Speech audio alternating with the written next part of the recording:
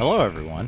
I hope everyone's having a good Saturday. I know I am. It's not Saturday, is it? It's Sunday. Good. I'm having a good day, though. I'm having a good day. I decided not to stream yesterday because I was kind of tired. But I went to bed mega early and decided to do a big stream today. And you know what? I'm feeling good. I'm feeling good. I've got a lot of energy. I'm well rested. My morale is up. I decided, you know what? Let's do a seriously messed up game. Let's play a game that will take loads of endurance and all kinds of, a game that will probably have all kinds of issues.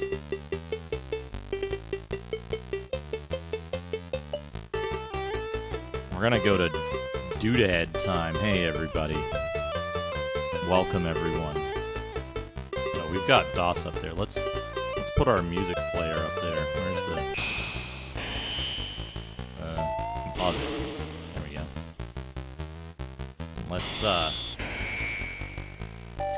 Let's get some longer form music going. We'll do Tetris. Tetris is always a good one. Oh, or you know what's good? You know what's good? We'll put Times of Lore behind this. Oh yeah, there's a ton of new emotes. I spent some time yesterday, in lieu of streaming. I spent some time getting some emotes in there. This is time. That's good. I like the black and white normal. That's pretty good. Times of Lore. Let's run it. Times of Lore. It's not actually... Whoa! Whoa. Look at that. Stop that. Let's go play the game music where it matters.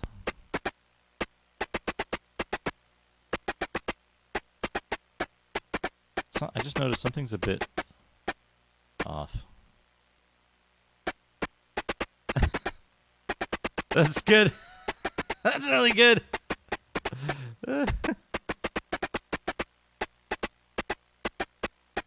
Yeah. You got to give it a minute for it to fill in, and then it'll go into the music. But the music doesn't fill. The music doesn't go properly unless you do it. I got to move this down. Yeah, this thing is like, oh no, it's in a different place. Hold on, I got an idea. I know what's wrong. Copy. No, not copy. Transform. Copy transform. Doodad time, because Doodad time is different. It doesn't have the standard overlay. Transform. Paste transform. Okay, that's also wrong. What else is wrong? The infinite grimoire is in the wrong place. There we go. Transform. Reset transform. There we go. Now that's correct. Bag of holding. Probably needs to have its transform reset as well. There we go.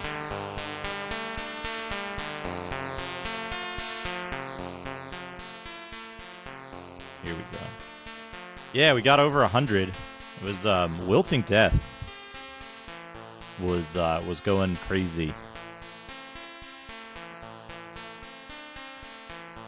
Yeah. Going crazy with the subs on Friday night when I played a bunch of stuff. Anyway, welcome everybody. All tons of people here. Who's all here? We've got Schubert, Kit Mode, Grim the Wanderer. Welcome everybody. Dot Level, Hazemaker, 10 Elements, Cat Peasant, Schubert. I already said Schubert. Marmot, Zetsubera, Abs Nerdity, Left Empty, Your Mom. Welcome everyone. Yeah, lots of new emotes to play with. I can't actually see my list of emotes for mine because it's like cut off when you do pop out or the thing. It's very funny how Twitch handles that poorly, basically. yeah, enjoy, everybody. I might switch some things around here and there, but we'll see. We'll see.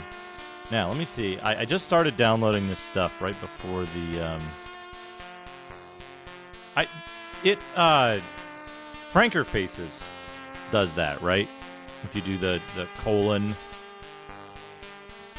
the autocomplete there is from Franker Faces, I think.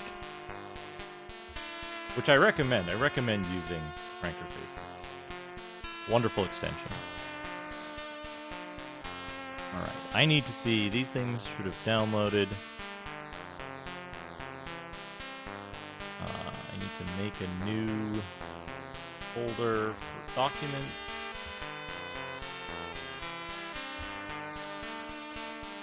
Yeah. Oh my God, that's fantastic. Hey D, how's it going? Yeah, the pandemic mousepad. Oh, it is on base Twitch. I didn't realize that. Well, that's good. That's good. Wait. That one was in the correct place already.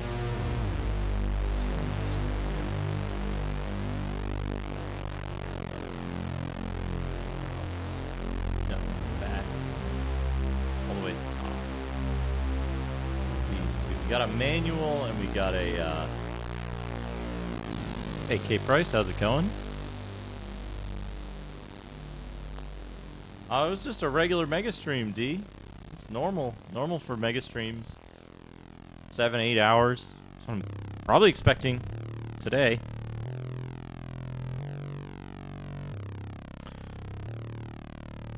Oh, nice. Nice, K-Price. I don't find as much time to read anymore as I should. I somehow managed to just absorb information anyway, though. I don't get it. Alright, you know, I just realized something. We gotta do this on the, we gotta do this over here, on the DOS one. Because you want to have me up there. And then a big PDF in the middle of the screen so everybody can read along. Let's go over to DOS.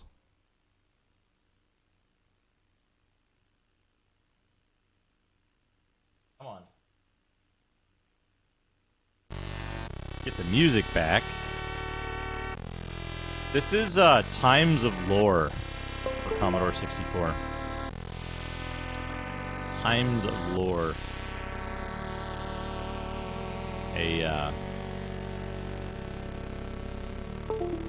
It's I forget who did this. I forget who did the thing for it. Oh, we're not playing Dragon Feet Legend of Pinball anymore. You know what we're playing, folks? You might have heard me slip up about what game we're actually playing.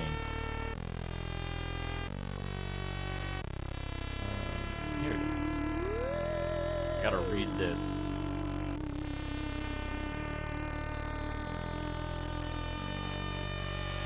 I gotta read this off the card.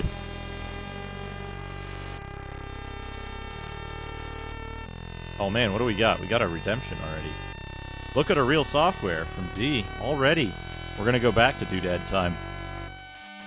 We'll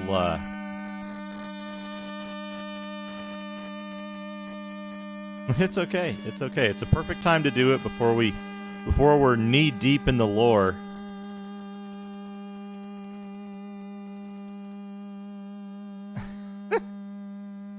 This over here. This is my volume control right here on the compressor. So that's how I handle, like, if a game starts out loud, I can like turn the volume down very quickly. But yeah, let's look at our real software. I got an interesting one, I think. I'm actually not sure if it's a complete real software, but it'll even if it is complete, it'll be a bonus upgrade because this is kind of an oddity. But let me go grab it.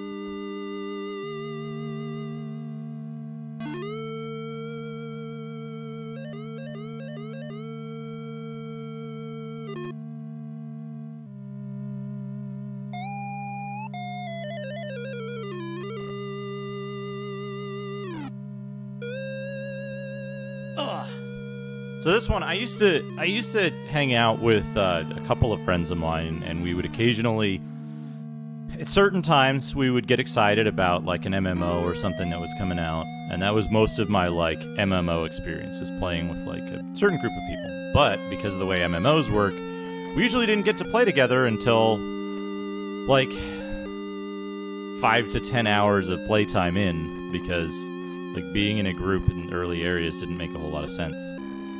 Because there was stuff like, oh, I need to kill 5 of these things, but only one person in the group gets credit, so it makes more sense if we're on different server instances and play completely separately until we're out of this area that's like overpopulated.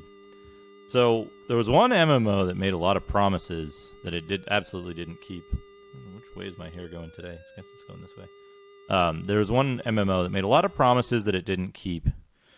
And it was supposed to be this, like, action game. This, like, cool, much more active type of thing. And it was supposed to have cool classes and stuff like that. It turned out it was one of the most broken pieces of shit I'd ever played.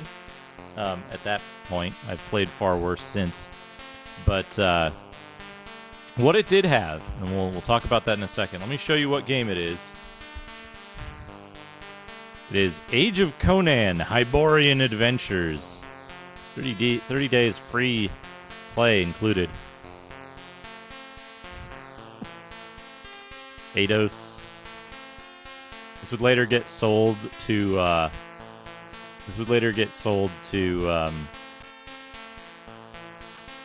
what's their faces? NCSoft, I think, and made free to play. Yeah, look at this. Look at this. Follow in the footsteps of the world's greatest fantasy hero and enter into a world of stunning graphics, incredible music, and unique gameplay. Live, fight, explore, heads will roll. And then we've got our standards here. Sound Blaster, X-Fi, the way NVIDIA it's meant to be played, Paradox, Funcom, Eidos, 30 days of free play. Let's see, under Live it says, shape a unique character and forge your destiny as a rogue, mage, priest, or soldier. Create guilds, craft, socialize, and build sprawling cities or massive battle keeps. Ride into battle on horses and mammoths, or wield magic, steel, and bows with devastating effect. Charge Hyboria and escalate the conflict in massive siege battles. Explore, follow in the footsteps of the world's greatest fantasy hero and roam King Conan's barbaric world. So this game, and then it had a little inset cover thing that was just like, I guess it's like, it folds out repeatedly. So you've got a little piece of art there, my lord. Click here, my lord. And then,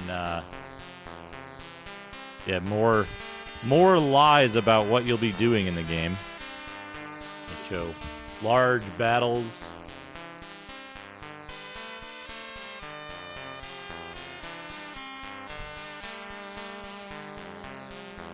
And like giant bosses, what do they say here? Team up with friends and charge savagely into the darkest places of this world.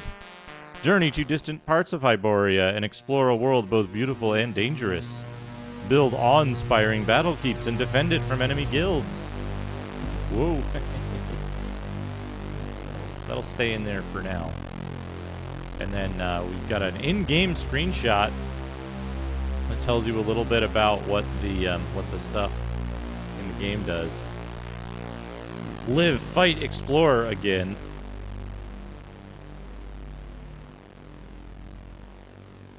Oh, sure, impending disaster. If you've got it handy, that would be pretty interesting to see as well. Yeah, it's the book for babies. And so then this comes out of the cardboard sleeve, and this is the, like, you know, this might be a special edition because it has this sleeve, some kind of, yeah, it's a pop-up book basically. And so then we've got the same stuff, but on the DVD case version. And then what have we got here? We've got Game Disc 1 and Game Disc 2. So there's Game Disc 1 and 1 and 2. There's no third disc in there. But yeah, this is the like standard PC game case at the time. And what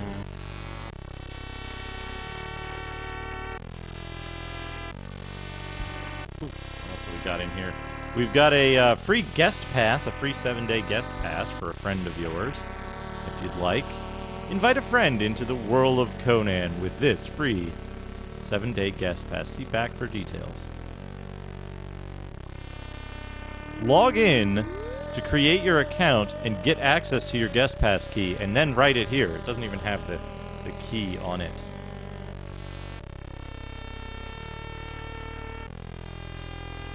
Yep, that was correct. The thing was just totally... The game was totally borked at launch. Don't miss these heroic epic novels set in the mythical world of Conan of Samaria. And so they try to hawk you some Conan books here.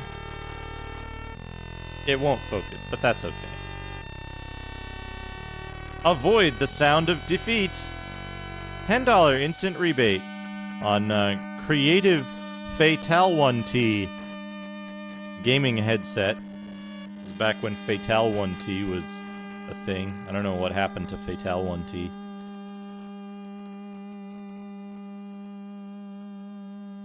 I guess it's Fatalonity? Fatalonity? Not used by losers. Not used by losers. You're an automatic winner if you use that. Let's see. Free Enruned Kosalan Ring. A ring that gives a slight boost to all non-physical damage output when you purchase Age of Conan Hyborian Adventures key set for Z-Board.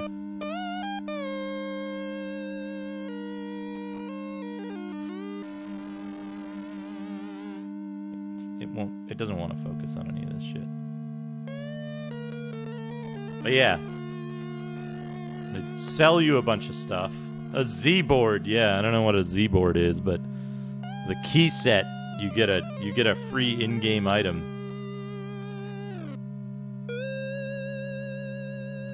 So let's see, we've got the manual. This is actually complete, so we get a bonus upgrade.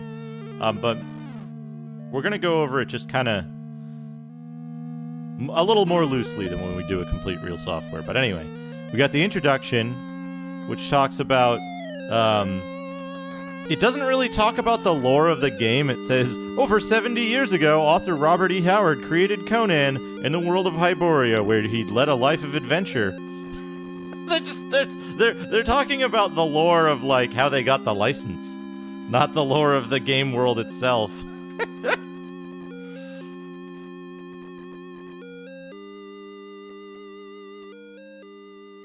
So yeah, it gives you basic stuff. So, you get to choose a race and a class. Now, I'll talk about that in a second. So the Aquilonians, the Sumerians, and the Stygians. I'm going to pronounce it that way forever, by the way. And then you can choose a class. A Guardian, a Conqueror, a Dark Templar, a Demonologist, a Necromancer, a Herald of Zotli, a Bear Shaman, a Priest of Mitra, a Tempest of Set, a Barbarian, an Assassin, a Ranger. They all played identically. They played almost identically. Hey, Shlomo, yeah, this is Age of Conan we're talking about. Somebody redeemed a look at a software, look at a real software. Stygians. They live in the Stygian abyss. So, fucking, the way this game is set up. Haven't you seen the game Ultima Underworld, the Stygian Abyss? Richard Garriott can't be wrong. So the way this works is there's all these different classes you can play, except you look and they're like, oh, archetype. Barbarian, Assassin, and Ranger are all rogue. Tempest of Set, Priest of Mitra, and Bear Shaman are all priests. Herald of Zotli, Necromancer, and Demonologist are all mage, and all the other ones are soldiers. So it turns out...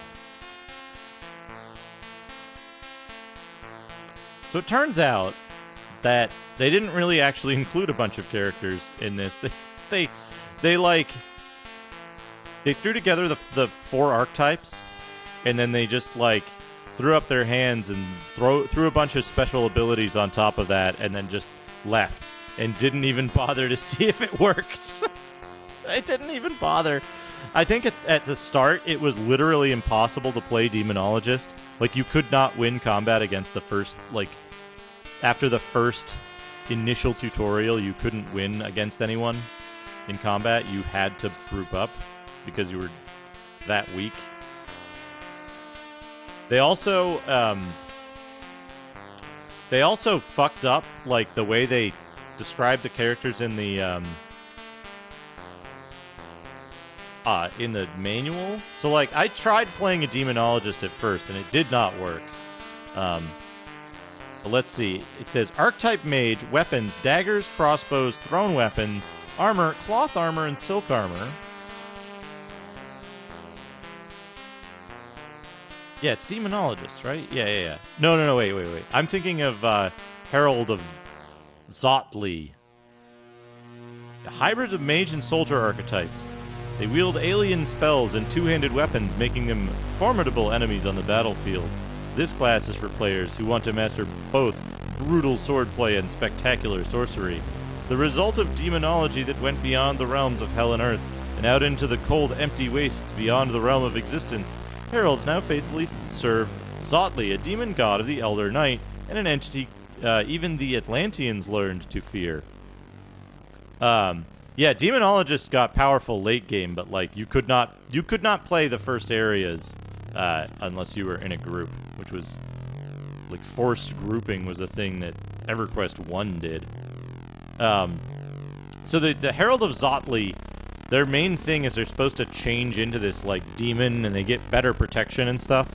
So your main thing is you fight weak enemies as your main dude, and then you transform and you fight the bigger enemies in your demon form, and it makes you weak afterwards. The problem was they forgot to have it do anything I think they gave you extra. I'm trying to remember exactly what it was, but it was something extremely stupid. If you transformed, your max HP went up, but your current HP stayed the same. So you never got anything. You never got any benefit from the extra HP unless you had someone with you who was going to heal you immediately after you transformed. The game also had this. It had this setup where most of this is empty. By the way, it doesn't tell you anything about it. It had this setup where you would do. They were oh, it's got action combat, and the way it worked was you would queue up an attack that was either left, middle, or right. There were 3 attacks. You would do attack 1, 2, or 3. And depending on which attack you did, it would do more damage, depending on how the enemy defended themselves, right?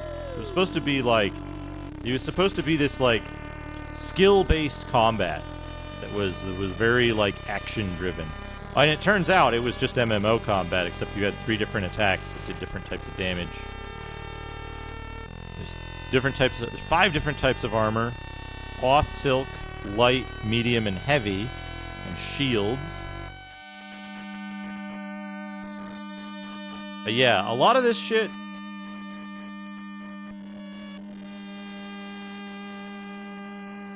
You're supposed to be able to dodge and block and do combos, but in reality, the combat was less action driven than what's that other game? Shit, I can't even remember the name. Hold on a second. Oh, Vanguard, Saga of Heroes. That's the name. That's the name of the game I was trying to remember that has more action-driven combat than this. Yeah, it just I played around in the tutorial area and got to, like, Tortage, I guess. That's like the 10 to 20 zone. And then I was like, oh, you can't actually, like, explore the world. Yep. Offensive and defensive targets. Vanguard also had some really complicated, like, ability chains and stuff that would just be devastating. And, like, if you played normally, if you just played basically, you'd be okay.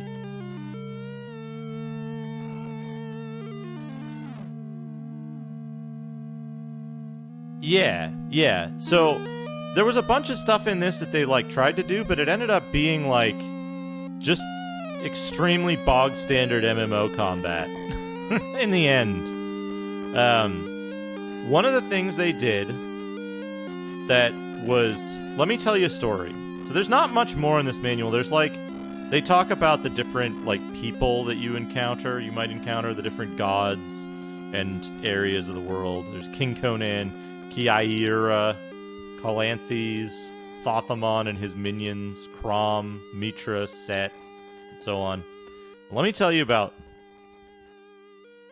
something. Let me tell you about something that this game gave me. A truly wonderful experience in this game in the area right after the initial tutorial zone. At release, they made a wonderful decision with this game. This game had good ideas, but it was critically flawed in many, many ways. Its eyes were bigger than its stomach, as they say. So, in their infinite wisdom, Funcom made an incredibly good decision to give player models collision with other player models, even in social zones. The reason for this, one can only guess, but it was a very smart decision. They also decided to make the player collision capsule immovable, right? So when you did emotes or other things that changed where your character was standing with regard to where their feet were planted, or were supposed to have been planted, it also would not change the position or size or shape of your collision capsule. So your collision capsule was standard capsule shape, right where your shadow would normally be, you know? Straight up from that, there was effectively a cylinder. It's a little more complicated, but there was effectively a cylinder through which no other player could pass. Kind of like a Doom monster, effectively, right? Except maybe not infinitely tall. I don't remember actually testing that. Now, they did two other things that made this an extremely good choice. One of the things was to give players it was either sit or rest. Was a visual emote you could do. And when you did that, your character would, from standing, they would sit down on the ground and kind of like lean back and then put their hands, their like elbows up on their knees kind of thing. I can't do that because it would make my back feel really bad right now. The thing is that when they were sitting down like this, their collision capsule was actually offset in front of them, in front of their feet, because they like took a step back and then sat down. The collision capsule remained in front of them.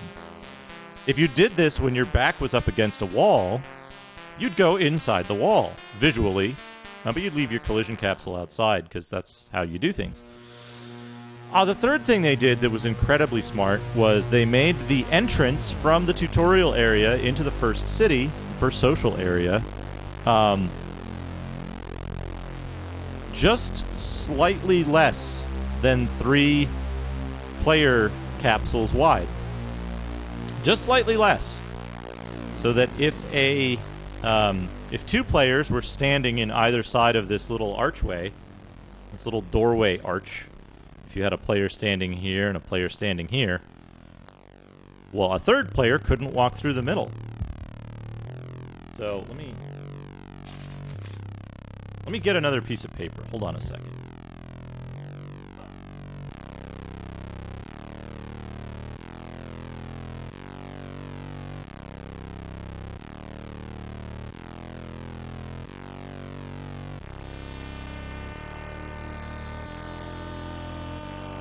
I want to draw this out. I want to draw this out so that it's very clear. It's very clear exactly what I'm talking about. So there's an arch. There's an archway, right? We've got an archway.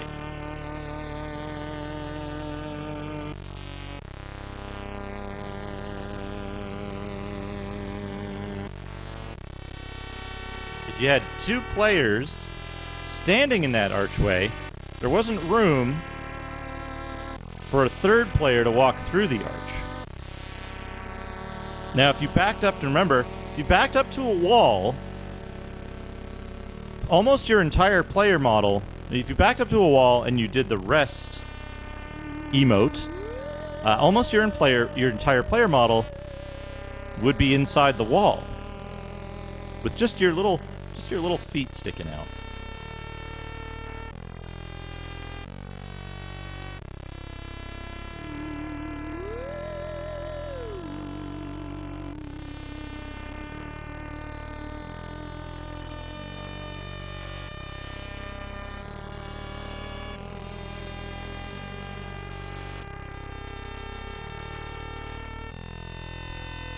Like so. Now,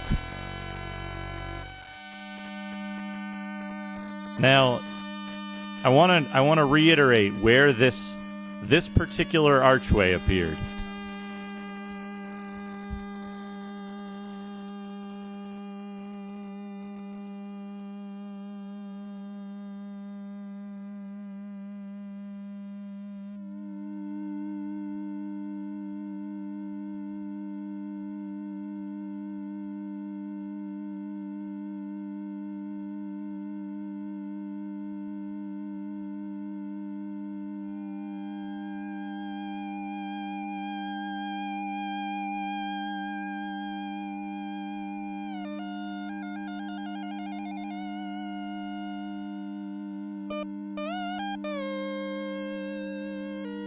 So, between the first tutorial area What could they want and the first town, the only entrance was this tiny archway that you could very easily block with effectively invisible players. So, of course, my fondest memory of the game is just sitting in that archway and watching people get extremely confused by the awful collision in the game, what they thought was awful collision. Of course. Anyway, that's a real software. I have this one.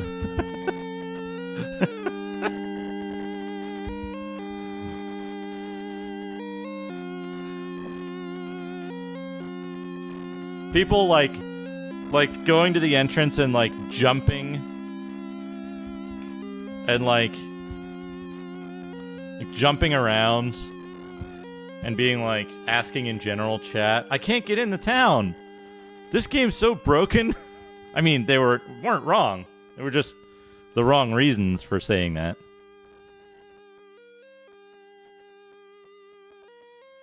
But it would attract a crowd of people trying to pass through the arch. And if you strafed sideways, it would yeah. Yep. You could kick players off of the mountain pathways. I heard about that later on. A true Trolls game, just like Conan's World ought to be.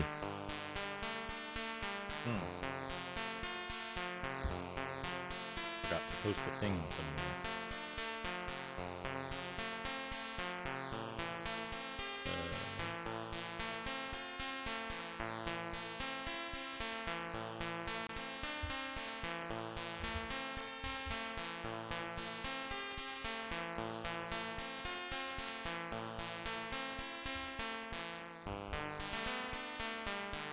Yeah, so the interesting thing about... oh, we're like way out of focus now, aren't we? Let's see if we can refocus this the easy way. No, the easy way did not work. Let's fix it the hard way.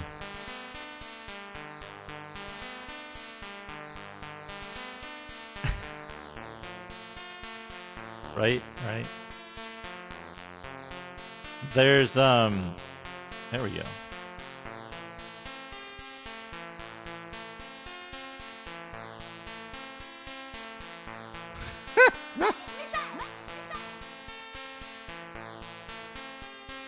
Cortland, thank you for the 50 bits. Yeah. Times of Lore has hot jams. We'll have to reset. Yeah, okay, it's good. It'll be easy to reset. But there you go, D. I hope you enjoyed the little bonus there of a complete real software of poor quality as a bonus upgrade to the Look at the Real Software redemption. I hope you enjoyed that. What am I doing? Going back to the DOS scene. Reconnecting the music. There we go. So,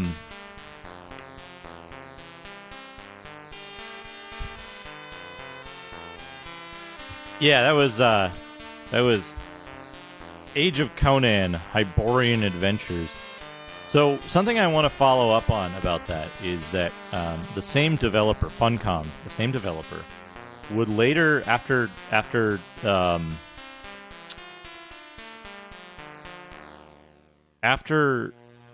the rights transfer or whatever to NCSoft, after NCSoft took over operation, Funcom, right, I could be getting this wrong. I don't really remember this, so if I'm off base here, please let me know. But they would go on to develop another Conan type game. Specifically, it was called... What was that new Conan game called? Conan survival game. Conan Exiles. Yeah, there you go. Conan Exiles. Thank you. And Conan Exiles had another unbelievable, absolutely fucking unbelievable architectural decision. Completely fucking unbelievable. So you had three options. You had three options for how to play Conan Exiles. Number one, you could play on their servers, their big servers. So you could play on a big server. The big servers you didn't have any control over because it was it was a server off somewhere that someone else had control over. And you played with whoever was on that server. So in some cases that would be like 100 people. And in most cases, those servers were just completely full of trolls who would camp out the starting location and just kill off players or whatever. Your only real way to get into it was to have somebody on who was already on that server be kind of a guide and like work for them. In sort of a what struck me as a very EVE Online kind of setup. Second, you could play completely solo. Considering that most of the stuff in the game required like hundreds of units of resources to make even the simplest things. Playing solo meant you had to do a lot of work. Even if you cranked the resource like multipliers up, which they later added, it was still quite a lot of work. The third option was you could play co-op on a self-hosted server where the person running the game was also the server computer for the session. Normally that's not important, but bear with me here. It wasn't running a separate server executable that acted as the world server for everyone. it was running a special co-op server that was tied to the player hosting the game in some particular ways. So, for example, and this is the most important thing about it, a co-op player who had joined the host's game couldn't move more than a few hundred meters away from the host at any time, or they would get a message that said something like, you're too far from the host, teleporting you to host location, or something like that. And so they would run off, and they would get teleported back to the host. If the host ran off, they would get teleported to the host, because it would simply unload the game world after the host left. And a side effect of that is that because it didn't save your character constantly, it's only saved your character at certain intervals, your save would get rolled back to whatever it was before the teleport occurred, up to like 10 minutes prior. So you say you're gathering resources and the host runs off, all the resources completely disappear from the game. They completely disappear from the game. So a number of games use this, use that strategy to deal with having a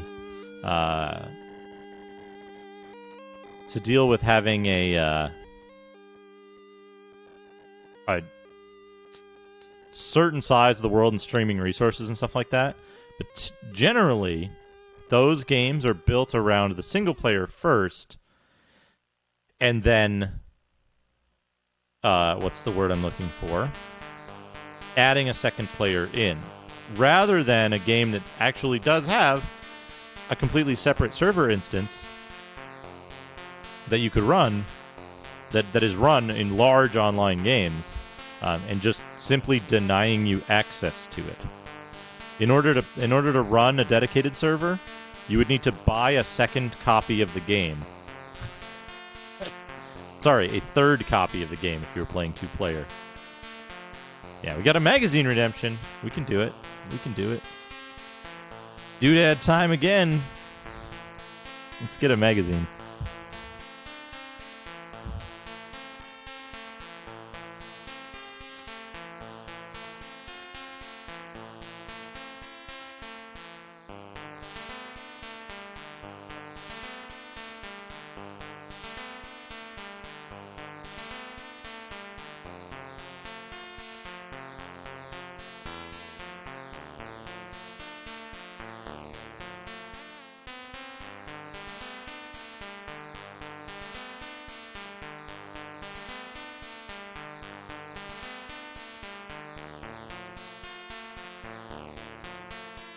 Here we go. Here we go. I know I haven't shown this one before. We've got some unbelievable art. Literally unbelievable art on the front here. We've got Nintendo Power Volume 24, Vice Project Doom.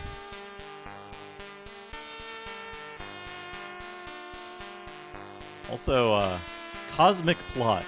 Also, don't miss The Rocketeer, Game Boy Gauntlet 2, Battletoads bonus comic. Look at those hands. Look at those weird, knobbly old putty hands there. And the confusing angle of those binoculars.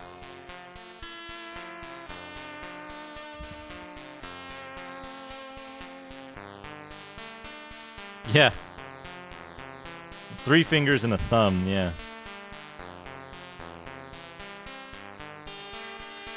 Oh man. Go on the ultimate power trip. Enter the explosion dimension.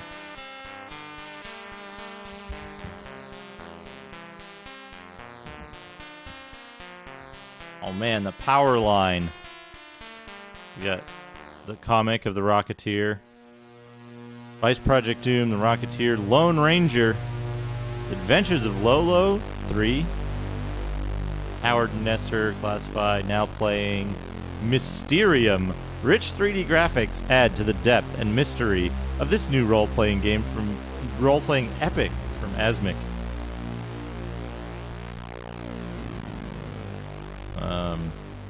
Battle Unit Zeoth.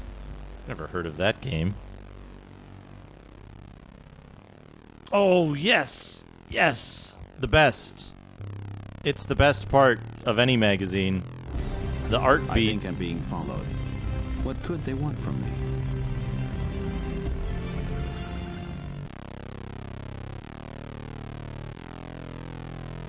This isn't focusing. Here we go. Mega Man 3 poem. Mega Man 3 art. Hold on a second. We need to... I keep reaching for the wrong mouse already. I haven't even used it yet. Let me put this on manual focus. Where I need manual focus. Manual focus 40. Here?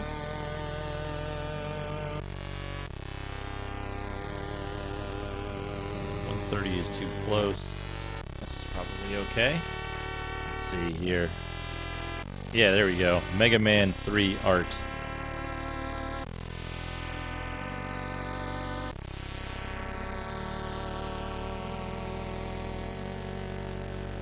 We got this kid with the good Mega Man art down here.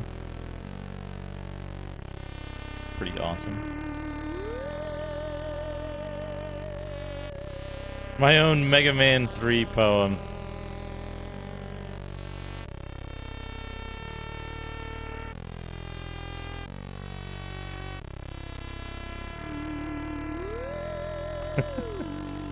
There's the poem. My own poem. I don't think you'd want that. I'm not much of a poet. We've got some other art here. I think this is a little too close. I'll have to change the focus. Is that like sculptures or something? That's pretty rad.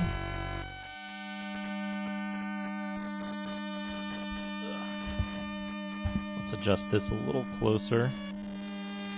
Actually, let's see if we put it back on autofocus for now. Maybe it'll behave. Yeah, you don't want a poem from me. My God, that's fantastic. MP83, thank you for the host. Welcome. We're looking at a magazine now. Vice, Project Doom. And then they just go straight into the... They realized people wanted the tips, so they basically just go straight into the stuff here. Battles, bullets, and bonuses. They go straight into the tips. They used to do little lore sections in the earlier issues of Nintendo Power and like kind of obfuscate it, but mostly now it's just like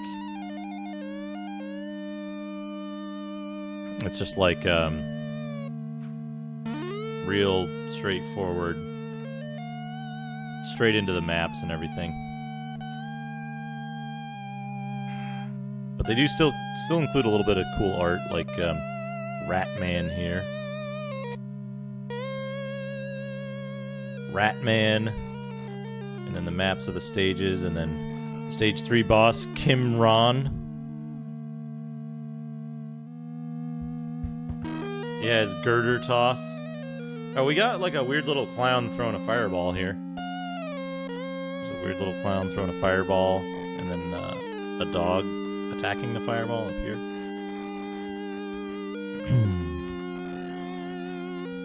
Mug file. All of the city's most dangerous thugs have been cataloged in the Mug file. As you encounter them, you can identify their characteristics. The zombie-like hoppars hop mindlessly through the streets, causing little trouble.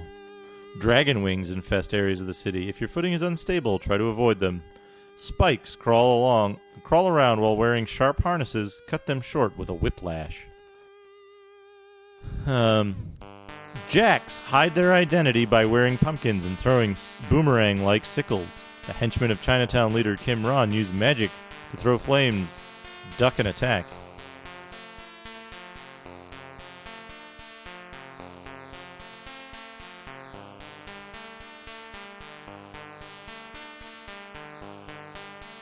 Oh, man.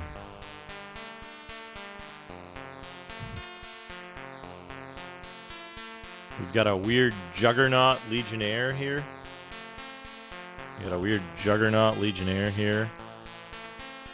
And we've got the M5 Scorpion.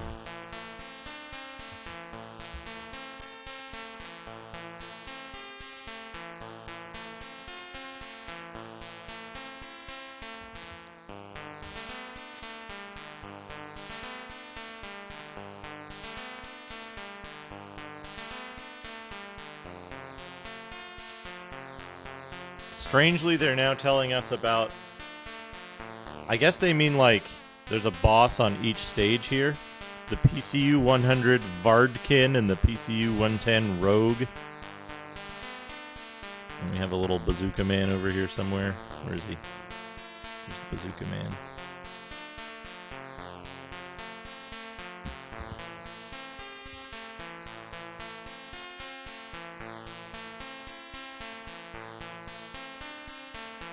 Oh man, stage 8 boss, Proton. Stay clear of the Proton. One touch will hit you with an electric shock of unbelievable power. You should also beware of the Proton's biological blast.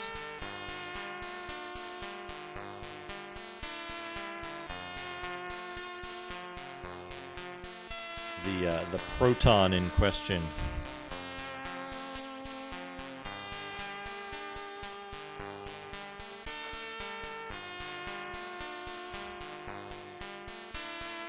Was it when they were talking about Ninja Gaiden that they were talking about the cut scenes?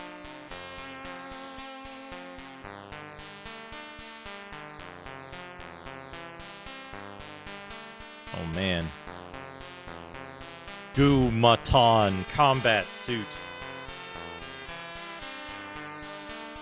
The Gu-Matan combat suit. Triple threat. And then a bittersweet victory. First Reese, now Christie, I had nothing to lose. They just spoil the game in here as well. I wonder if having Nintendo Power is the reason that I, like, stopped playing as many Nintendo games.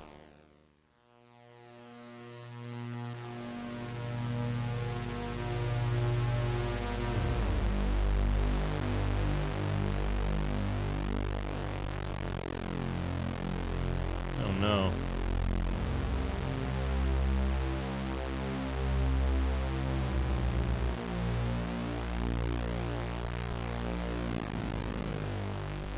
Here we have a comic dedicated to Monopoly.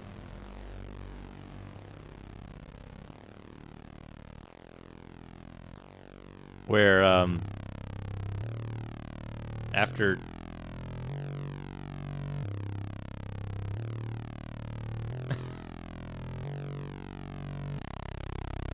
running afoul of the law, after Nestor runs afoul of the law, Howard tricks him into purchasing a get-out-of-jail-free card instead of just spending as much time as he needed in jail.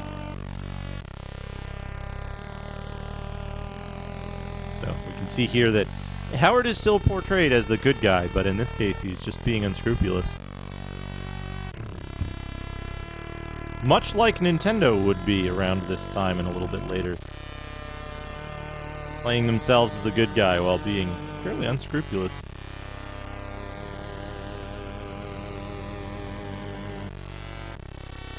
Here we have the Rocketeer, drawn by Rob Liefeld, age 10. You can tell because he has no feet. And then we have it just goes straight into it with the Rocketeer. Here. Many of the levels, straight up maps, and then like what look like clip art of the Rocketeer. Rocketeer's Disney, right? So I'm sure they had quite strict control over how the Rocketeer was to be presented. Unlike the weirdo art that was in oh god.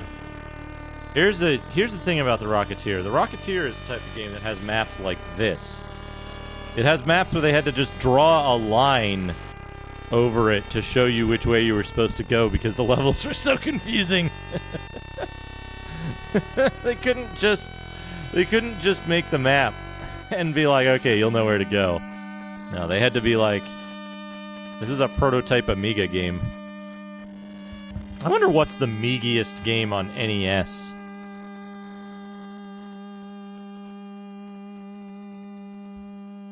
Oh yeah, there's like another big maze stage here. The stuff you've got to jump over.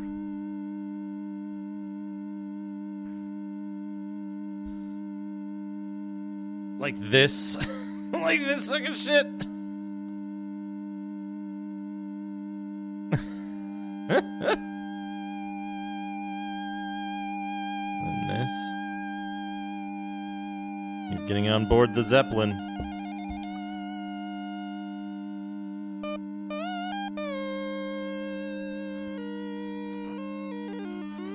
Oh man. Nintendo Power Awards 90. Here we go. Nintendo Power Awards 90. Nestor is consigned to the mail room sorting mail for his bad behavior earlier in getting tricked by Howard. Best graphics and sound, Mega Man 3. Second place, Super Mario Bros. 3. Third place, Castlevania 3. For best theme and fun, winner is Super Mario 3. Second place, Mega Man 3. Third place, Dragon Warrior 2. Interesting.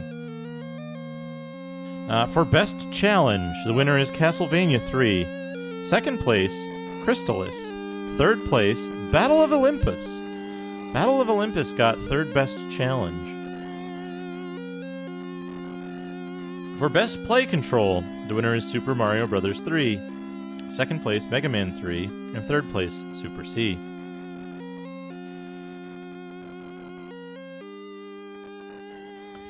For Best Hero, the winner is Mega Man. Second place, Mario. Third place, Donatello. The Best Bad Guy, the winner is Shredder. Second place, Dr. Wily. Third place, Koopalings. Most Innovative, the winner is Shadowgate, of all things. Second place is the Miracle Keyboard Teaching System. And third place is Maniac Mansion. For Best Simultaneous Multiplayer, the winner is TMNT 2. Second place is NES Play Action Football. And third place is Dr. Mario. Overall best games. For the NES, Super Mario Bros. 3, TMNT 2, and Mega Man 3. For Game Boy, TMNT Fall of the Foot Clan, Super Mario Land, and Final Fantasy Legend, third best overall game for the Game Boy. And of course, the trophy for best overall is Nestor in a top hat.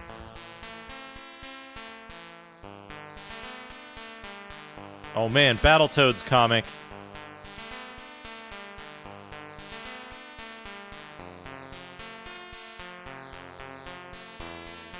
Oh look, it's the three guys are being the Battletoads in VR. And then, like, some stuff happens.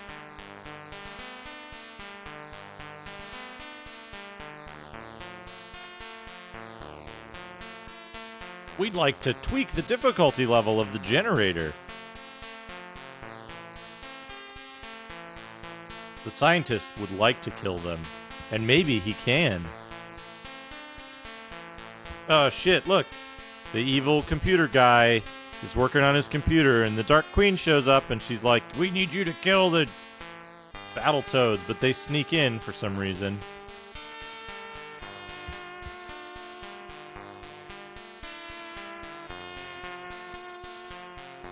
And then they use the VR helmets, and they get transported into the world for real. I never told anyone, but I wanted to be a Battletoad. You guys got all the fun while I toiled behind the scenes, says the computer man. And then the Battletoads fight more. Surprising amount of fighting.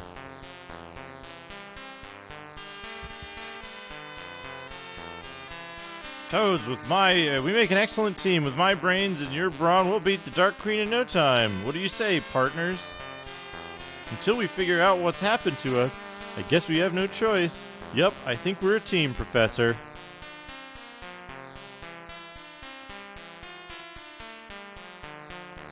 What's kind of missing here is, like, the side-scrolling stages and the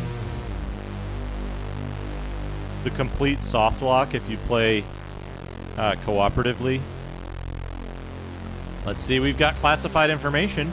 We've got Swordmaster, Unlimited continues. Swordmaster looks kind of like a good game. I'm going to play that one of these days. Conquest of the Crystal Palace, Bonus Bonanza. Tells you how to get bonus items. Mega Man 3, Password Power Up. TMNT 2, the arcade game, Double Strength Code. 10 Turtles, Stage Select. 10 Turtles and Stage Select.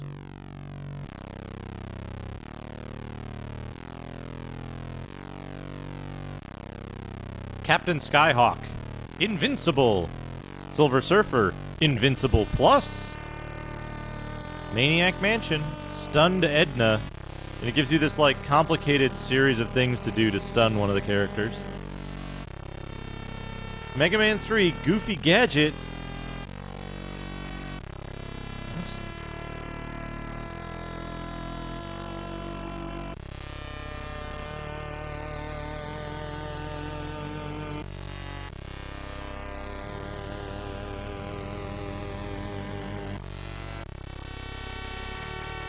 It's like a weird skip. You can, like, do a cutscene skip according to this. Dirty Harry, Clyde Code. Call on Clyde to accumulate unlimited lives. Oh, man. Oh, man, look at this. Look at this fucking Lone Ranger art. Like, extremely weird art for the Lone Ranger game. Very action-oriented painting. Listen up, masked stranger. So we get, like... we get the whole thing here with, like, a bunch of maps. The cliffs, where to go, which town to go to, what to buy. Layouts of all this. This game is kind of interesting to me. That, like, each region has a bunch of shit you have to do.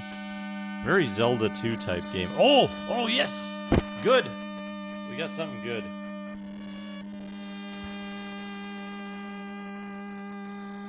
Tailspin! Tailspin. Bears flying in tiny planes, holding boxes. Coming soon to your NES.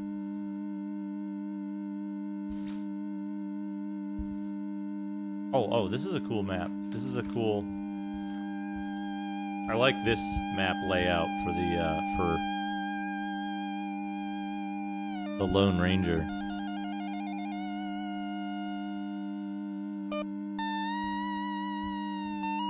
Alright, special feature Game Boy Mysterium. Which I've never... I don't recall ever seeing Mysterium.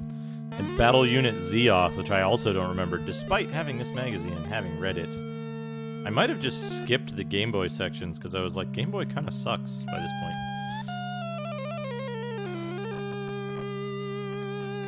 Yeah, look at this shit. Hey, Elydium. Welcome. Look at this shit. Mysterium. A fucking 3D dungeon crawler wizardry type game? On Game Boy? This has gotta be real, right?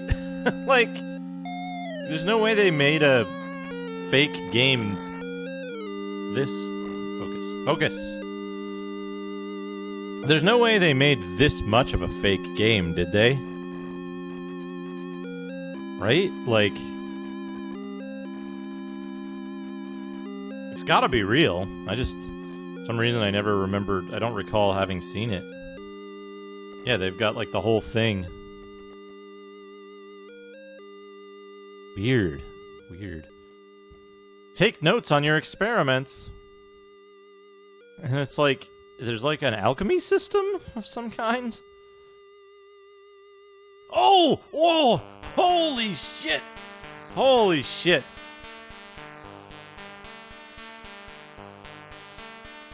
Alright.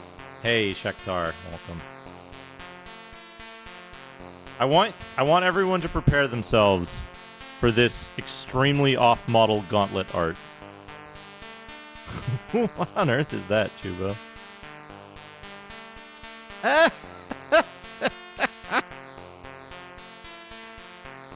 That's really good. The dancing monster, yeah. Alright, alright. Are you ready for this? Are you ready for this extremely off-model gauntlet content?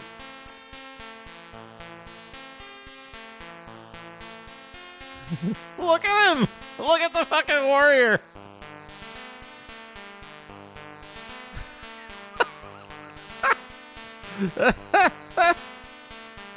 Look at his tiny, teensy tiny legs and, like, extremely compressed blooge.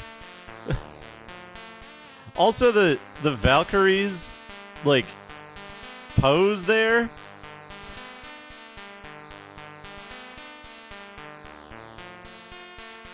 The elf is a super old man. Look at that. Look at that. And yeah, the Valkyrie, like, look at the Valkyries, like, the angle of her back. It's extremely strange. Also, the way she's holding her shield, that we see the front of it across her front like that.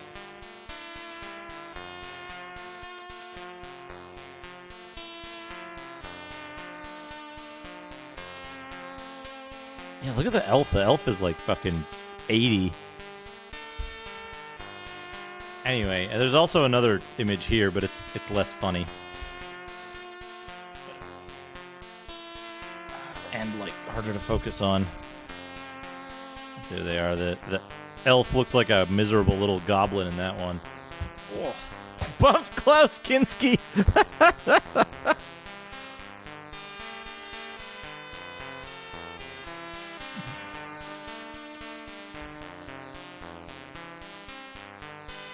Yeah, what an incredibly good piece of gauntlet art.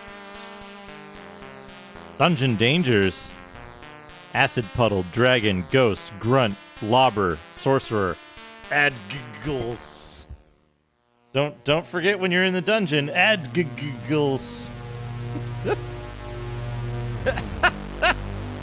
My best fiend for Game Boy.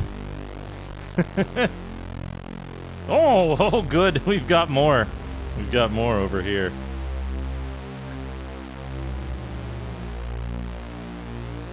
Fucking Super Nintendo version of, Oh, why am I drawing a mental blank on it?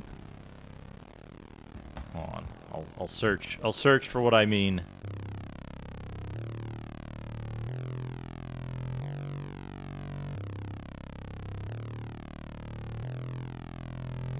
Fitzcarraldo. SNES Fitzcarraldo. How good would that be?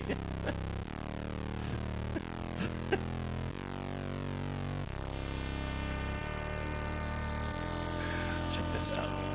Check this out.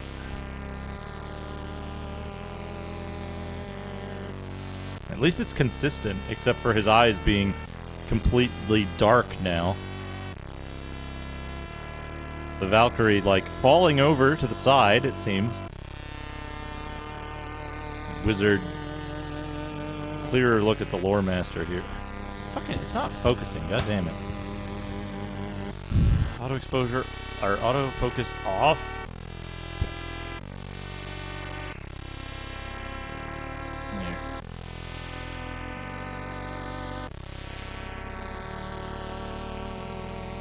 Wait, what the shit? I turned autofocus off, and it doesn't go to the focus level that's set. Good. Look at this fucking horror elf. He looks like something out of the Leprechaun. Get this warrior. Yeah, the tennis pose. I can see the tennis pose for sure. But like, it seems like they fucked up the tracing on her left leg. This leg is like completely out of position. And we've got the wizard.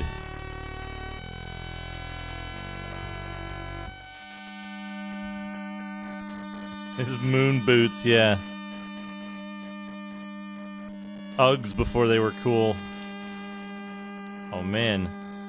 Battle Unit Zeoth.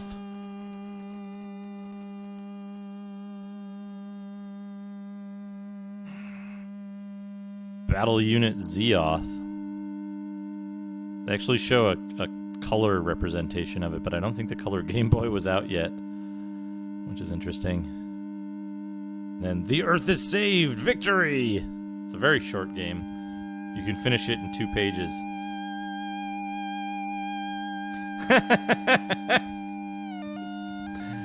I'm glad you caught that, Abs.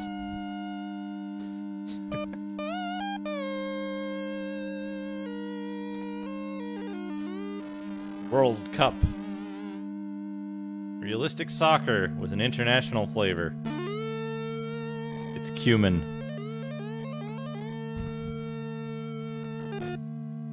This is a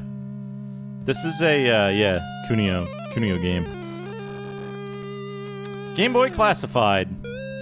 Now that we have been reporting on games for the compact video game system for a year and a half, we thought it would be appropriate to bring back some of our favorite tips. We call them Game Boy Classified Classics.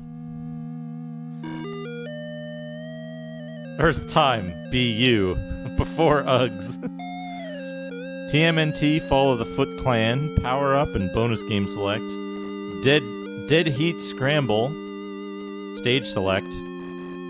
Nemesis, Two-Way Power Up. And Daedalian Opus, Stage Select. Now playing.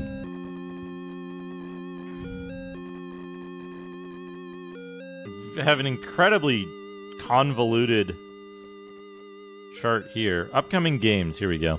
Clax and Marble Madness from Mindscape. Blades of Steel from Konami. The Hunt for Red October from High Tech. Red October has a unique game linking feature where one player controls the famed submarine and the other player controls the enemy fleet. Another game that will be fun to game link is Fortified Zone from Jalico. It's a combat adventure which takes place in several maze-like compounds. Game linking players can split up and explore different parts of the compounds at the same time. So then here's the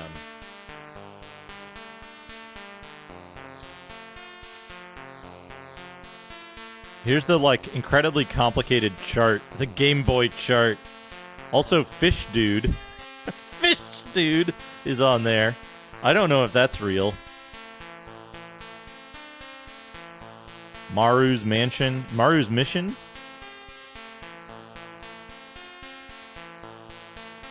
Tailgater. No idea. I have very little insight into the Game Boy. Maze-like compounds, also known as mazes. Yeah. Oh, this is good. This is a good picture. One of the most expensive Game Boy games. Can you imagine? I spent $500 to get a mint in-box copy of Fish Dude. The shame of the Game Boy collector. The Adventures of Lolo. Better assess to save the receipt. Also, this excellent noise that is happening over here. Gree!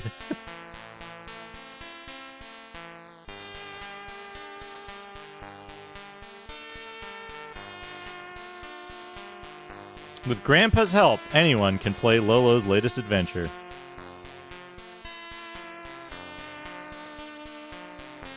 Gooey!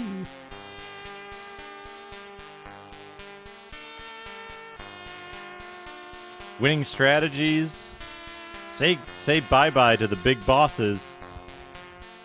Down here. Snaky, Elma, Rocky, and Leaper.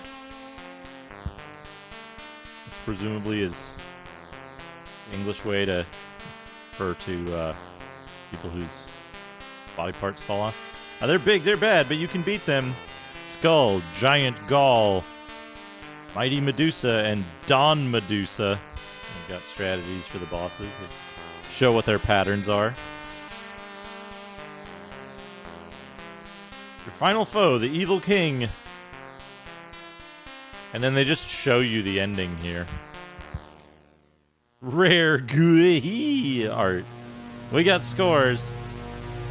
Oh man, people sent in their they sent in their scores for wizardry. Their score was finished. What's the game where your character says I'm finished when they die? Anyway, top 30, Super Mario 3, TMNT 2, Mega Man 3, Final Fantasy, Dr. Mario, Tetris, Crystalis surprisingly high, Dragon Warrior 2 surprisingly high, NES Play Action Football, and Quest of the Avatar. So this is something interesting to me, is that like Final Fantasy, Dragon Warrior 2, and Ultimate Quest of the Avatar all in the top 10 on the NES. I feel like that's good.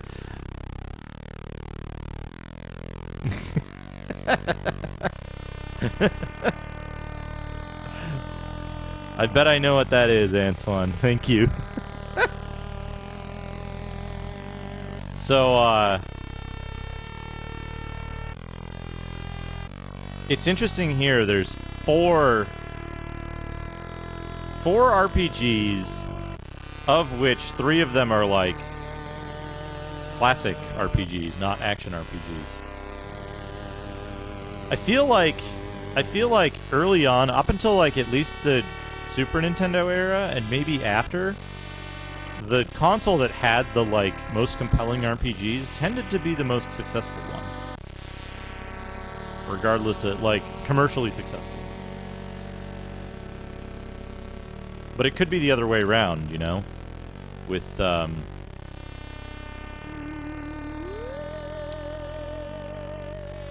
RPGs being made only for the most commercially successful systems.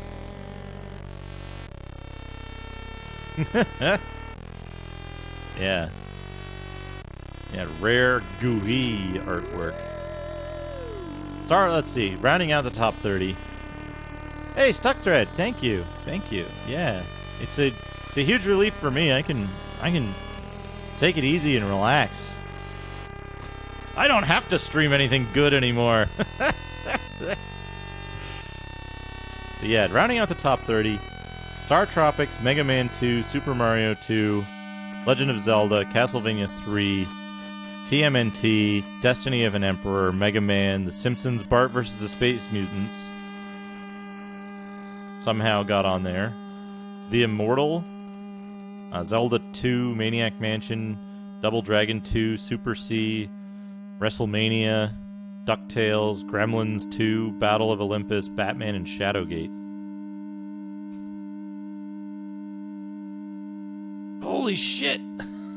Holy shit!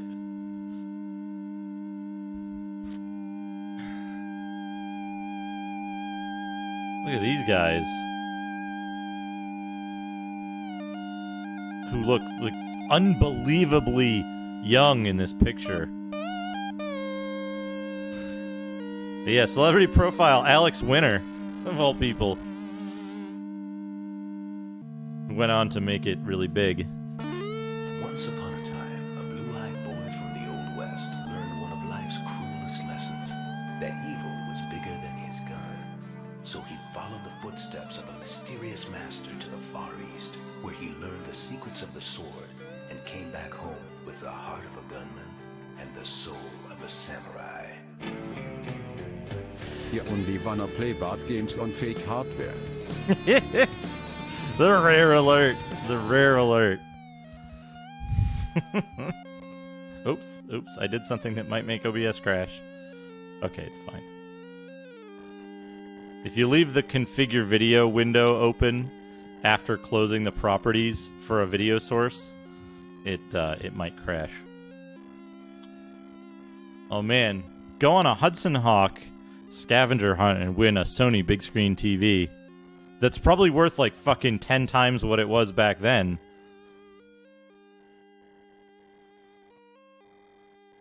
You could win a personalized quest plotted in your hometown by the Nintendo Power staff. You and 3 friends will piece together clues found all over town while riding in a chauffeur-driven limousine. Recover Leonardo da Vinci's 3 lost treasures, just like in the movie Hudson Hawk. You'll earn a valuable reward for your efforts, a Sony big screen television. Like, honestly, that would be a really fucking cool thing to do. I wonder who won this.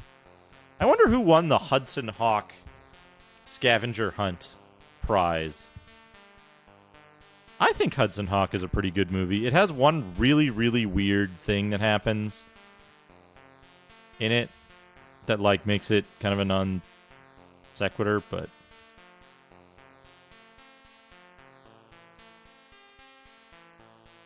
I wonder who won this, and, like, can they describe what actually happened in it? I'd love to know. I'd love to know what the result of that was. And they're here in chat. Not quite, not quite. Let's see. Star Tropics. How do I get through the Ghost Village? Power up, Whack-A-Jelly, Fork in the Tunnel, Maxi Battle. Star Tropics. How do I enter the tunnel in Captain Ball's Memorial? No gift, no chat. You've got a fresh worm. Hide Peter, hide Awk. Do me so far, do me?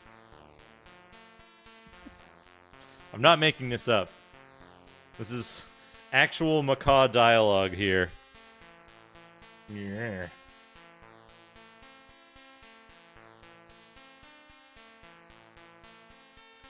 For fuck's sake, camera.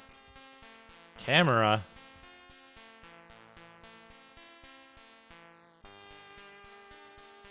$80? $85? Is that what we figured works for this? Hide Peter, hide Awk. Do me so far. Do me? Do me.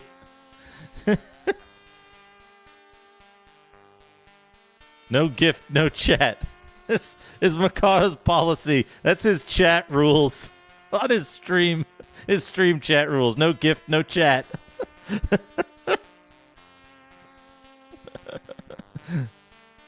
They're talking about a musical puzzle. Which, like, how would any fucking kid know that? I don't even know that. All right, back to autofocus. You can probably grab them, right? They're straight out of the game. Just load up Star Tropics and get that far into the game. Ultima, Quest of the Avatar. What's a good way to collect coins?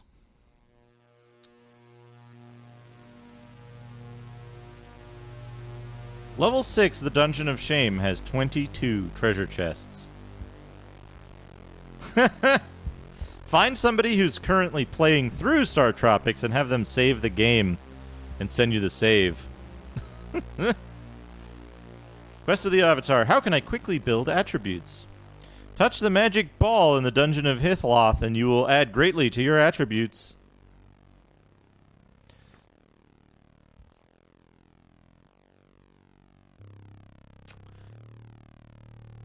Castlevania 3. How do I collect the hard-to-reach 1-ups? Platform turnaround. Alucard's quick change and Grant's giant leap.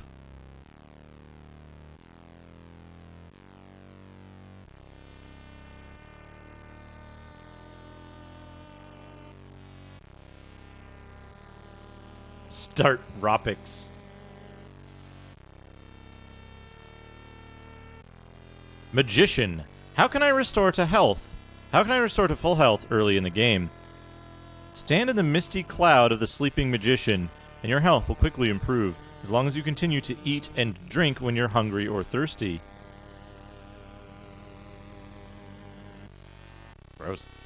Werewolf. How do I cross the beams in the second level? Jump across to the ladder on the right. The beams are incredibly strong. You wouldn't be able to get far in human form. Press up and B to backflip through the beams unharmed. Now playing, May 1991, Magic Darts. Rio, Rom, and Joe all have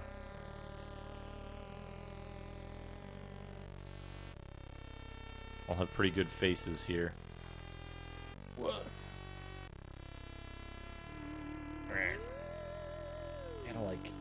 I gotta do something real weird with this magazine to like get a close up on this. Here we go. Rio, Rom, and Joe. Good darts opponents. Also, you can see the robot cheats like hell.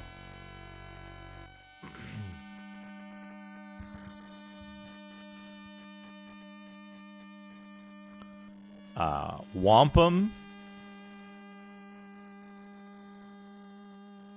which was originally like a Journey to the West game, but then they decided that it needed to be more racist when they put it on in the North America. Mini Putt, Clash Ball, Clash and Carry, and we've got this cool looking dude down here that looks kind of like Judge Dredd. Bill Elliott's NASCAR Challenge, Laser Invasion, which you have to have the accessory that holds a needle in front of your eye the entire time you play the game. For Laser Invasion. It's not focusing, but that's okay. You could get the idea. Nobunaga's Ambition 3 and The Bard's Tale. What else do we got here? Your guide to the latest NES releases. Bard's Tale, Bill Elliott's NASCAR Challenge. Yeah. Yeah, it pierces your eyeball. Latest NES releases. The Bard's Tale, Bill Elliott's NASCAR Challenge, Castellian, Corvette ZR1 Challenge, Flight of the Intruder, Hattress, Clash Ball, Laser Invasion, Lolo 3, The Lone Ranger, Magic Darts, Mini Putt, The Mutant Virus. That is a game. Holy shit, is that a game. Nobunaga's Ambition 2, The Rocketeer, Vice Project Doom, and Wampum. Pack Watch, a look into the future of NES game packs. Tecmo Super Bowl, Darkman, Daydreamin' Davy, Hudson Hawk. Super Fem NES Showcase. They very clearly, like... They either did this before and just reused the art, or they, like, changed this at the last minute. After they had already, like... filled it out. But yeah. Super R-Type, Hole-in-One. Gossip galore. Let's read this. Rumors. Tons of rumors about different games that will be developed for the Super Famicom and Super NES. Acclaim announced a Super NES title based on The Simpsons, but at press time, no other details were available. CSG ImageSoft has a couple of 16-bit titles in the works. One of them, Jelly Bean, stars a little blue hero that reminds us of a cross between Lolo and the Blob from A Boy and His Blob. Equinox is a follow-up to the NES puzzler Solstice. And Trade West is working on a 16-bit version of Super Off-Road. Hopefully, it will support multiplayer play. We got one right here. We got one right here.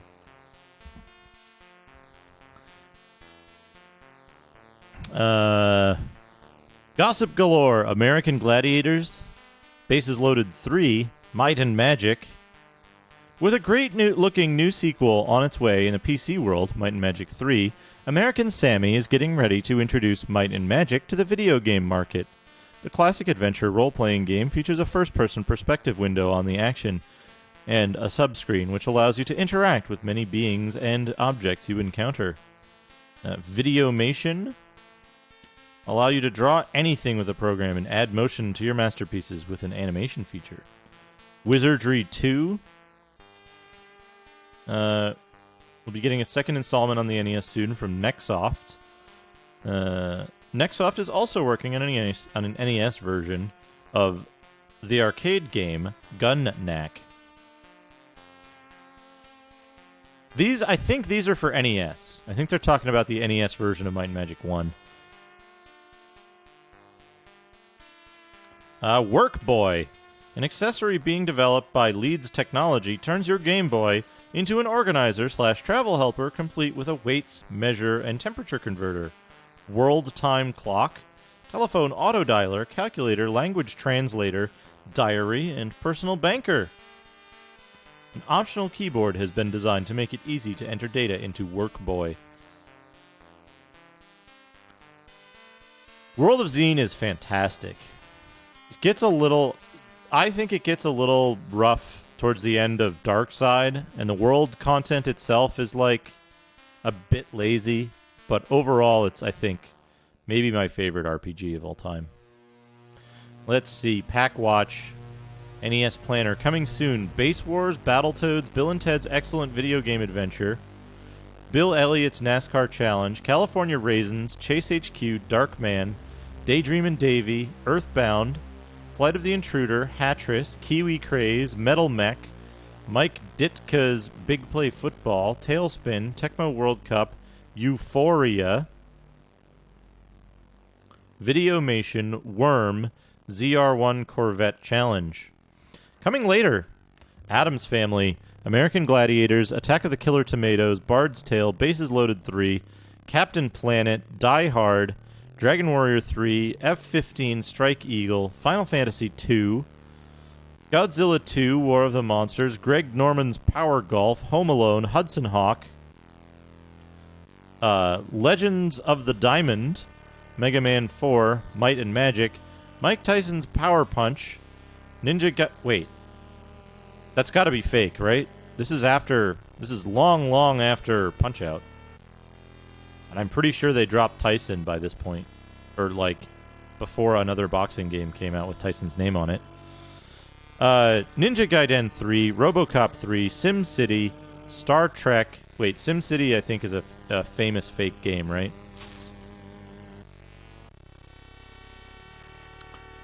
Star Trek 25th Anniversary, Tecmo Super Bowl, The Flash, Tiny Toons, Treasure Master, Trivial Pursuit, Ultimate Air Combat, Where's Waldo, Wizardry 2, Wolverine, and Work Boy. It doesn't help that they don't say what system each of these things are for. Reviews coming next month. Power Punch 2 is a real game on Steam.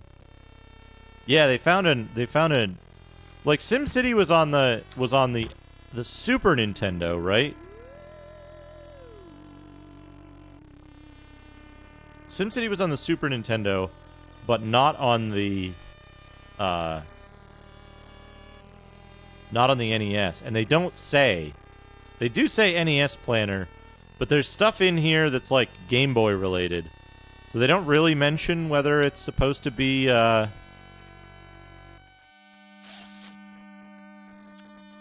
whether it's supposed to be the SNES or the NES version. Yeah. So but the SNES one came out. It's kind of unclear. But if they're talking about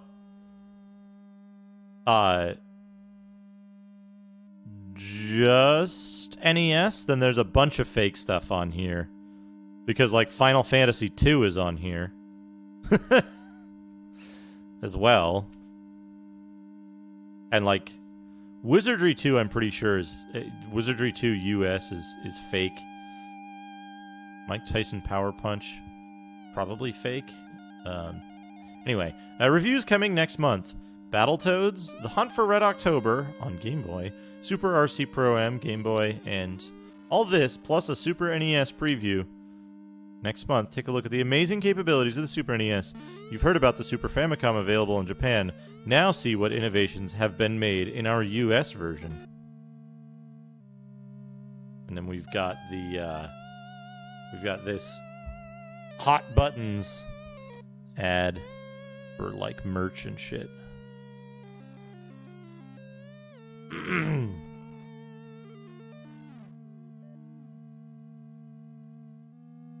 Yeah, the innovation is to make it uglier. I gotta go wash my hands. Let me close. This is on autofocus, right?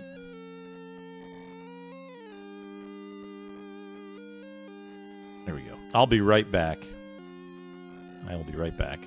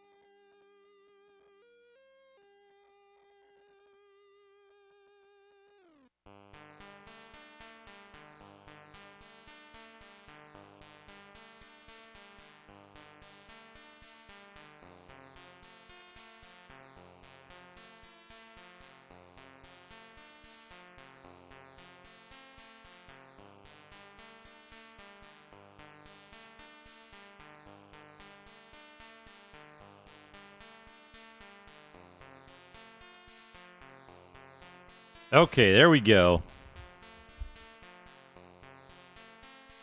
There we go. There's a magazine for dedicated lurking 9 to 5.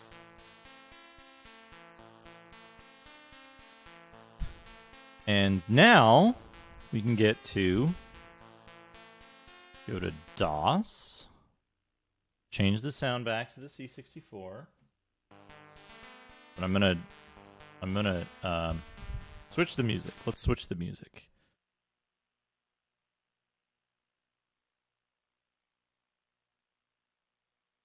I need to actually see this window to navigate by it.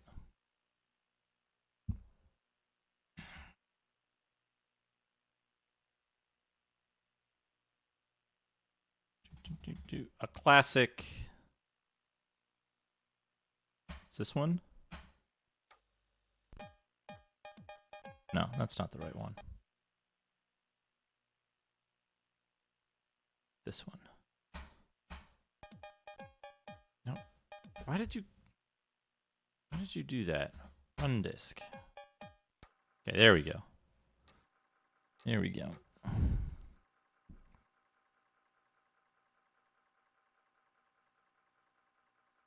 By the way, I'm super happy with the Ultimate 64.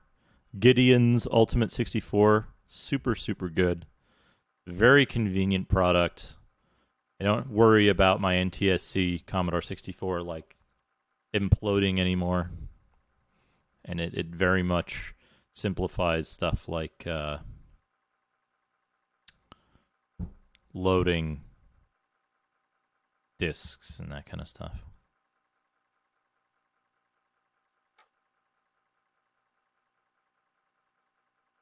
Why is it taking so long to load this, though? You're running Jiffy DOS. Come on. We'll just load the SID.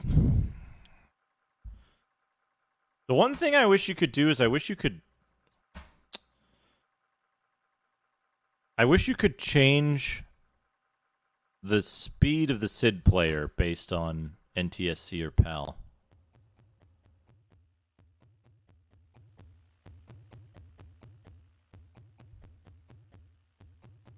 There we go. This takes a minute to get going anyway.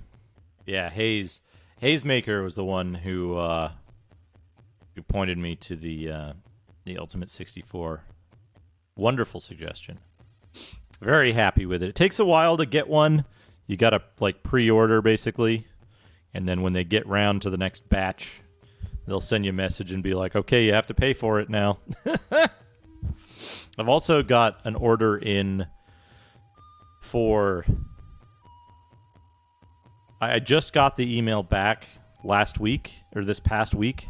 I got the email back from Apollo, or whoever they're called, the people who make the vampire units for Amiga, and I've got an order in for the Vampire V4 standalone, which is effectively its own little case for a fake hardware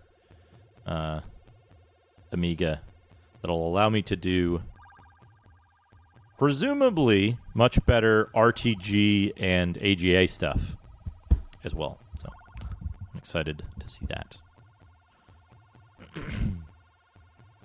It's My less. God, that's fantastic. It's less fake than... Who was that? What was that? Why is the webcam over the... What? Why can't I see this? Dokkan-kun, thank you for the host. I somehow, didn't see that. But no, it was there. I was just looking in the wrong place. Anyway, let's get started looking at this stuff. I can hear strange music. It's really eerie here. I feel as if I'm in a strange world. MP83, thank you for... It gives me an incredibly long message here. MP83, thank you for gifting a Tier 1 sub to Dokkan-kun. Paying forward the gift you got from Kit Mode to Dokkan-kun. Please enjoy all of the wonderful emotes. Folks, there are so many emotes now. Hold on. Here's what I have to do. I have to open up a new window to my own channel. I can't do this from the dashboard. Let's mute this so we don't get a big echo. So we've got a whole bunch of emotes here now.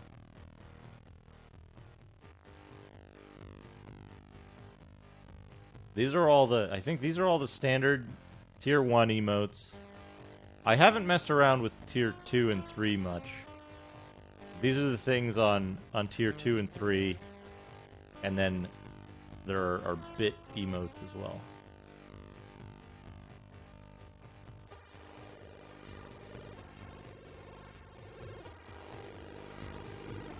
Also noteworthy is the fun ways you can mess around with the Jorun emotes. If you use the horizontal flip or the squish.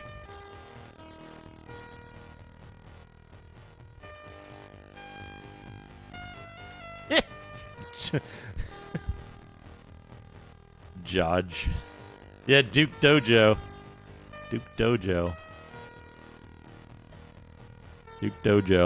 Anyway, yeah, please enjoy. We've got a whole bunch of emotes. We get another emote slot at 125. But that's forever out of reach as far as I know. So I might swizzle the emotes around again at some point. We'll see. We'll see which ones are popular. I've surprising popularity on the normal emote, though. Surprising popularity. One of my favorites. My God, that's fantastic. Abs Nerdity, thank you for the host. I got some work to do on alerts and stuff as well.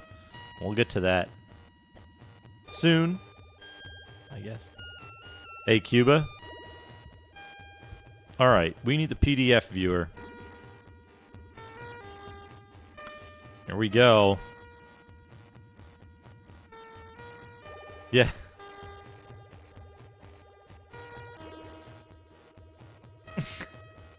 Gifting subs just for the points. You'll get there, MP83. Just save up. Menzoberranzan. Baranzan. Oh, we can make this a little taller, can't we?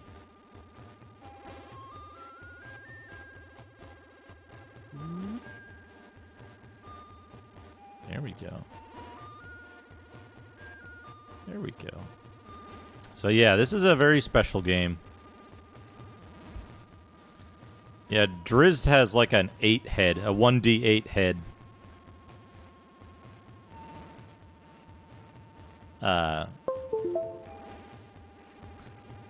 Beep.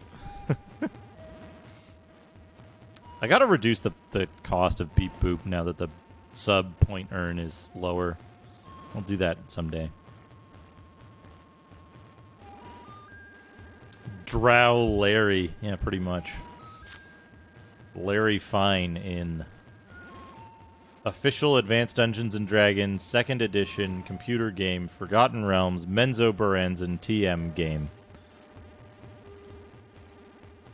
is the full title of this game. So yeah, here we have the rule book, the table of contents, a message from Drizzt.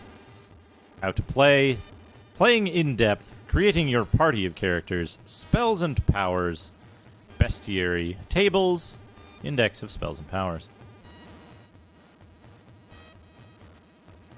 Here we have this. Is this properly set up? Hold on a second.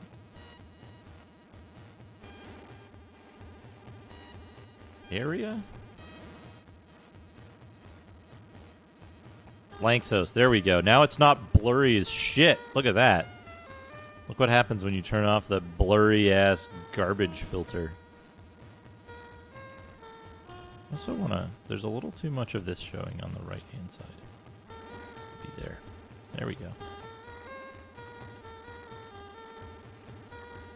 What? The SSI logo. Oh, yeah. I liked that SSI logo. Oh, yeah. As darkness falls, the Dark Elves rise to serve their Spider Queen.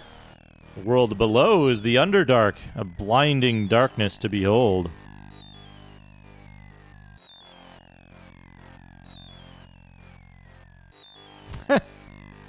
My favorite is that bilinear is effectively... Like, disable is bilinear for some reason. Or, like, when you choose disable, it's unpredictable results. instead of what it should be. Anyway. If you dare upon the Drow Elves' lair, their dark hearts and swords will fly. Like spiders in their webs they wait. For you, alas, orc simply bait. Go away, baitin'. There's a world beneath the world humans know, a vast, lawless land under the realms that see the sun. It is a perilous land of dark caverns, crevasses, and labyrinths, the realm below, the vast and mysterious Underdark. No surface dweller has seen all its depths and corners. Beasts that no surface dweller yet knows of lurk in its shadowy depths. Surviving explorers say the known dangers are bad enough. To the unwary traveler in the Underdark, a city may seem a refuge from the creeping doom of the darkness. It is, after all, bustling with life, with food, tools, and perhaps aid, or perhaps not. Menzoberranzan is a place of evil with a single within an infinite night. A city of carved and spired stone castles. Their smooth, unjointed, unbroken expanses are lit with the soft, tinted flows of permanent fairy fires. There live the Dark Elves, Drow as they name themselves, who plot against each other to praise Lolth, the Spider Queen.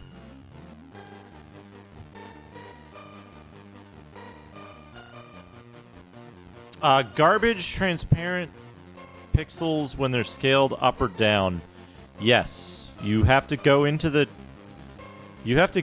pictures, delete the extra pixels, and then resave the picture with the option to preserve color and transparencies off.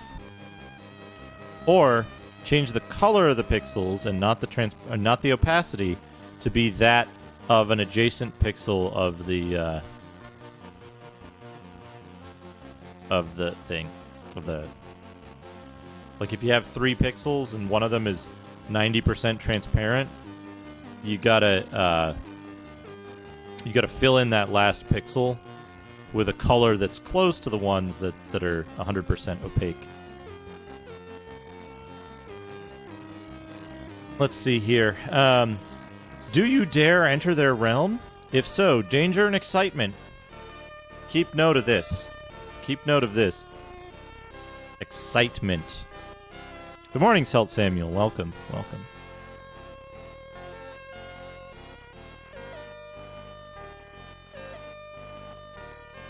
Welcome back, Cortland. We're just getting to the first pages of the manual for the game we're going to play today.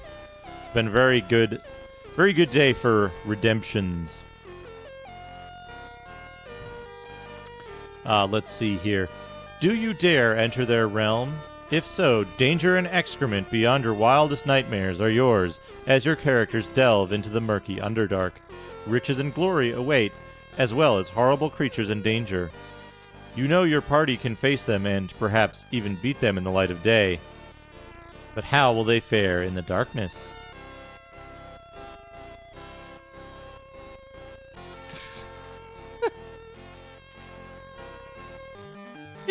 Gun show. Dare you enter my magical realm?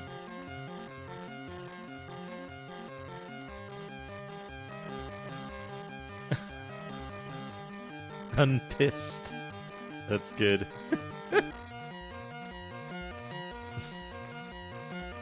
What comes with this game? Your game box should contain this rule book. I'm going to move this over here. So I can read it more easily. I can't see the stream, but hopefully I can see the preview window. All right, left empty. Have a good sleep. I will see you. Surely we will start the game before you awaken, but just in case, I may see you again later in the manual. What comes with this game? Your game box should contain this rulebook, a CD-ROM or game discs, and a data card. The rulebook explains game commands and contains handy references on characters, monsters, and spells. Install your discs according to the instructions on the data card, which shows how to start quickly with a pre-saved game.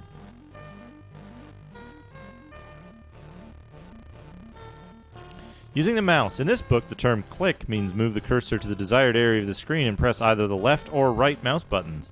Left click means move the area to the desired area and press the left mouse button. Right click means move to the area and press the right mouse button. Double click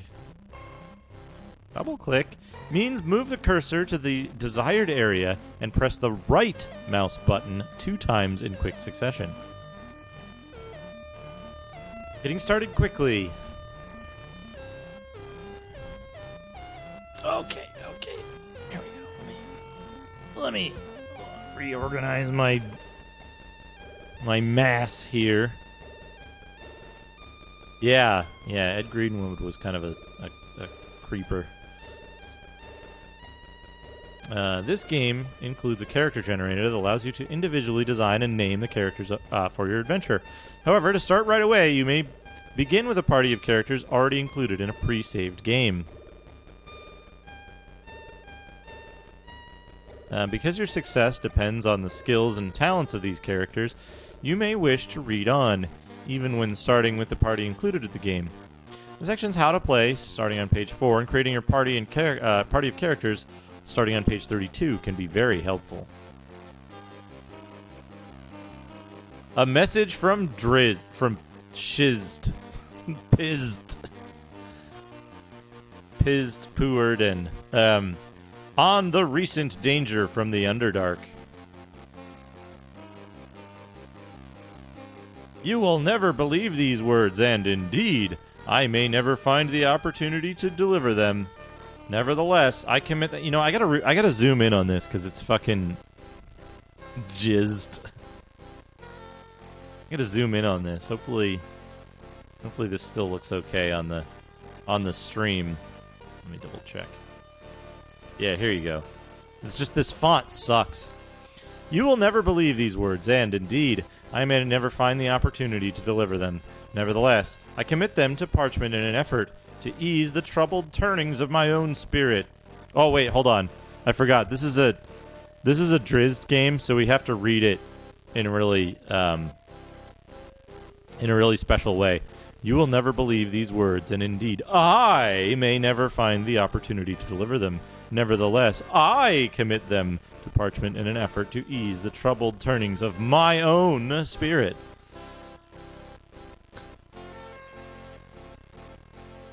The raid upon your village was not my doing. Or perhaps it was, but not in the way you think. I led no drow warriors out of the Underdark to burn your homes and take your people hostage. Oh no, I was not their leader, nor was I among them. But cause rests with me, I am certain. Place the blame upon my shoulders, if you will, for the drow may have come in search of me as much as any other gain. Yes, they searched for me. And not finding me, they turned their frustration upon you. Compassion has no place in the city of my birth. Menzoberranzan lives in the belief that anything is acceptable if you can get away with it. These laws bind drow society together.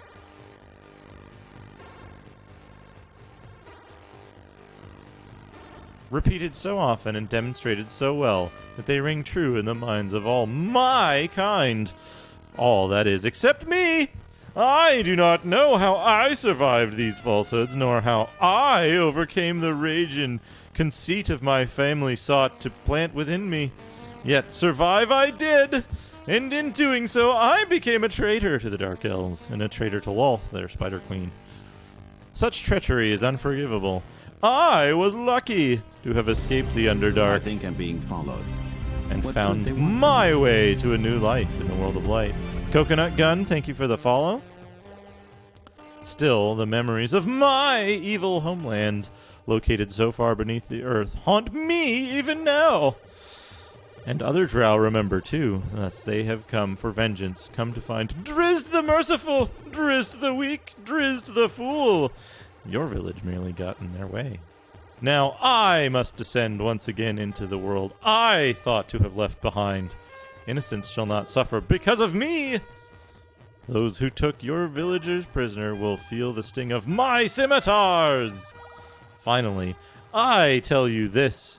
If it is within my power to do so, I shall return your friends and family members to you unharmed. Drizzt Do'Urden!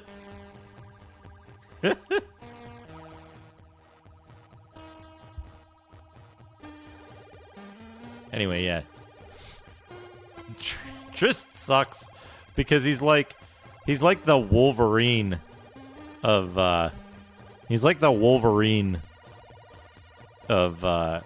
of Forgotten Realms, because they make any story he's in is centralized around him. He's the one who sells books and shit.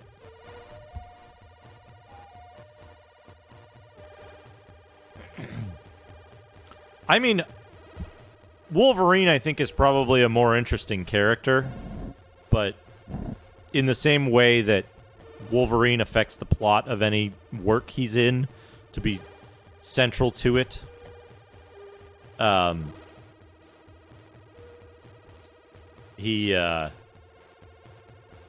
it's like Wolverine, it's less obnoxious because Wolverine's a better character, but it's like you put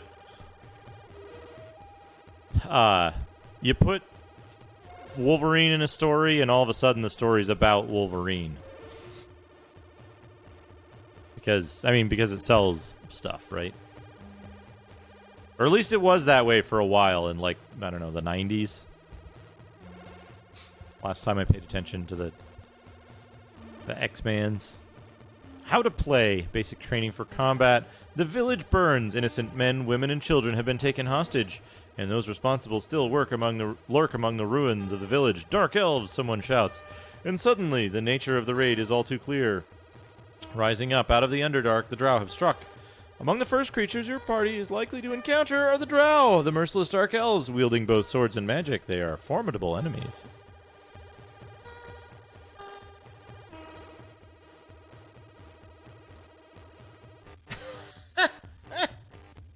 A grimdark stooge, yeah.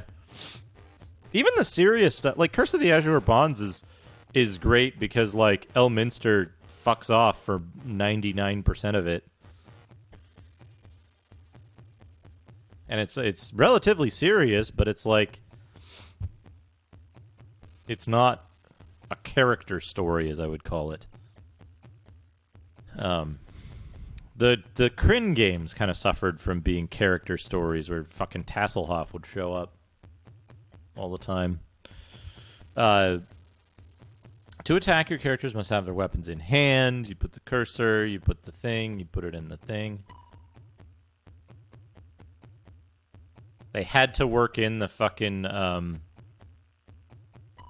they had to work in the fucking thing of the, stupid paper dolls. The, like, useless paper dolls from every other, Event Horizon game. What are they called now? Hold on. What is the name of this? Dreamforge. They're called Dreamforge now.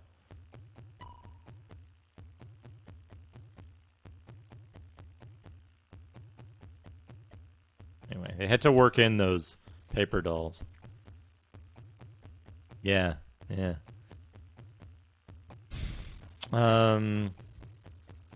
Weapons in a usable condition.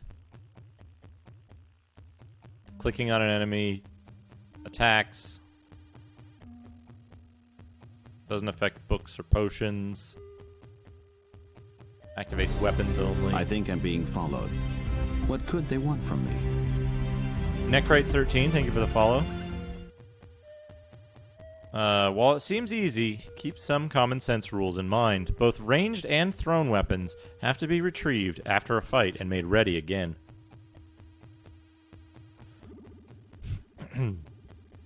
Ranged weapons, such as bows and slings, require ammunition. Arrows are conveniently carried in your character's quiver, while rocks for slings are carried in a sling pouch. Fire ranged weapons, left-click on the readied weapon in the adventure screen. More information on ranged and thrown weapons can be found in the adventuring section starting on page 8. Something about two-handed weapons. Drow warriors receive a lifetime of battle training for young nobles like Drizzt. What begins at the hands of a house weapons master continues in the melee magthier, where the exhausting disciplines of the academy hone the students' fighting skills to a razor's edge. After graduation come the patrols, excursions into the Underdark to protect the city from marauding monsters, or to raid the mines of the deep gnomes. Occasionally, a raid on the surface is arranged. Above all, the Drow hate elves, their distant cousins who live in the world of light. Apprentice instructions for spellcasting. You know your party is about to encounter more dangers. Another Drow raider, Verbeeg Giant, or perhaps a Cloaker Lord, flying out of the darkness intent upon shredding your party to pieces with its lashing tail. They've got fucking cloakers in here, and it's supposed to be a fucking, like, serious adventure.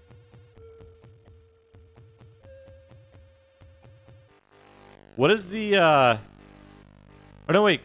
Cloakers are different than what I'm thinking. I'm thinking of Lurker Above. What's the one where you have, like, you have a monster on the floor and you have a monster on the ceiling and they both, like, try to wrap you up? Make you into a sandwich? If the area is safe and fate has given you time enough to prepare, spells can be prayed for or memorized. To spellcast... Yeah, Lurkers and Trappers. Lurkers and Trappers is a good, that's a good combination.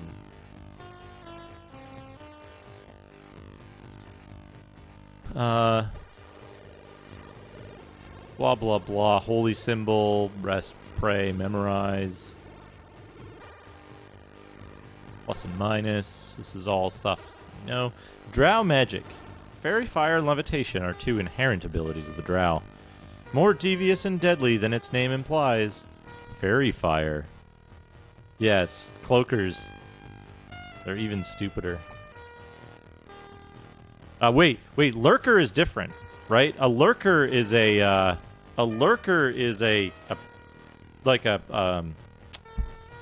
no, I'm thinking of piercer.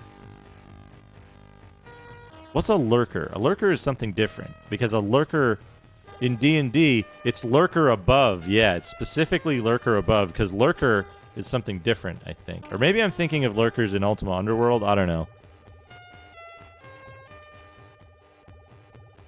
Yeah, lurker above specifically, to differentiate it from the other kind of lurker.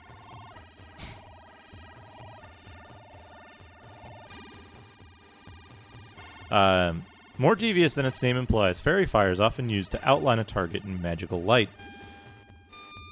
Hey, Guinea Prince, welcome. Making it all the more difficult to escape a drow attack in the Underdark.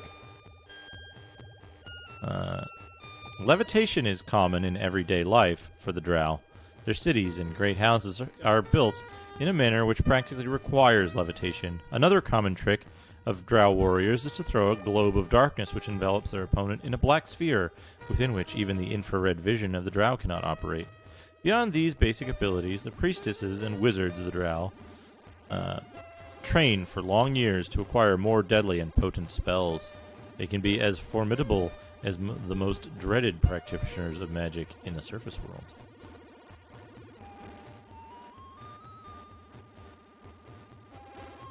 Yeah, so you get powers in the A section, the left of the levels of spells. Let's have a quick look at these characters here. This is a good encounter to show as your like default. So front and rear rank characters.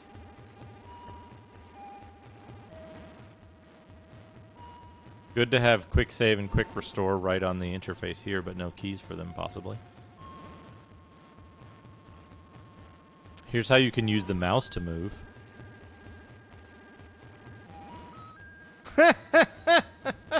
Good. What a good mimicry that is. And yeah, there's the A we can use.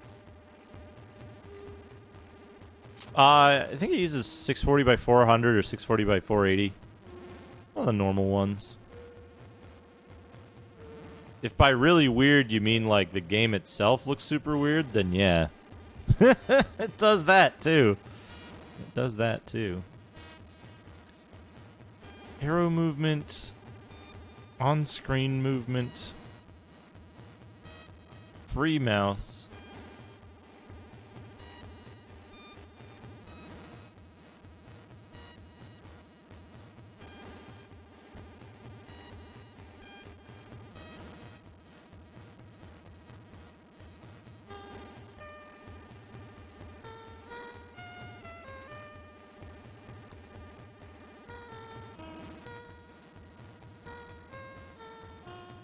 Free mouse movement, press the space bar on your computer's keyboard. Next, move the mouse without pressing either the left or the right button.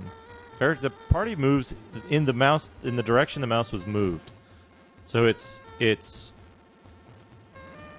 strafing mode.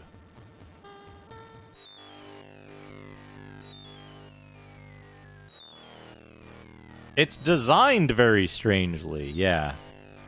Yeah, it's designed very strangely. The graphics and stuff, but I'm pretty sure the mode is normal.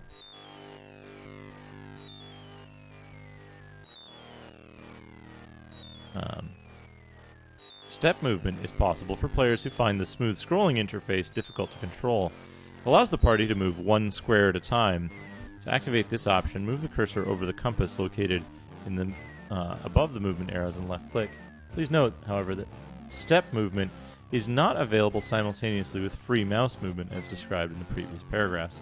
Step movement is possible only when the directional arrows are used.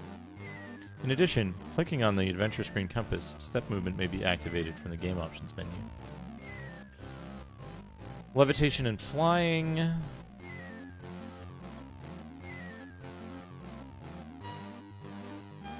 Okay.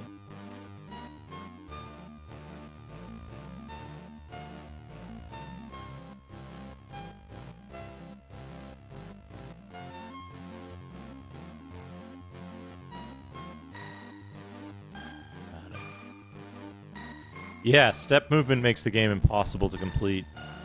So we've got NPC encounters, blasting monsters with fireballs and having your characters wield two-handed swords against bugbears is but half the fun. Much care has been taken to design this game. False. False. False.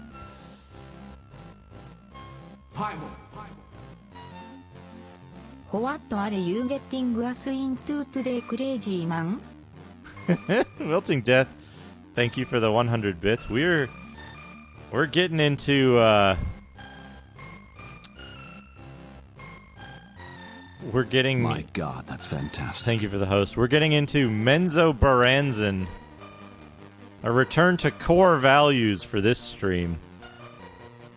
Extremely messed up games. Much care has been taken to design this game. He lied.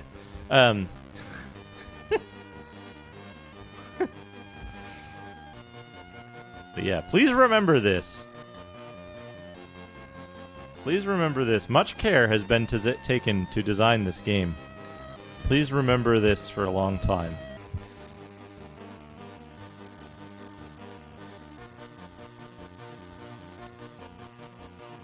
Also, this storytelling and combat are effectively balanced.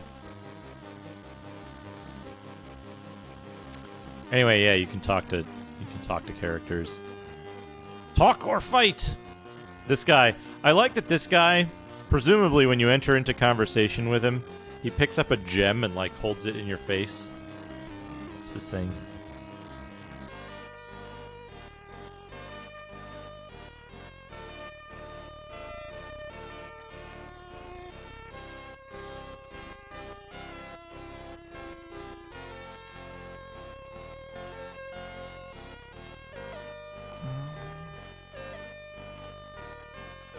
Communication as interesting as exploration.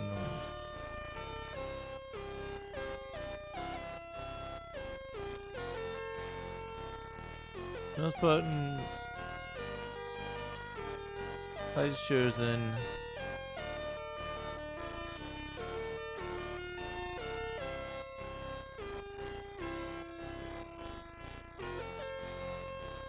Okay, you get a first strike advantage.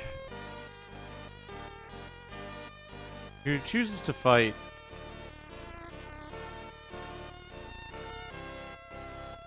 Shouting an appropriate battle cry, something like "Death to you, surface dweller." The creature lunges to the attack. Be careful who or what you talk to.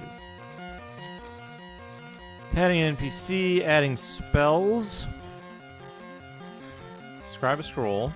So select it and move to the on top of the spellbook icon.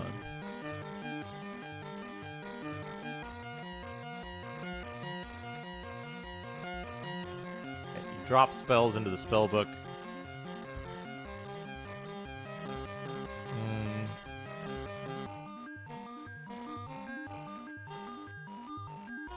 How to attack. Perhaps Drizzt' greatest friend, Gwenhwyvar, is a Black Panther from another plane of existence. Using the power of a polished onyx figurine, Drizzt calls Gwenhwyvar to his side in times of need.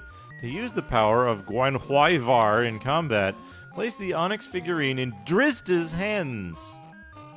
From the adventure screen, left-click on the Panther figurine in the same way you activate any weapon held by a character.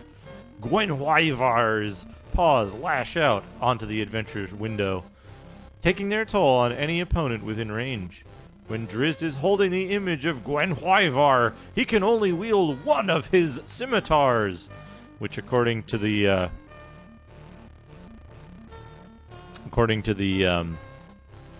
rules, is impossible. After a period of time at Drizzt's side, Gwenhwyvar must return to the home plane from which it comes. Therefore, Gwenhwyvar may not be available during every combat encounter.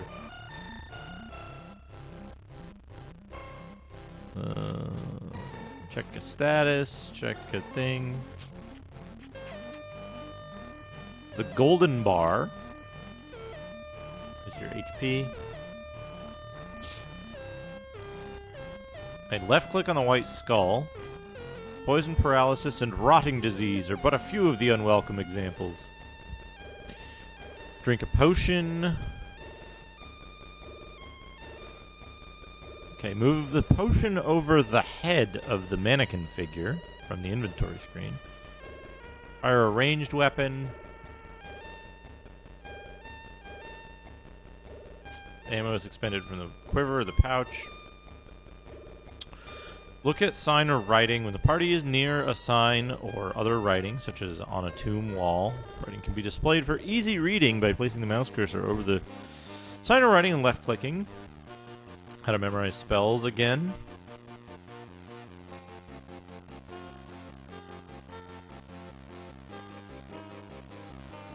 Watch the compass to maintain your orientation. Use the auto map to view your progress throughout the game. To open or close a container, place it in the character's left hand on the character mannequin. Close the container, left click on the character's left hand. Yep. Okay.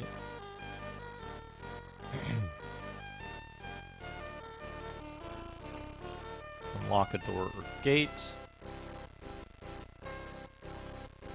Open most doors by having your characters walk through them. Open other unlocked doors by pointing the cursor to the center of the door and left-clicking. Assuming, of course, your party is close enough. Key, spell, or activation of a hidden pressure plate.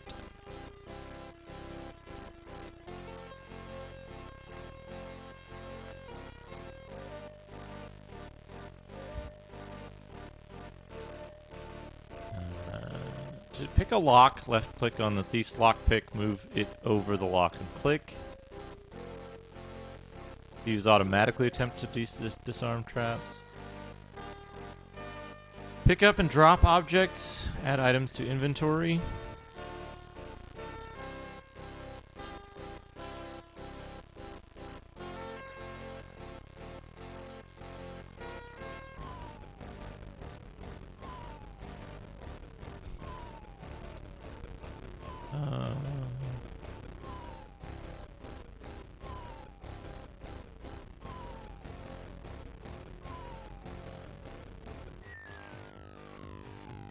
Okay, let's see here. Right click to pick up an object. Another right click to drop.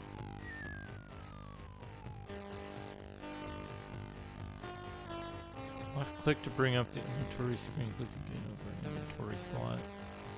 Double right click on the portrait adds it to the inventory directly and puts ammunition into the correct place. Tables. Items on tables, yep. Right click to pick up, drop, use, and throw. Left click to move, activate buttons and levers. Got it. Can move when holding an item. Place an object in a character's hand. Pray for spells, which we already covered. Read books and scrolls. Left click on the document. Okay.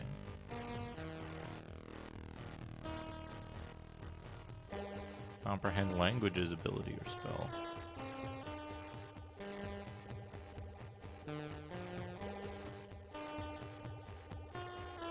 I bet they're going to use this mechanic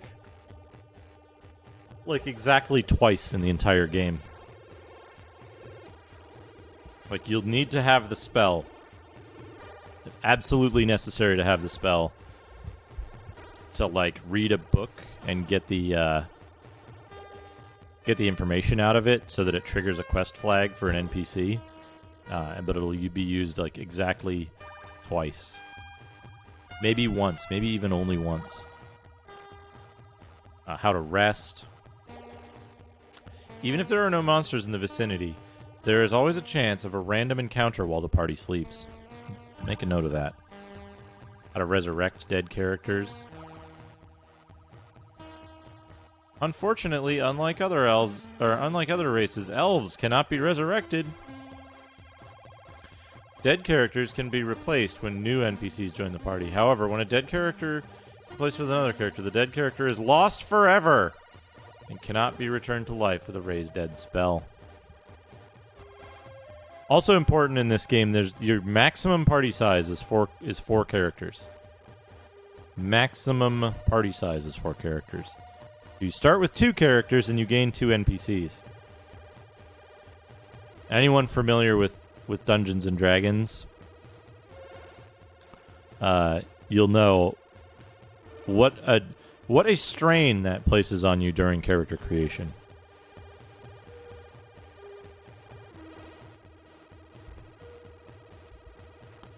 How to throw an item.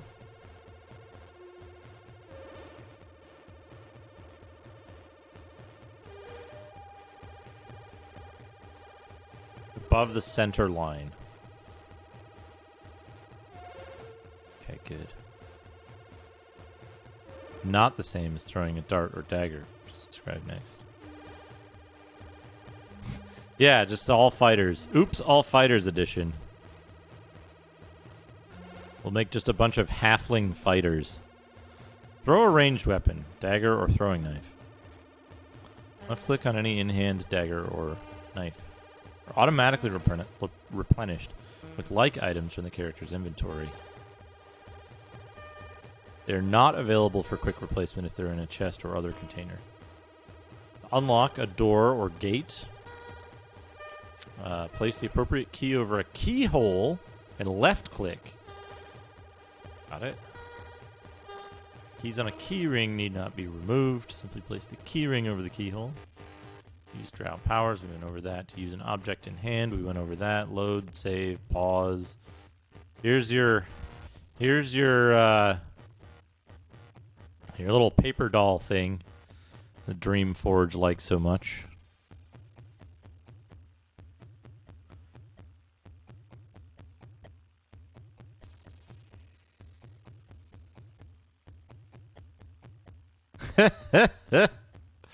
And you just start beating people with this big leg, like shin.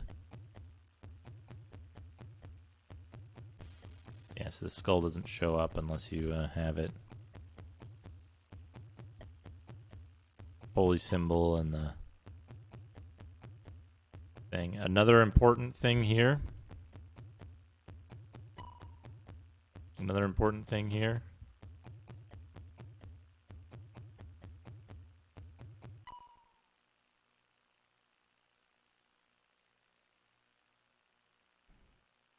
Yeah, they've been using the same paper doll tech since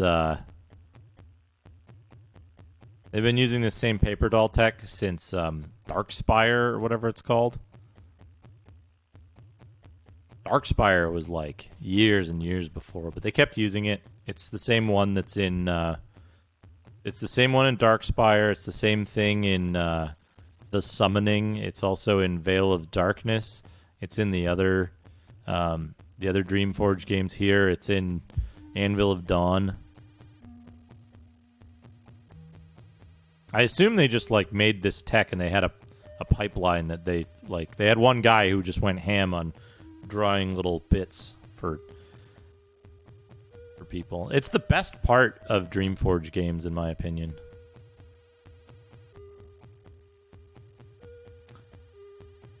But yeah, another thing that Dreamforge really fucking likes is encumbrance. So of course, in addition to having a limited number of slots in your inventory, having 12 slots of things you can carry, you also have an amount of weight you can carry. So both. You have to worry about volume and mass. So they repeat a lot of this stuff. They like literally go over the exact same thing multiple times here. But yeah, you can get helmets, amulets, and medallions, weapons, shields, sacks, key rings, potions, or similar objects, bracers and gloves, a quiver, armor, cloaks, and robes.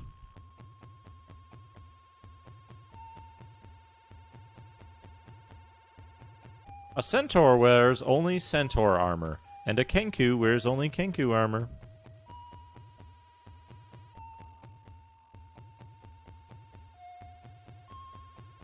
I'm almost certain, Wilting Death, that putting a bag inside a box either isn't possible or breaks the game.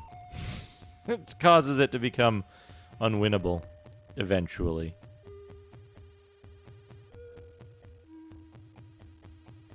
Features, line of sight.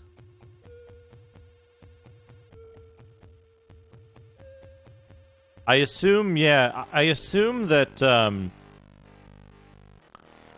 They probably ran into the same issue that every other game that supports nested containers ran into, which is that the contents of the containers would simply disappear or become corrupted over time, and they probably just made it so you couldn't they probably made it just so you couldn't nest containers due to that. I think that you can nest containers in Anvil of Dawn, and it does make the game unwinnable eventually because of corruption. Autox.map. Save map to disk. Good. Oh, look. The cutaway map. The 8th icon located to the right of the exit icon represents a cutaway map. This map is not available at first. It is given to your characters by one of the NPCs they meet along the way. Once the map is in your possession and the Menzoberranzan city interface. Yeah. Can we try to make the print command work? I don't have anything hooked up to the parallel port. I think I have the parallel port disabled entirely in this system so that the Sound Blaster can use IRQ7. Yeah. I ran into the carrying too much stuff in Ultima Underworld as well. You can change the parallel port, but it's easier to just disable it if you don't ever plan on printing. Adventuring strategy.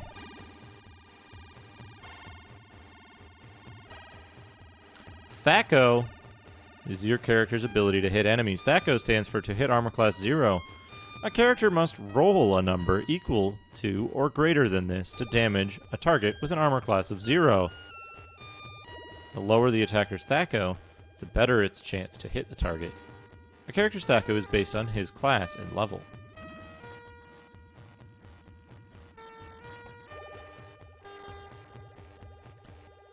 An attack is successful if the roll is greater than or equal to the target's Thaco minus the attacker's Thaco minus the target's AC. And then we get an example.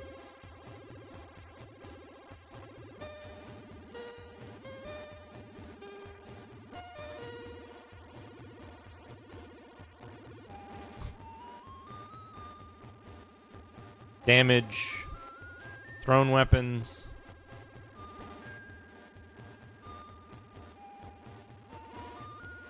After a character attacks with the last of his or her thrown weapons, a shield or short sword is readied automatically. But not any other kind of sword or no pole arms or anything like that? Right, Cuba. You can change the address of the parallel port as well, which is fine. It's just with the amount of stuff that I have in the system, it's easier to disable it entirely. I also disabled the serial ports because those use a split 2.9 interrupt request as well, or they're piggybacked on it. Be sure to recover your character's ranged weapons after each battle. Collect all the ranged weapons your character finds. They're used quickly in battle. So, I want to point this out. At this point in time, it would have been trivial to have your characters automatically recover ranged and thrown weapons. It would have been trivial. Yet they chose not to do this. They made a distinct choice in development that you have to pick up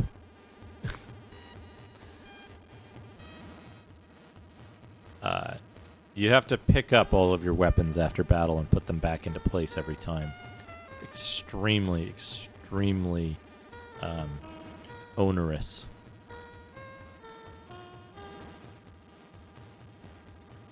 Sometimes monsters take partial or no damage from certain weapons. Animated fungi skeletons, for example, take only half damage from sharp or edged weapons. Animated fungi skeletons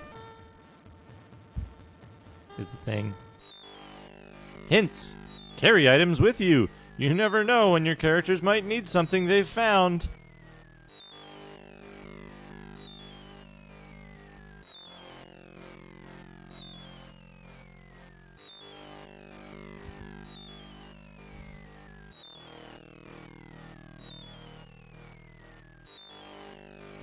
Find a safe and easily accessible location to stash items that can't be carried. So they're like, yeah, you're gonna get screwed if you lose items, so put them on the ground somewhere. Keep track of buttons and levers to solve puzzles. Some puzzles are activated in one part of the dungeon, yet affect other parts farther off. If your characters cannot get through an area, go back and change a few buttons or levers, one at a time, and see if the change makes a difference. Using the auto map feature may help you figure out how certain puzzles work. Look for hidden buttons on the walls. Always check walls for hidden buttons and bricks. Moving your party sideways down a wall often makes things much easier to spot.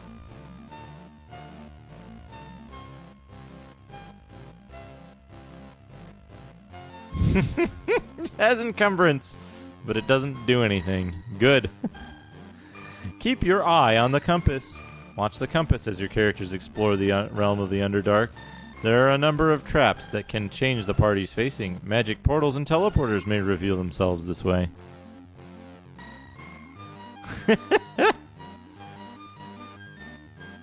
When to save the game.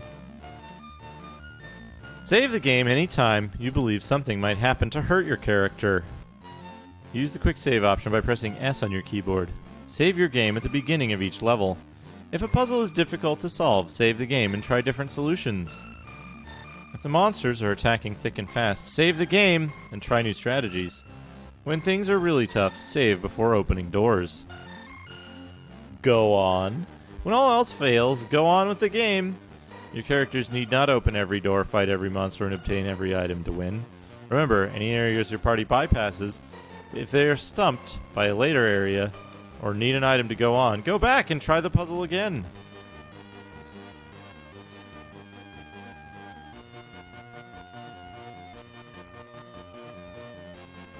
There's a sprite dithering option, stuff like this. Creating your party of characters. Generating characters. Select sex. In the first brazier, 2 icons representing male and female characters. Select one.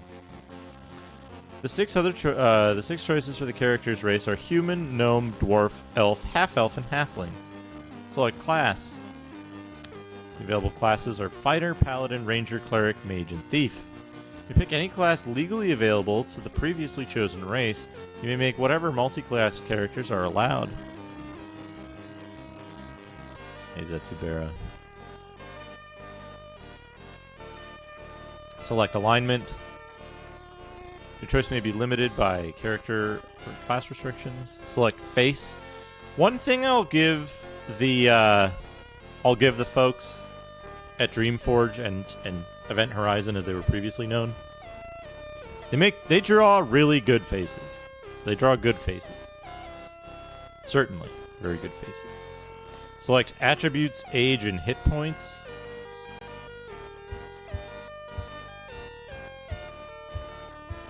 Age. You can change the age. Keep or delete, undo using the escape key.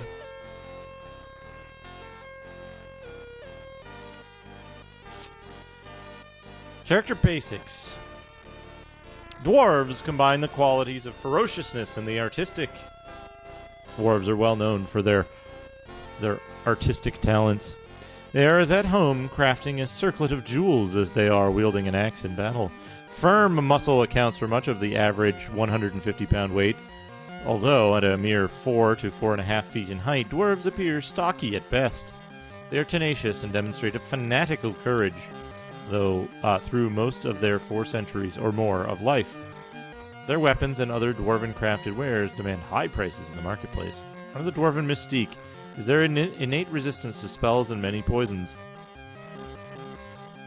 Dwarves are, by nature, non-magical creatures.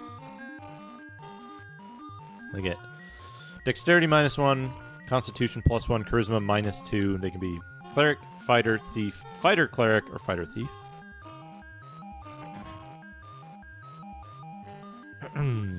Elves, blah, blah, blah. Haughty and cold, blah, blah, blah.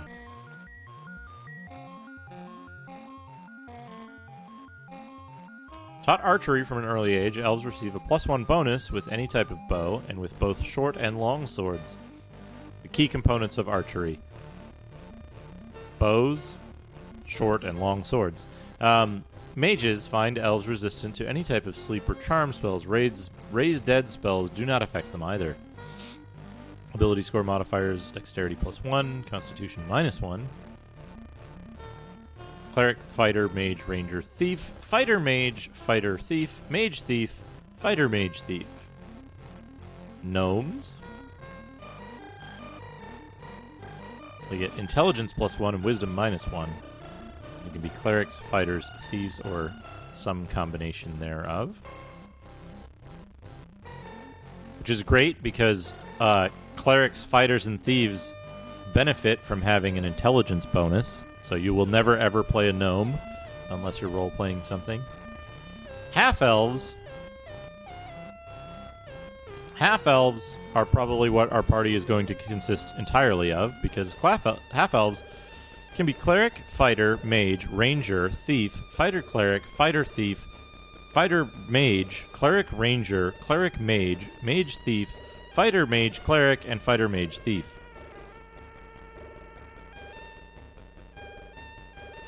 Halflings are kind of pointless because they can only be fighter thieves. You get dexterity +1 and strength -1. Humans can be single classes, which means they're like the most powerful. They're also the only one that can be paladins. They would usually be very useful, and we'd want to have a single class paladin. However, because of the way this game is set up with the 2-character party, paladins are kind of pointless.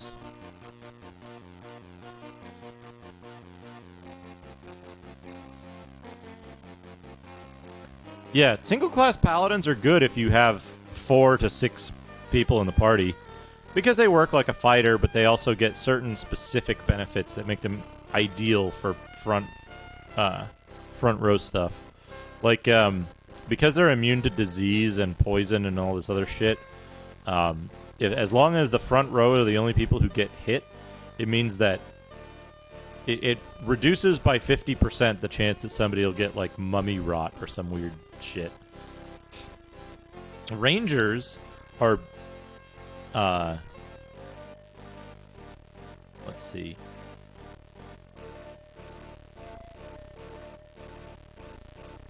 Studded leather or lighter allows rangers to attack with weapons in both hands without penalty.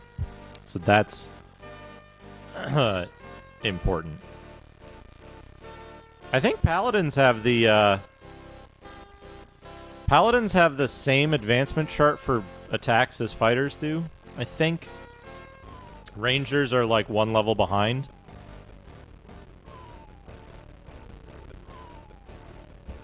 But I forget what we'll see in a minute when we look at the I think paladin and fighter are the same and ranger is behind. I recall this because in Curse of the Azure Bonds, at least in Curse of the Azure Bonds, rangers do not get to the maximum attack rate, but paladins and fighters do at their final level. No, wait. Paladins and fighters get to it at the same level. Fighters can then advance 1 additional level, but it confers no benefit. But the experience total to get a paladin to the same level as a fighter of equal level is much higher. So fighters will get there earlier, but at the same level as paladins. Racial advantages: single class, dwarven fighter, a paladin, elven mage. Thieves, we probably want to have a thief. Because thieves can use all weapons? That's different than I expected. They just can't use heavy armor.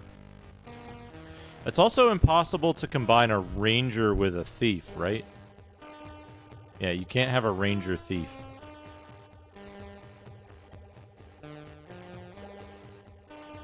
Human or half-elven cleric. Multi-class. Half-elven fighter mage cleric. Elven fighter mage thief. Ability scores. Let's see what they say about intelligence. You can use more spells. Charisma.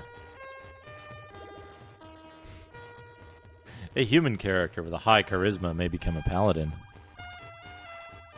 Rangeef.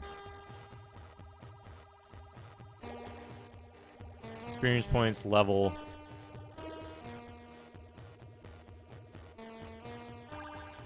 Spells, powers. Here we go. Like Ranger Thief would be a good combination because you get the Ranger abilities and you're not going to be wearing heavy armor anyway. Like Ranger Magic User Thief would be a really good combination. In Curse of the Azure Bonds, a class changed Ranger Magic User is one of the best character classes in the game. A human class change Ranger Magic User is like the best character, possibly. Because of the way they designed the game, in order to allow Rangers to cast spells from the Magic User pool at high level, they gave Rangers the ability to cast Magic User spells in armor. And multi-class Ranger Magic Users can cast any spell they know in armor. Let's see. Magical abilities acquired from magical objects. Immunity to poison. Lightning Bolt. Gust of Wind. Charm Drow. Detect presence of evil, 60-foot radius.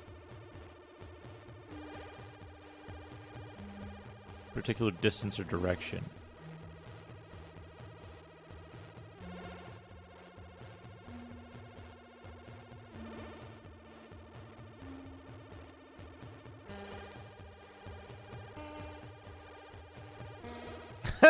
In Baldur's Gate, a Ranger Cleric could cast every Druid and Cleric spell. One of the things I want to check out when I get around to Baldur's Gate is I'd like to create a character who is a what the fuck is the name of the class? Kensai Magic User, human class change split.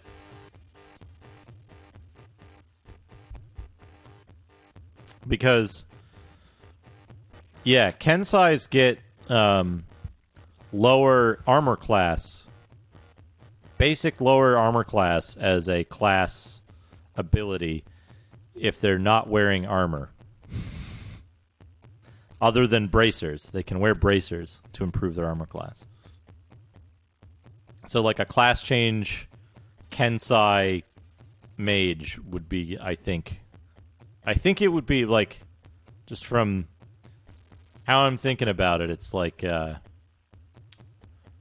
it seems like it would be very good. It seems like it would be very good. I don't know if they, like, jacked up some of the stuff in the rules, the way they interpret the rules in Baldur's Gate, but I think it'd be interesting to try.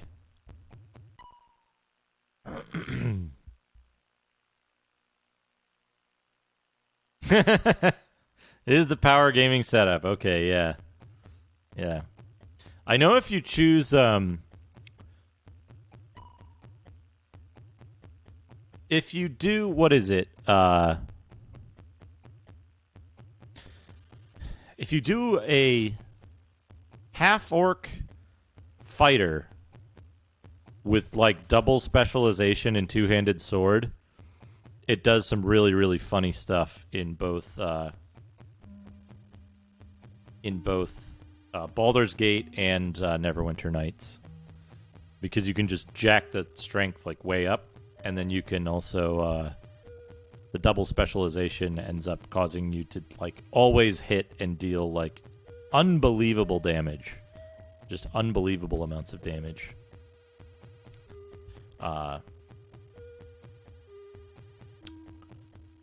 detect evil, lay on hands, cast cleric spells, find and remove traps, backstab, read languages at level 4, hide in shadows, detect noise.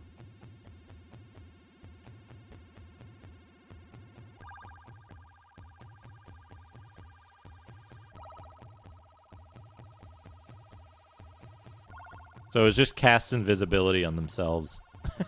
Dwarves or thieves can just cast invisibility on themselves. That's their power. And detect noise.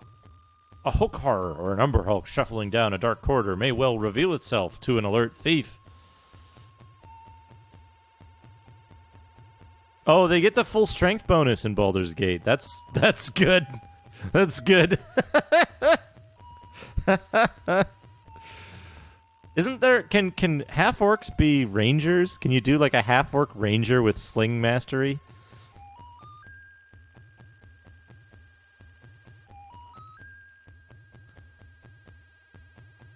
That would be good. Race-related powers. Read Dwarven. Detect secret doors. Levitate. Globe of Darkness. Fairy Fire. And Detect Magic. First-level clerical spells. We know kind of most of the spells. We'll return to this stuff a little later on. Draw upon holy might, strength.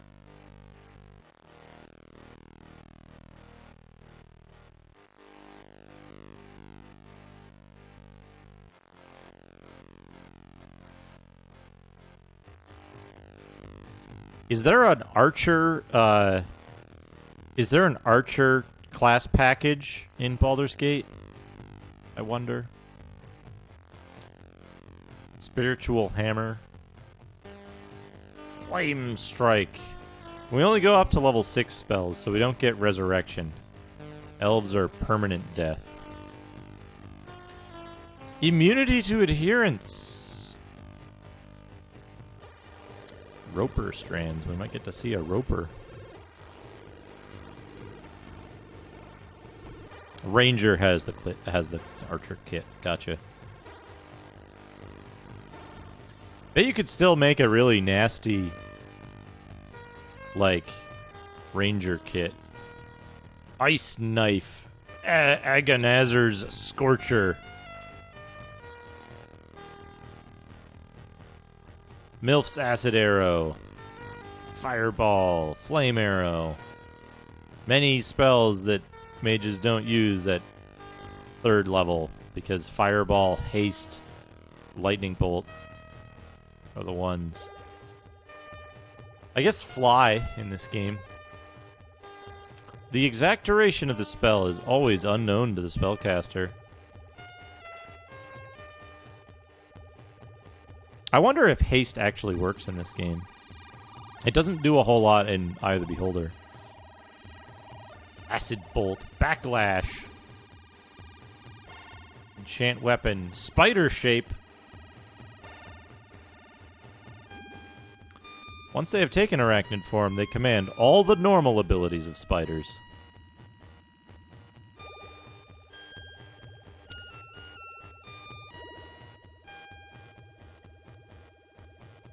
Yeah. I imagine if you were going to do that, whatever the like max level is, if you do human class change, you want to figure out whether it's like bonus attacks or a new level of mage spells you get. Pass Web, that's a good thing, and Spider Cloak Armor. 5th level mage spells always suck, though. Look at this. Cloud Kill, Cone of Cold, Hold Monster, Pass Web, and Spider Cloak Armor.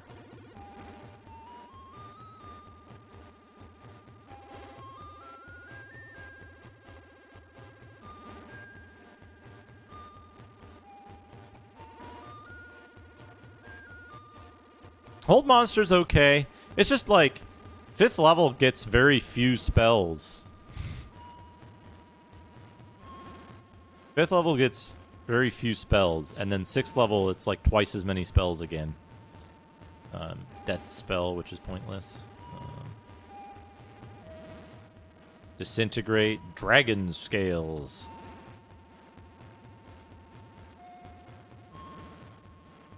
Autoluke's freezing sphere. True seeing. This is probably like a fucking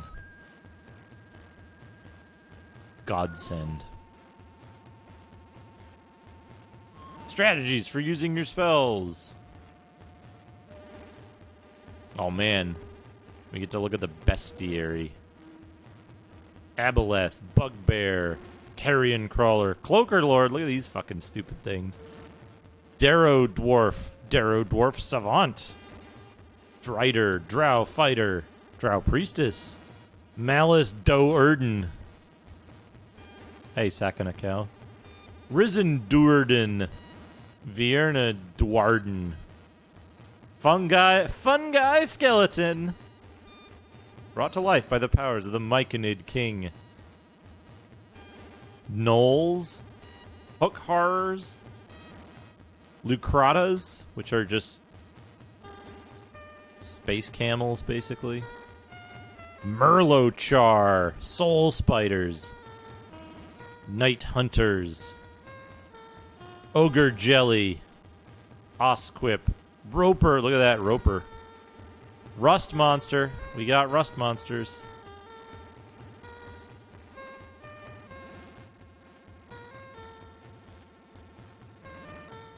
Shriekers, Spitting Crawlers, Sturges, The Road to Sturges, Troglodytes. When I was a kid, I had a problem reading certain words because I would get some of the syllables confused, and I used to call these Trogdolites. Trogdolites. Umber Hulks. I wonder if the total number of Umber Hulks in this game is going to be more or less. It's going to be more or less than a single fight in Spelljammer Pirates of Realm Space. Europygus Verbeeg Giants. Violet Fungus. Yak Lol.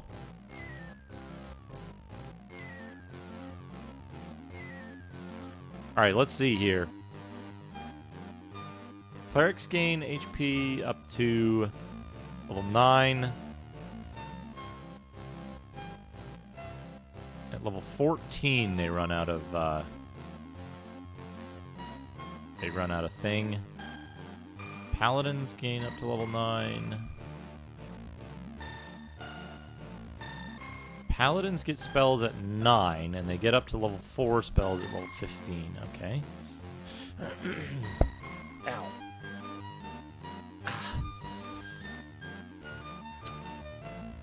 Rangers. Okay. Fighters, Paladins, and Rangers all gain the same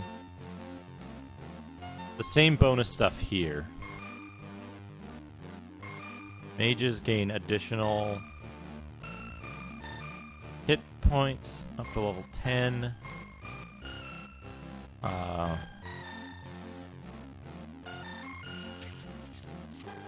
Thieves also get up to level 10. Plus 2. You do not get an extra... You don't get an extra bonus for additional dexterity. You do get an extra bonus as a fighter for additional constitution.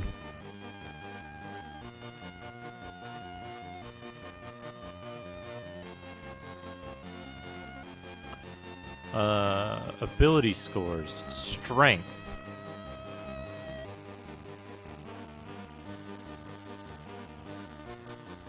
You need 21 strength to get the really meaningful thing, which is the bonus to hit. Wisdom 19 you get. Who gets a fucking wisdom bonus?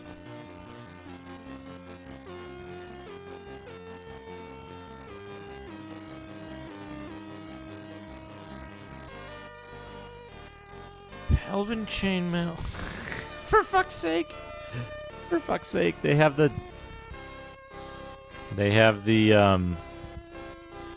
yeah, no race gains a wisdom bonus, right? So it's pointless. can only get it through magic. Let's see. 1 to 10. 1 to 10.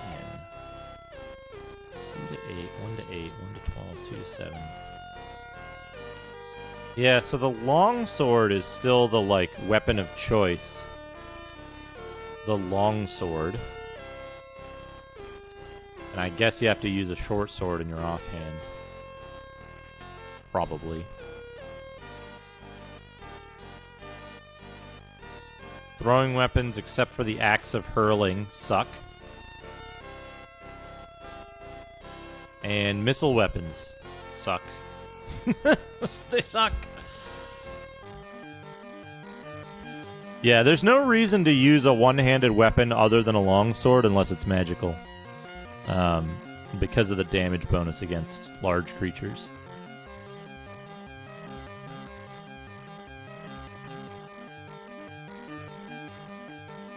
And then maces for clerics. Broadswords have a higher base damage, but the chance that they'll do middling damage is higher. So it's because this is 1 to 6 plus 1, and the 1 to 12 is like the damage output of the longsword is average higher if you're fighting large creatures frequently, and most of the creatures in this game are large, is the thing. So, two longswords will outdamage a halberd, or like a longsword and a short sword will outdamage a two-handed sword. So, is the thing. One-handed weapons are generally the way to go. If you can use a longsword and flame blade at the same time, that's also a really good combo. Might be less.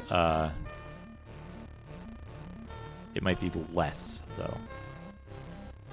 Less viable in this version if you have to recast spells frequently, depending on how onerous the spell casting is and how long the spell lasts.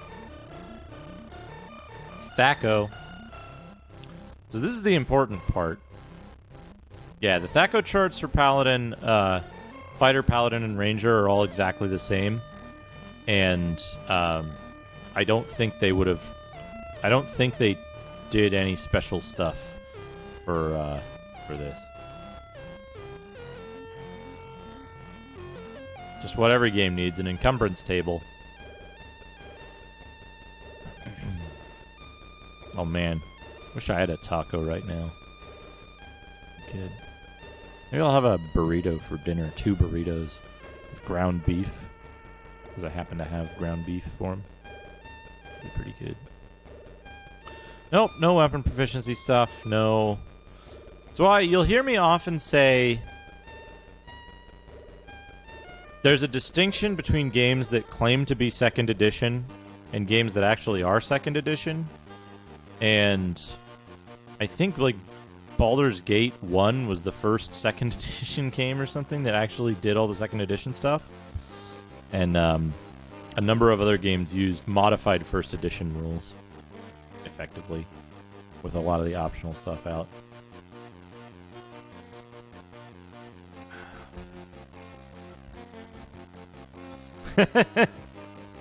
Oh man.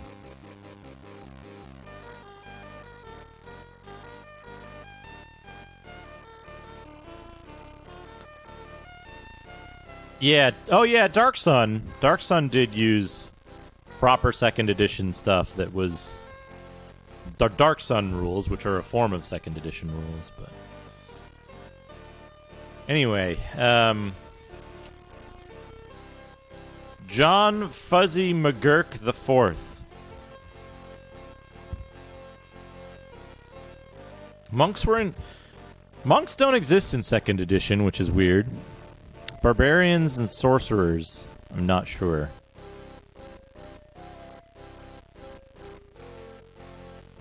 Yeah, your stats are crazy and you triple class everything. John McGurk, yeah, the Home Movies character. Also known as Fuzzy. Jane Yeager. Frank N. Schurter. Temple of Elemental Evil was 3rd edition, right? I think 3.0.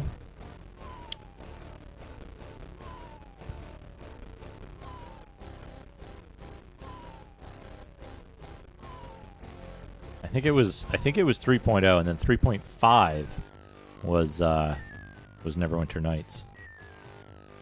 I could be mistaken, though. I never really played that much of Temple of Elemental Evil. I know you could do some really stupid stuff in it, though. Had ambidexterity. Okay. But yeah, these are the real heroes of this game, the artists. There's a lot of really interesting pixel art. You could do some really fun stuff in Neverwinter Nights, like Scythe weapon specialization and improved critical. Or maybe that was Neverwinter Nights 2. And then SSI had a bunch of stuff. You want to especially remember these folks for their sacrifice. TOE is the first game to use 3.5. Gotcha. I thought Temple of Elemental Evil was 3.0 for some reason. I know, like, Spelljammer claims to use 2nd edition, but then when you, like, dig into it, the combat system in it is actually just a modified version of the gold box combat system, so it actually uses 1st edition stuff.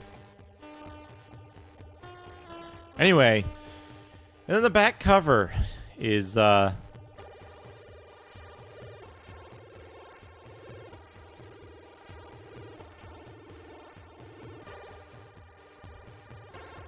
yeah, the basic D&D games, or the Griffin Warriors. Warriors of the Eternal Sun is a great game. I love that game. I'm going to play that one of these days. So on the back cover, they had an advertisement for the Clue Book, which is like, I think it's the Penis City from this. Yeah, it's just the Penis City without the turd in the front.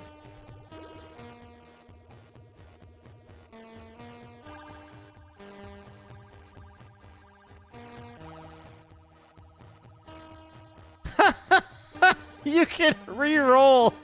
You can drag the re-roll number to your stats. That's good. That's good. So you can just start with one superpowered stat, I guess? I don't know, Smebble Bear, I don't know if you caught it when I did the gold box games up to... I did Pool of Radiance and Curse of the Azure Bonds. I played with what I called perfectly normal characters. Which was basically when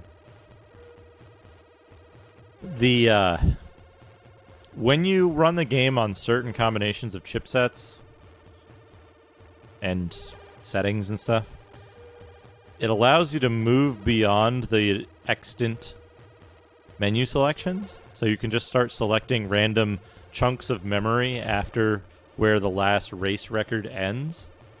You select, so there's your gnome, there's your half-orc or whatever, and then beyond that, there's just another chunk of memory with something else in it, and then another one over here, and so on, up to however many before it wrapped around.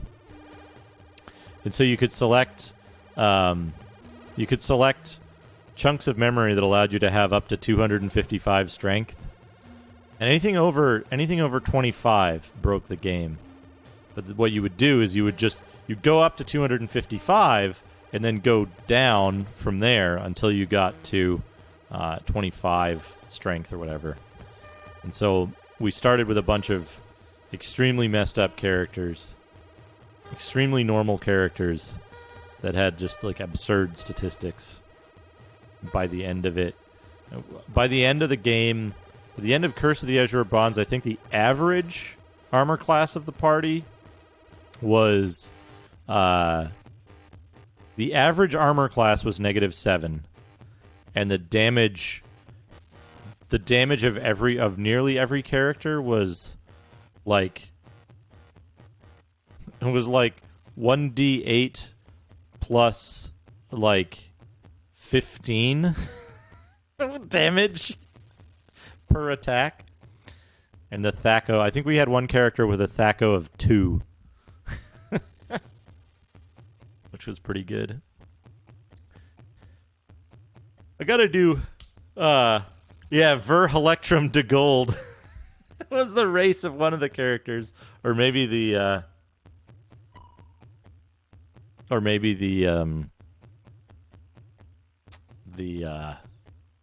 it might have been their sex. I kind of forget.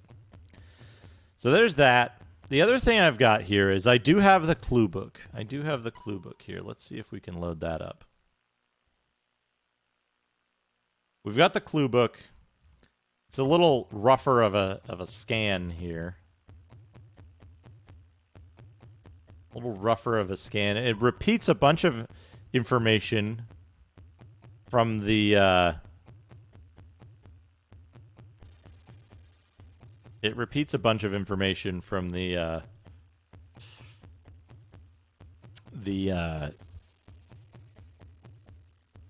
manual, basically.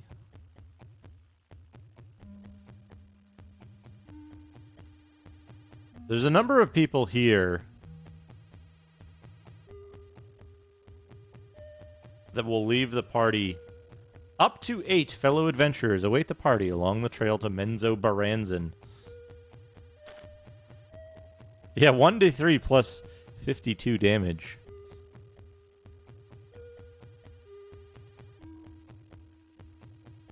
And these characters all go in the back row, so like...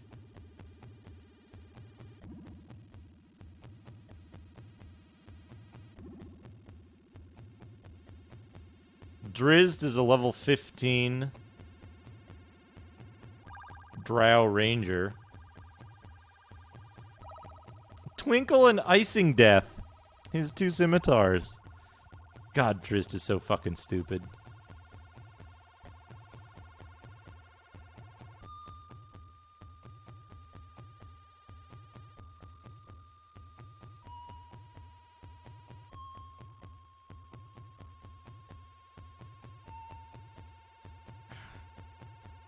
So...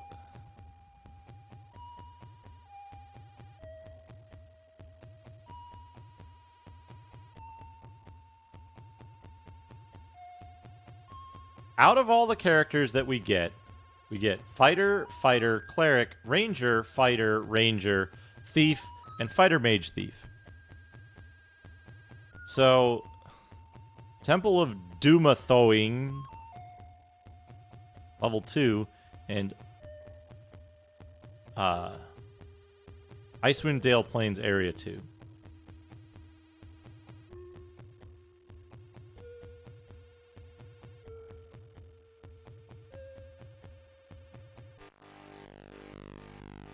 So we're gonna get Vonar. We're gonna get Vonar. He's a fighter mage thief.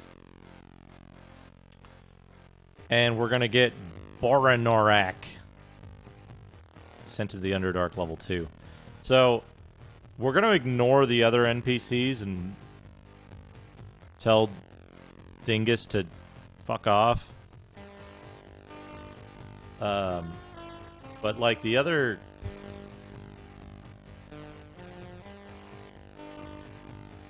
characters don't fucking matter, right? Now we're doing this, the reason we're looking right at the clue book right at the start is because we need to know who do we get in the party? What people will be added to the party? And where do we get them? So Vonar we get pretty early on, and he's a fighter mage thief. So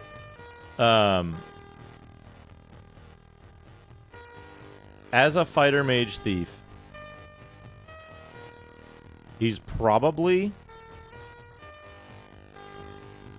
the best that we can get. And it sounds like you get him early on, right? The village, woods outside the village, Icewind Dale Plains Area 1, Drizd's Shelter, Lucrata's Lair, Icewind Dale Plains Area 2. So we get him in like the 5th area of the game in total. So I don't think we're going to need a thief prior to that. So we can we can emit a thief. Just thief. We can omit a thief as a character of our party in our core folks, because he's got dexterity 18, and he's the only mage you can recruit. Then Boranorak is going to be our second, because we don't need extra fighters in our party, I don't think. Plus, with a cleric in the party, we can just load him up with spiritual hammer spells, I guess, because those are throwing weapons that should return. So we can have him just like throw the boomerang hammer a bunch.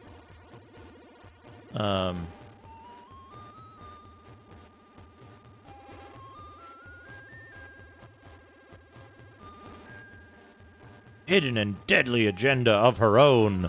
We're not going to take anyone in our party other than Vonar and Boranorak. We're probably going to be forced to take Driz Doerden at some point. He's got an illegal 20 dexterity here. But, yeah, we're going to ignore Manahath and Mieldithar.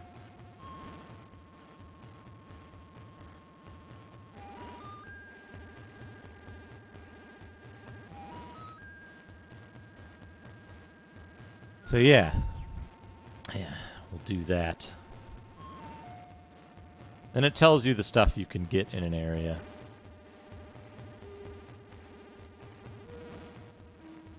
Empty buckets and buckets filled with water. Good. So yeah, we'll have the clue book on hand if we need it.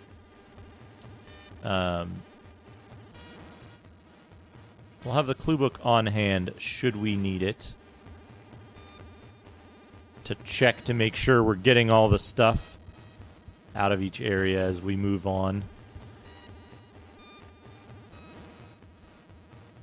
This Osquip looks like... It looks like some emote I've seen around Twitch, but I can't think of which one.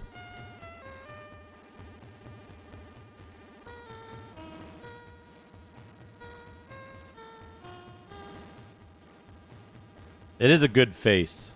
We'll see if we can grab it from in the game.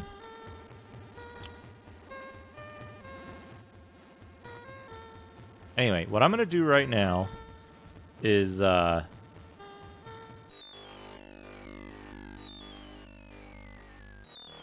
see here. I'm gonna change the music. I'm gonna take a short break. I'm gonna grab a snack. I'm getting a little hungry. All this talking is hungry work.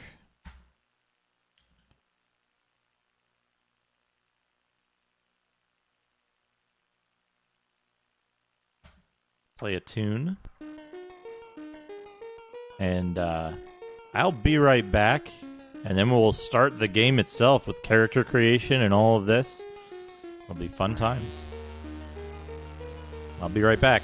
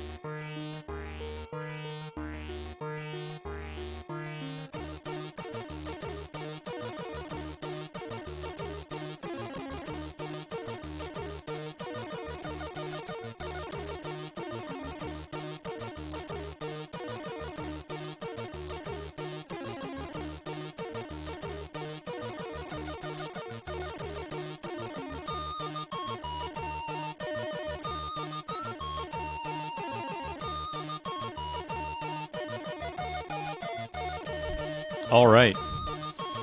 I'm back. I'm ready to do this.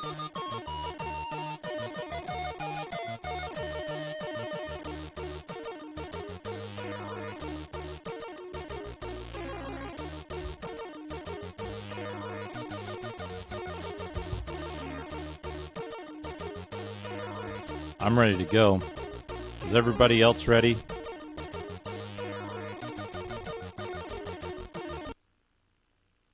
Here we go. Let's make this a little bit longer. See it. Here we go. There's that. And yeah, that was Gordian Tomb. Oh no, Schubert. You'll get to see the best part of the game, though. The best part of the game. Why are you still alive, Commodore? There we go. Mortis, welcome. Lieutenant Assbalder. Kit mode, thank you for the 100 bits. Thank you for the 100 bits. Let's get started. We're going to go to the R drive. We're running off a real CD here. We're going to run install. Yeah, look at that. We have enough XMS. We certainly do. Visa, yes.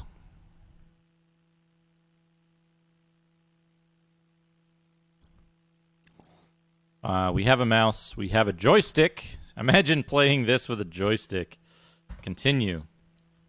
I got 17 as the CD-ROM drive. This may be an error. Make sure all CD-ROM drivers are loaded. Okay. Menzoberranzan can be installed in two methods. Econo saves hard drive space. Game runs a little slower. Takes about 11 megs.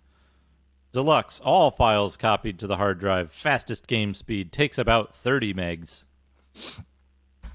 We'll do a deluxe. Current settings.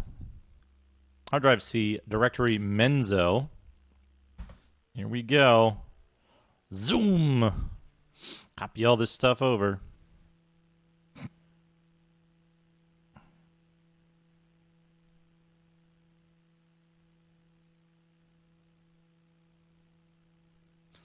Fortunately, we don't have to use a boot disk. We've got just about as good a setup as you could want.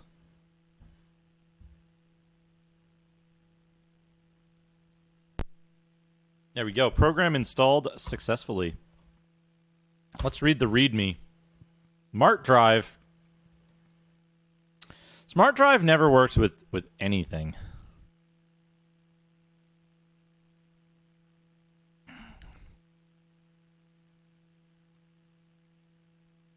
Mantle Caverns.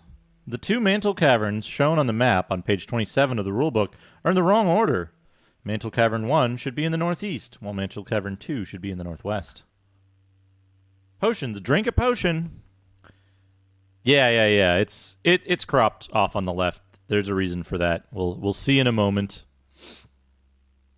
Left click on the in-hand potion to have a character drink a potion in the character sheet.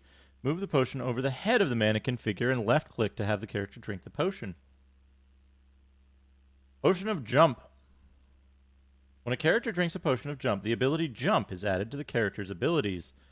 Left-click on the spellbook, the cleric holy symbol, or the ability ribbon. Left-click on the A. To activated the ability, left-click on the name of the ability.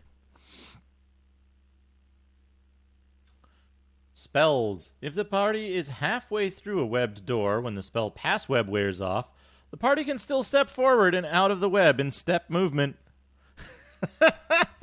If you get soft locked,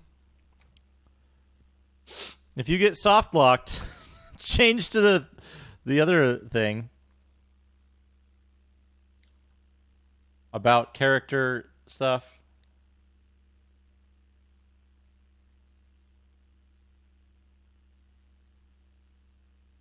Face, hit points, and attributes. Name. Keep or delete. There we go. That's it. And here's the best part of the game. Oh, wait, no, we're doing sound. Pro 16. Use 2. Roland sound canvas.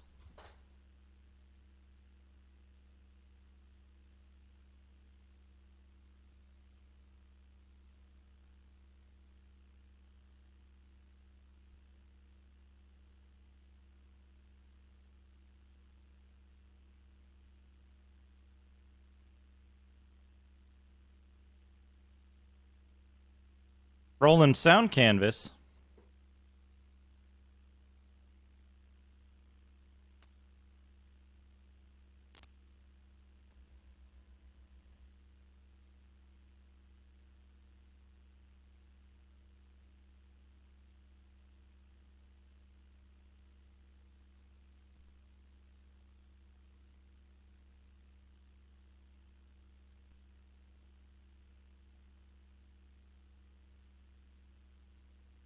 There we go.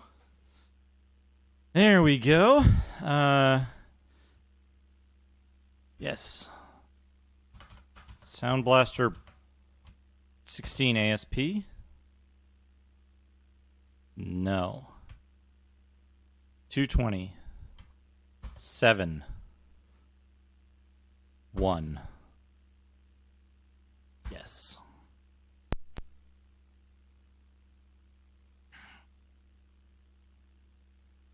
Sound in it saved. Okay, now we type Menzo to start, and here's where we want to actually check the video to see if it's offset.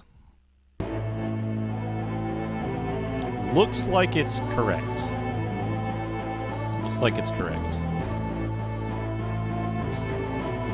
But we shall see.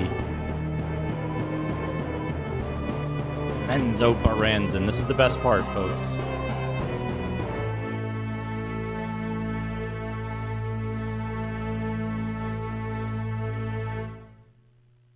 The Legacy by Ray Salvatore. I remember this part of the book.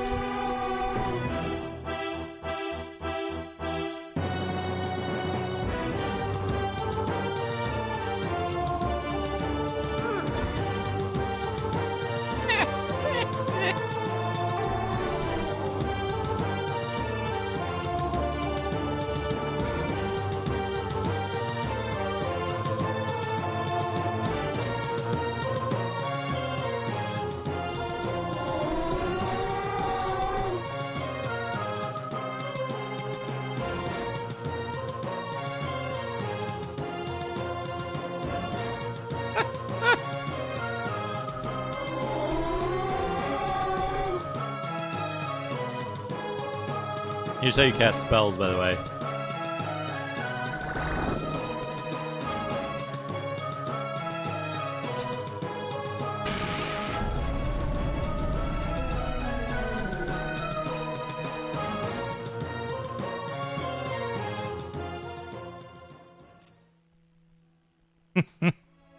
The beast is dead.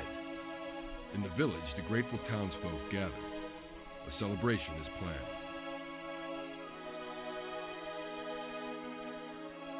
The heroes are invited to the inn for a night of song and good company.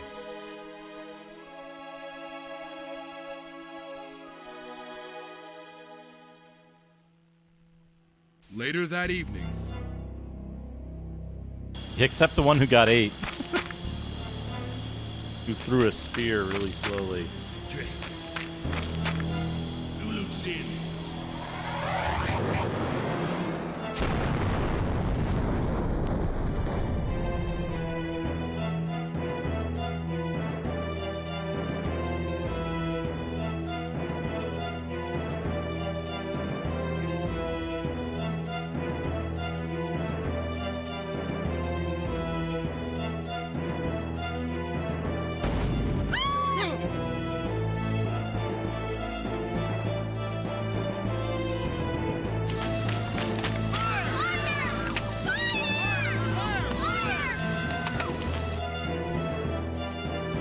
Just love doing squats with a dude on my shoulder.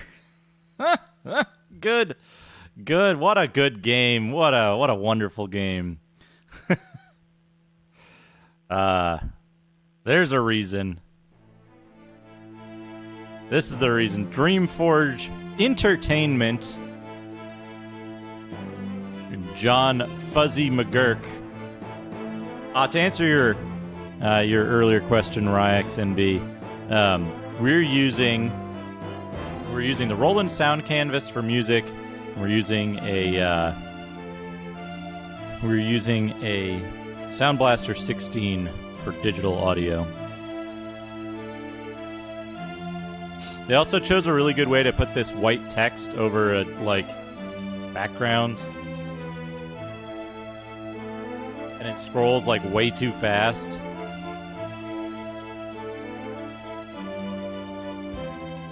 Anyway.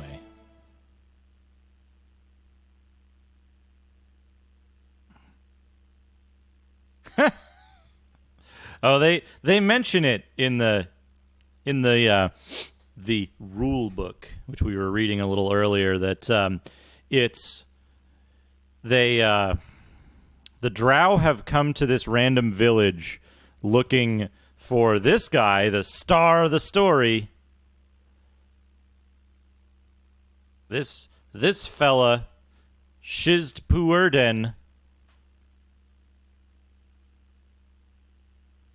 They were looking for him, and they didn't find him, so they just took a bunch of villagers hostage. Oh, I got there we go. So we're gonna create characters now. Get ready. This is the second best part of the game after the Be Here fight.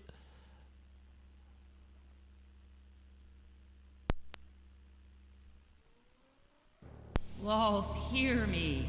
Our enemies hide among the shadows. They move in ways we cannot understand. My queen, have we displeased you? I am here. Matron Malice has set fate in motion. Her warriors seek out Drizzt, Duerden's traitorous son. In this, she does more than she knows. A fateful hour approaches. Drizzt shall return, and with him intruders from the world above. These surface dwellers are the greater threat. My queen, I hear and I obey. Now, come to me, my servant. Approach and begin the search. Reveal for my eyes these surface dwellers. One by one, reveal the sex, race, and class of these unwelcome visitors. In this way, we might best prepare. Reveal the sex of the first character. Whose mom did they get to do the VO?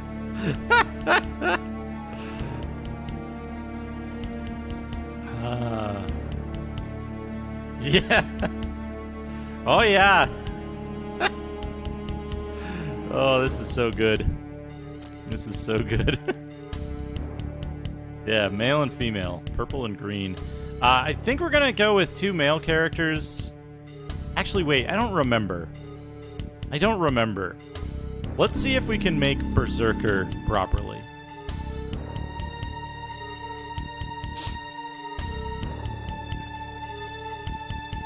Oh no, the candle. Make known the race of the first character. Make known the race of the first character. Well, so here's the question, right? Is this before or after they made it so you can make female characters with the same stats as male characters? And did they honor that rule? Also, look at this fucking loop. It fucking resets the camera. It resets the camera. Enhance the blooge of the first character. We're going to go half-elf. Half-elf is the only, like, reasonable race to pick in this.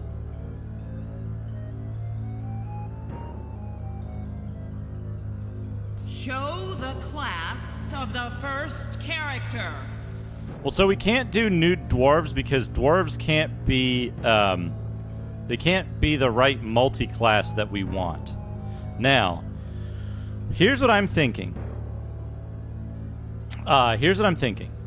We only get 2 characters. We only get 2 characters. And 2 NPCs. Now, the NPCs we can get are... Let me bring this up. This is why we were looking at this earlier. We can get Azarel, who is a female elf fighter. Baldasser, who is a human fighter. Human male fighter. Just a fighter. We can get Boranorak, who is a dwarf cleric. And Drizzt Do'Urden we get to have in our party temporarily for a little while. And he's a ranger. I don't think you can avoid having him in your party. We have Manahath, who is a human fighter. Mialdithar, who is a centaur ranger, who we only get to have in our party briefly until you go underground and the game takes place. Oh, I gotta run this timer. We gotta start the timer. You can only have him in your party until you go underground and the game takes place in the Underdark.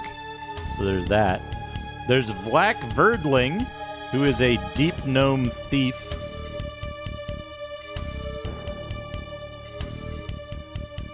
And there is Vonar, who is a fighter mage thief. So we're gonna get Vonar and Boranorak because they're gonna go in the back row, right? And we don't want to have fighters. Extra fighters because we don't want to spend a whole bunch of time getting through the game to get to the point where we get reasonable fighters in our party without 2 fighters in the party already. So we need to have our base characters have some kind of fighting ability. Now, one of the things I want to check out, I want to see about, is we can do a fighter, cleric, mage for our main dude. We know we're going to get a second mage.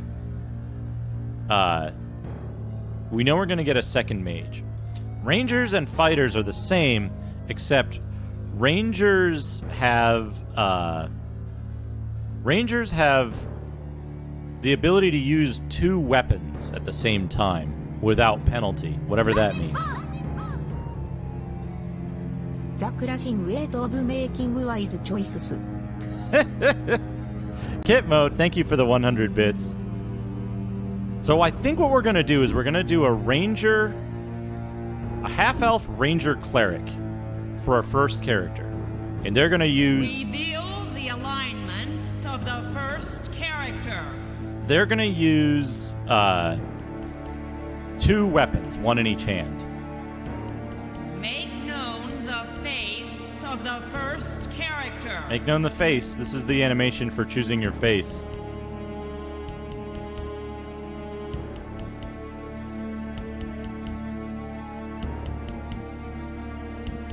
All right, what do we get? Here's our half-elf faces.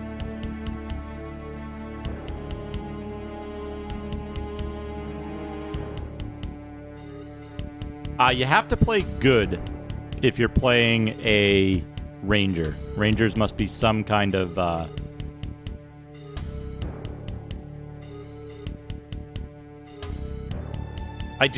like this one a lot. I like this one a lot. With the buckled hat.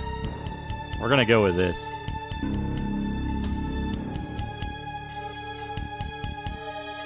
Oh, maybe we'll name this character Too Many Guns.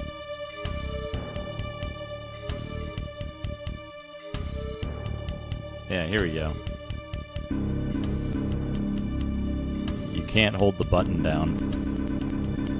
You have to click 100 times. You have to click 100 times to get 18,100 strength. We're gonna max out all of our abilities because it doesn't fucking matter. Also, it makes a cool sound every time you click.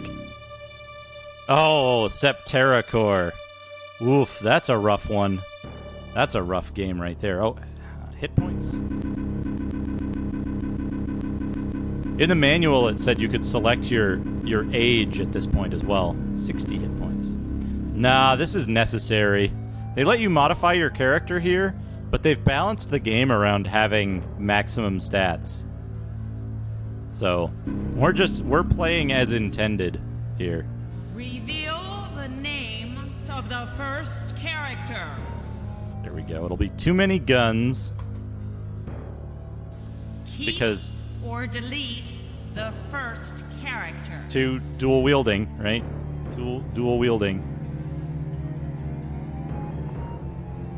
So we can keep the first character. The only game that had dynamic difficulty scaling was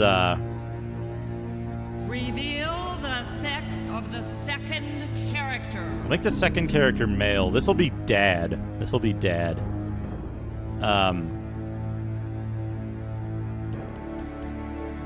So they allowed you to they had dynamic difficulty scaling in Pool of Radiance. Second character. And then they removed it from all subsequent games and basically just scaled the game around you being max level.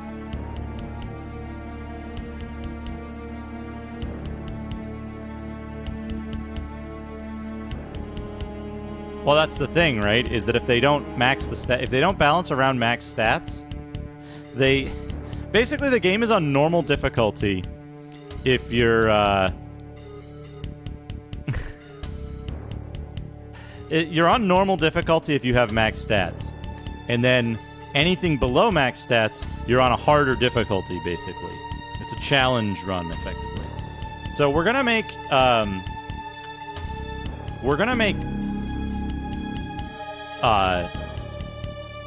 Dad a half elf as well. Exactly, yeah. That's right, J52. Darklands is not at all balanced. God, that game is fucked. That game is so fucked. You need the clue book to know basics about how the game handles things like combat.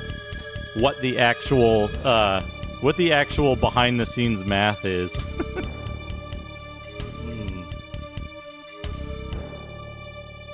I want to do Darklands one of these days. I heard a snippet of La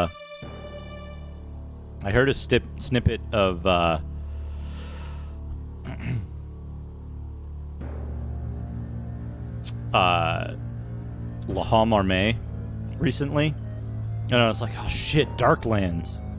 I want to play Darklands. Darklands is very interesting. Ultima does some real weird stuff. Quest for Glory also does very weird stuff. Quest for Glory is based around grinding your stats up using like what am I trying to say? Using mundane methods to max your stats out as quickly as possible, like climbing the most difficult thing until you're able to do so, and then your climbing skill is at like 40. Yeah, climb tree, and then go throw rocks in the middle of the middle of the woods until your throwing skill is high, and then go I don't know, carry a bunch of rocks around so that you're You know, the Quest for Glory games are balanced around that, especially starting with the second one. If you enter the second or third Heroes Quest game without maxing out your stats in the previous games, they're almost impossible to complete without spending many hours just grinding your stats out. It's kind of fucked up. In Ultima, depending on the game, Ultima had also enormously fucked stat stuff. The big thing was it Ultima 4 through 6? No, 4, 5, 6, where it was importing your character became more and more of a requirement. And depending on how your stats went, you had to just go pray at a specific shrine every time you leveled up to gain the right stats, and then you had to go talk to a trainer every time to raise your skills or something like that. I haven't looked into it that much, but Ultima can quickly become nearly impossible.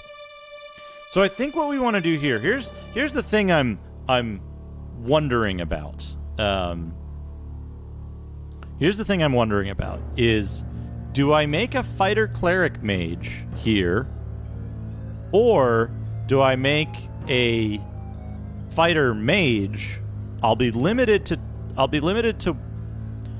2 clerics in the party maximum, but I'll have a faster advancing mage. That's the question. That's the question. Wait, shit, I fucked up.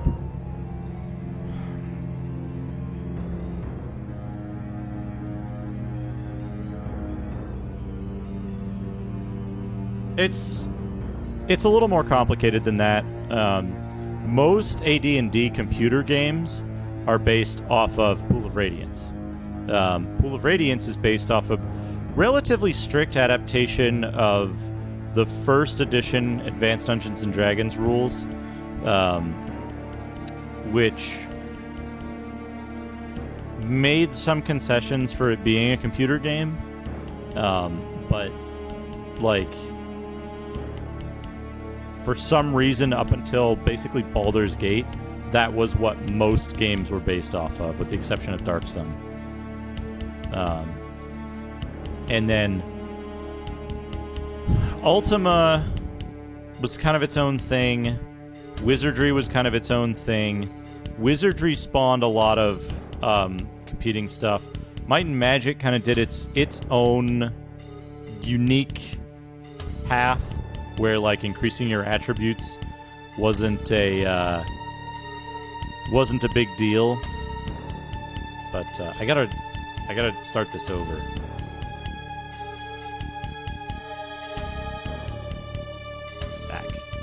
Back. Reveal the sex. Reveal the sex of the second character. Oh, do I have to go? Reveal the sex. Reveal the sex of the second character. Reveal the sex of the second character. They were very much reveal the sex. Yeah. I think I need to not make a ranger, because a ranger cleric doesn't make any sense. I should have a fighter cleric with nothing else, because a ranger cleric, the magic user is not going to be able to wear armor. They're not going to be able to wear good armor. You can only have neutral here. It's good that it makes you select that. Here's the male faces, by the way. I kind of like this guy or this guy for dad. We might go with this guy. they're all inspired by D&D. Inspired by, but like, yeah, the red cap man is good. I like his mustache, but this hair is too powerful for me. Look at that, like, the like straight bangs and the like helmet hair, basically. Helmet of hair there. We'll go with this guy.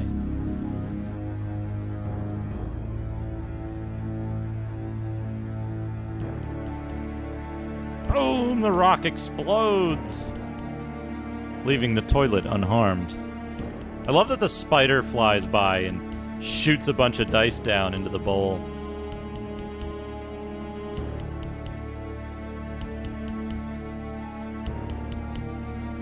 Well, so clerics have no armor restriction. Reveal the name of the second. Keep or delete the second character. I think we gotta keep here. We'll go through this and then we'll... So the mold is set. Let the adventure begin.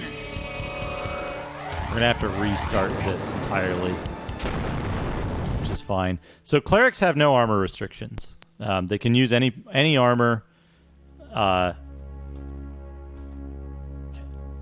Where's the... How do I do the thing? I wanna stop. Quit. Yes. I've never wanted to quit anything more in my entire life. So clerics have no armor restriction. They can only use blunt weapons or something. I don't know. Blunt weapons, basically. Mages can't wear armor at all and cast spells at the same time. Multi-class mages. Lolth, hear me. Our enemies hide among the shadows. The They move in ways shadows. we cannot understand. My queen, have we displeased you?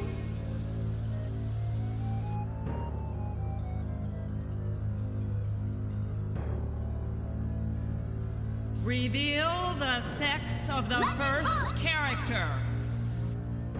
All this sounds like someone's mom. Doesn't it? Doesn't it sound like someone's mom? It's really good. Our enemies hide among the shadows, don't you know? So let's figure this out. If we do Ranger Cleric, the Ranger's going to be limited to... Fuck.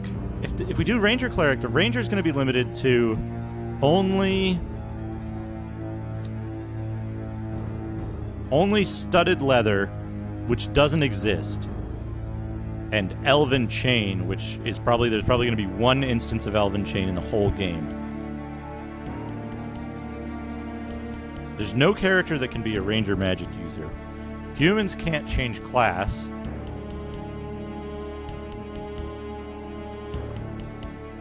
What do we do? What do we do?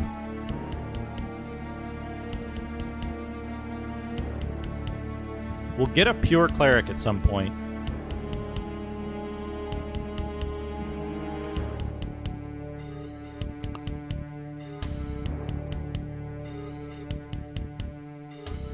I guess we just make them a...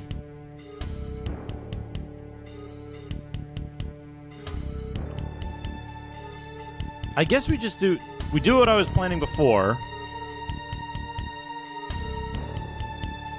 Where we have a...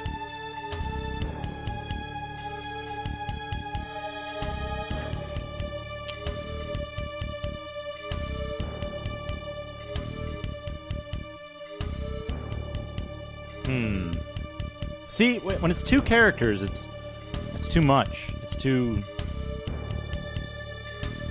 Like, if it was 3 characters, I would do a...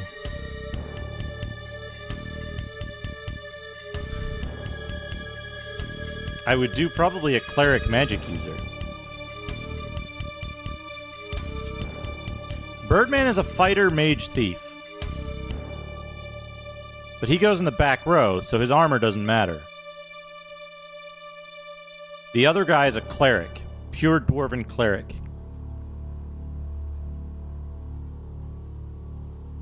I think we definitely want a mage. Maybe I just do a mage and...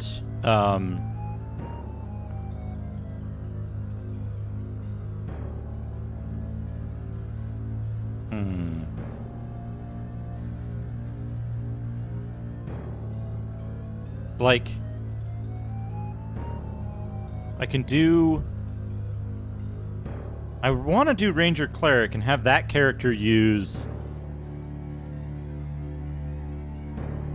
two weapons. And then I want to have another character who is some kind of fighter magic user who uses a two-handed weapon.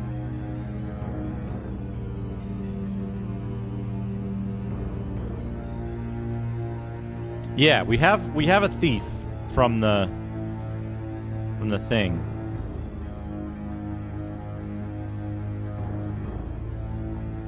So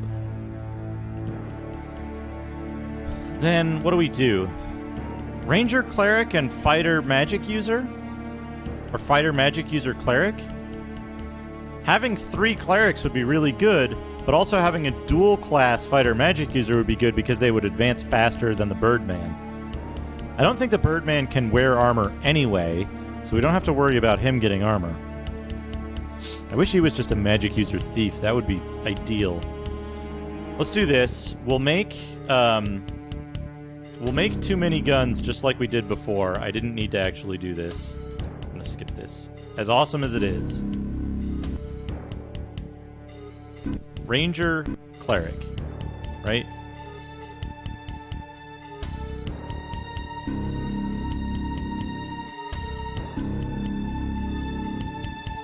Chaotic good. Alignment doesn't fucking matter. Face.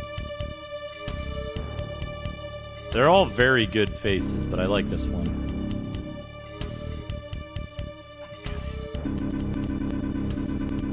Can I? You can't use the keyboard for this. You can't hold the button. You have to click 100 times. And you get a boom every time.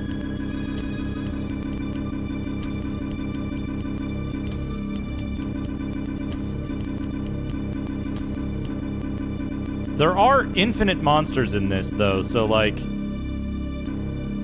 Oh, Reveal the name of the first character. fuck. I fucked up.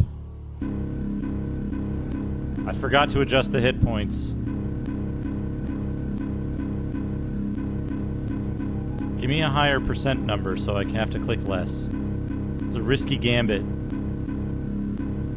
Will it only give me 18-1? Does it only roll the percent? Does it? Did they forget to have it roll percentile dice and it just gives you 18-1? I gotta figure this out now. I gotta find out. I must know. Whoops.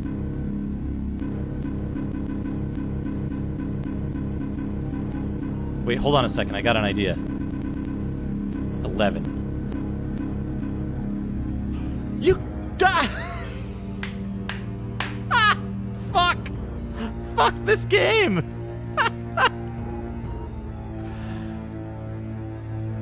Folks, it doesn't roll the percentile dice. You only get 1801 strength. You only ever get the lowest possible score for extended strength.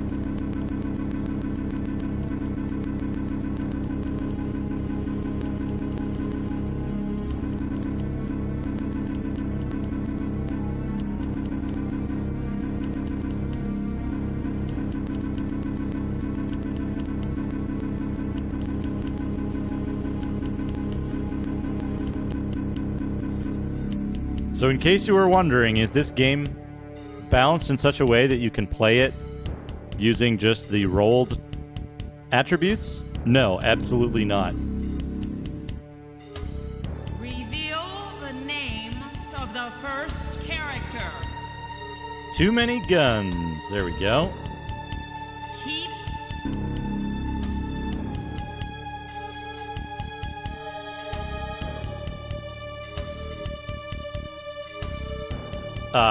So in Dungeons and Dragons, first and second edition, abilities are normally between 3 and 18.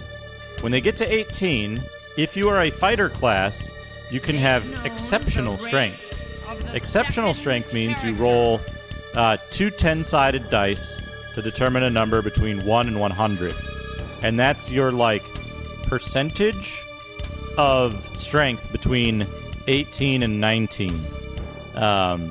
So basically it was exceptional strength. It was not quite yet inhuman strength of 19. If you had 18/100, and under certain magical circumstances, you could possibly increase your strength to 19. If you didn't have the percentage amounts, it would take exponentially more magical effort to increase your strength permanently to that level. Yeah, so we're going to do a half-elf.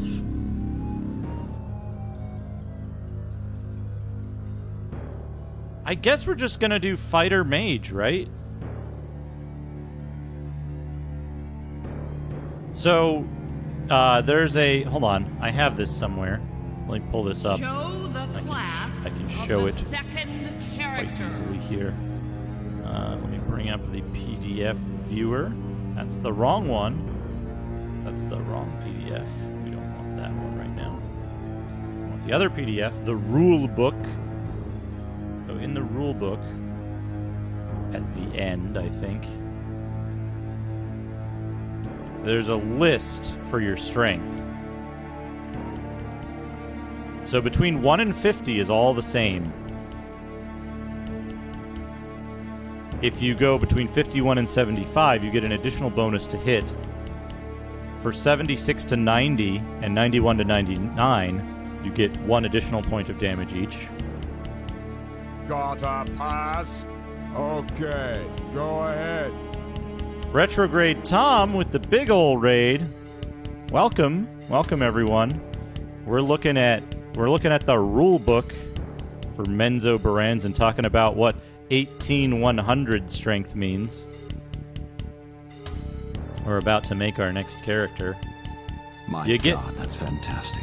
Coconut, thank you for the host. You get to make 2 characters in this. You only get to make 2, and then you can pick up 2 other NPCs throughout the course of the game. When you're starting out, though, you have to be really careful how you pick your characters, because if you choose poorly, those are 50% of your party for the entire game. You can pick up 2 NPCs of your choosing throughout the game to come along with you. So I've actually got the original clue book here that I'm using as kind of a guide. Let me pull that up, and we'll talk about the NPCs we're going to get. RAID time. Kit Mode, thank you for the 100 bits. Yeah, welcome everybody. This is Menzoberranzan, a game very much about famous Forgotten Realms character Drizzt Do'Urden, popular book character from R.A. Salvatore. But yeah, here we go. This is what we're looking at here. Is these are the characters you can get as NPCs, in your group. You can get Azarel, Bald Asser, Boranorak, Drizzt Do'Urden, Manahath, Mealdethar, Vlak Verdling, and Vonar. And like I said, you can have up to 4 people at a time, 2 of whom can be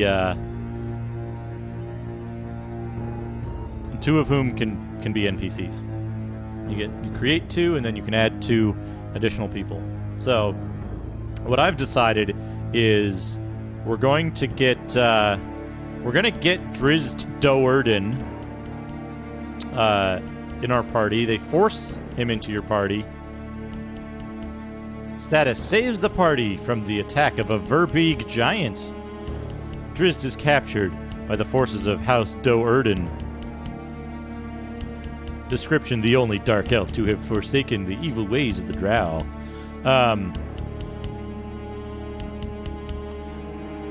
So, we're going to get Bora Norak later on because he's a cleric. And we're going to get Vonar, who you get kind of early on. Now, Vonar is a birdman. Hey, Almacia. Yeah.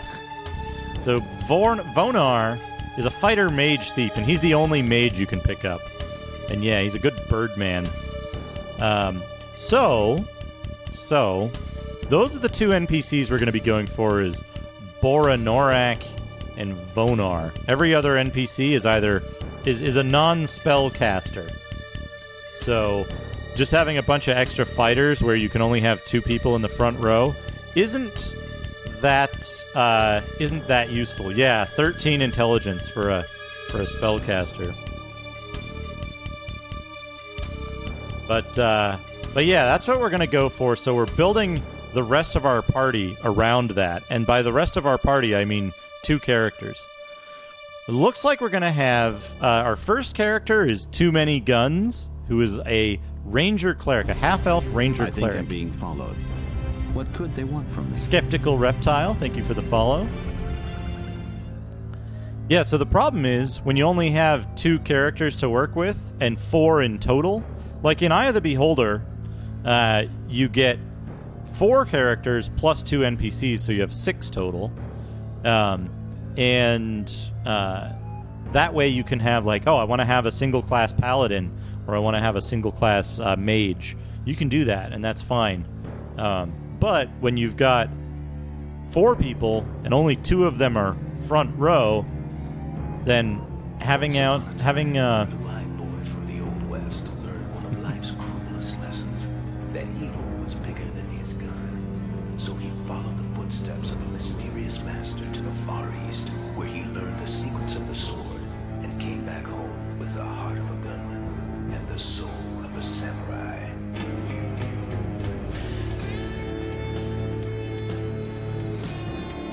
Kit Mode, thank you for the gift sub to Professor Gascan90. Professor Gascan, please enjoy the wonderful emotes. I just recently got my partner application accepted, so I've added a bunch of emotes. I'll probably move them around a little bit now that it's a little easier to do so, but there are plenty of new emotes. We got what are the new ones? We added the Joe Rune emote as a portable one you can use now. So we got that. It's now portable. We've got normal. We've got normal, which is a good emote. I think I'm being followed. What could they want from me? And I've moved Real Magnum from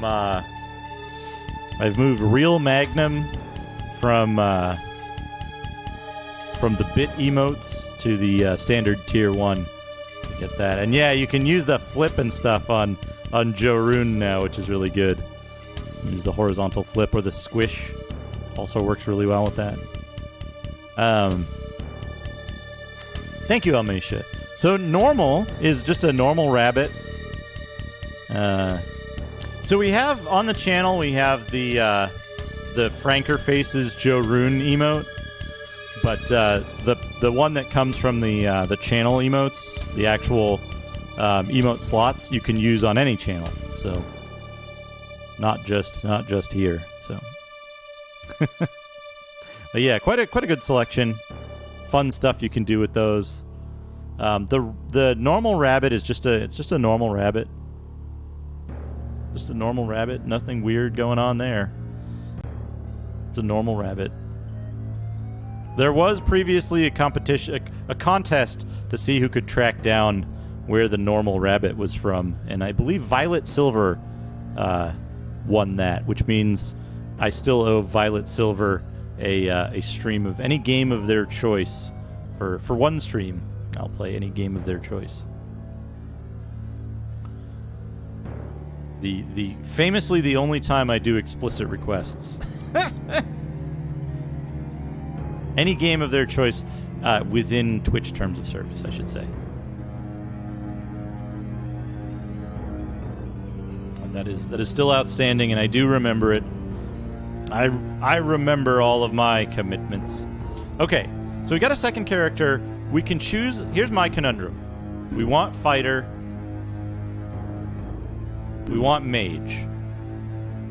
Do we want this character to also be a cleric? They'll have slower advancement, so we'll have spells a little behind the curve, but also having cleric might give them an advantage. Let's do it. Let's do cleric, because I just thought of something. If they're a fighter mage... Reveal the alignment of the second character. I don't believe there are... I don't believe there are racial level limits in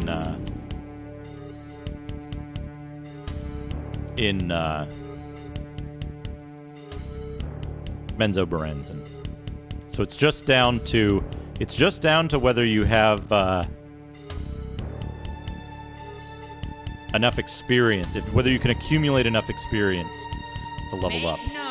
But I was just thinking, clerics get magical vestment, which only affects themselves, and that might be very useful for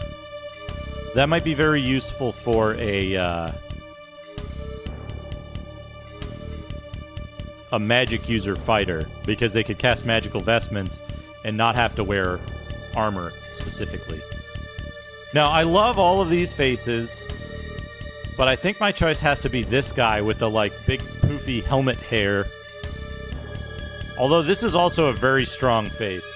The Red Hat Man is a very strong face. I'm also kind of partial to this guy and this guy. They're like, this guy just looked like he came in out of the woods. Oh,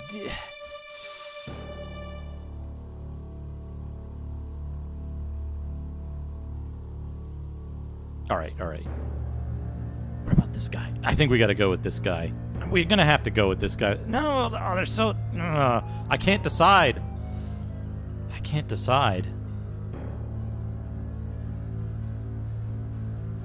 Well, they both have mustaches. Yeah. I think I'm going to have to... this guy looks so stupid. He looks so stupid.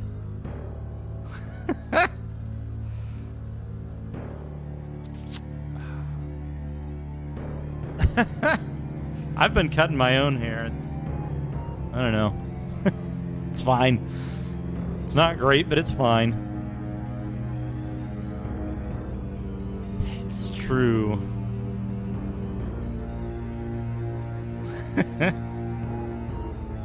Yeah, murder face. Yeah, we gotta go. We gotta go with this. It's too funny. Yeah, I think it's clear.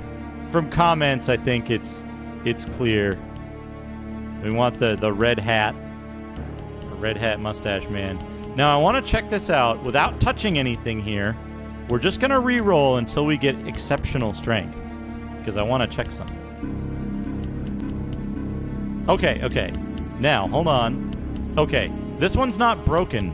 But it's possible for the game to break and give you 1801 strength every time. Every time you roll, you get only 1801 strength. I don't know what causes it to get broken in that way, but like 6 or 7 rolls, I think, maybe 5 or 6 rolls, 5 to 7 rolls were the same like that. So.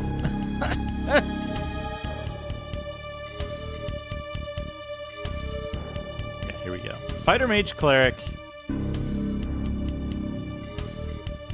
Reveal the name of the second character.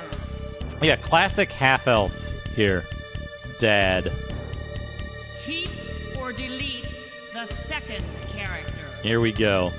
The excellent game start animation. And so the mold is set. Let the adventure begin.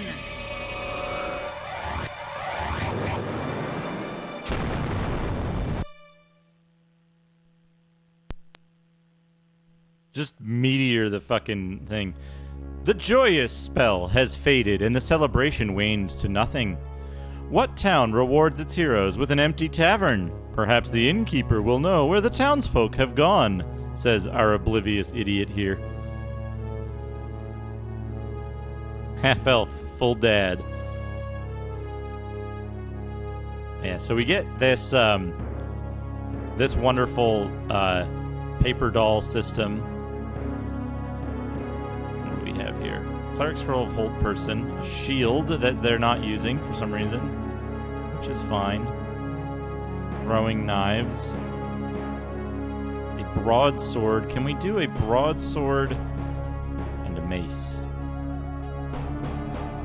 Cannot use a mace in your second hand. Also can't pick up items out of your hand when you're in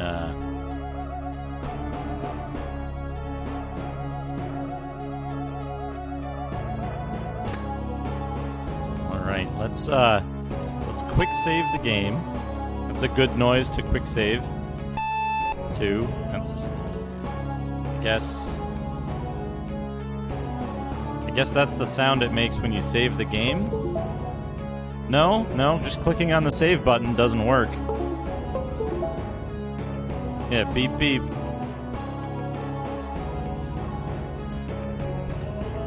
There we go. I think I'm being followed. What could they want from me? Ken Peckio9, thank you for the follow. We get an auto map that shows us the tavern interior. That's pretty good.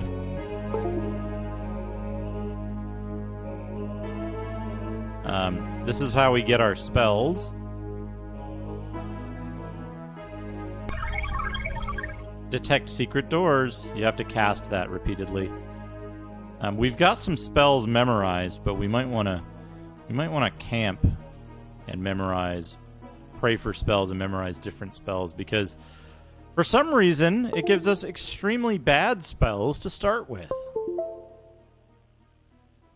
And like not all of them for some reason. So too many guns will have memorized a couple copies of Flame Blade. I don't know what Darkfire actually does. Yeah, we only get up to level 6 for cleric spells. And let's do Hold Person, I guess. We'll be using Hold Person soon. Let's get Bless.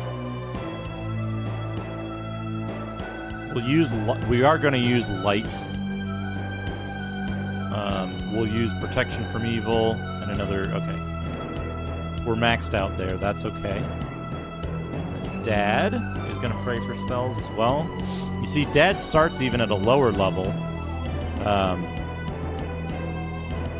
See if we can get him Flame Blade, Spiritual Hammer, which I want to figure out how Spiritual Hammer works. We'll use Darkfire. He gets a Protection from Evil. We'll give him a Bless. 3 cures light wounds. We'll memorize.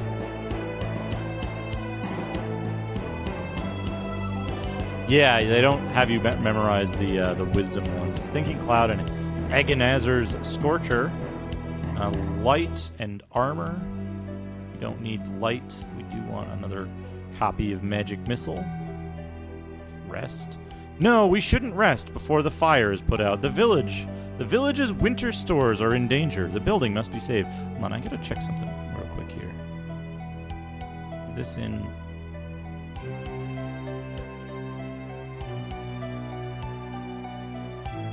I think this is more accurate. Let me just double check what the numbers are here.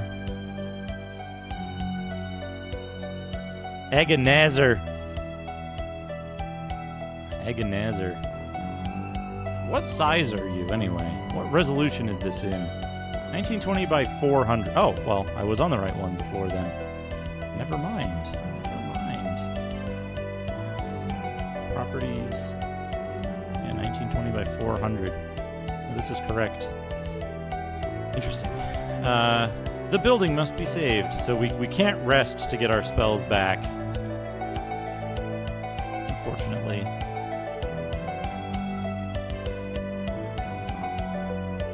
Dear fellow, is our victory this day to end on such a note as silence? Why do we stand in this all but deserted place? Where have the townsfolk gone? We had barely begun to celebrate. Ah, my friend, you met the danger well today. The townsfolk owe you much, as do I. It is some strange stillness has drawn them from us this evening. I cannot account for it, but I feel it as keenly as they do. Yes, the beast is dead, but I fear another evil is about the land. Perhaps it's best if you too find a locked door and safe bed for the night. Listen! Fire, they are shouting, and a fire it must be. Quickly, there are buckets outside the door filled with water for the kitchen. Take them and end that unwelcome light. Your day's work is not yet done. But remember, return before this night is over, for I have not yet given you my reward.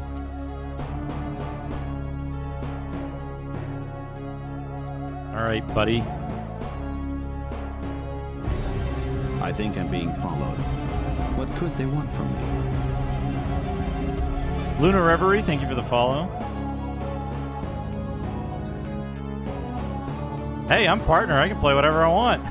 I don't have to play stuff that's good anymore. A return to core values for this channel, if you will. There's a dartboard here. They play darts in the Forgotten Realms. Canon thing that they do. Also, King Bear. I think I'm being followed. What could they want from me? Star Wolf Ryu, thank you for the follow.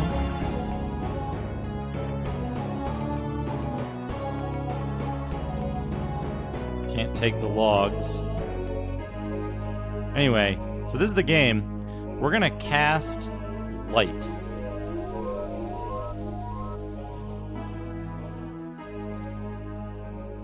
The light spell ends here. Take the buckets of water outside the door. Okay. There is a well to the east near the center of town. We'll find empty buckets near it, and we can fill them at the well. Okay. We can put a bucket of water in people's hands.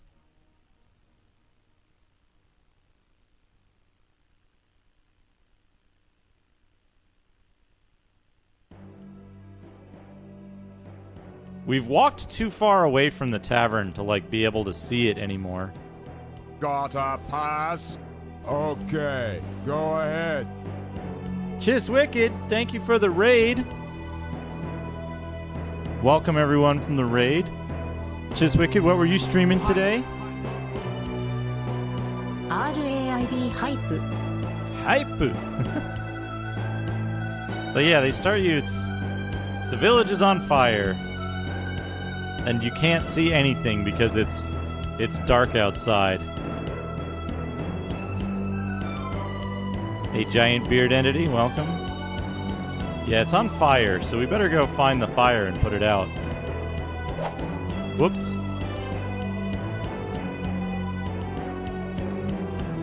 Welcome everybody from Chiswicked's channel. Oh, here's a guy. Who are you? He's like mid-run. Look at this! What's he doing? What's he doing? Hey, buddy. Frozen in time.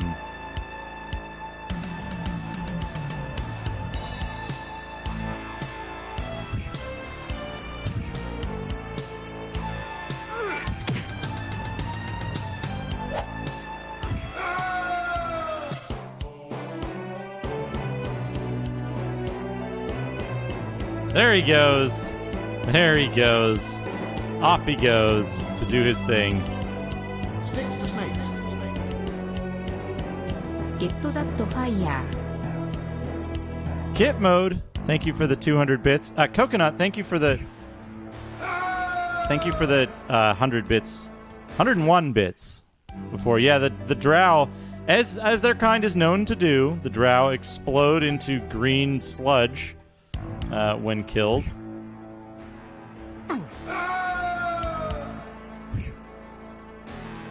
Yeah, they have a good noise when they die. Oh, there's another one.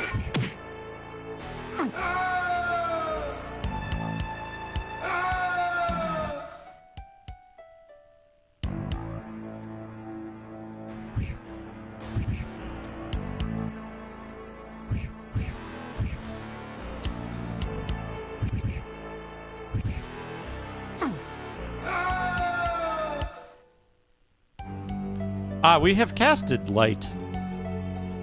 This is with light on, by the way. This is with light on. So we need to find... Oh, there's something. Oh, it's this fella. Again, he's running around. So we need to find the building that's on fire.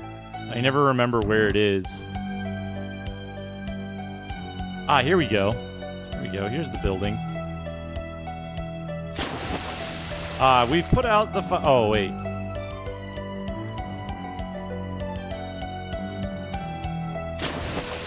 You've got to put out the fire by using the... Oh. Got him.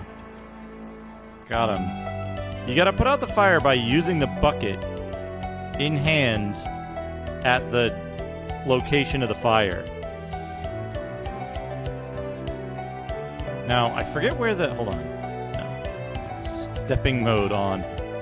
Oh, right, you can move way faster in stepping mode in this game.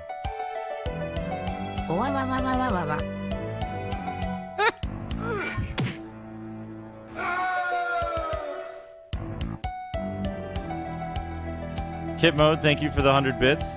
Where's the damn... Okay, there's the building that's on fire. We have to, like, go down here... Oh, and it buffers your movement a lot. A lot. A tremendous amount.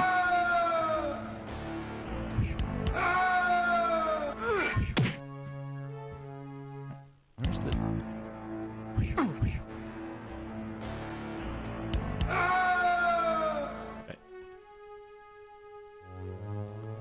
Where's the map? Where's the map? M. No. So we can make the screen size smaller if we want. We can turn up the palette intensity if we want that, which I'm going to do it a little bit just so we can see what it looks like. This is with the palette intensity turned up.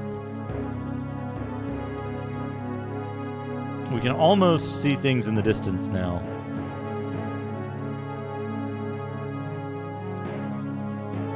Where's the... Oh, there's the well. Okay, here's the well. Hurry, the storehouse is on fire. It lies to the southeast. All the village's winter food stores are within. Use that. Storehouse to the southeast. So there's a fire, eh? Well, here are buckets enough to end the threat. What would they do without us? We'll have it out. We'll have it quickly out. Okay, good. Oh, well, we gotta do this one now. We hit 2? Yeah, we got 2 of them. Yeah, this is the start of the game, by the way. Folks, they decided to make a video game and they said, you know what? Let's start the game. Let's start the game on our best foot forward. Let's make sure that the players are going to be actively engaged and have a really good time playing this game. Make sure that they see the absolute best content we have to offer right out of the gate. The first thing... That's the sun, by the way.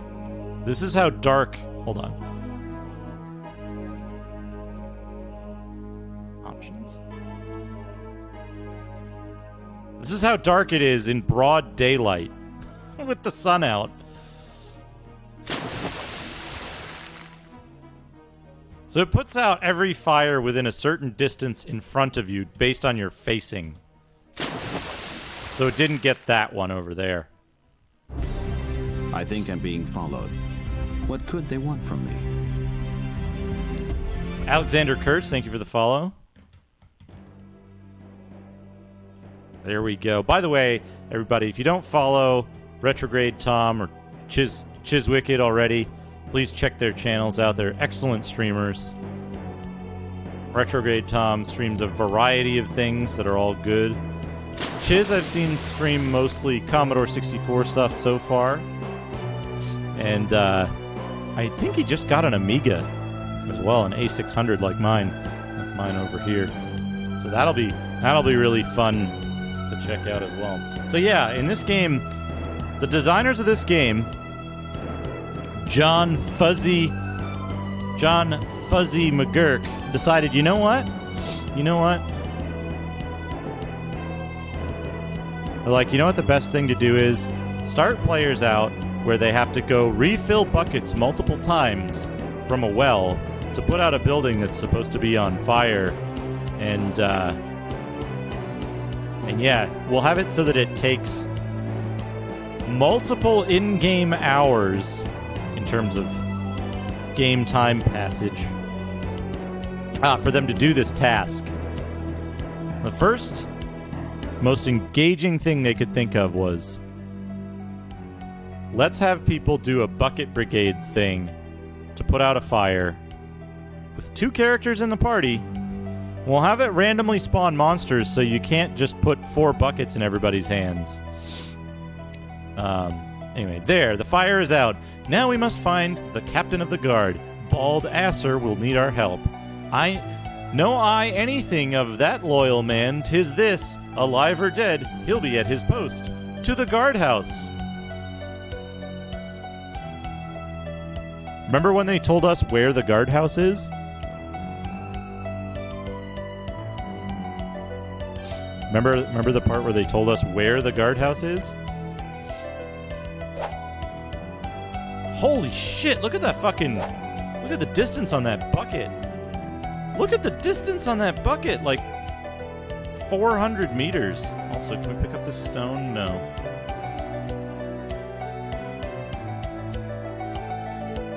Okay, can we rest yet? Oh, so this icon goes straight to the option menu. Can we rest? Can we hit R to rest? No. Can we hit S to save? No. Pressing S makes the game beep at you, and you don't save the game. So we'll just save under beep. We'll rest. Now it's nighttime again. This is what it looks like if you don't cast light, by the way.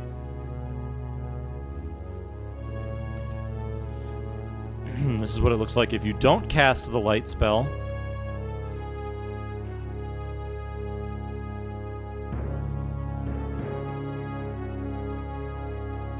Yeah, the beep button is good. Where did we come out of? Where did we... Maybe this is the tavern that we're next to?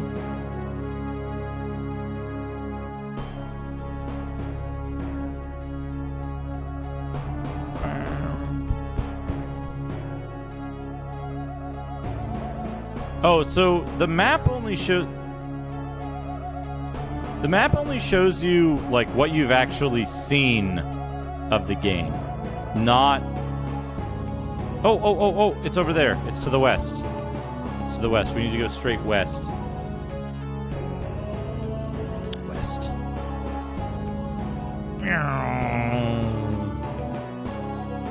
Here's the tavern. Remember, the tavern owner said he had a special thing for us. Let's talk to him.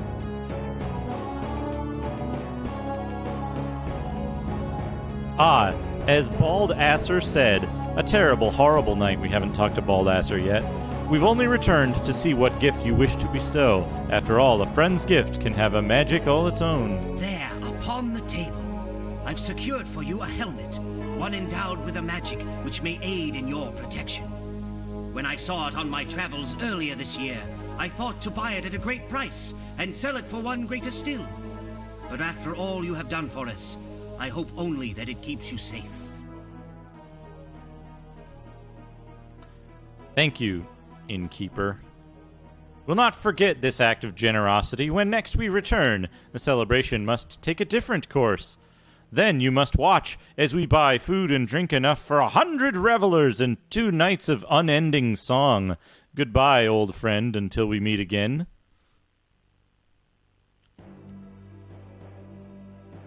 Chain helm. AC bonus 0. AC bonus 2. So we'll give that to this guy. I'm curious.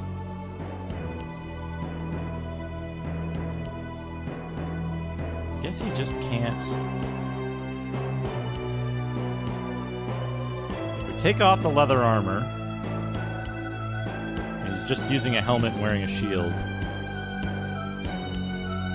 Now he can cast spells. Okay. So AC bonus 2. So he's in the same position he was with regard to armor as he was before.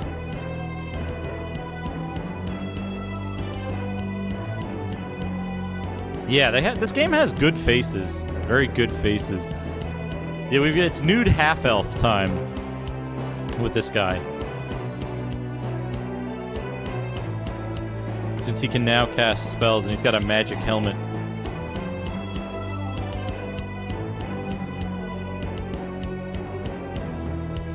Ah, here we are. Here we are. Nighttime outside. Yeah, Bald Asser. Bald Asser is in the guardhouse. Now, the guardhouse is... I happen to know where it is because I've played this game a little bit before. I want to point out, this is where Bald Asser is.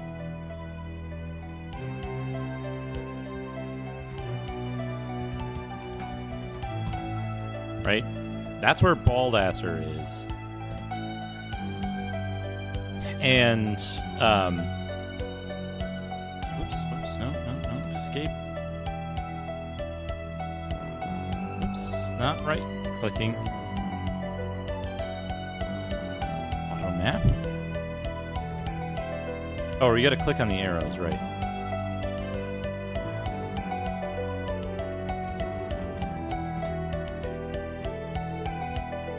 So, Death Asser. So, you'll notice, like, there's objects all around the fucking village. And, like, the whole thing is very strange. This whole fucking game is very strange. Now, before we talk to Bald Asser, we're gonna check something real quick. We're going to bring up the clue book for the game, and we're going to see, did they put random items hidden on the ground somewhere throughout the village? Okay. The innkeeper, fire, buckets of water, the well, southeast corner of the village, a storehouse of goods. Filled in-hand bucket to extinguish the fire. It may require another other trip to the well.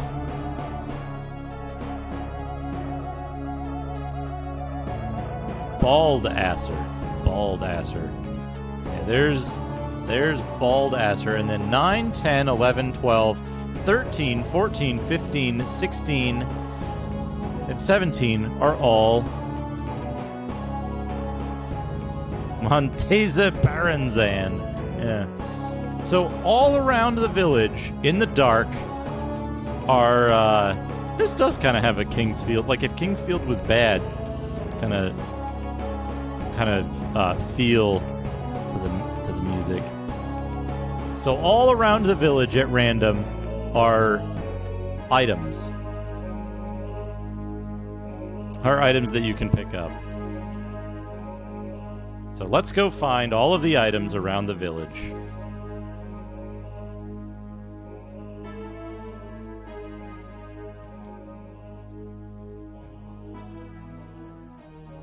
To complicate things, have a look at this. Okay. So those show up as gray.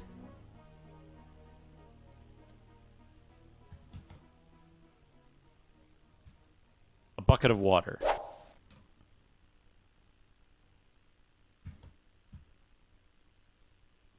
You know what else you can't do? You can't look down. You can't look down. Okay, there's another item around the corner of the building here. An empty bucket. Alright. Auto map. Now let's check the item around this corner of this building. It's an empty bucket.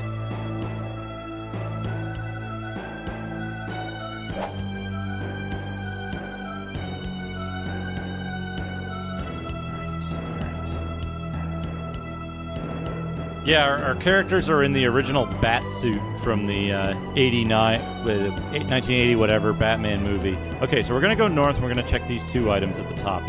You'll notice there isn't a way to access... oh, I guess this is it probably, right? Yeah, there we go. Okay, that's a little better. That's a little better.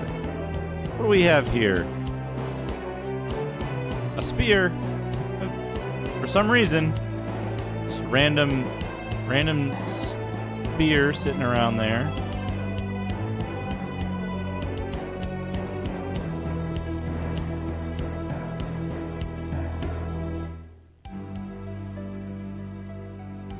A random quarterstaff just sitting around there. Meow. Whoops, can't go through that tree.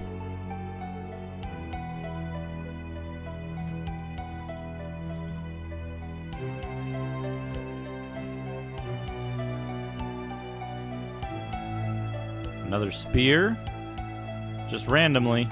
By the way, just randomly.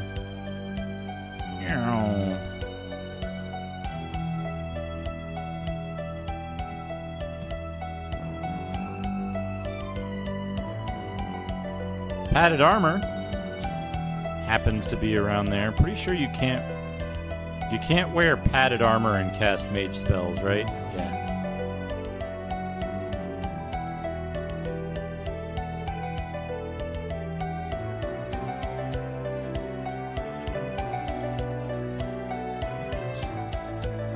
Successful people never look down. That's a... Oh, what do we have here? An ivory scroll case. What's inside? Nothing! Nothing, but you know what it is? We can put all of our cleric scrolls in it.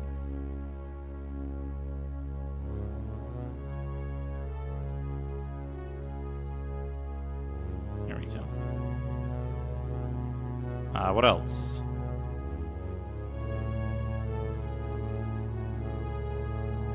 South, and then we go east along that thing. We gotta check all the way south behind this building, though.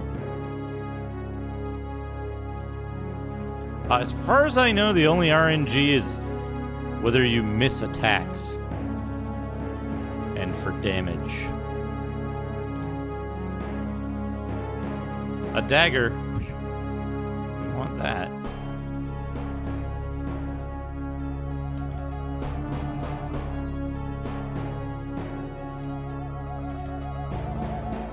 Bucket of water. We're going to put with the other buckets of water.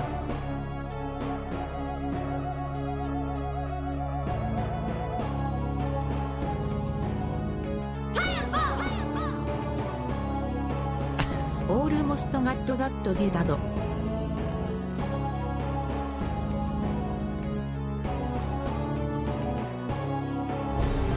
I think I'm being followed. What could they want from me? Jay Morheim, thank you for the follow. I like this guy who just action poses around the village.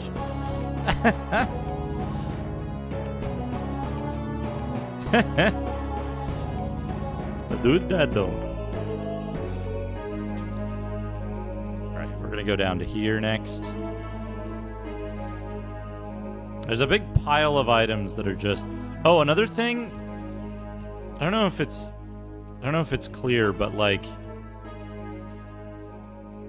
when you start moving, you like accelerate. Text-to-speech is set to the female Japanese voice. I forget what her name is exactly, but okay. So I think this is all buckets, but we can check that easily.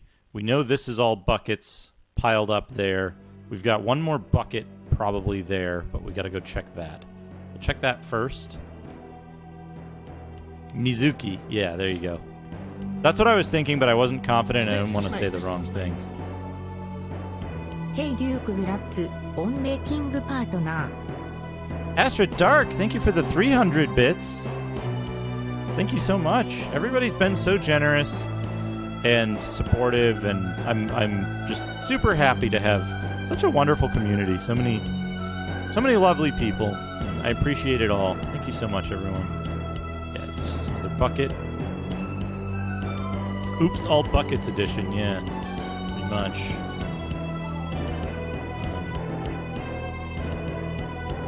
We can bring the bucket into the map screen, though, which is good. Okay, so this should be all buckets.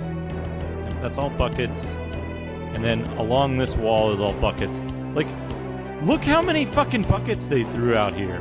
I guess they probably had a problem with buckets just, like, disappearing or something. Alright. We're gonna go inside the guard post.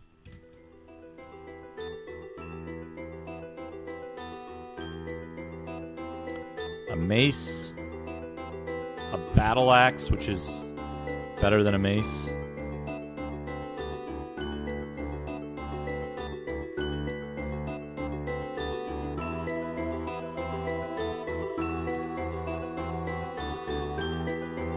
Shield. Leather armor. Collected, congratulations on doing partner. Left Empty, thank you for the 100 bits. I very much appreciate it.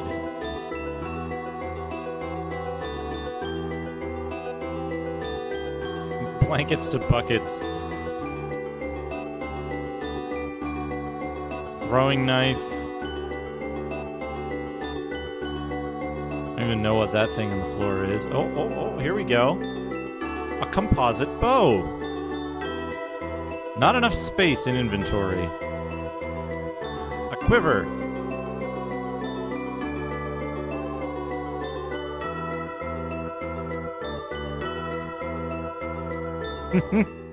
Working in your Duke Do peak, yeah. I kept that one on the lowest the lowest tier of stuff, because I know a number of people might have unlocked that through cheers who weren't subs, so I didn't want to move that around. I did move around some of the higher tier stuff,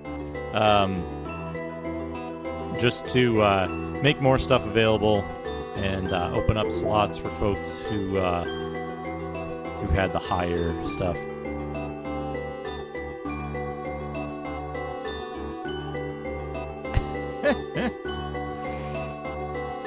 Nothing over here.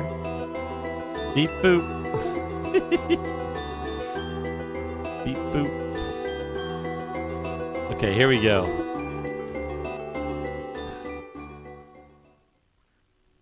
Here we go. Here we go.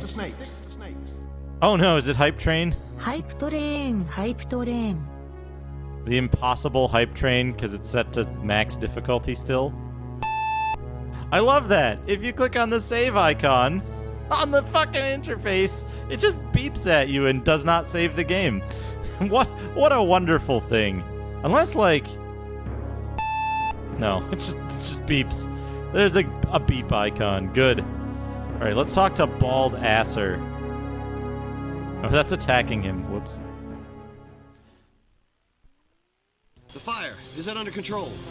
How terrible. Trail raiders. Driss has walked among us for so long I had forgotten the evil of the rest. The fire is out, our friend Bald Asser. Now let us rout these dark intruders. I can hear strange music. It's really eerie here. I feel as if I'm in a strange world. Kit Mode, thank you for the gift to Retrograde Tom. Tom, enjoy the wonderful collection of emotes, including the normal emote. Fuck this game. Diggle, thank you for the 200 bits.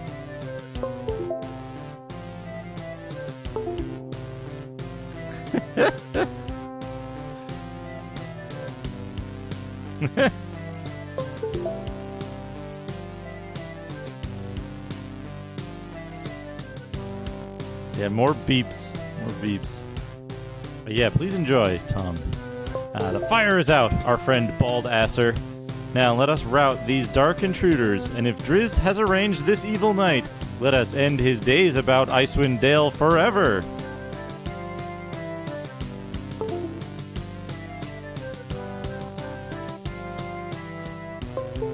Yes, this was a drow raid, but I cannot believe Drizzt has done us harm. No, not that one. Not him. I love Bald Asser's fucking dialogue that you can barely hear. There we go. Sticks to snakes. Hype. It is not PC speaker speech. It's actually 16-bit recorded digital audio. Yeah, the hype train is set to, like, second hardest difficulty.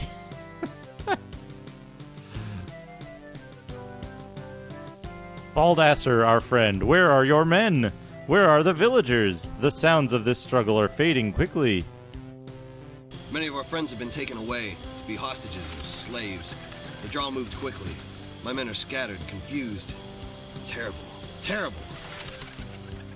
His men are terrible. Did somebody do the math? Is it $300? Would it be $300 to finish the hype train? It takes a lot. I mean to set it down. I should set it down.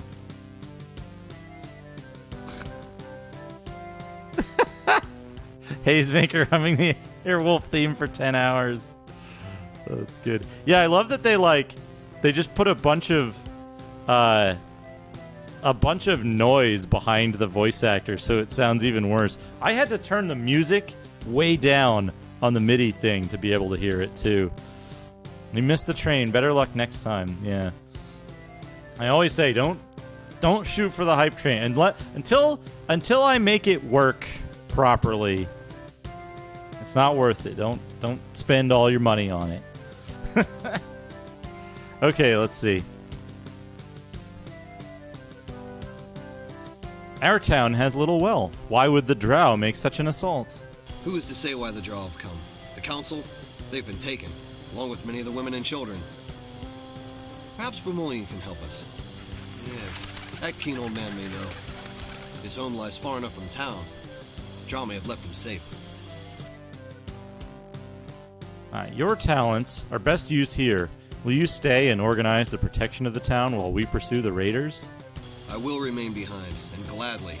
If I am to die fighting drow, let it be here. Yet before you leave, prepare for battle. Take weapons and supplies from the guardhouse. You know what it is? It's not birds flapping. You know what it fucking is?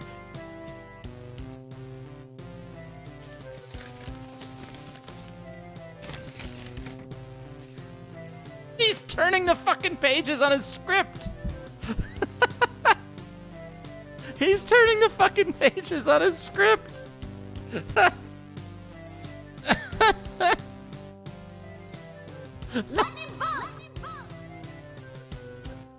I love it set that red food was 19 years old at the start with that stash. Power move 2. Start growing it at 14 years old in the Forgotten Realms.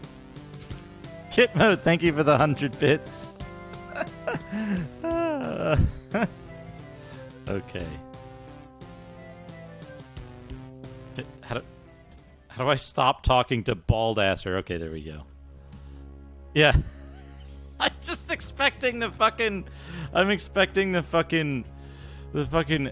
voice actor at some point to go, line in the middle, and it's just left in there. Oh, there's more buckets of water just hanging out here. And then this, a mage scroll of light that we can't use there, so we'll just do that. Okay, now, I think what we're going to do...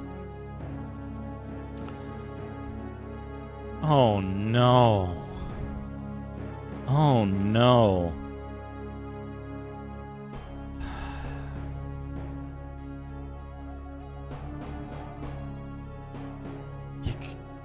You gotta do it one at a time. You gotta put the items down one at a time. Keep the throwing knives in that thing. We're gonna keep the quarterstaff for a reason. Yeah. That's amazing. Okay, take 28. Are spears thrown weapons? Are spears thrown weapons, or are they polearms? They're thrown weapons.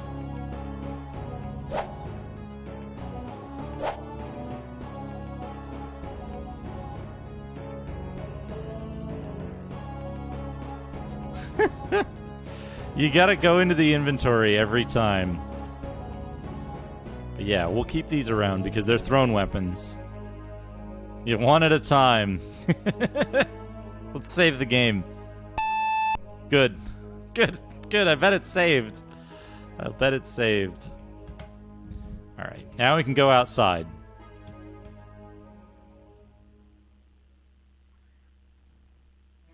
Ah, the trail is clear.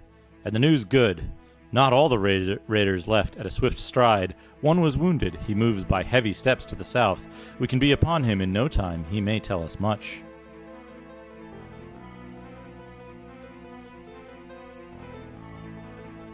To the south. Talk. Wait. We have no wish to fight you. Do you understand? Fools! Rakahath kills ye. Rakahath has reverb on his voice. And he just instantly disintegrates.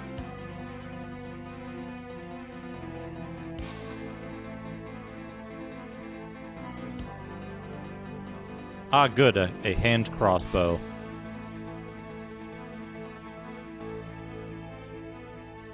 He went to the south. Well, he's not there anymore. What was that?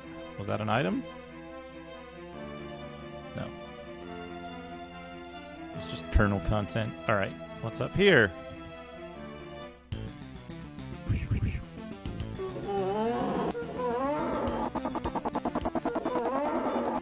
What a good sound it makes when he dies.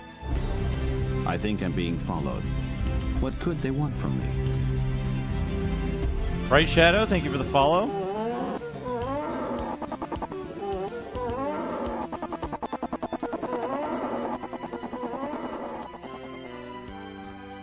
These are ideal graphics. A final technique.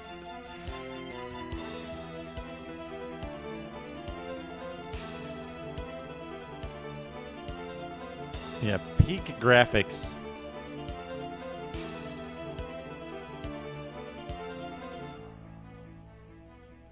Anguished dump. Oh, we got a knoll.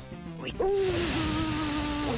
time, Can't talk to that one. A boy from the Old West learned one of life's cruelest lessons, that evil was bigger than his gun. So he followed the footsteps of a mysterious master to the Far East, where he learned the secrets of the sword and came back home with the heart of a gunman and the soul of a samurai.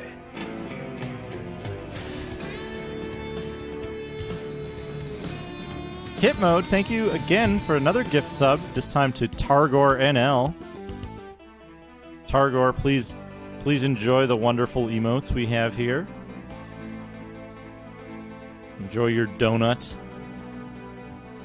Always good to have more people on board. Oh, we got something. Open the bag of holding. Open the bag of holding for Almacia. There you go. You'll notice it's randomly generating these monsters, by the way. They just show up out of nowhere. We're going to comb this area. Now, the reason we're doing this is because, as you can see, there are a number of items that I've missed. I've missed a number of items. Oh, look at a complete real software. Yeah, we can do that. We can do that. Let's see if saving the game here works. Okay, that works. we can save, but let's save properly. And let's I think it's paused here. So we'll pause the timer for the moment, and we'll go to Doodad time. Here we go. Doodad time. A complete real software. Let me think. Let me think what I got.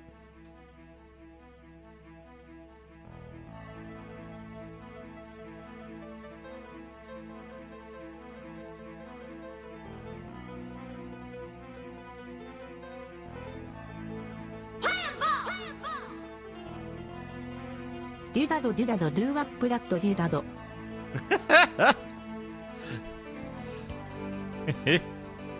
Thank you for the 100 bits kit mode. All right, here we go. We've got a complete real software. Oh! Why do I have my rug? I actually got this rug. Hey, Fragmental Stew, how's it going? It's going well here.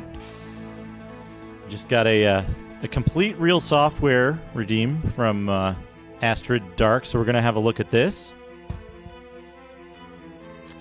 This is one that I think I picked this up because like a friend of mine or a roommate of mine had it, and they picked this up, and then like I kind of inherited it during a move or something. So this is Shadow Hearts Covenant by Midway of all people on PlayStation 2. I have not played this game, but it looks pretty good. It looks pretty good. I've heard good things about it. It says, wield the power of the Judgment Ring to fulfill your destiny. A fantastical world filled with ancient magic, mystic lore, unspeakable curses, and a diabolical plot. Combine split-second timing and skillful combat strategy to master the Judgment Ring's powerful and stackable attacks. Fight as a harmonizer and transform into more than 20 astonishing creatures. Strategically utilize your companions to dominate combat with devastating multi-character combos.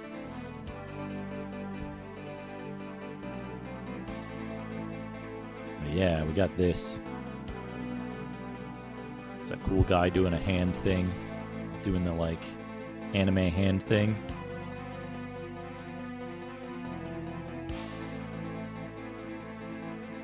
So, yeah, this game, and I didn't realize it. I thought I didn't have, like, the manual and stuff to this when I opened this up before, and I thought even maybe a disc was missing or something.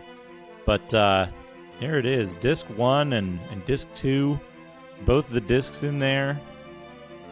I haven't played any of the Shadow Hearts games yet. I do want to play them. I will definitely play the first Shadow Hearts game. Am I remembering this correctly? Is Koudelka part of the Shadow Hearts franchise, basically? Or is it part of a different franchise that I'm... Yeah. I want to play Koudelka because it seems really cool for what it is. You know, like... It seems like it's a much drier, more straightforward RPG. But yeah, it's like Shadow Hearts 0.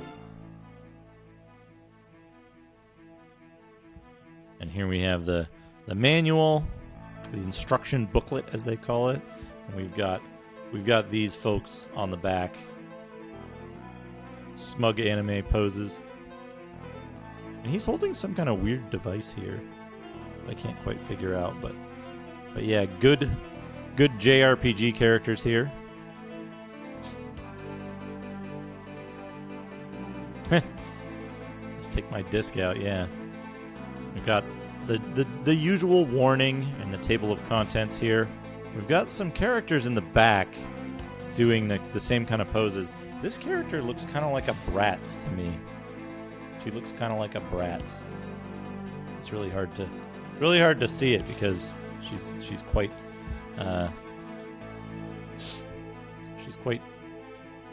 light printing there, which is good because they finally learned that you have to like make the background background picture not as bold in order to actually see the text over it. We got getting started, starting up, controls, the story begins, start menu, player attributes during a battle, judgment ring, the command menu, main characters, My God, credits, that's and warranty. fantastic. Storm Mega, thank you for the host. Welcome. I hope you're having a wonderful Sunday. I'm having a good Sunday. We're looking at a complete real software that I happen to have here. Thanks to Astrid Dark's Point Redemption. Let's see here. How to set up your PlayStation 2. So we've got this.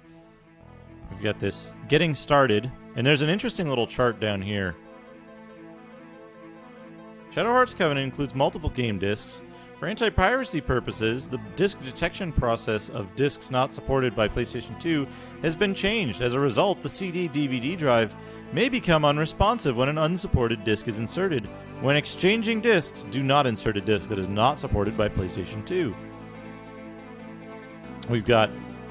It does not support DVD-R, CD-ROM for PC, DVD-ROM for PC, or other media.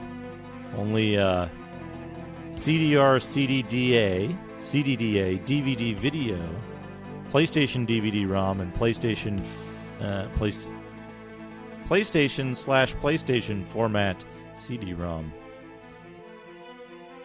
They tell you about how to use the controller, navigating menus. You can soft reset if you press the shoulder buttons, start and select simultaneously. Soft reset is disabled during certain scenes. And then here's the other controls. And then we've got the story begins. And we have these characters here. It sure doesn't want to focus on close-up objects today. And we have these these characters. Shadow Hearts. In 1913, guided by a mysterious voice, Yuri saves Alice from Albert Simon, who tries to use Alice's powers to aid in the destruction of the world. Yuri was successful in defeating Simon. However, Alice, carrying the burden of Yuri's malice, slips away into an eternal sleep on a train bound for her hometown of Zurich.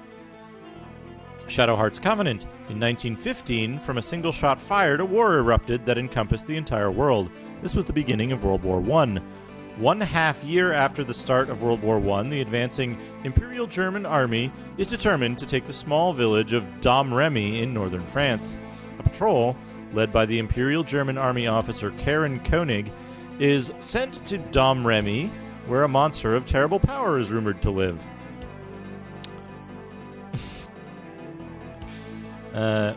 Once inside the village, an unknown force wipes out Karen's entire patrol. Struggling to remain conscious, she manages to catch a glimpse of a dark-winged demon reverting to human form. That's the start there. Oh, did you want to see the list of supported media formats for the PlayStation 2?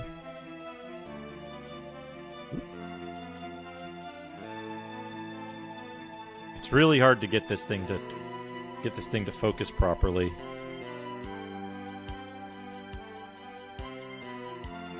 Oh, the physical discs. Yeah. We can look at that. We can look at that real quick.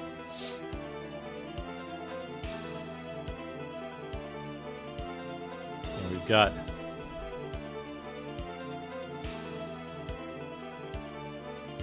Disc 1 and Disc 2.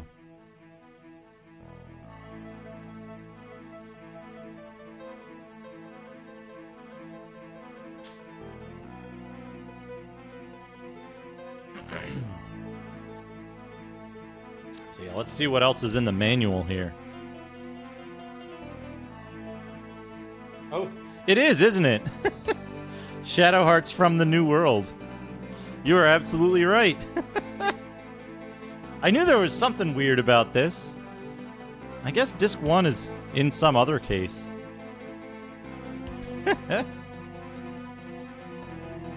Anyway, where were we? Player attributes. Basic fighting. As the story unfolds, you'll find yourself facing off against a variety of powerful and unearthly enemies. To conquer the game, you will have to rely not only on your physical powers, but your supernatural powers as well. Shadow Hearts Covenant is a turn-based game. That means that when in battle, each character or monster on screen will get a chance, a turn, to to attack or defend. The battle will continue until one side has won the fight.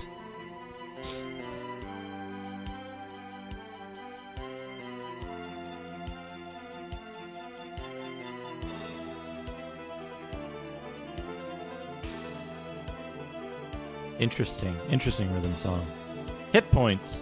Each character or monster will have a number which represents their hit points. A blue-eyed boy from the Old West learned one of life's cruelest lessons: that evil was bigger than his gun. Hit mode, thank you. He followed the footsteps Thank you for of the mysterious yet another masters gift of sub. the 12 in bodies. total on the channel. The secrets of the soul. Gift to Rhythm Song. Rhythm Song, With please the heart of enjoy. the gunman and the soul Please of enjoy the samurai. emotes and the donuts.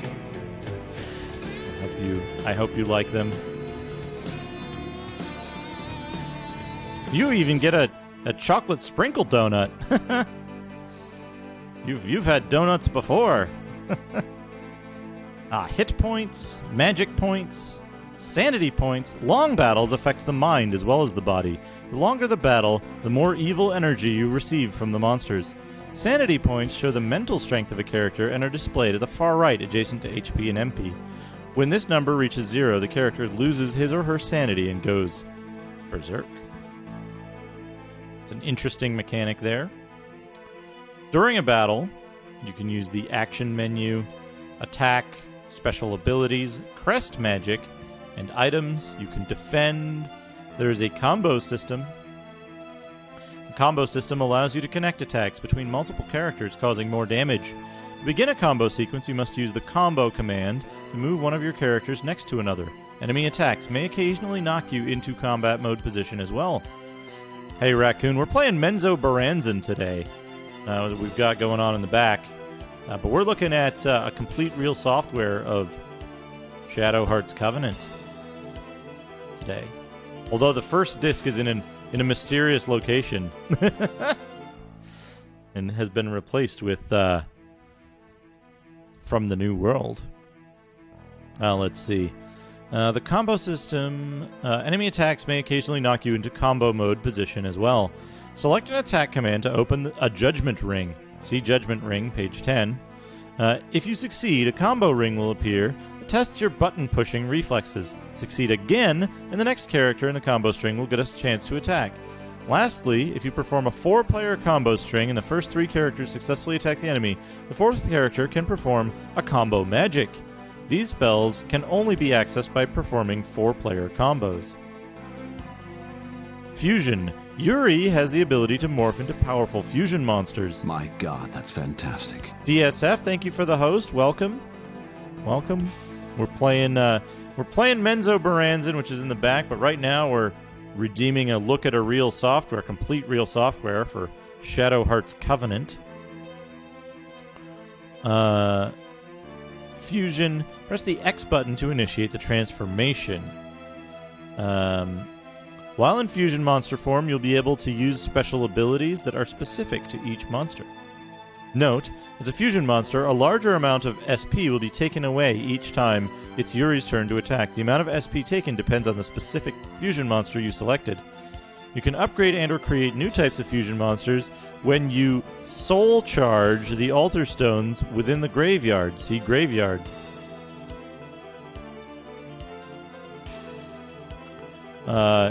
You can also level up your fusion monsters by using the soul charge option within Yuri's personal menu.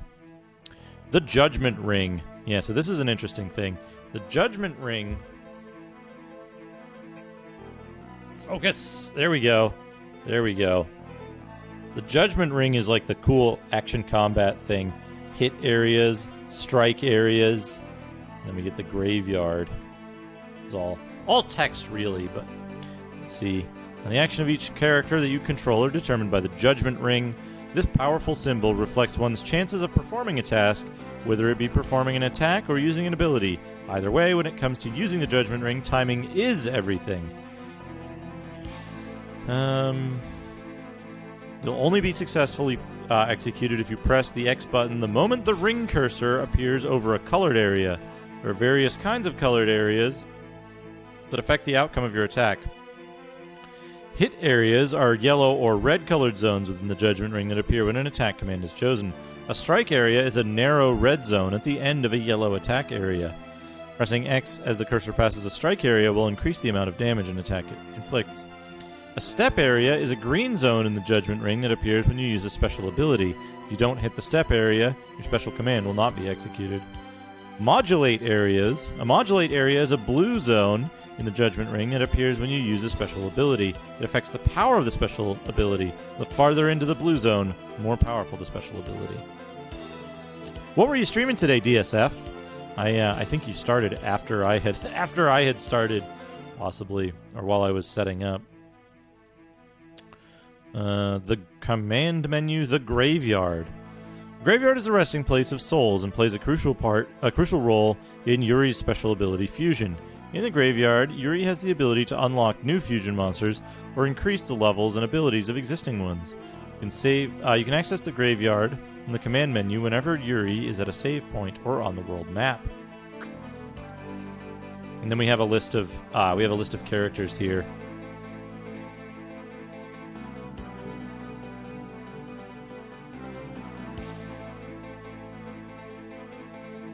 Get it to focus again.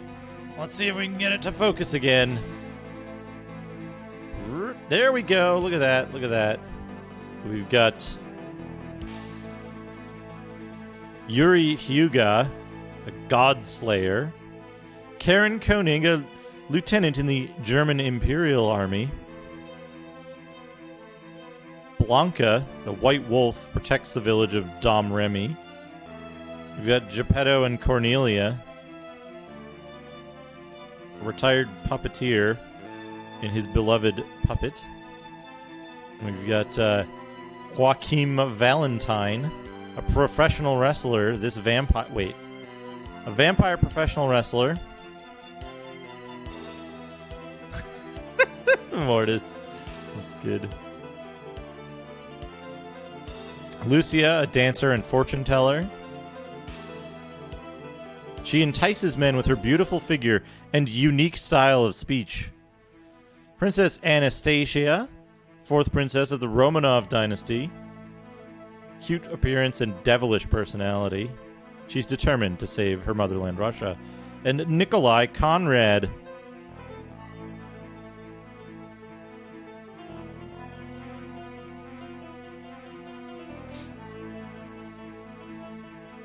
There's something really disturbing here, which is that on the Cornelia doll, they've drawn her with a transparent shirt and nipples for some reason, which is a little bit weird to me. And then we have the credits.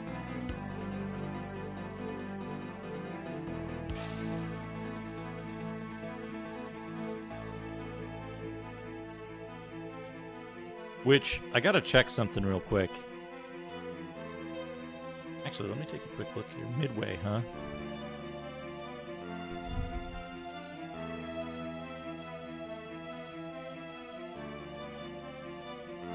Do I know anyone who might have worked on this? Other than the first person I noticed there. It doesn't look like it.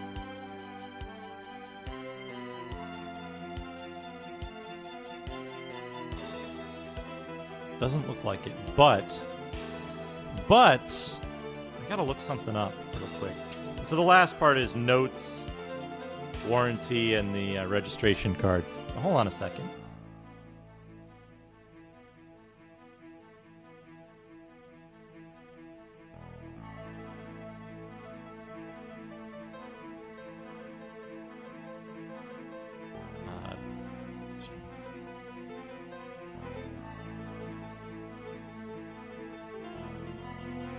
It can't possibly be.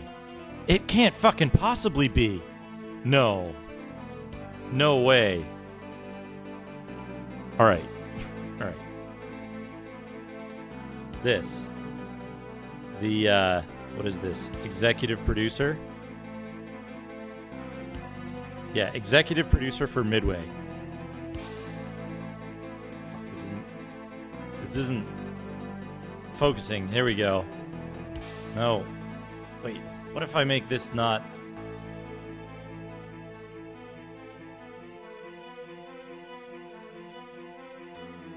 Hold on. Refocus.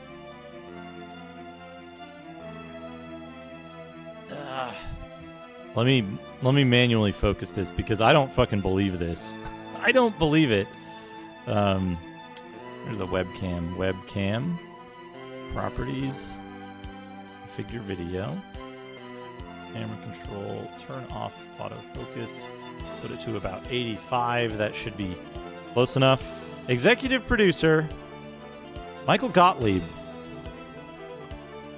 So, I recognize the name Michael Gottlieb because there's an extremely, if it's the same person, it's a recognizable name to me for a couple of reasons. So,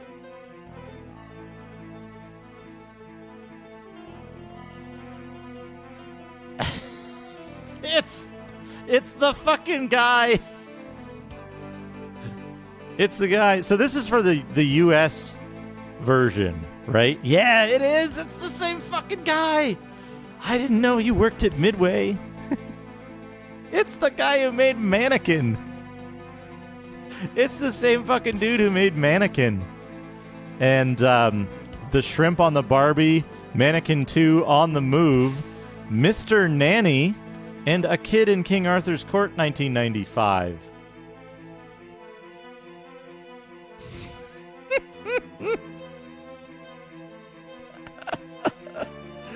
Yeah, it's the guy who did Mannequin. And then he worked on Shadow Hearts Covenant. What a fucking surprise. I was not expecting that. Yeah, Midway, known for their good games at the time. So, yeah, it's the Mannequin guy. He was the executive producer of Shadow Hearts Covenant. So it's a joke I used to tell, right? It's not really a joke. It's just it's a thought exercise, right? And the thought exercise is, what the hell went on in like greenlight meetings among executives for movies in the 80s, right? How did we get movies like Mannequin? It'd be interesting to be like a fly on the wall in that greenlight meeting among a bunch of movie studio executives deciding whether to greenlight Mannequin. like from some treatment, from some pitch that somebody gave, right? So, yeah. So the usual way that joke goes down is like somebody comes in with their treatment for the movie Mannequin, and the executive response is, "Great idea!" Right? That's how it goes down. Of course.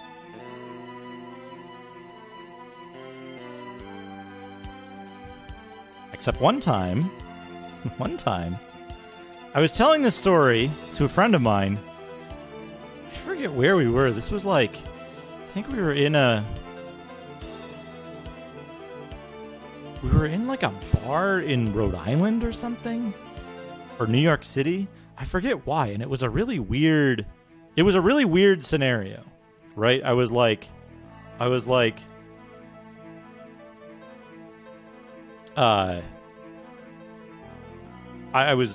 with some friends, and then this was another person that I knew who was a friend of that group of friends, but I didn't talk to her that often or that much. But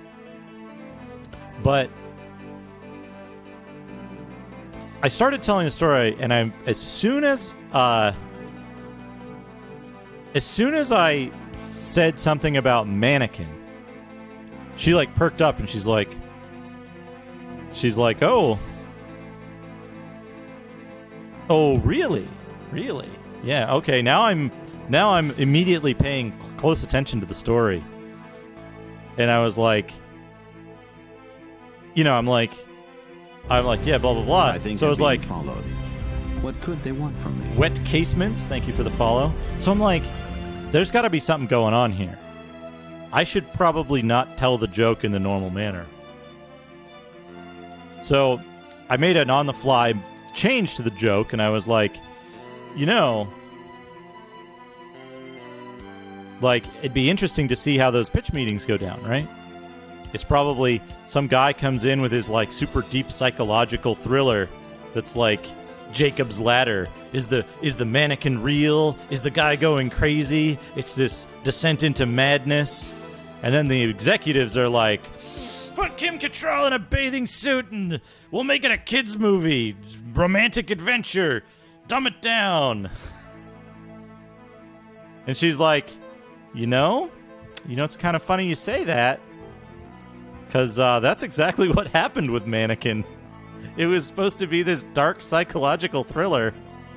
Like this super dark movie where you can never tell if the guy is legitimately hallucinating or whatever, and with kind of a dark ending. But the executives pushed for it to be this kind of more family friendly romantic comedy. It's like, yeah, my dad wrote and directed that. I was like, holy shit. I literally dodged a bullet there with my presentation.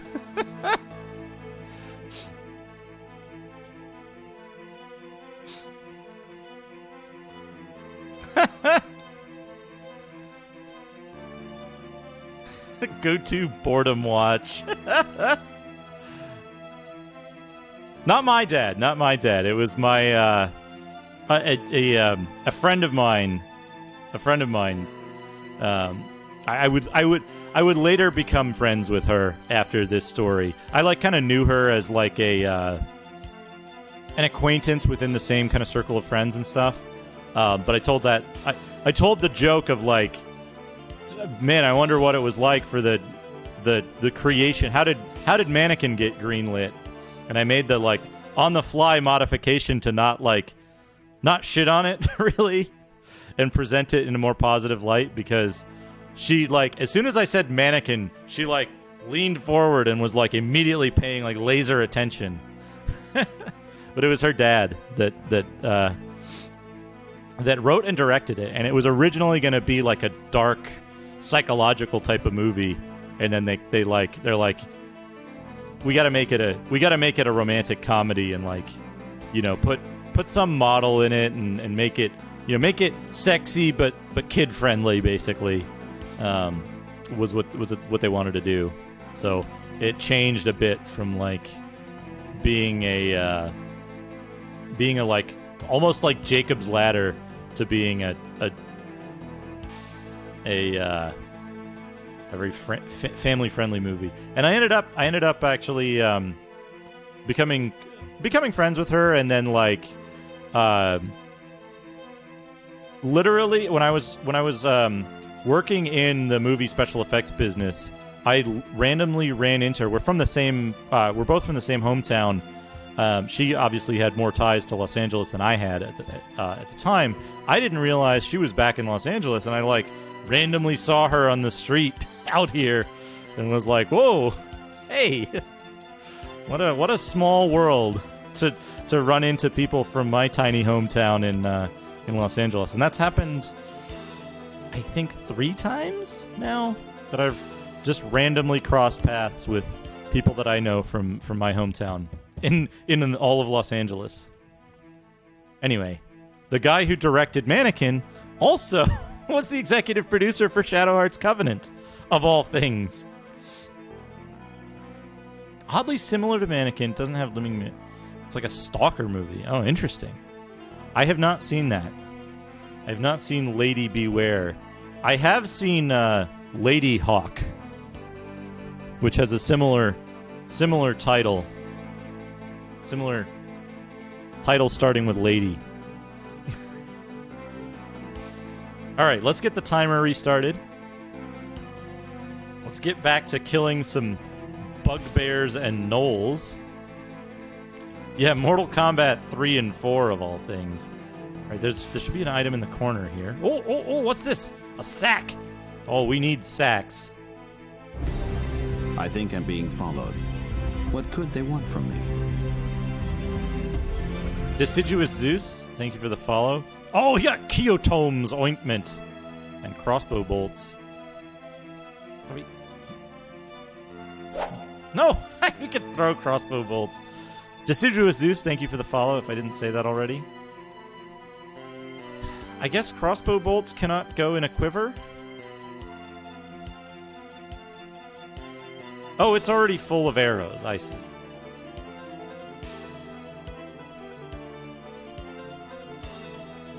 But yeah, so that was a very interesting, very memorable. It was very memorable to me that.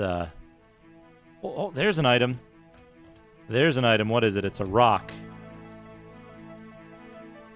A stone. Put that away.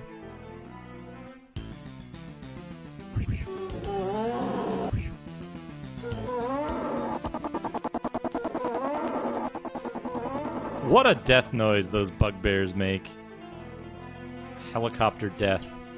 There's 2 items up here.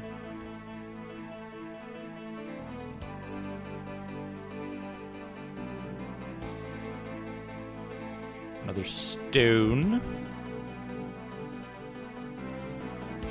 Go into a bolter. Mage Scroll of Light. We'll just put that in that thing.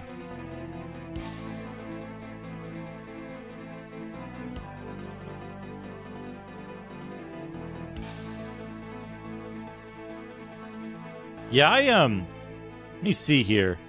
Let me take a quick look. I think it pauses on the map screen, but we'll leave the timer running because I missed the timer for a little bit of the character creation.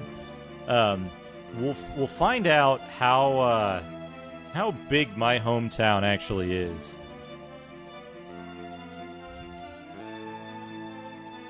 1,400 ish. Like between 1,000 and 1,500 over time. And then there was a nearby town that was, I think, maybe 7,000 or something like that. And like, those are small towns. Like, you see the same for like any given age group or profession or like group of people. You see pretty much the same few people all the time, you know? Right, we got a rock.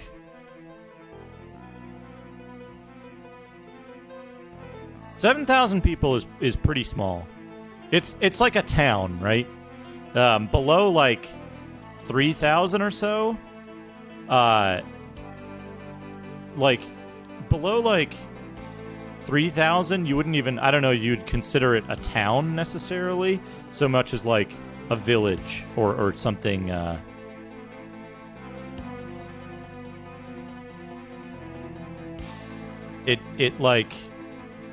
It really depends. Oh, who have we got here? Here we go. Oh, he's crying. He's got like a fighting game lost by time pose going on. Talk.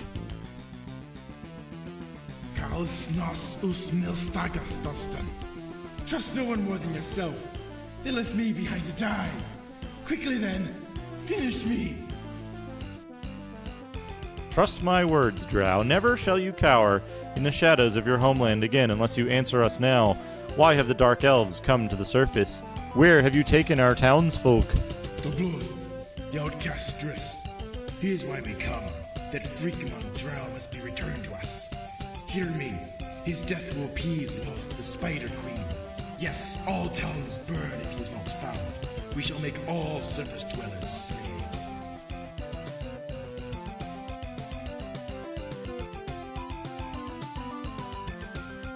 I knew Drizzt was involved in this. Perhaps Vermilion can shed some light on his whereabouts as well. As for you, Dark Elf, slink home and give fair warning. We are coming. Oh yes, we are coming to rescue those you took away this night. Be gone. Welcome back, Cuba.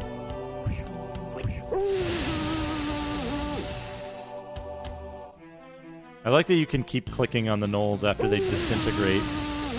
You ever hit a gnoll so hard it fucking disintegrates? Ever hit a bugbear so hard it fucking skeletonizes?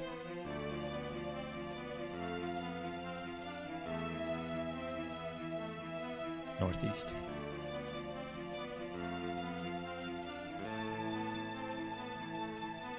Cleric Scroll of Cause Light Wounds. Always good to find a Cleric Scroll of doing something in combat. A Mage Scroll of Chill Touch. Scribed. Wonderful. Bugbear. Is that how you spell bugbear?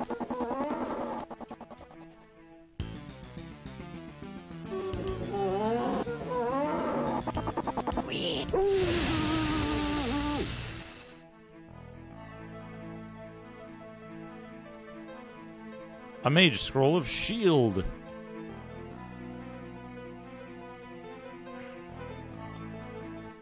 Half insect, half bear. 89 Lord of the Rings. The Interplay one? I haven't played the Interplay one.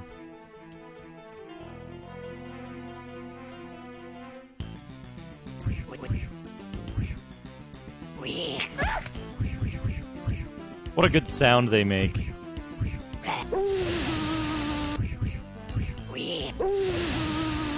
They're like, wee!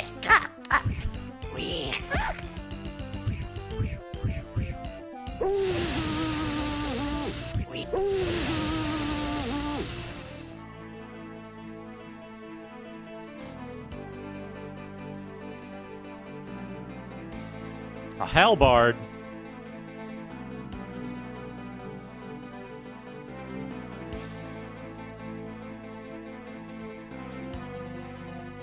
Yeah, there's some kind of yips. Also, look at this. Look at this giant building in the middle of nowhere. Oh, talk. Hold where you are. We have no quarrel with the likes of you. We look only for villagers taken prisoner by the drow.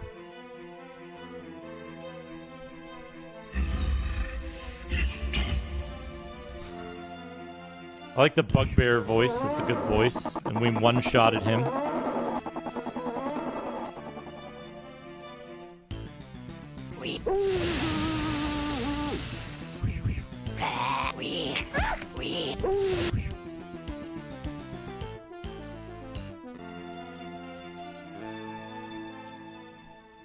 Oops.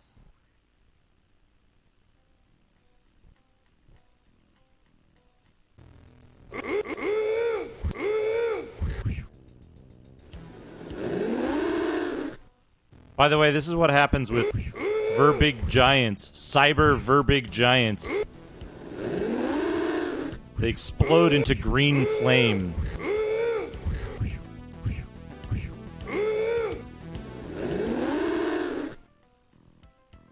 Do. Good spell casting effect.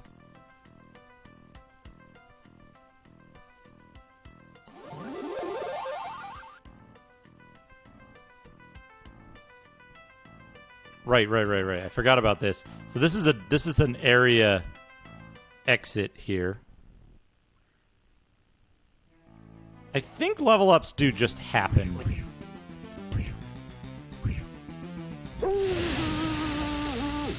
Now, is it possible ever... Yeah, here we go. Okay, what's his AC? AC 4. Cast armor.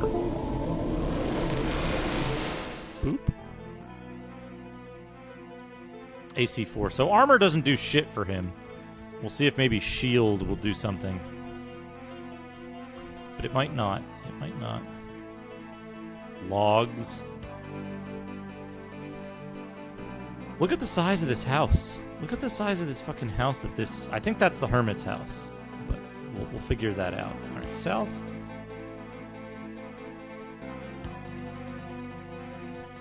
Where's the item?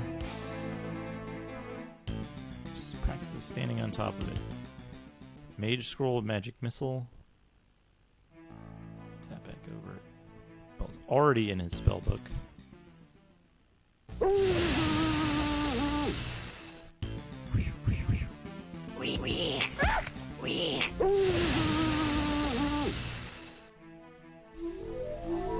The light spell is so good.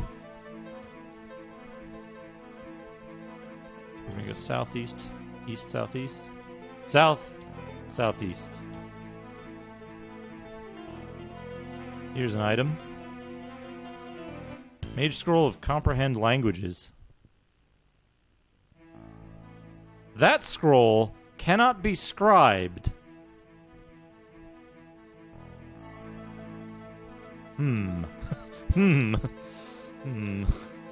That's, worrying.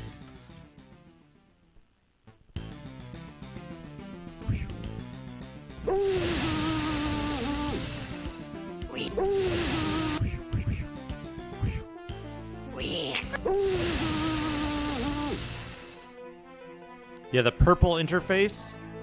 Oh, we got a guy. We got a guy to talk to.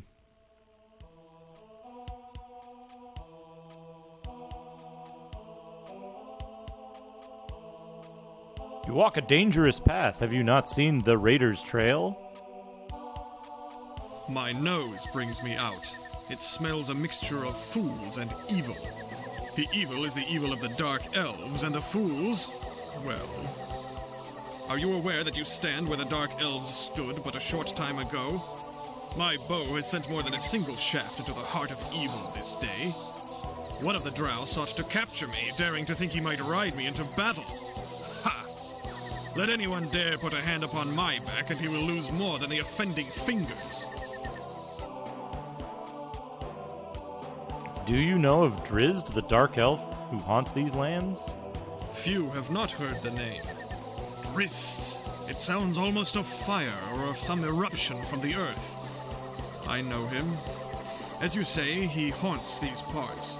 But if he comes and goes quietly, it is because he knows how fiercely the hatred of the drow burns in the world of light. Whether Drizzt himself is good or bad makes little difference. Being drow, who would not draw their swords against him?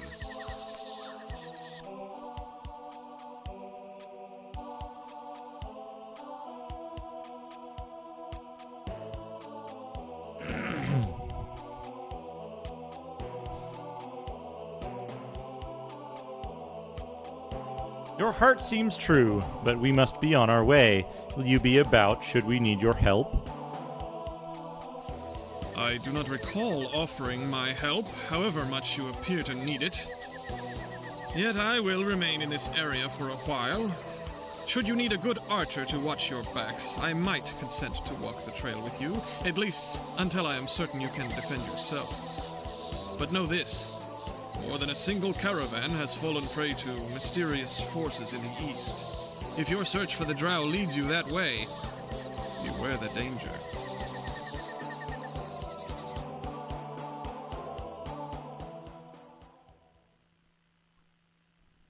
The like portrait art and the character art and stuff is actually really good. Yeah, oh yeah, the printer. It's for printing your conversation. So you can print your conversation. Let's see what's in here. Yeah, there should be a printer icon on the map as well. You can print your maps. What's this? Vermulion's parchment.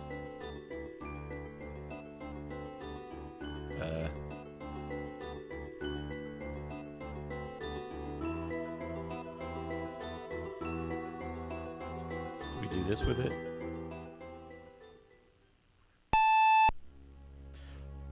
What the fuck?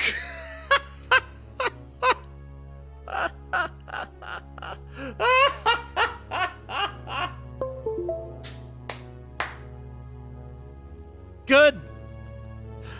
Beep. Oh, holy shit. Holy shit. Game. Good. What a good game. All right, how much time did we lose? How much time did we lose? I gotta check something real quick.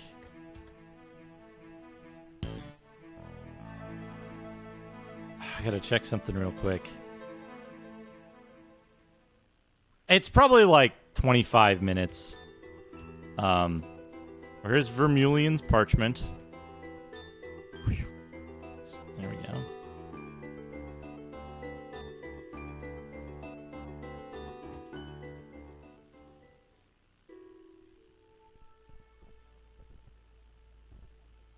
Okay.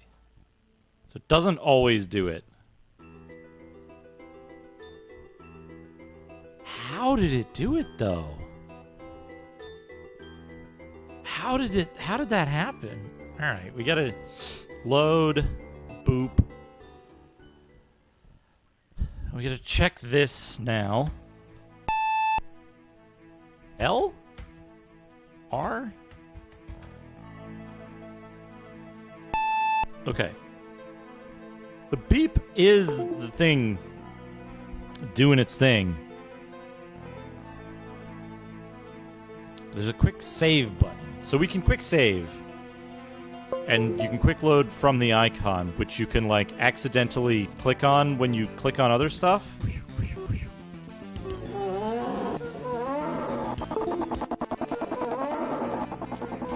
Alright, we gotta clear out this area. We know that there's very little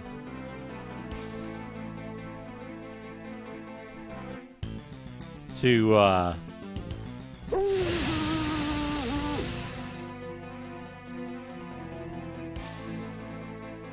there's very little to pick up here, and it's all in the... Okay, we'll talk to the guy. We know the guy is here.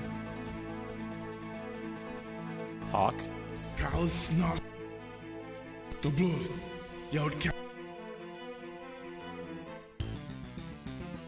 Okay.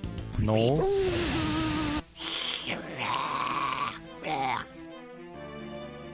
What kind of fucking noise is that? Disintegrating Knowles. Oh, there's more guys over here. Stop it.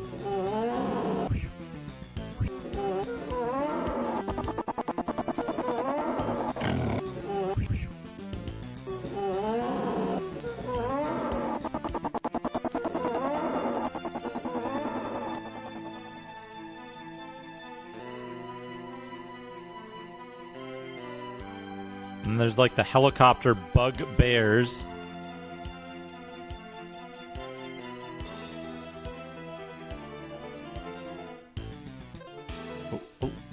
Oh, yep.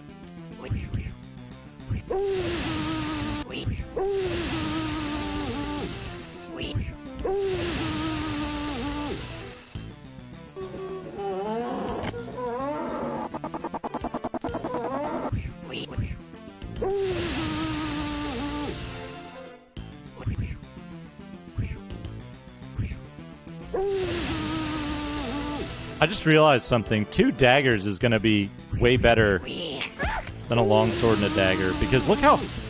the dagger is literally twice as fast as the longsword for attacks. Twice as fast.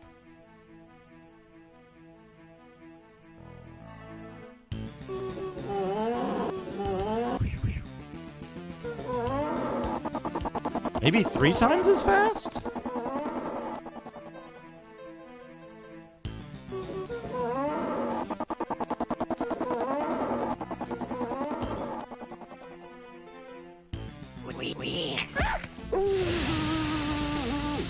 Oh, Dad gained a level. Okay, we're at the map edge here, I'm pretty sure. We get to listen to this guy again. Talk.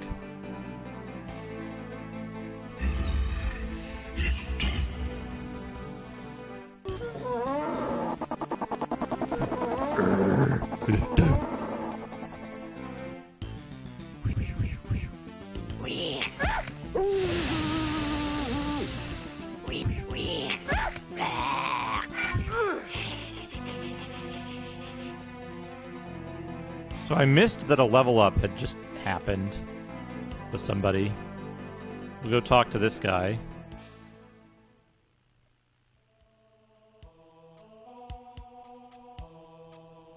my few. I like that he turns and looks away when he talks to you.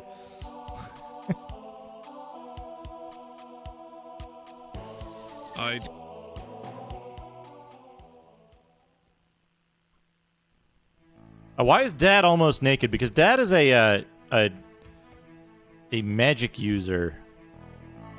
Oops. Dad is a fighter magic user cleric.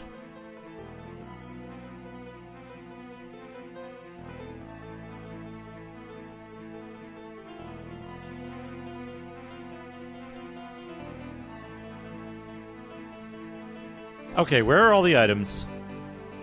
There's an item. Goes southwest from here. West, southwest. That's not an item. Here it is. Mage Scroll of Magic Missile. Okay. Barbarian Wizard. And then we go southwest straight here. This way, right here. We get a sack. That's right, we get a sack. I think the sack has one space in it. Put the crossbow in the sack. Let's take the Keotome's ointment out of the sack. Wait, did I? Okay. And put the extra shield in the sack. There's another item over here somewhere. This game is... It's fun for now. Like, this is okay. This is okay. But, like, you can tell... Each of the characters has 12 inventory spaces. And stuff like rocks can't be stacked. So, like, you want to carry around a few rocks for your sling that you assume you're going to get later? Well, now you're taking up... Now you're taking up, like, a quarter of your inventory space with just a few rocks. And you know that that's not going to be a problem once you get the... Once you get the item that will allow you to do this, to like, carry all this stuff in a convenient way, but it's like... Well... Until that happens, like, man, this is a pain in the ass. Shield. He's got shield now. Let's save. What a good thing to do when you save the game is to give an extremely loud beep instead of playing an audio file that you could just play because you already have a functioning audio system. Another halberd. A halberd.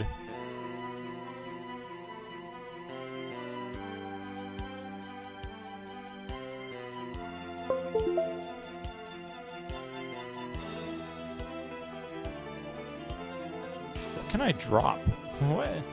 I guess we'll drop the quarterstaff somewhere.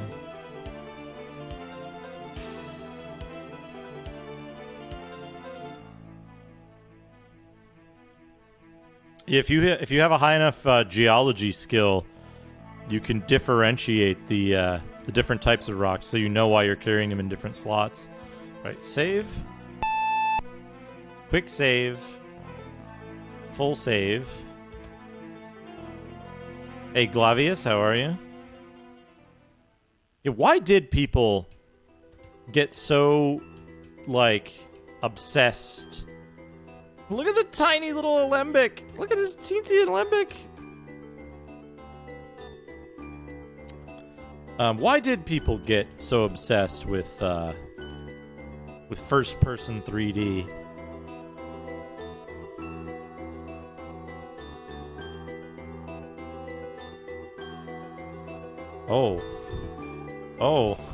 Oh my.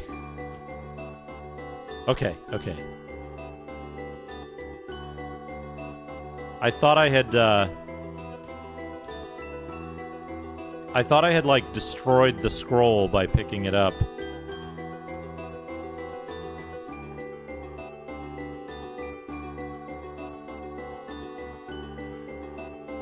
Fuck, we gotta hold on to the... Hold on. I know what I'm gonna do.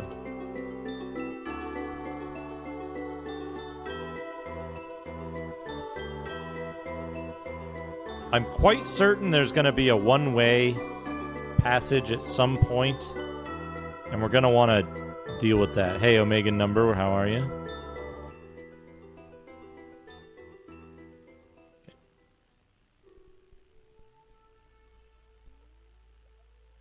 Formed from the blood of the god Corellon Lorethian, all elves were once a single people.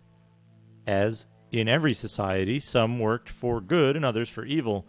There were elves who lusted for power, and those who sought to live in harmony with one another. In time, the Spider Queen Lolth used her teachings to gather together all those who embraced hatred, evil, and distrust. They were called Drow.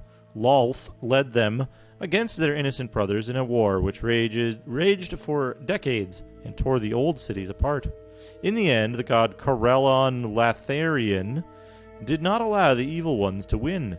With the aid of his companions, he banished Lolth into the depths of the earth.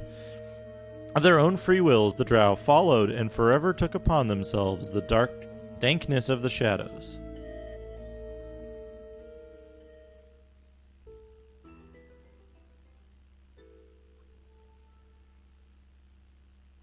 There we go. Map. Yeah, so we're gonna stuff a bunch of things into the hermit's house as another pile. Because what we want to do is we do want to keep the item count in the individual areas down, because it's probably parchment made on a typewriter, yeah.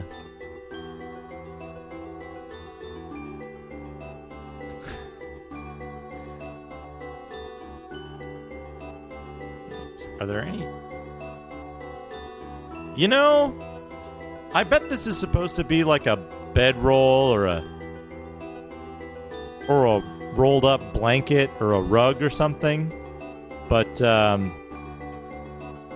let's just say I'm not gonna, no kink shaming no kink shaming the hermit. It's a fireplace. The hermit who lives in this giant warehouse in the middle of a field.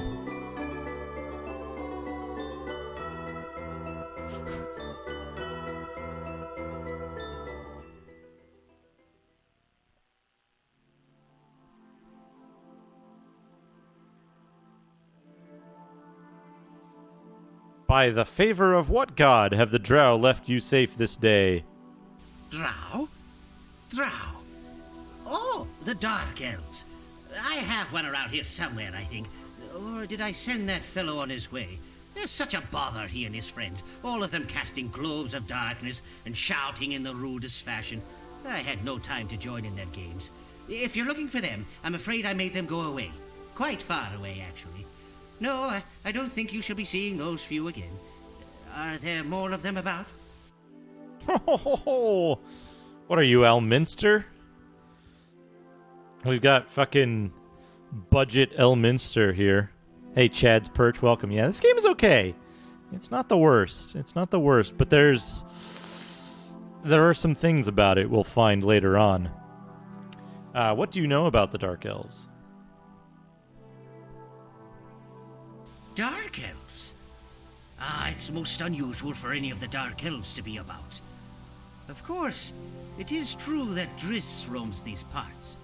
But then again, he is most unusual, even among the Drow. I have never met him myself. If you have questions about his cruel brethren, you'll do well to see him directly. Certainly, no greater authority on Menzoberranzan exists above ground. It was that dark world from which he came.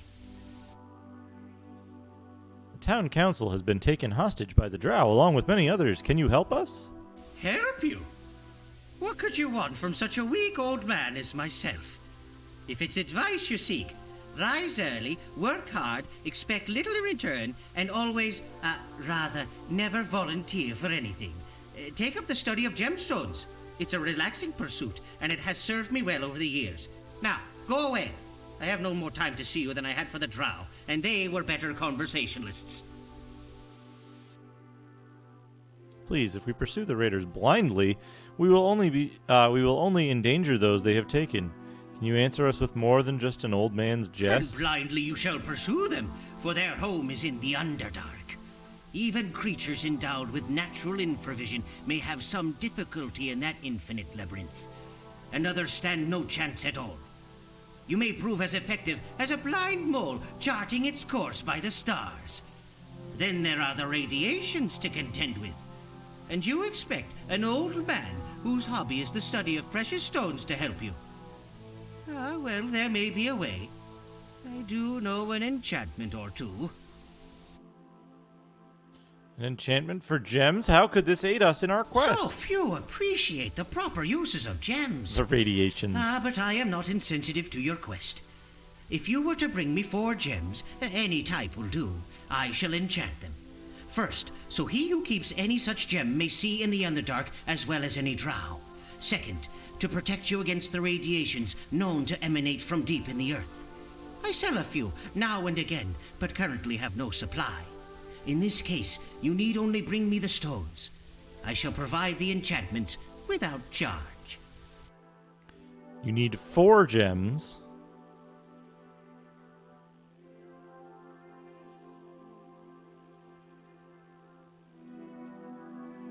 The radiations. Oh, I've got a nasty case of the radiations. Hey, Luffy D Monkey. This is Menzoberranzan, a advanced Dungeons and Dragons game. How in all the world should I know where you can find gems? I know only that my own supply is exhausted. Consider this. Several caravans have been reported missing to the east. They often bring a variety of goods through the mountain passes, including, I'll wager, a precious... What? Why'd you cut off? In all the world should I know where you can find gems? I know only that my own supply is exhausted. Consider this. Several caravans have been reported missing to the east. They often bring a variety of goods through the mountain passes, including, I'll wager, a precious stone or two. Yes, these gems might be in the hands of those who stole them, but then that is your problem. He ran out of breath, yeah. The radiations you speak of worry me. Is no one immune? Only those long used to the Underdark share some resistance to the radiations. Dwarves who have worked its mines, the drow, the deep gnomes, and the myconids. Many dangerous creatures lurk unaffected in those shadows. Though surface dwellers are most seriously affected, I guarantee the protective qualities of any gem I enchant. Let's go get the stupid gems so that we can go in the Underdark.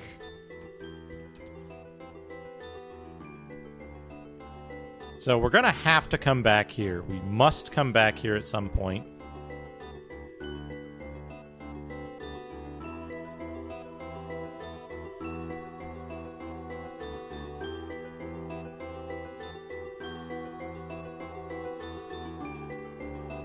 We're just going to leave a pile of crap here.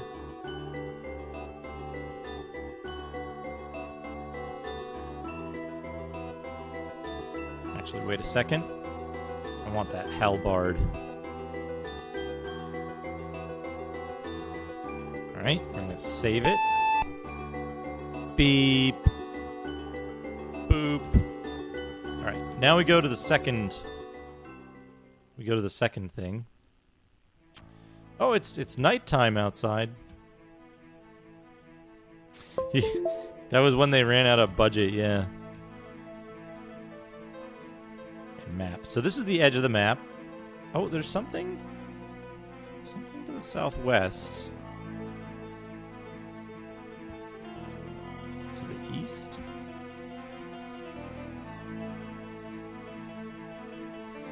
Should be right on top of it.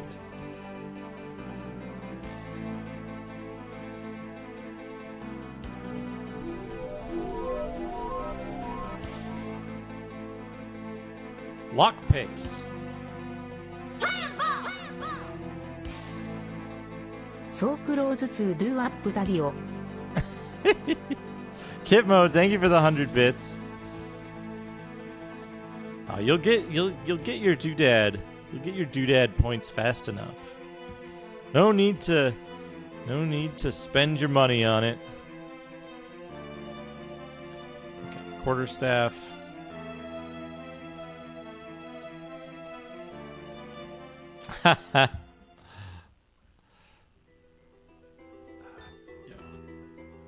Yeah, that's one of the things that's actually I've been thinking about that. One of the things I can do now that I'm partner is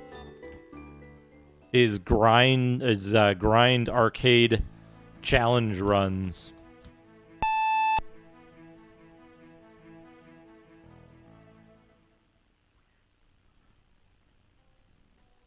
Okay, now we're on the other side of the thing in this item, which is a warhammer. Appears. Okay, we gotta go north a little bit. All right. Now the cyber Verbeeg giants.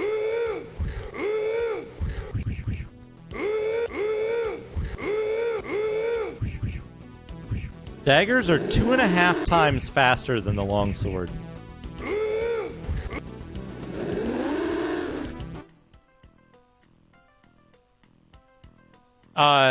What I'd like to do is I'd like to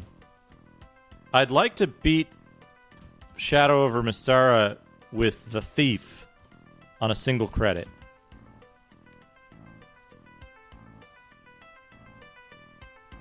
Whoa, there's a wall that came up out of nowhere. Okay, we need to find the trees. What do we got here? We've got a Cleric Scroll of Flame Blade. Oh, that's right. I can Flame Blade. Let's do that. Okay, we got the Flame Blade.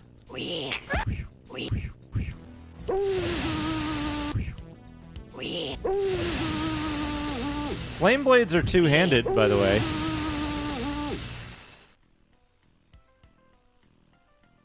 Flame Blades are two-handed. Somebody dropped something? Am I standing on an item? Oh, what's this? A key ring.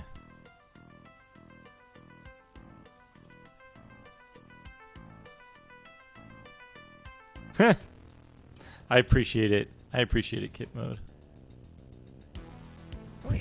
An enemy appeared. An enemy spawned right behind me. Whoosh, whoosh, whoosh, whoosh.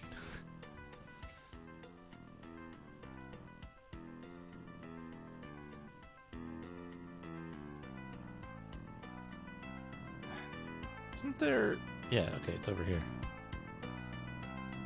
Oh, man. Nice big ribeye. That's good. Look how far these things go outside. Not very far. Not as far as they do in the village. What? Noel.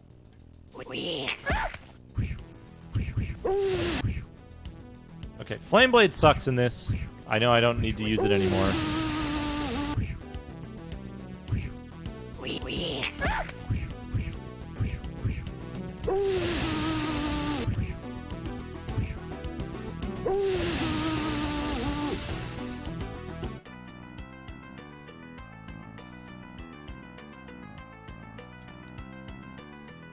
Wait, straight south.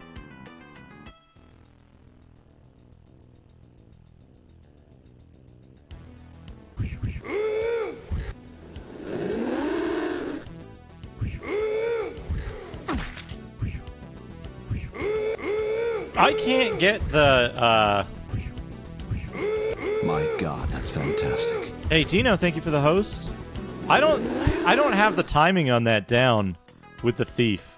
For some reason, specifically with the Thief, for some reason, I can't figure out the timing for it. Yeah, we're playing the video games, Dino. How you doing? Potion of Giant Strength. That's good. We might use that at some point. Oh, we got something up here.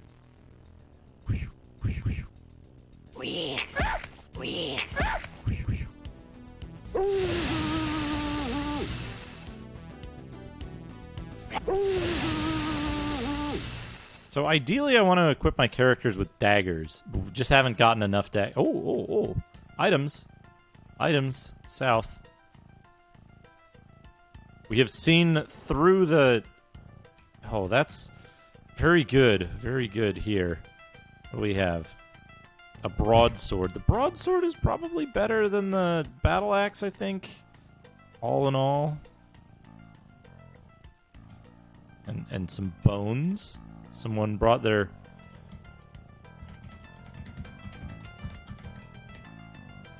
Okay, here we go.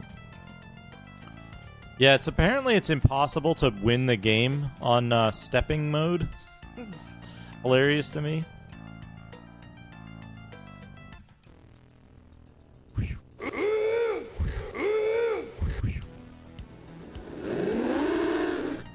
These giants that explode into gouts of green flame when they die. Oh, another sack.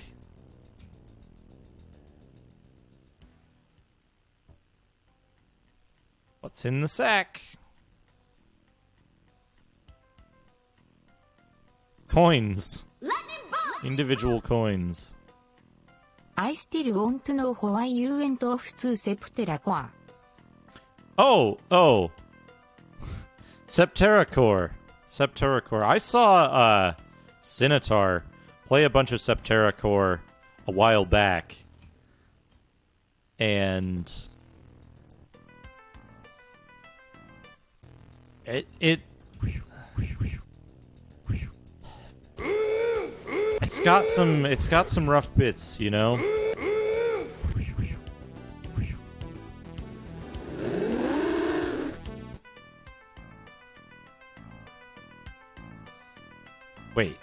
Wait, is Septerra Core on Dreamcast? I thought Septerra Core was only on PC for some reason.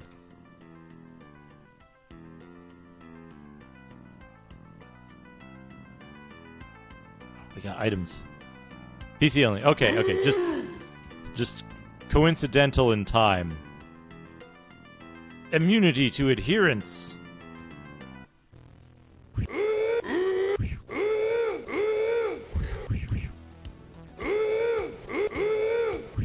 Is there another one attacking from behind or something? What's going on here?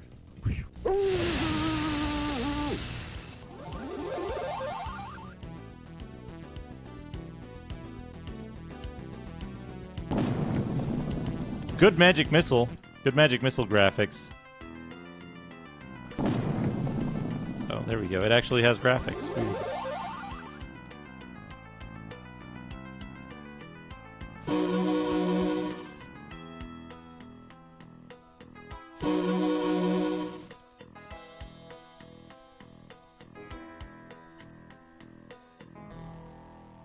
Oh, you can only cast Bless on one character.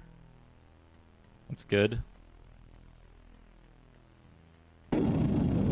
Good. What does Darkfire do? Oh, Darkfire is a spell that you put in your hand. Let's not do Spiritual Hammer yet. The most underrated Dreamcast game is Silver. Still one of my favorite action RPGs of all time.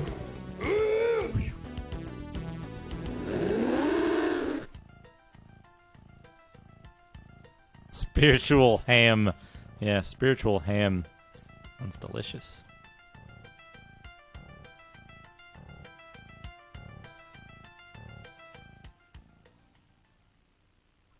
Beep. Guess what, folks? You can click on the click on the load game button. You can click on the load game button while you have an item in your hand accidentally. When you're trying to go into the inventory.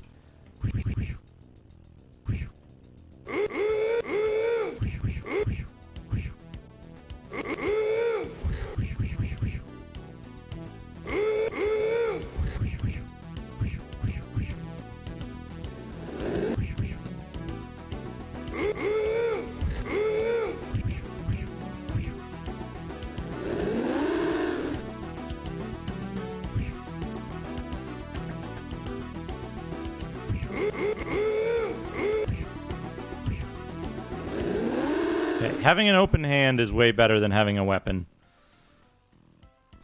Okay. This is before I did all this stuff.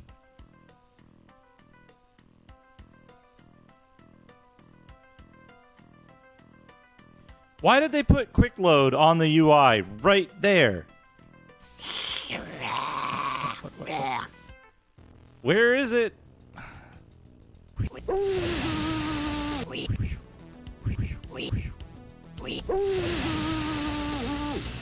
There, look upon the floor. Our slain foe has dropped something which may prove of use to us. It dropped it behind us.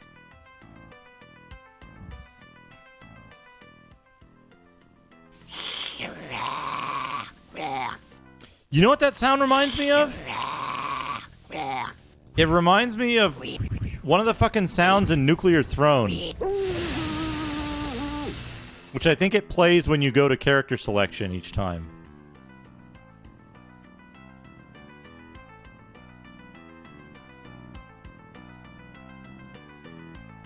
Let's just do this all the time.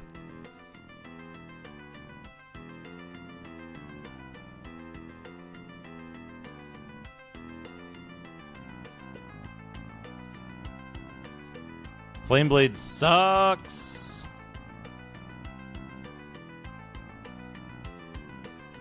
What do we got here? A shield.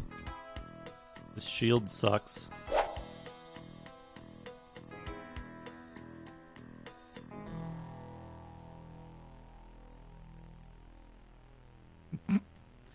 Yeah, the writing is a little silly in this.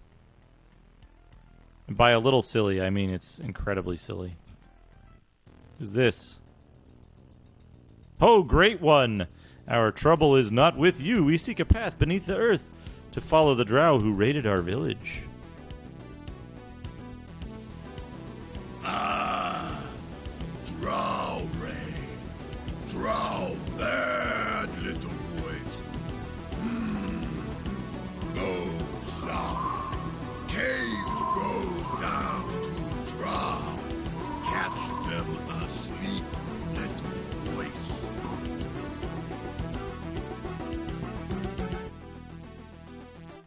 Can you imagine being the voice for this?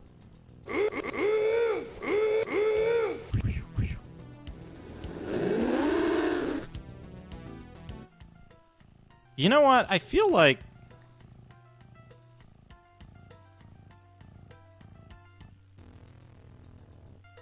they might have made a major mistake.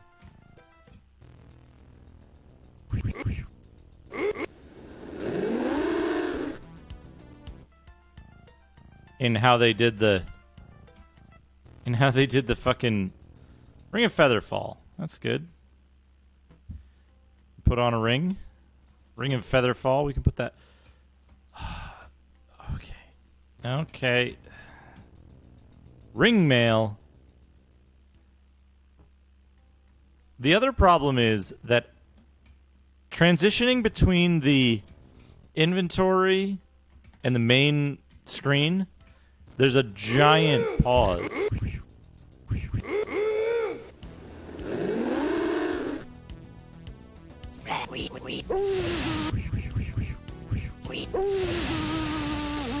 There's a huge fucking pause between the main screen and the inventory each time. You can still click on the save icon in that time.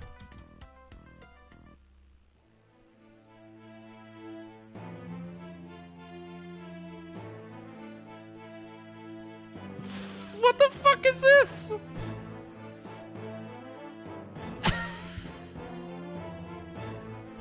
Stand where you are. I have no desire to match fighting skills with you. The giants about are exercise enough for us, and no need to test our mettle further, not against one another.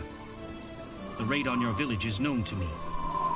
I had hoped, long ago, to cease apologizing for my people, but they amaze me still. The raid may have been meant for me, to capture me. All the rest was mere drow meanness. Isn't he cute? He's tiny. He's fucking... It's like... He's halfling size. And I like that he's just standing there peeking out of his hood. Peeking out of his hood. Peeking out of his hood.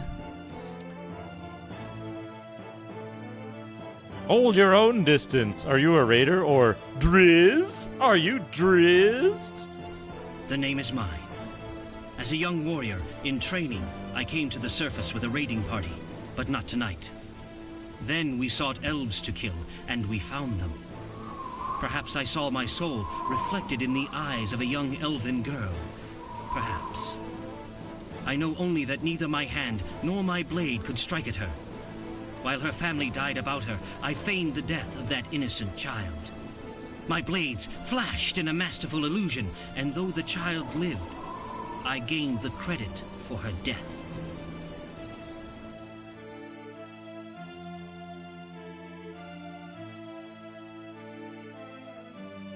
Sad tale, why confess it now?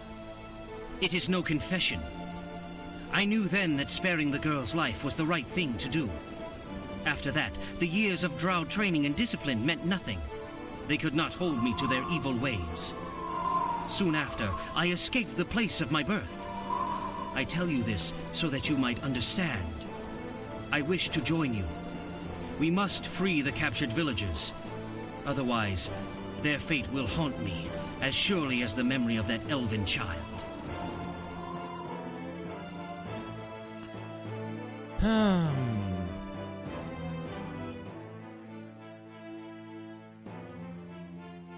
If you know this area, can you tell us which way the drow have gone? It is not the way the drow have gone which should concern you. The raiders will watch their backs. An army could not follow such a party safely. But to the south lies an opening leading to a mine. A long-abandoned dwarven mine. Enter there, and level by level the way to the Underdark will be open before you. Menzoberranzan, the city of my birth, lies in that direction.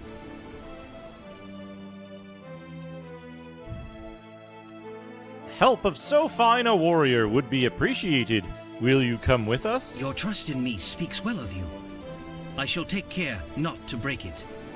Together we may yet free the villagers, something we could not hope to do working alone. All right, we got teensy 1d6 head drow. I have the green robe. Let's put the green robe on Dad.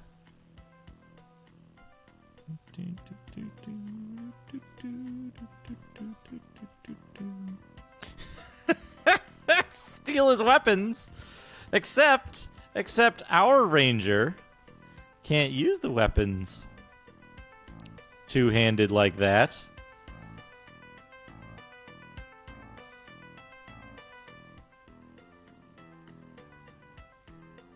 It doesn't matter though. I think let's see if he can attack from here. Okay, yeah, we don't want to go to the south. Okay, give me all your magic stuff.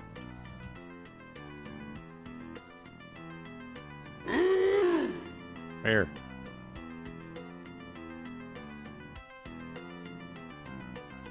So the important thing here is to see whether he can attack from the back row with his shit or not. Wait, why am I using the halberd? I want that. The dagger.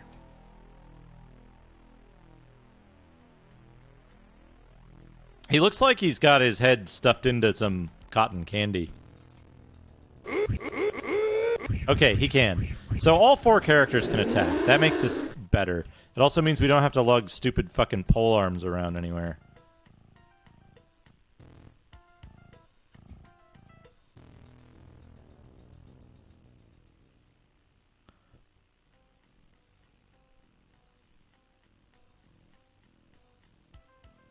Okay. Sack. What was in the other sack? A bunch of garbage. Okay. Got it. That's just because they use the same...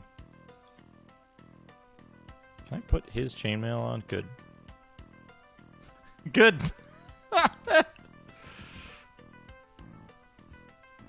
Oh yeah, just open hand attacks. Not even a fist. They made a critical error in this game in that every weapon has a speed, and the speed of your fists is the speed of your fists is so much faster than any other weapon you can wield. There's no reason to use anything else. There's no reason to use anything else. What do you look like with a ringmail? Ringmail looks horrible. Here, you can have that.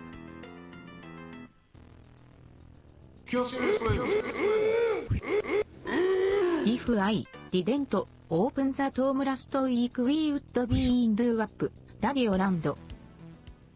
What? Didn't open the tome last weekend. We've been dude. Oh man, Kit mode. Thank you for the 100 bits. Immunity to adherence. Okay, we got that. Knowles.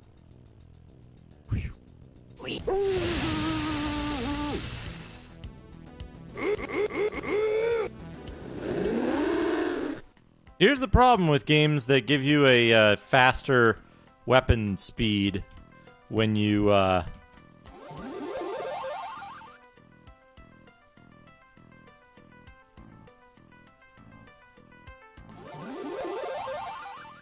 use different weapons and make unarmed fast. Your strength bonus still applies even when you fight unarmed. So you're doing like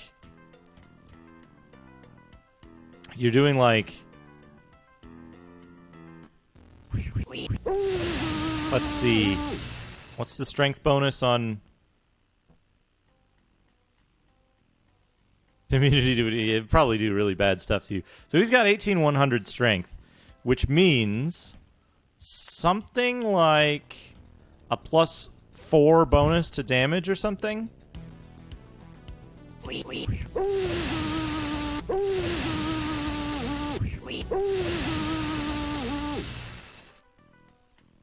You just put a gold like plate or tiara of some kind.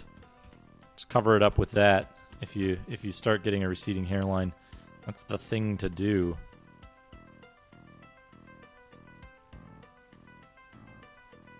Okay, there's one item there, one item there. I'm pretty sure those are items that... Okay, there's a cave up there.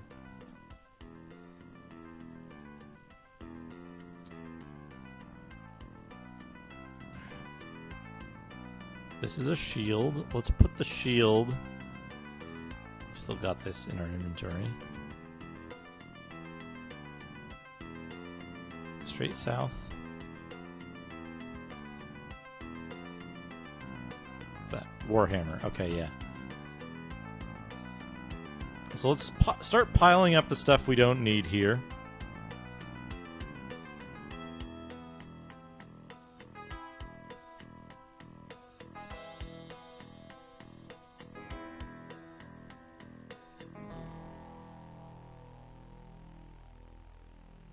Okay, good. Good. We're going to keep all of the...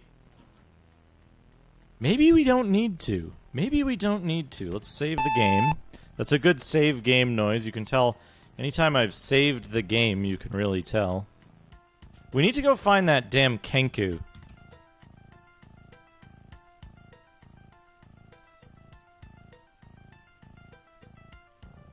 Yeah. It just show up. And like wouldn't respond, but would help you out for sure.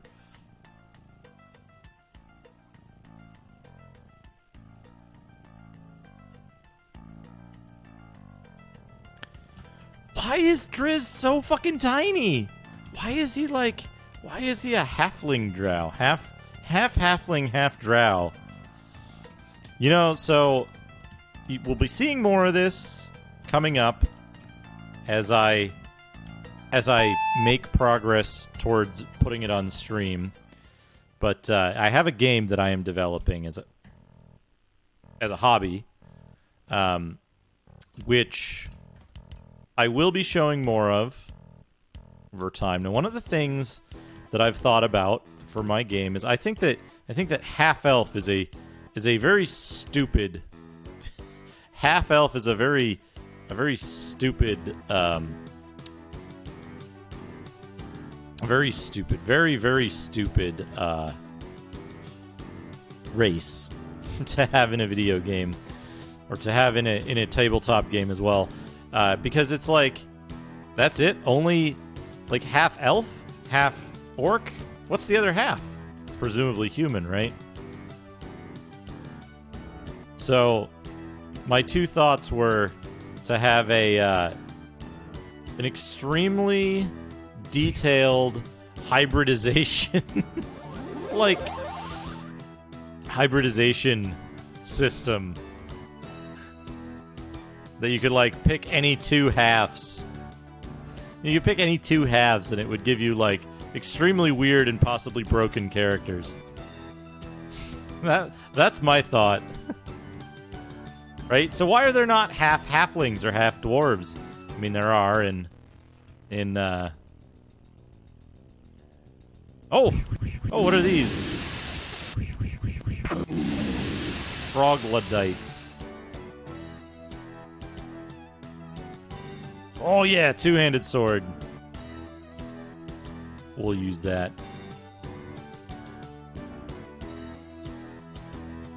So for every playable race in the game. What sound was that? What kind of sound was that? What the fuck? The sound design in this game is baffling. Totally baffling. Oh, is it the Kenku? Meow. Look at him. Look at him.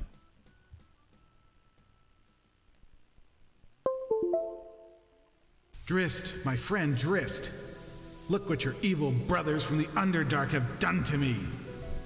Take no offense if I wish them every evil that might descend upon them from a darkened sky. I think I'm being followed. What could they want from me? Luffy D Monkey, thank you for the follow.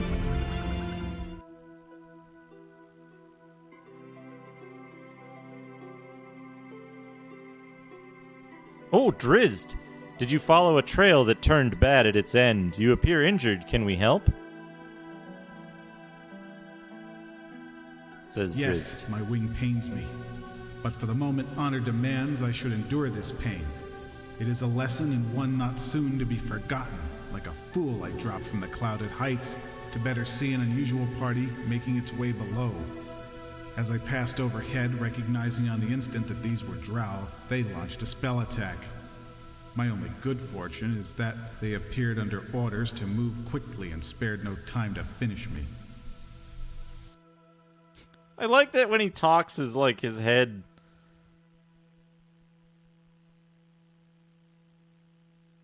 like flashes. We've seen few of your race with their feet so firmly planted on the ground. Who are you? I am Vonar, though at the moment I find myself ashamed to admit it. No Kenku should have been so easily torn from the sky as I was, and the fault is more than a little mine. If you will not let us tend to your wounds, there is little to be done. Can you return safely home? Return home? After such an insult?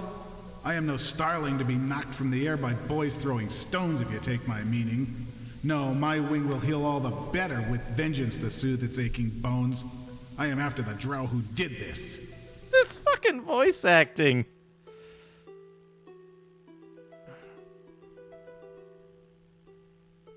Let's see. Will you come with us, then? For our path, too, leads us to the Underdark, toward the home of the Dark Elves. A broken wing is no hindrance to my fighting skill. The pain serves me well, and even now hones my anger to a fine edge. I will join with you gladly.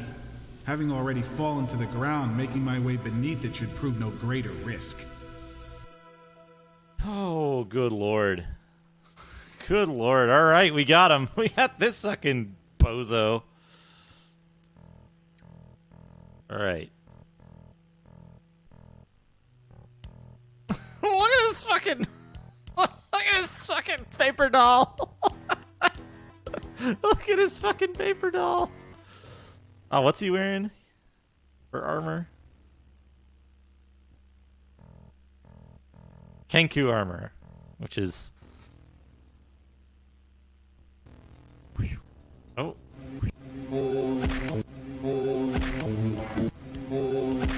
Okay, he should have weapons. He should have a weapon. A scimitar.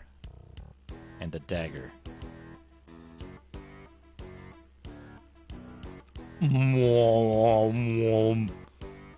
Save.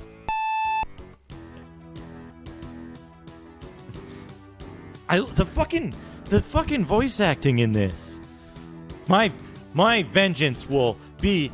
My anger will serve me well when I get vengeance on the Dark Elves underground.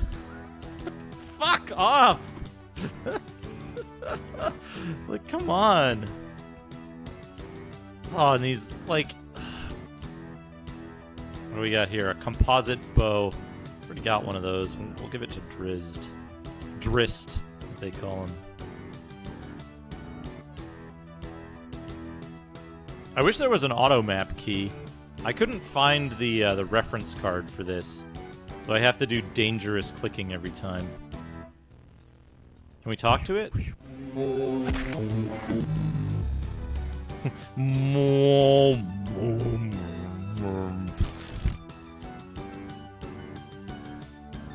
Just trade away one of Drizzt's scimitars.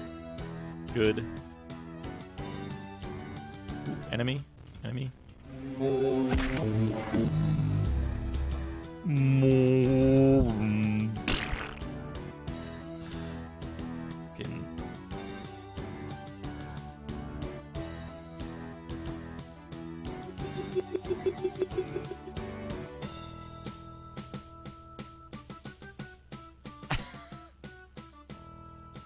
Oh, I gotta change my fucking... I gotta change my points now. Oh, good. Hold on. Where'd I put... He already knows light, so we can just cast light.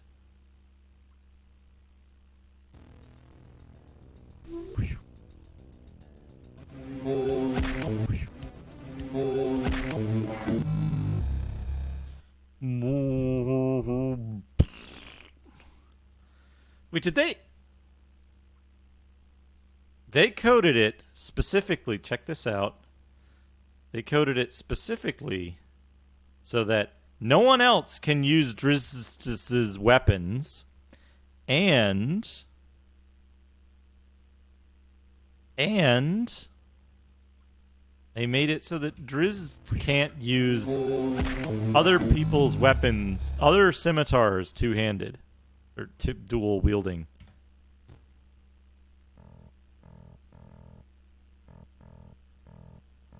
What do we got? Protection from evil. You can get that. Look at that fucking delay. Cleric Scroll of Fairy Fire?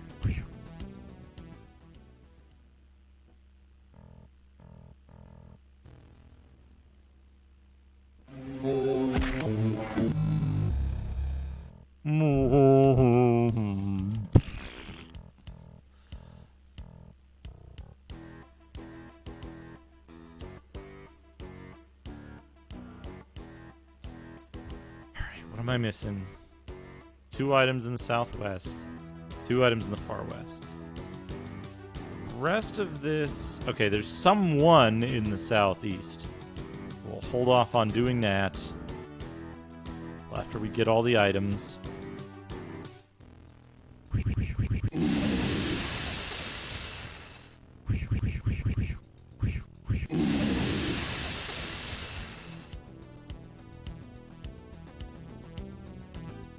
Melf's Acid Arrow. I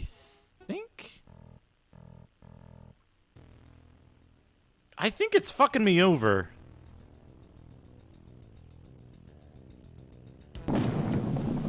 Okay. Vonar.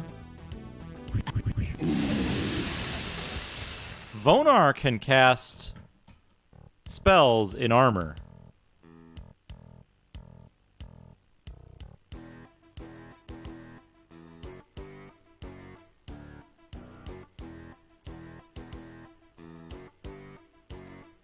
Oh, no.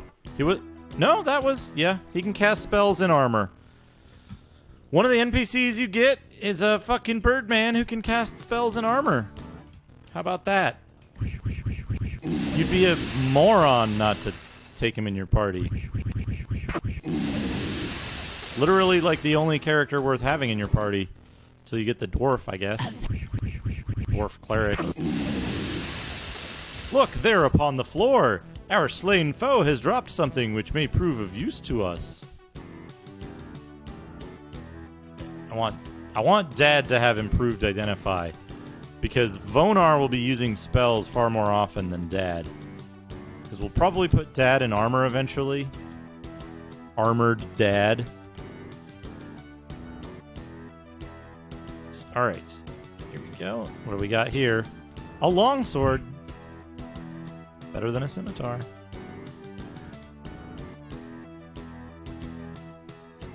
I'm giving this to Vonar because it's funnier. Feather fall. Get it? Get it?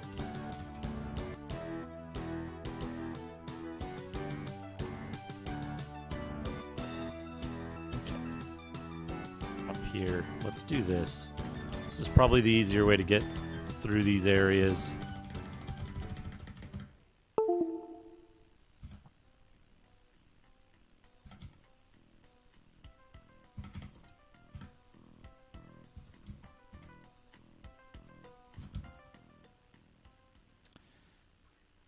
Shit.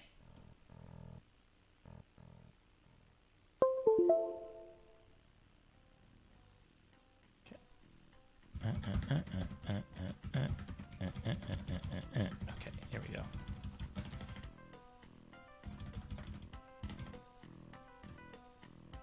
Okay.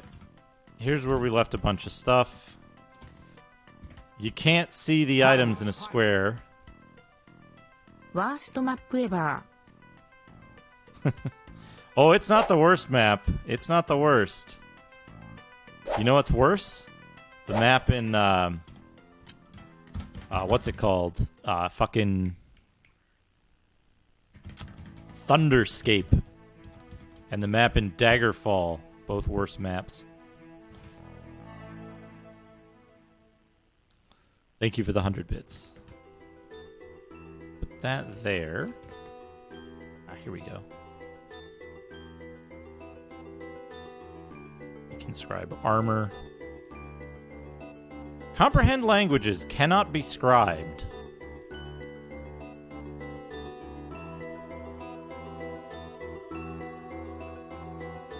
Okay. Hey, the crow caca.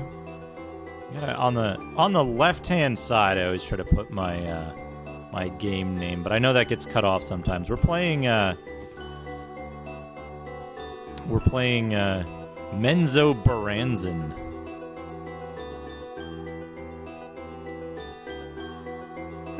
Unsolved Mysteries. Theme of Hermit.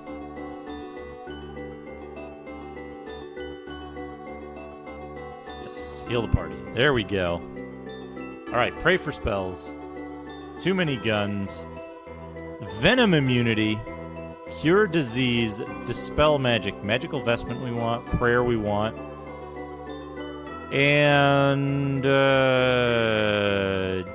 cure disease, I guess. 5. We got those. We don't want any flame blades. Those aren't any good. We'll try Darkfire and Spiritual Hammer. And Aid, I guess, because that works as an additional healing spell. Dad can get Prayer, Magical Vestment, which we want.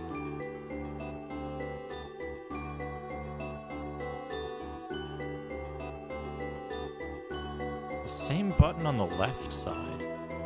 Oh, the same thing. This is the same effect.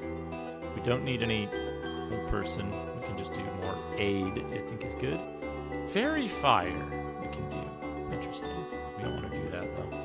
Done. Memorize.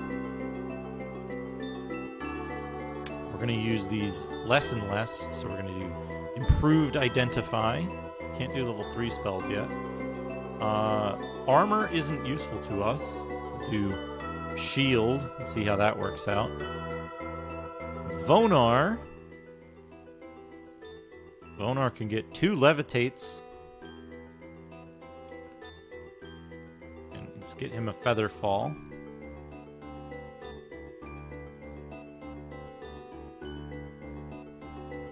Now, let's see here. If we cast Improved Identify, it identifies the items in his hand only.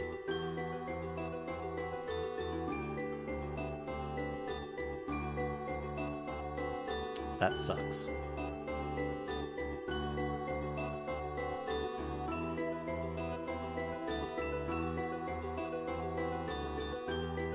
Protection from ecstasy. What if we give him... I want to see what this looks like. If we give him these and cast Improved Identify. Okay, yeah. Twinkle and Icing Death. What good, What good spells, things. Alright, so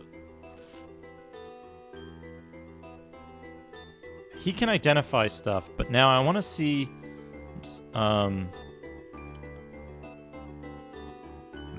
memorize?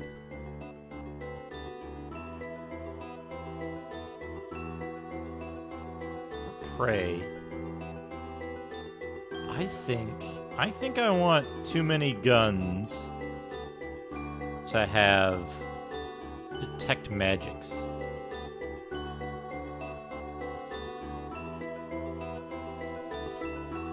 Yes, we have our attorney now. Okay, here we go. Here's all the magic items.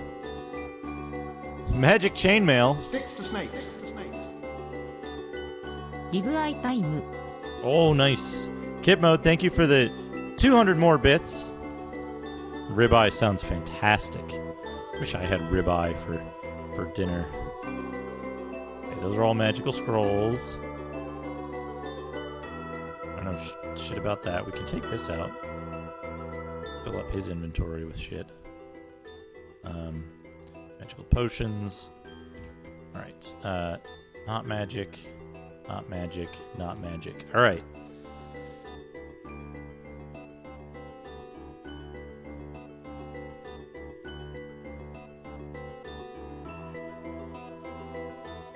Holy shit. Holy fuck. Holy shit. Holy shit. Folks.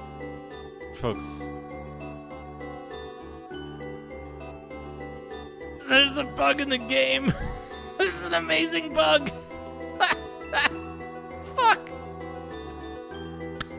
Oh god, that's good. Fuck you, Trist. Oh, fuck you. Remember how I found out that other characters can't use Drizzed weapons for some reason? Well, guess what? If you identify his weapons,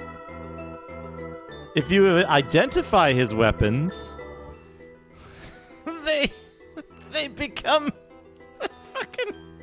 He can't use them anymore. For some reason, he can't use them anymore. So he can't use his weapons, but you can. You can use his weapons. Also, for some inexplicable reason, characters in the back row, like, sometimes can't attack. Sometimes they can. Anyway, get a two-handed sword. There we go. There we go. If you identify his items, they become different items. And you can use them. You just start the game with the fucking +5 and +3 scimitars. Now, let's see here. Can I give the scimitar +5? Okay. He still can't use it for some reason. But our main dudes can. Oh, that's so good. That's so good. What a good game this is. What a wonderful, excellent game this is. North. We want to go north.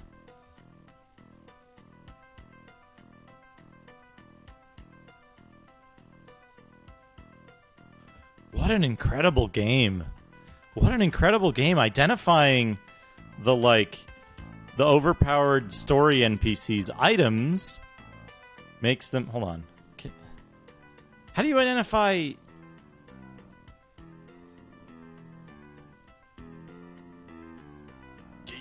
How do you identify armor? What? Whatever.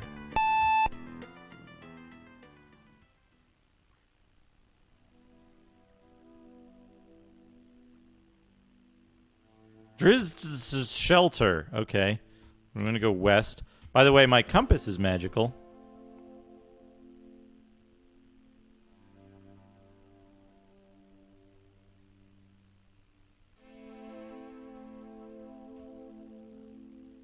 Did Drizzt's leave anything in his shelter for us? There's an item.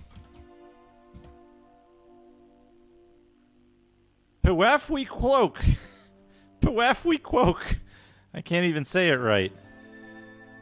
Cast. Improved identify.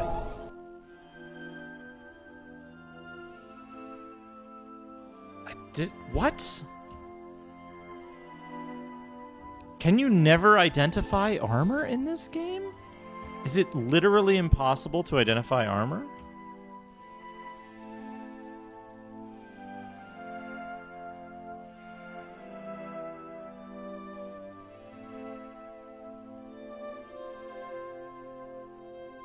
Oh shit, we got a sack. We got an empty sack. Yes! Never been so excited about an empty sack in my life. The composite bow doesn't fit in the sack. But shields do. Well, one shield does, anyway.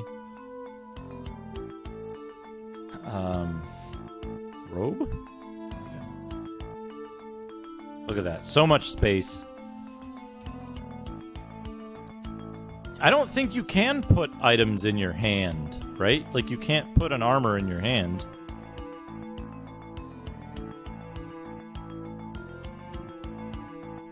What if it's in on your cursor? Oh, wait. No, you can't do it from there. What if it's on the cursor? Nope. You may never identify magical items, magical armor, and probably rings as well.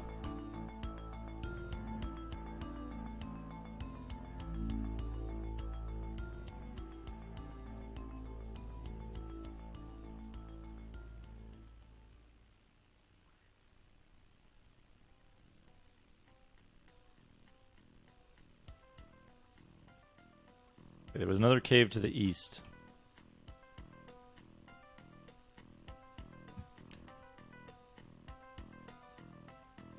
Oh, that's a good idea. Let's do this. Let's go to the map. Right. Drizzt shelter.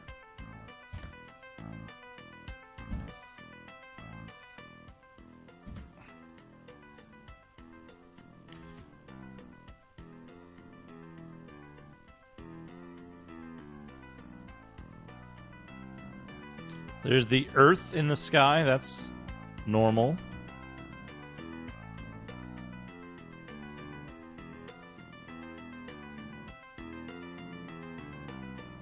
Cave.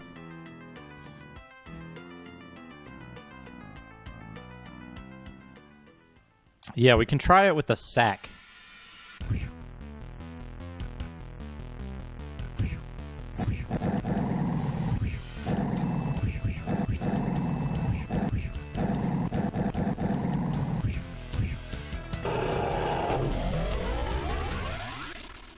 We defeated the Lucrata, and it disintegrated.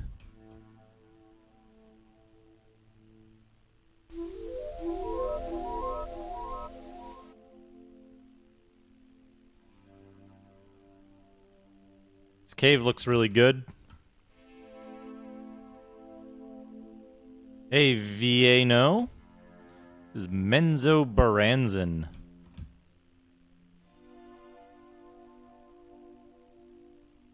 The cave is made of taco meat. You're gonna get me hungry. Thaco meat.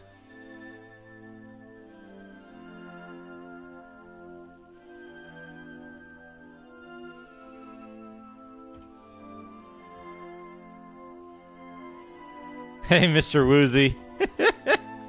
We've found some excellent stuff about this game already. Birdman has, like, stopped being able to attack again for some reason. What if he has a quarterstaff? What if he's just wielding a quarterstaff? Okay, he can attack with just the staff. But not barehanded. Maybe we need to give him the, maybe we need to give him the halberd that we stuffed over here. Yeah, Drizzt has a skullet. I can hear strange music. It's really eerie here. I feel as if I'm in a strange world.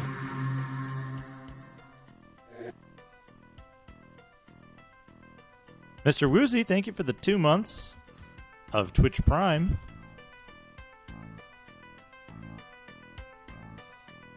Okay. We still have Identify on. Wait. Hold on a second. Hold on a second.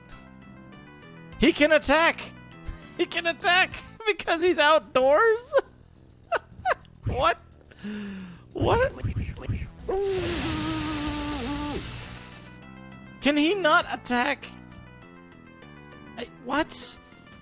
What on earth? Hold on. Also, I gotta see if... No, we must not give that up. It is too useful to merely leave behind us on the trail. You can't... You can't... You cannot drop Drizzt weapons.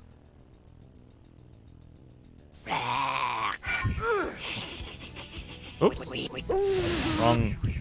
Wrong thing. Oh, you know what it might be? You know what it might be? I think I know what it is.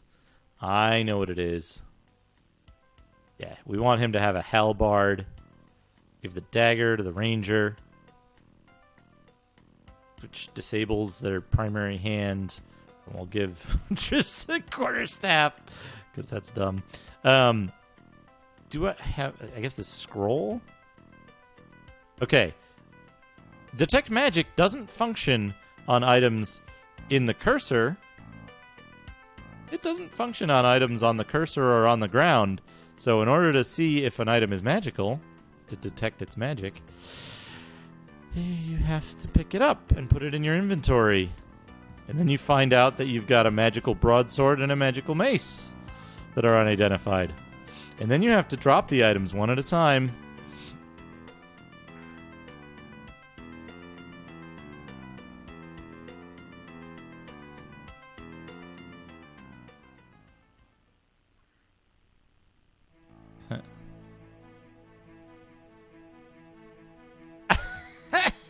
So I think the ratty rags... Oh, we got to do that, right? We got to put the rags in a bag.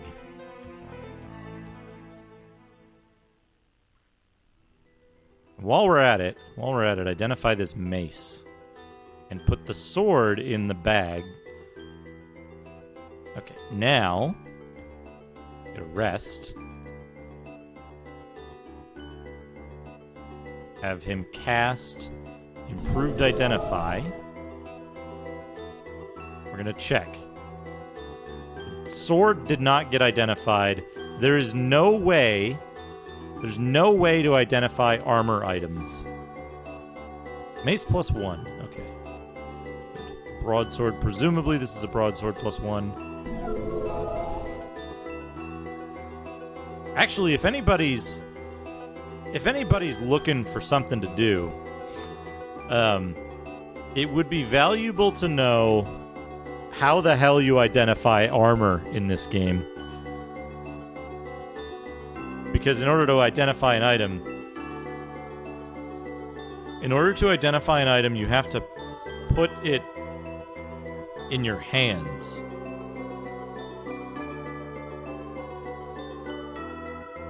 And there's no way to put... Jesus, Drizzt has, like, extremely crappy strength. Oh, his armor weighs nothing, I see. It's fine, he can be encumbered. Yeah, that's because my Detect Magic ran out.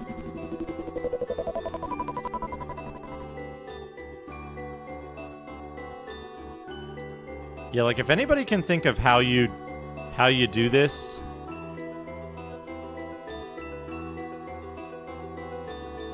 So, here's the best part. They designed it such that,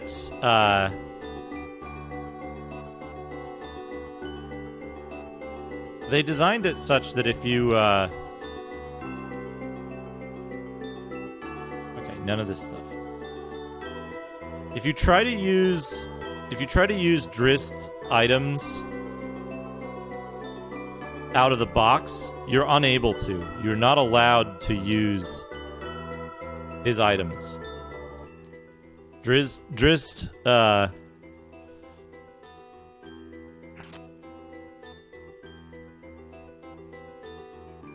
Drizzt's items are, like, reserved. If you put them in your hand, you can't use them. So, as a result, you can't use his items normally. And there's, like, certain caveats to how they work. Right, so rest.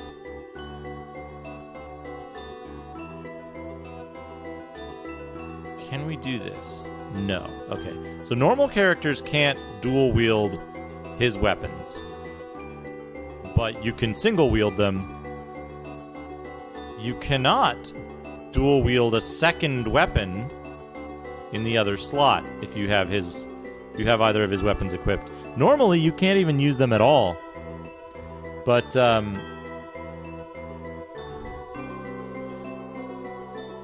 if you identify his special weapons, you know what happens? Suddenly you can use them, and he can't.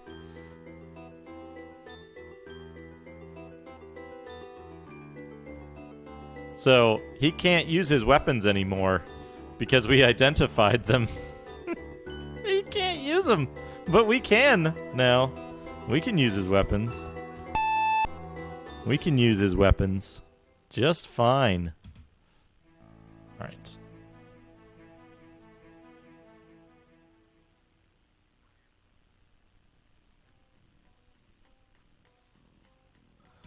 So, like, they were trying. They had a thing they were going for, but then their competence kind of messed it up. As far as, oh god. Also, I want to point out, like, you see the, like, when you turn, how it, like, slowly speeds up. That's they did that on purpose. That is on purpose. If you kill him in Baldur's Gate 1, your reputation is set to the minimum. I'd do it anyway. I'd kill the shit out of him. I hate Drizzt. I think he's one of the worst designed characters in any piece of computer game fiction ever. Pretty easily the worst.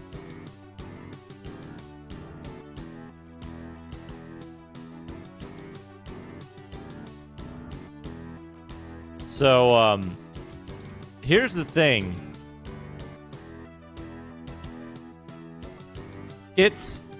The problem with Drizzt is that it's like Drizzt takes over any piece of media in which he is a character. And all of a sudden it's a Drizzt story, right? I think it would be cool as fucking hell to have a story about exploring the Underdark and fucking Dark Elf City as normal people, not as Drizzt. Not with Drizzt as a fucking, central arc of the main plot. Also, Drizzt has a problem where somebody clearly went, yeah, my character's a dark elf who wields a scimitar in each hand, and the DM was like, you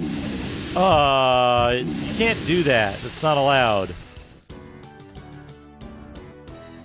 And then fucking that person was like, yeah, well, I'm not going to come to sessions anymore. I'm not going to play, and I'm going to take my friends with me, and we're going to go somewhere else. We'll play our own game. The DM was like, fine. Your ranger guy uses two scimitars. Great. Okay, fine.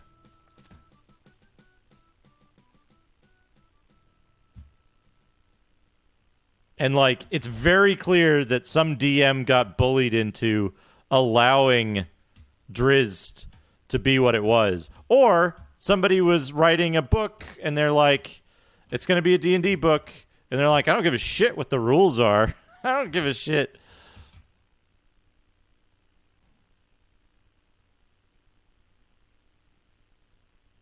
Yeah.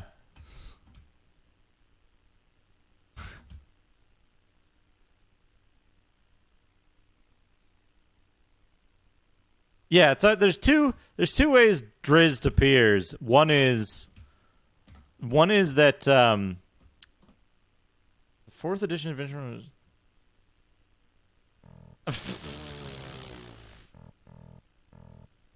special unique attack move. Good. He's either he appears in one other capacity, which is a cameo. But I don't know. It's the music's back. This is the music of this area.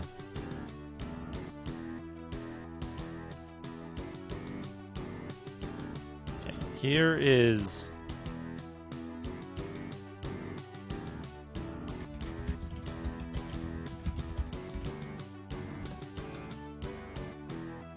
you gotta put another quarter in.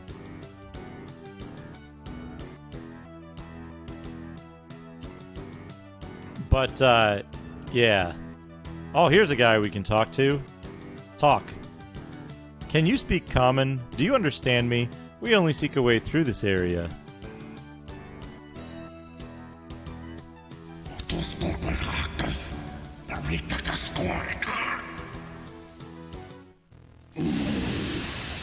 One shot. Murdered. Anyway, I think the combination of factors leads to Drizzt being one of the most poorly written video game characters ever. And what that means as his viability as a fantasy character in general? Let's put it this way. Video game characters aren't known for being well written. Look, on the floor, an item. It drops the item exactly where you are. A javelin of lightning. Oh, goody. Some random frog delight had that.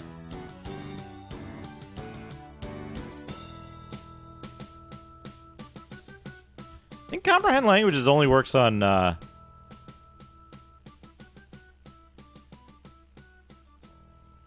worst video game character, mind you. Worst written.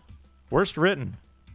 And that's like that's a big fucking list. We must find the 4 gems Vermilion offered to enchant for us. Only by returning them to Vermilion can we gain the infravision and protection needed for a journey into the Underdark.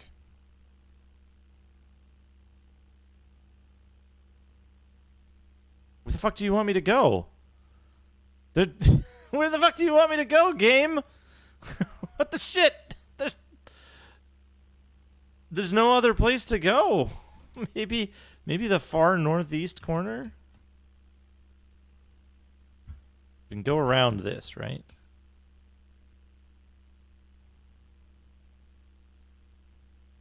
Oh, Kit got the doodad. Kit got the doodad.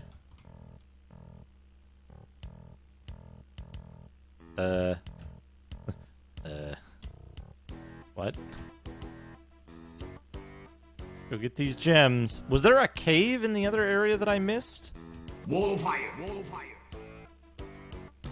どうだドジョ Da dojo. Okay. Hell yeah, Kit. Let's get back to a safe area. Go back to the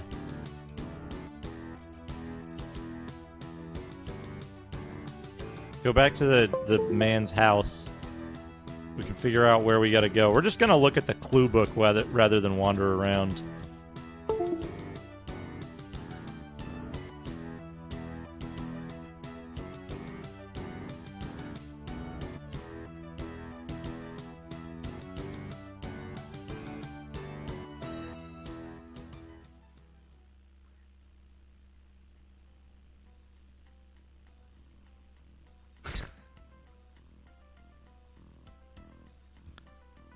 Yeah, the problems with Drizzt writing is like fucking, it's tremendous. It's tremendous. Yeah, we're going back to the relative safety of the old man's house first. We can do a proper dad. All right, here. Quick save and real save. Good here. Also, we got this nice music. It's doodad time. Doodad time. All right, kit mode. Let's find a good doodad for you.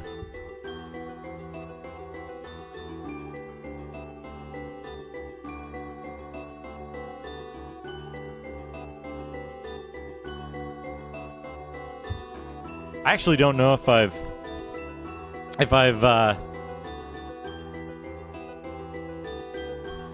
don't know if I've shown this one off before. I don't think I have. I showed it off very briefly during the game itself. But here we go. Here we go. Advanced Dungeons & Dragons, 2nd edition, that's a lie. Spelljammer, Captain's Guide to Realm Space. TSR and SSI. And then on the back, we have an advertisement for Clash of the Steel Titans, Cyber Empires, for IBM and Amiga for $50. For 1 to 5 players, this challenging strategy game of world conquest is also an explosive action game of battle between cybernetic juggernauts. Each player starts off with a set amount of money and a country to control. Allocate your wealth to build combinations of capital buildings, fortresses, cities, and factories for constructing armies of giant cybernetic warriors. Large but expensive factories can build mammoth robots quickly. Small, cheaper factories build puny ones slowly. Each cyborg has its own unique armor, futuristic weaponry, and terrain specialty. All 5 players, human or computer-controlled, take turns plotting their moves. The computer randomly assigns who gets to move first. Then, combat! You can slug it out in true arcade fashion, blasting enemy cyborgs with lasers, neutrino cannons, missiles, or flamethrowers, or ask the computer to resolve every battle quickly and cleanly. No matter which way you choose, you'll have a real blast! Italics and capitals. Playing Cyber Empires. After all, you get to play with money and big toys. Italic on the big there. Plus a chance to grab absolute power and achieve world domination. You'd have to be a cyborg not to. Only cyborgs don't play Cyber Empires. Yeah, so here we have the contents page with all the different stuff. We'll look at each one of those things. But more importantly, introduction. Welcome to Pirates of Realm Space, the first official Advanced Dungeons & Dragons computer product to use Spelljammer rules. The Spelljammer supplement allows you to travel through space by means of a helm operated by a cleric or mage. You may visit 8 different worlds in the Forgotten Realms system. You will find that there is plenty to explore. Realm Space is the crystal sphere that contains Toriel, the world of previous Forgotten Realms adventures, and its sister planets. These planets are Anadia, Koliar, Carpri, Chandos, Glith, Garden, and Hakatha. The Realm Space system is solar-centric. Everything orbits around the sun. Realm Space also has a wide variety of gods and revered powers in operation among the realms. Nico Jazz, thank you for the look at something else. Oh, I gotta pause this timer. Pause that timer. We will look at something else after the doodad. Spelljammer lingo. Oh, we have a little like orbit explanation of where the different planets are. Realm Space.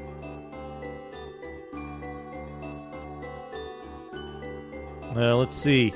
Spelljammer lingo. Spelljamming is the conversion of magical energy directly into motive force for ships in space. Spelljamming can be accomplished by a magical device known as a Spelljammer helm.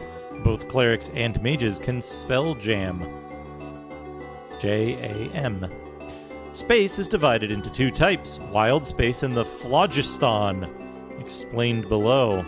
Wild space is what comes to mind when we talk of space. It is the vast emptiness that lies between the planets and the stars. All space inside a crystal sphere is wild space. It is mostly a vacuum. Space jam. Yeah. The phlogiston, maybe it's phlogiston, I don't know, is also known as the flow, go with the flow, is a turbulent, unstable, multicolored, fluorescent gas which fills the region between the crystal spheres. Very little is known about the phlogiston. Every planetary system known is encased within a crystal sphere.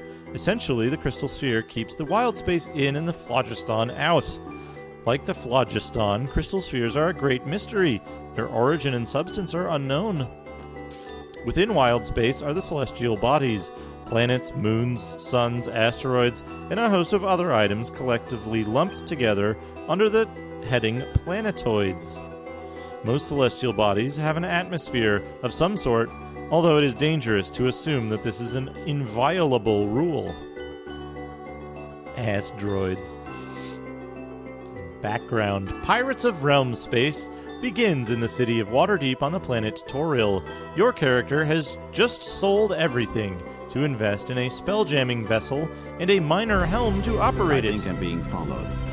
What could they want from me? Dingle, thank you for the follow. Enthralled with tales of the riches to be gained in space, your character puts together a crew and sets sail as the captain of a newly outfitted spelljamming ship.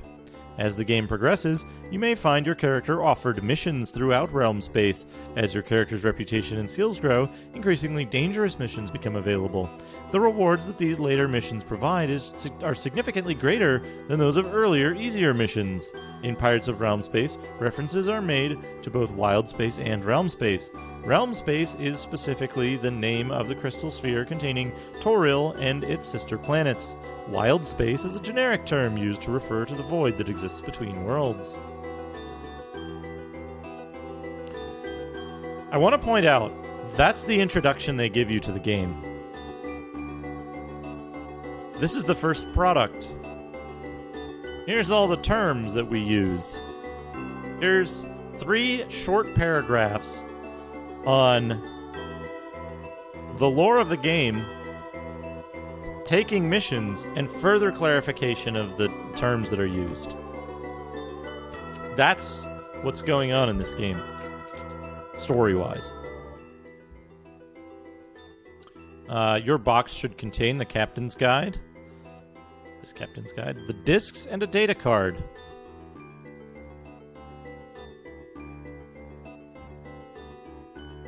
Okay, how about how to work with the interface, using the menus, icons, using the mouse. Using the keyboard, using the joystick. Pressing the fire button, button 0, fires weapons in space combat. Why are crystal shells round?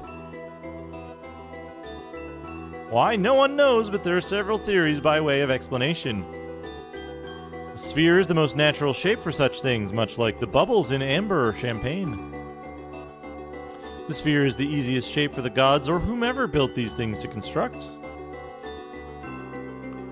The sphere is a perfect shape, the shape that shrinks its plane of gravity to a single point at its heart, attaining a perfect balance.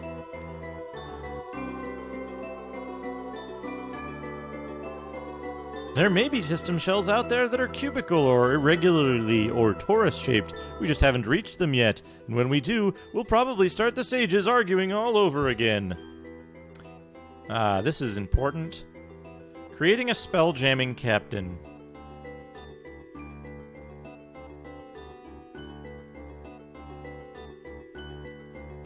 So, Lord Aeron here.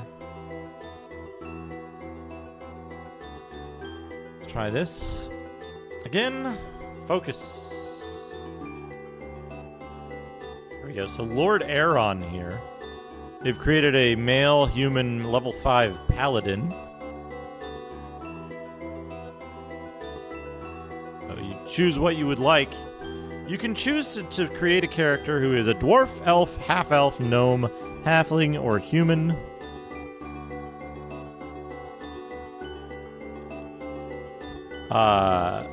You get the same D&D statistics. You can choose classes. Cleric, fighters, paladins, rangers, mages, and thieves.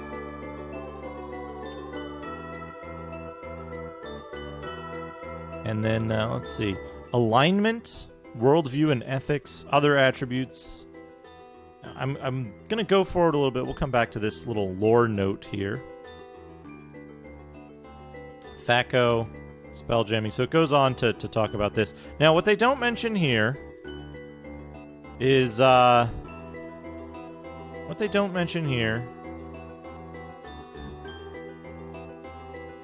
is your character's profession. Your character is the captain of a ship. He must also have a class. There are 6 character classes you may choose from. So what they don't mention is that your crew, your officers and your crew, are determined by what class you select for your captain. The game is unwinnable if you select fighter or thief. Notes on the creation of the universe. The discovery that there is a greater universe beyond the sky is a shock to most learned sages of the various known worlds, at least temporarily. Those used to a provincial view, common to most groundlings, often turn their backs on the stars or refer to them as a minor sidelight compared to the wonders of the infinite planes of existence, or even the strange civilizations on the other side of the globe. Hey, Trough of Luxury, how you doing? We're looking at a doodad thanks to Kit Mode. Kit Mode's generous expenditure of channel points. Blah blah blah.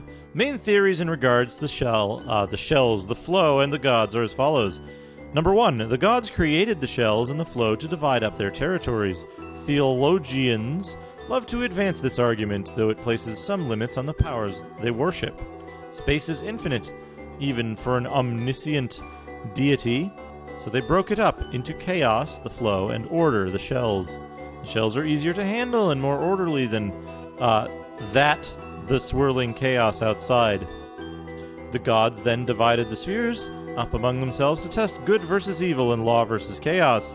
Some demigods have claimed this to be the truth, but cynics note that they would do so even if it were not so.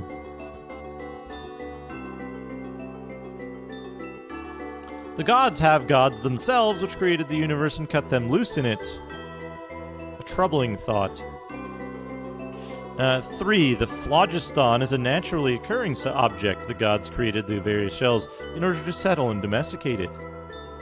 4. The gods fear the flow and built the shells to keep it out. 5. The gods fear men and other sentient beings and built the shells to keep them in. 6. The phlogiston and the shells are naturally occurring. The gods only moved in and set up shop. So, those are their different indications of the backstory of stuff. This is stuff that comes straight out of the like setting. Spell jamming in Wild Space. This is the interface of the game. You'll notice that let's do this. You'll notice here. Notice how the icons and the interface looks kind of amateurish. Kind of like a shareware game, and it uses like a shareware font, what I would call a shareware font. More on that later. So yeah, they immediately jump into how to navigate, how to save your game, how to go to a place. Let's see, specifications for vessel. Ow, I just ran over my toe a teeny bit. With my chair, that hurt. Type. There are many different types of ships available in Realm Space. This tells you which one you are currently using. Crew. 2 numbers indicate the crew requirements for your vessel. The first is the number of individuals needed to run the ship under normal conditions. The second is the number of individuals that the ship can carry without overloading the atmospheric envelope, protecting the ship from the vacuum of space. For example, a ship with a crew rating of 1035 requires 10 men to run the ship properly, but can carry 35 without endangering its atmosphere. Hull.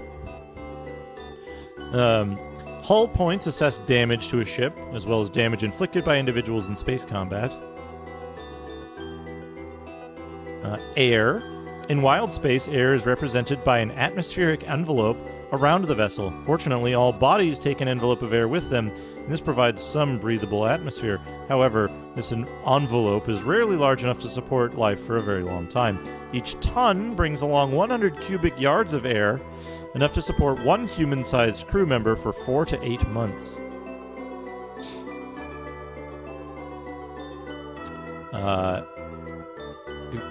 Air quality, fresh air, fouled air, deadly air. The power source. There are 5 types of helms available in Pirates of Realm Space: Major, Minor, Series, Pool, and Life Jammer. Major helms convert energy more efficiently than minor helms, but both are adequate for spelljamming purposes. Series helms, used primarily by Mind Flayers, are a group of helms linked together to form a series. They tend to be less powerful than regular helms. Pool helms are also used by Mind Flayers. They use the natural life pool of the Illithids to power the ships rather than the Mind Flayers themselves. Life Jammers, used primarily by the Neo Geo, feed off the life energy of the individuals placed inside, usually against his will. The helm sucks hit points from its user, and the victim must save versus death every day of operation. Ram. 3 types of ram available. Piercing rams are long and sharp, designed to puncture enemy hulls. Blunt rams have a flattened end and are designed to shake up smaller vessels rather than destroy them. Grappling rams, through the use of movable arms, purposely lock the ships together after ramming. Maneuverability, ship's rating, landing, keel length, beam length, tonnage, cargo capacity, cargo space remaining, options, cargo status, weapon status, repairs, captain's log, crew status, view queue crew member, items, assign officers, assign crew, blah, blah, blah, blah, blah. So, and then this is just more of exactly how to play the game. Exactly how to play the game, pretty much. How to hail ships, grappling, blah, blah, blah. So, here's another thing. Boarding combat. Now, if you're familiar with Dungeons & Dragons games, this might look a little familiar. This layout. And if it does, there's a reason for that. It's the Gold Box engine. That's right. It is the Gold Box engine with just a worse coat of paint, in my opinion. Literally the code for the Gold Box engine. And they made it significantly worse. The only major change they made is that they made it so that crew units stack up to 5. So in this picture, we see that there's a stack of 5 Mind Flayers in one square. I can show that off here.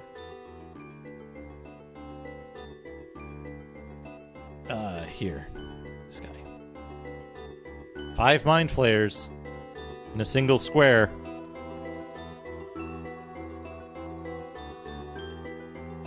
Just a thought. Mind Flayers get some powerful attacks. And in this case, they get to do them 5 times over. So more on how to control stuff. Here we go.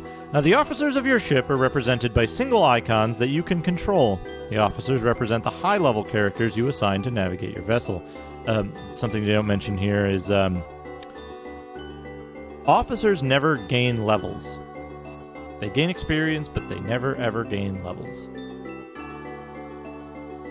They start at the power with which they come with at the start of the game, which is slightly lesser than your main character. Crew members are represented by a single icon, which has a number in the lower left. This number represents how many crew members are represented by the icon.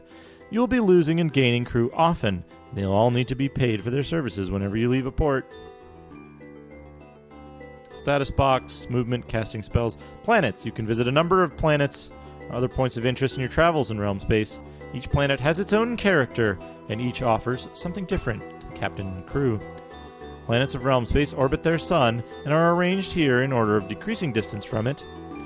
In general, each planet has a port is arranged in a similar manner. Ports typically have a pub, a temple, a warehouse, a shipyard, a dry dock, a store, and some sort of local government office.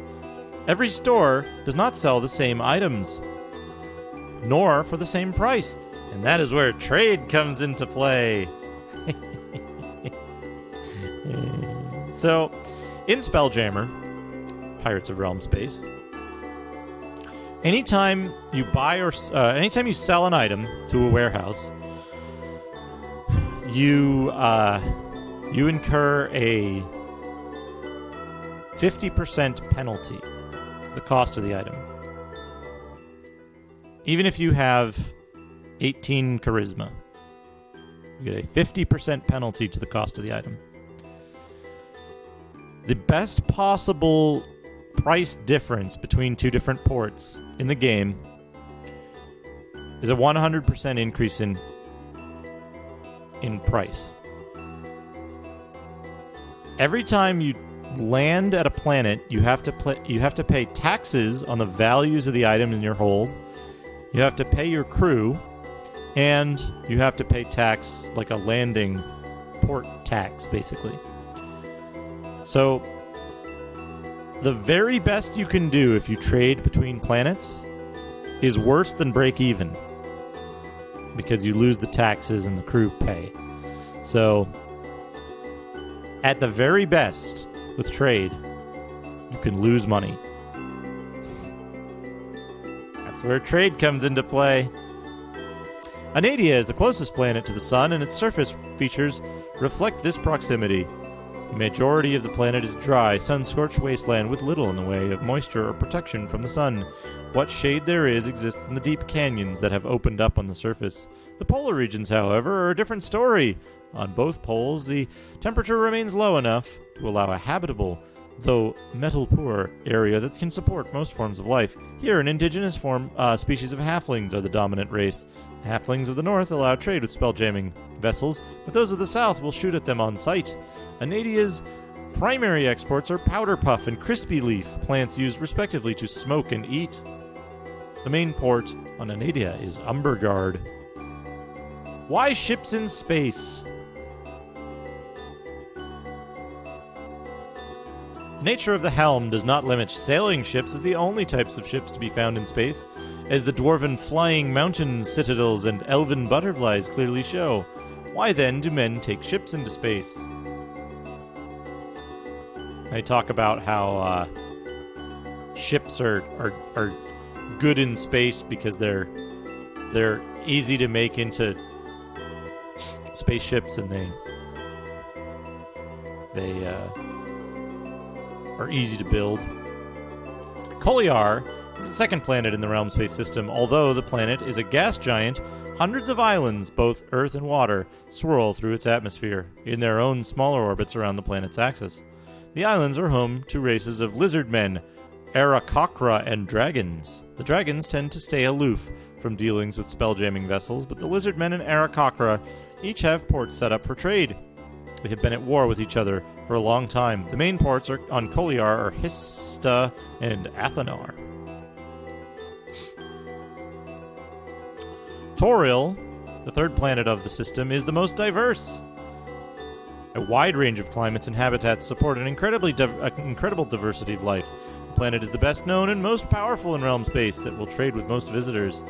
With its large variety of inhabitants, there's no single dominant race on Toril. Consequently, the planet boasts a large number of ports for spelljammers to explore. Waterdeep is the main port on Toril. You can only go to the one port. Also, it's really clear that, they effectively made every other planet in realm space effectively, essentially it's a monoculture on every planet except Toril, because Toril has the Forgotten Realms filled out. The fourth planet in realm space, Carpri, is unfortunately not very useful to spelljammers except as a source of fresh air. The planet is a huge water body with ice at the poles and a seaweed jungle at the equator. Water is so choked with weeds that vessels can't land. There are no land masses whatsoever. Because of the lack of land, Carpri has no ports for spelljamming vessels. Chandos is the fifth planet in the system. This too is a watery world, though it does have land masses. The nature of these land masses, however, makes landing on Chandos impossible. Land on Chandos is composed of hundreds of islands piled on top of each other. They are incredibly unstable, and as a result, even the simple day-to-day rotation of the planet around its axis causes sudden and violent changes in the shape and structure of its land. Chandos, like Carpri, is mostly used for air replenishment. Due to the instability of the surface of the planet, no ports for spelljamming vessels exist on Chandos. Hey, Kraid, how are you? We're looking at a doodad. Spelljammer. Pirates of Realm Space. Glyth, the sixth planet in the system, is, to all appearances, as dead and wasted as equatorial Anadia.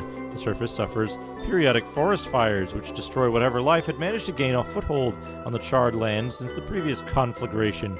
Glyth, however, is not as dead as it appears. Mind flayers, the dominant form of life on Glyth, control an extensive network of caverns and tunnels underground, raising humanoids as cattle. They take unkindly to intruders and will attack voyagers in their territorial space. Of the 3 moons circling Glyth, one, Mingabwe, houses a port where spelljamming vessels are welcomed. Garden, the 7th planet in realm space, is not actually a planet at all. It is a group of asteroids held together by the roots of a huge plant with its own atmospheric envelope. Asteroid supports life and can provide both air and water. There are no dominant forms of life on Garden. The nature of the planet is such that spelljamming vessels can hide fairly easily among the asteroids, so the main population tends to be pirates. They are generally concerned with their own affairs, however, leaving approaching vessels alone. There's one safe port. Olive Garden. Clive's Den on Garden. Hakatha. The 8th and last planet of the Realm Space System is probably the strangest as well. Hakatha is a large floating disk of water, 300 miles thick in the middle and tapering towards the rim. A large mountain called the Spindle rises out of the center of the planet and always points towards the sun. The planet is home to 5 subspecies of beholders who fight among themselves for control of the Spindle. They refuse access to their ports to outsiders. So, important to note, of the 8 planets, I think there's 4 that work, that matter. the halfling one, the bird lizard one, Waterdeep, and the pirate one. So we have a list of spells. We have all the cleric spells, the mage spells. One spell worth noting here is Stinking Cloud.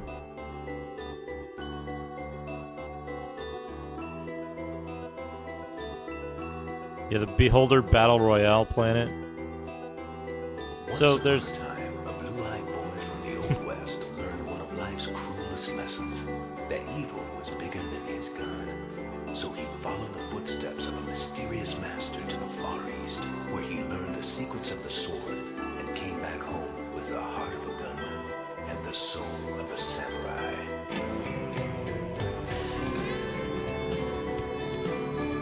Kit Mode, thank you for yet another gift sub. It's time to Study Chem. Study Chem, enjoy the emotes. Enjoy your donut. Fun stuff. I added some for anyone who wasn't here earlier. I added a bunch of emotes now that I got the extra slots with Partner. So, some fun stuff in there. Fun stuff to mess around with. So yeah, one of the key things here is Stinking Cloud. Paralyzes those in the area of effect for 2 to 5 rounds. If the target saves, it is not paralyzed, but is nauseous and has its armor class reduced for 2 rounds. This is wrong. It paralyzes those in its area of effect permanently. It is the only way I have found to clear the final level of this game.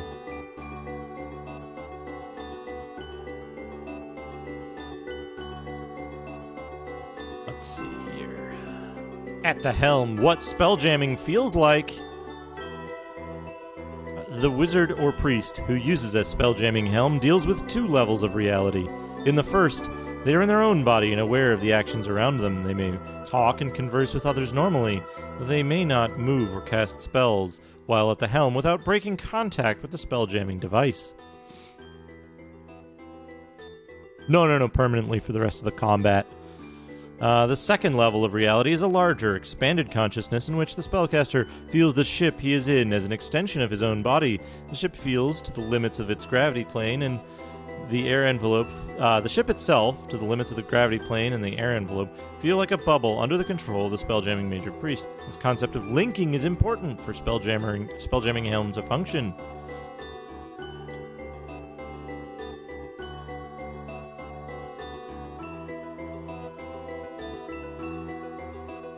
Yeah, they describe, like, the feeling of spell jamming in here.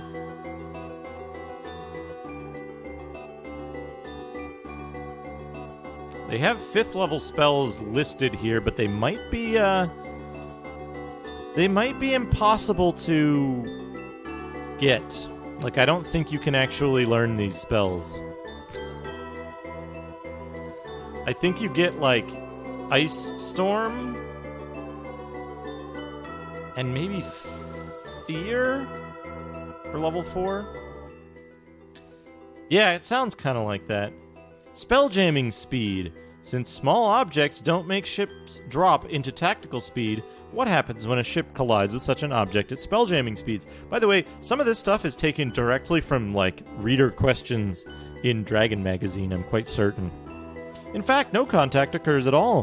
When a ship is moving at spelljamming speed, the small mass becomes a free-floating object as soon as it enters the air envelope. As a free-floating object, it first stabilizes with respect to the ship's gravity plane, then drifts outward toward the edge of the envelope, from which it eventually leaves the envelope altogether.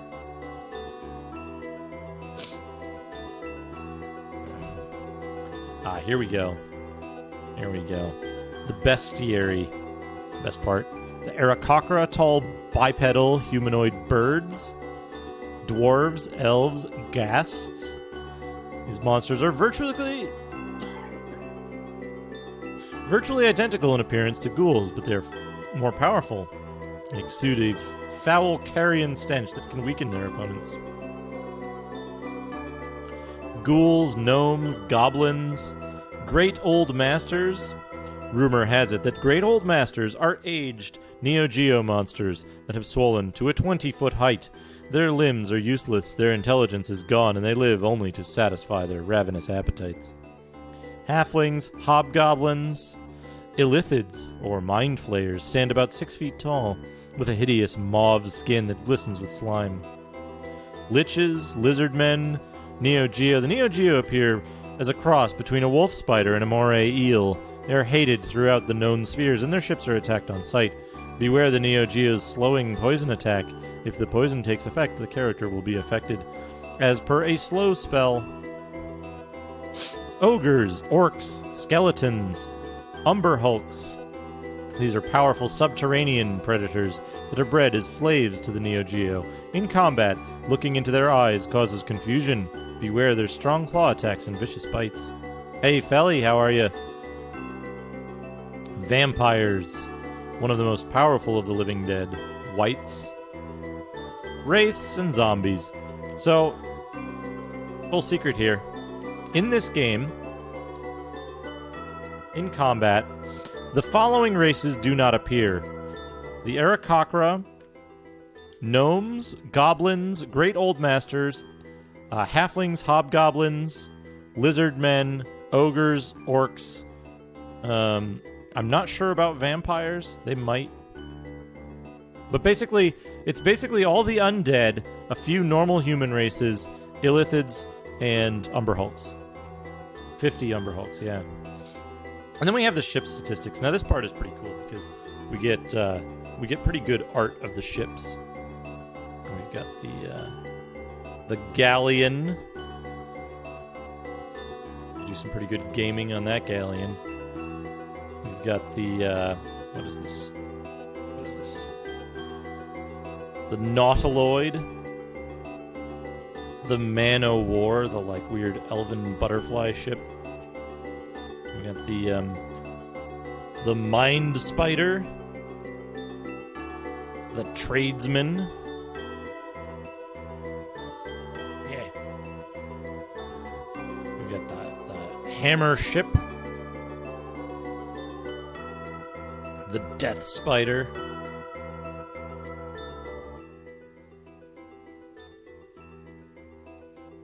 We've got the Squid Ship and the Dragonfly. We've got the War Galley and the Shaolong Trader. And then we've just got tables of stuff. Range of ability scores by race.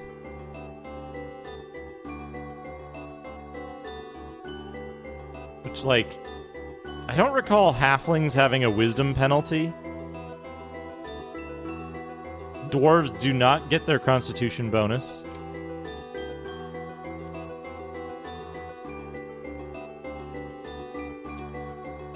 They've got the strength table. The damage adjustment for this one just goes fucking out of control for some reason. Constitution goes up to 19 here, but not on the other table. And dexterity never goes up to 19, even for elves. Yet they include it here. Multiple attacks for fighter-type characters.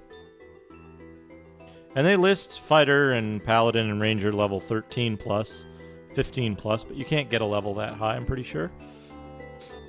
Weapon types and the damage that they do. Ship weapon table. Hull damage and personnel damage. Armor table. They list plate, field plate, and full plate. Splint mail and bronze plate mail. Elfin chainmail. Brigandine, in addition to banded. A number of these aren't in the game.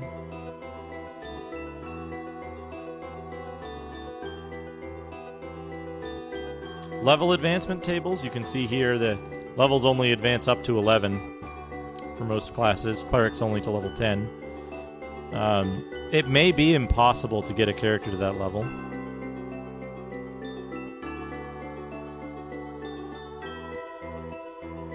They list paladins as getting cleric spells, which is not accurate. So an interesting thing here is that the credits. Cybertech Systems credits, Al Escudero, Director of Product Development. Original IBM programming by Alexander J. Russell. Amiga programming by Colin Fox. Game design by Al Escudero. Music and sound effects by Mark Magog, Peter Grisbale. Art, Earl Thurston, Ken Thurston, Marianne Van de Leegraaf, Al Escudero, and Alexander J. Russell. The secret here is that about 90% of the art in the game was done by them, and like somebody else did the ship models. Al Escudero and Alexander Russell. And then SSI credits. There's some weird stuff in here, like technical verification, art, graphic design, and desktop publishing, pre-press production.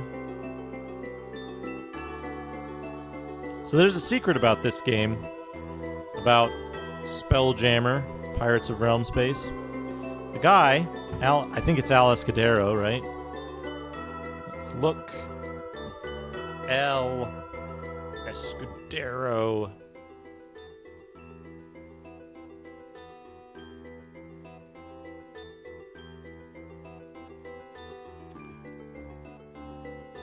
Yeah, Renegade Legion Interceptor. This fella.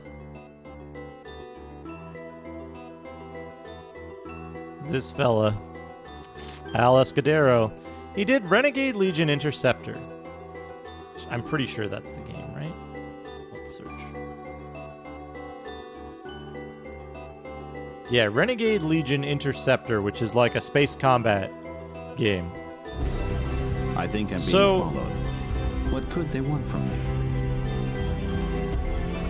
Varoris, thank you for the follow. So what happened was Al Escudero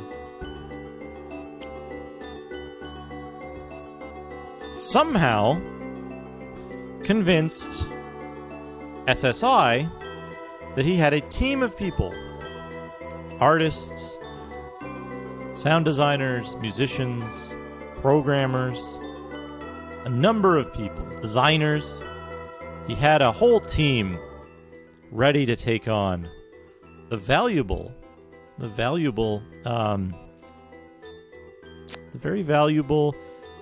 foray into Spelljammer that TSR was trying to push at the time. So he made the pitch. He made the pitch to SSI, and SSI, seeing that he had done a space game previously that was fairly well received, the Rebel Legion Interceptor game, was like, sure, of course this guy must have some kind of support behind him. Let's bring him on. Let's bring him on to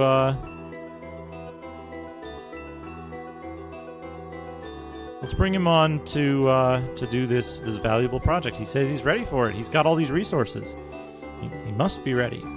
Well, turns out he didn't have shit. It was just him, like him and one other guy working on the game as like, what do they call them, bedroom programmers.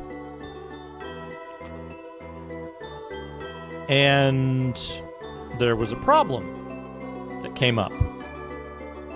SSI wanted to know how the game was doing. They wanted to know what was progress like, and they'd like to come up and visit. They'd like to come up and tour the studio and see how the game was going. This thing they were investing quite a lot of money into. So they went up there, and Al kind of freaked out. He hired a bunch of his friends to sit at computers that he had rented in an office space that he had rented just for this purpose, to lie to SSI and keep their confidence that he was actually working on the game with a team of people, but it was just his friends. It was just friends of his that he got on board to misrepresent the scope of the project. And then SSI finally got a milestone delivery from him, and they fucking panicked. They panicked so bad. They were like, this is unusable. We can't publish this. And having given Al Escudero a whole bunch of money already, and owing it to him, because the milestone delivery didn't specify that the game had to be good, just that it had to be extant. SSI fucking flipped. So they were like, fuck, we have to finish this game. So they hired a bunch of people on the SSI side to just like sprint to the finish and get the game out the door. The problem was they had already promised Escudero that he could work on 2 more games for them. So he started work on Dark Sun, Shattered Lands. And he fucked it all up because that's what he did. He was out of his league. He was a like old school self-taught door game programmer. And he had done like some stuff. He wasn't up to doing like cutting edge VGA semi-real-time games, writing the new Gold Box engine. He was not up to it. And so that and Al-Qadim, the Genie's Curse, both suffered tremendously from like false starts on the project before SSI was like, dude, fuck off. You're off the projects. And so 3 games, this guy ruined 3 major TSR deals with SSI. So then SSI effectively they effectively lost the D&D license after that because TSR was like, no, we don't want this shit. Look what you guys did with 3 games in a row. These are terrible. You're ruining our reputation in the video game space. So then SSI had to scramble, and SSI had to scramble and try to get some new stuff going. So SSI, who had also lost a bunch of talent during this time because they had lost giant licenses, they couldn't pay people as much, came out with subsequently Sky Realms of Jorun, Alien Logic, Leave Your World Behind, Legends of Valor, I believe was an SSI game at this time, World of Aiden, Thunderscape came out a little after that, Entomorph, Plague of Darkfall. These are all the things that were going on in the like RPG unit, the like role-playing game and CRPG units around this time. The war game side of SSI continued to do really well, right? They came out with Panzer General, Fantasy General, all that stuff. So it came out. Nope. What are you talking about, Glavius? I don't know what you're just disagreeing with.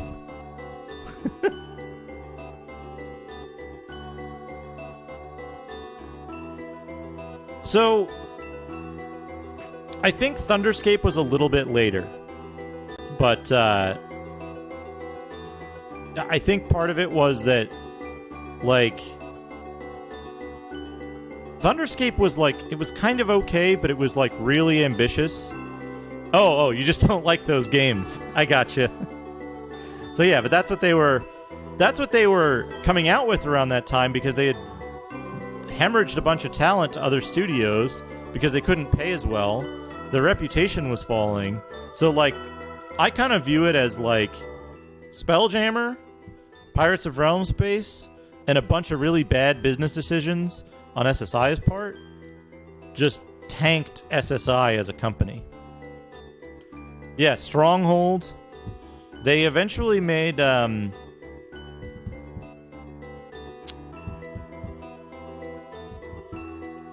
No, I guess they didn't. I guess they weren't responsible for that. But yeah. Yeah, SSI ended up outsourcing the later Gold Box games that were coming out in the early 90s. They outsourced some of those to the extremely unfortunately named studio that did the Savage Frontier games. bunch of other stuff. Anyway, that's the doodad. We're done with the doodad. Nico Jazz has redeemed Look at Something Else 43 minutes ago, so we'll get to that now. Let's get to the Look at Something Else. I've got it in the other room. I'll be right back.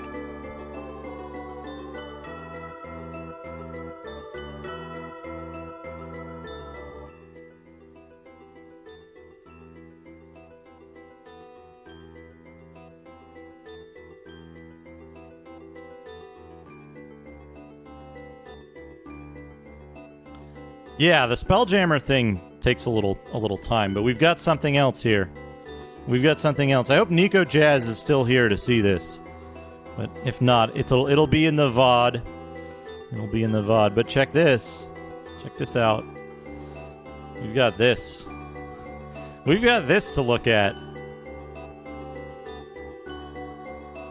We've got RoboCop 2 by Topps. 9 cards, 1 sticker, 1 stick of bubble gum.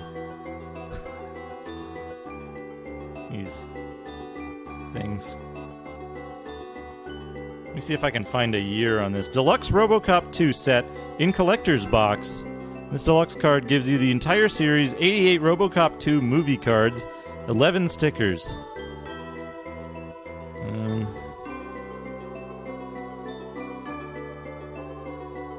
Oh, it's an advertisement I see here. I think I took the gum out previously. So here's the thing about old gum. It doesn't become hard. It loses cohesion. So if you put the gum in your mouth, your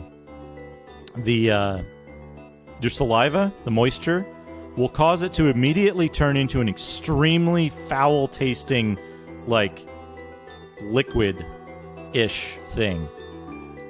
It's like a gritty, slimy liquid that tastes extremely bad. It's disgusting. Never, ever, ever put old gum in your mouth. It's not funny. It's just really gross. So here we go. Here we go. Here's the cards.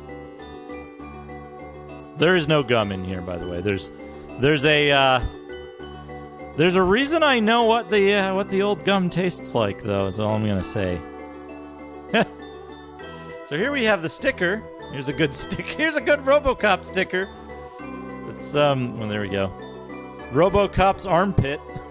If you wanted that, that's the sticker you get. And then this is sticker number 7. Sticker number 7.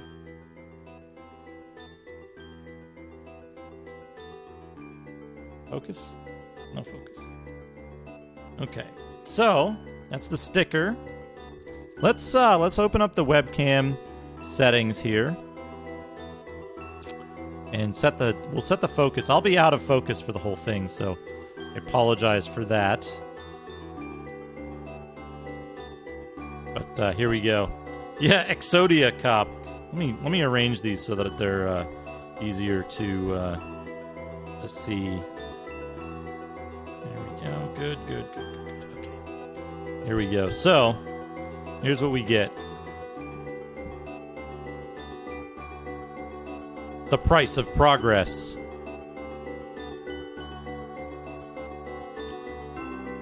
Blasted by a malfunctioning Ed 209 unit, the bloody body of a young, relatively unimportant OCP employee is splayed across a miniature replica of the company's Dream City, New Detroit. Continued on card number 4, a man named Murphy. This is card 3.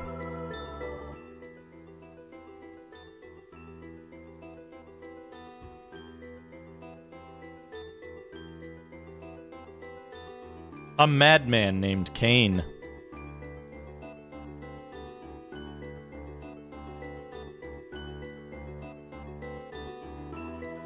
A madman named Kane, card 35. Nuke pusher and addict Kane is a quasi-religious figure, the mysterious leader of a cult dedicated to evil. He is flanked by the beautiful but savage Angie and ruthless young Hob, a kid with a taste for power. Continued on card 36, the Robotics Museum. Also, there's an asterisk that says includes highlights from RoboCop's first adventure.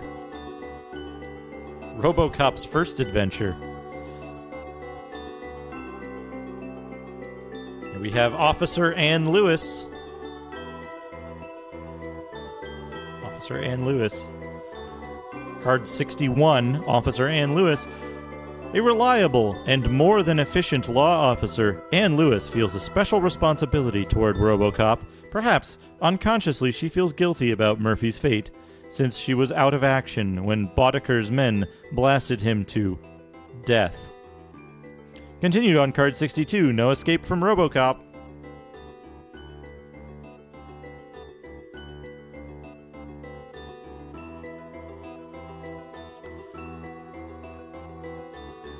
A lady in distress. Oops.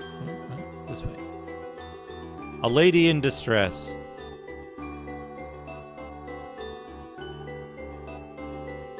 A lady in distress. Card 12. Two punks try to molest a woman when RoboCop shows up and shoots one of them where it hurts. His buddy immediately surrenders, and the relieved woman eagerly thanks her benefactor. Continued on card 13, RoboCop blasted.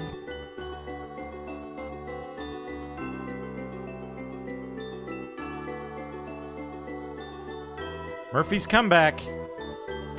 We got Murphy's comeback. Murphy's comeback, card 32. The old man straightens his tie and turns to RoboCop. Nice shooting, son. What's your name? RoboCop cracks a smile. Murphy, he says, with a touch of human pride. Then he strides out of the conference room and returns to police headquarters. Continued on card number 33, Duo for Danger.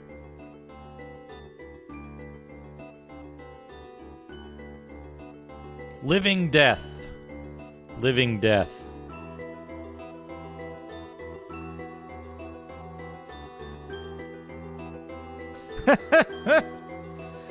Card 47. Murphy is in constant agony as Dr. Fax's new directives are implanted into his mind.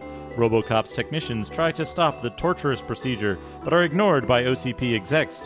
Ready or not, the new but hardly improved RoboCop is back on the job. Continued on card number 48. RoboCop Screw-Up.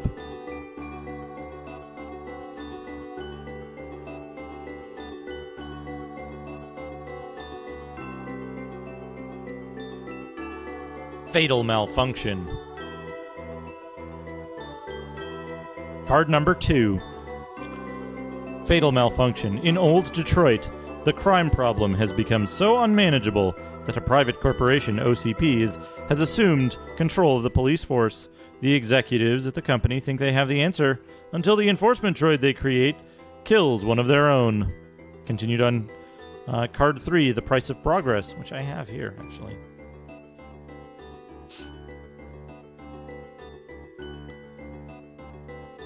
Has RoboCop met his match? Has he? Has he met his match? Has RoboCop met his match? Card number 75. A small vestigial arm, a cutting torch, snaps from the monster's shoulder and stabs at RoboCop's visor. Our hero thrashes, trapped by his enemy's claws, but he manages to grab the cutting torch in both hands and jams it into a nearby gas main. Continued on card 76, only one will survive.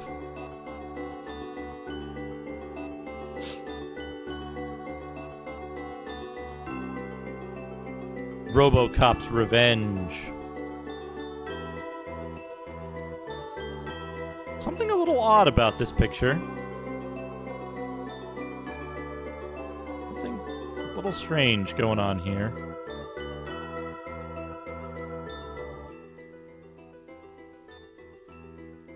Something a little weird about this picture.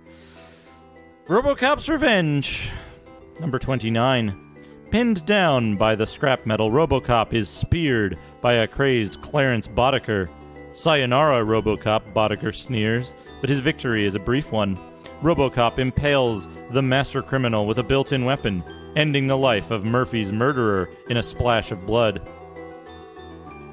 Continued on card number 30. Say goodnight, Ed. Looks like Conan O'Brien.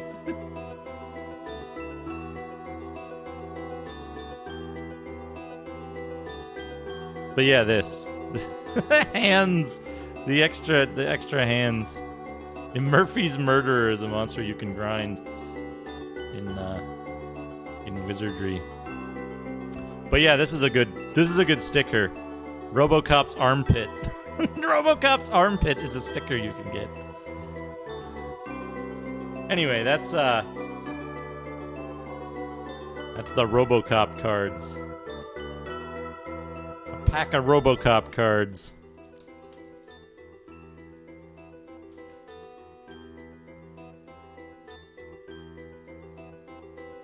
Fold this back in on itself. So there you go, Nico Jazz. Thank you for the look at something else redemption. Try to keep all that stuff. Try to keep it interesting with that stuff. We get some music stuff. We get a little bit of RoboCop cards. I have it somewhere. I'll include it as a bonus. I'll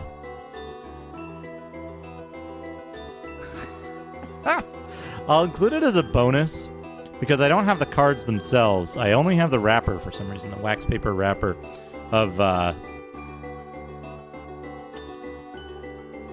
from a set of Elf cards. There's a set of Elf cards that were attained around the same time as this, but I don't have the cards themselves. Just the egg casings. I don't have the actual cards, but yeah. Anyway, I will be right back. I'm going to take a short break. I'm probably going to wrap up. What I want to do is I want to get... I'm saying ALF. A-L-F. Like the alien, the space alien. ALF owns. So what I'm going to do is this. I'm going to take a quick break. We're going to look at the clue book to see where we're supposed to go next, and we're going to mark it on the map. And we're gonna make sure we're all ready to go for next time, which will probably take another 15 to 20 minutes. And then we'll get everything set up so we can start next session, next Sunday, exploring whatever area we need to go to get the gems. Or maybe if the gems are just available outdoors somewhere, we can grab the gems and then give them to the old man to continue. So let me take a quick break here. I'll be back and do that last bit of stuff. Probably another half hour or so of stream left. But yeah, I will be back in a few minutes. Please enjoy the same music from the game. Until then.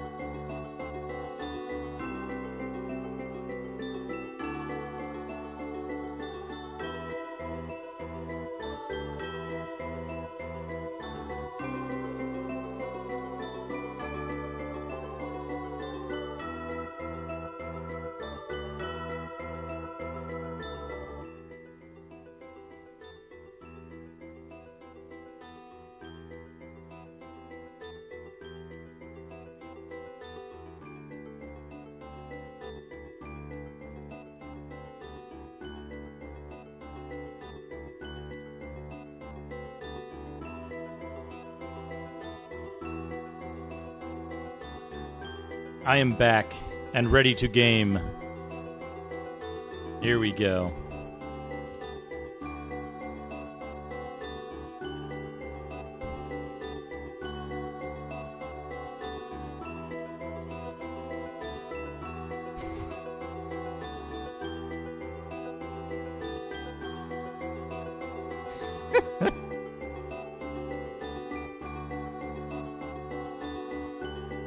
Yeah, we're playing this. We're playing this. Let's restart the timer. We're going to restart the timer. And then what we're going to do is we're going to look at... we're just going to look at the clue book. We're going to look at the clue book to see where we're supposed to go. All right, and to see if we got anything... If we missed anything. Okay, a dagger, a shield, scroll of light. Yeah, we got all that stuff. Woods outside the village. We got Vermilion's parchment that we don't even have to pick up. Let's see. Pair of stones, one stone, a halberd, cleric scrolls, chill touch, shield, magic missile, stone, crossbow, Kyotom's ointment, and 6 crossbow bolts, lockpicks, cleric scroll, funblade, shield, protection from evils, detect magic, scroll immunity to adherence, ring of featherfall and ring mail, potion of giant strength, and broadsword. 5 coins, a potion of healing, a potion of fire resistance, Drizd's shelter, a Piwafwi cloak, a sure sign of drow habitation. Only the drow possess this distinctive garb. An empty sack. Pressing this button opens a way on the eastern side of Drizd's shelter. Pick up Drizd's parchment, a document which provides insight into the nature of this mysterious dark elf. Valuable scimitar button which opens the way to the west, allows the party to make its way towards the exit at 1. Okay, so we've got 4. Opens the eastern side. We've got to go get some stuff. Right.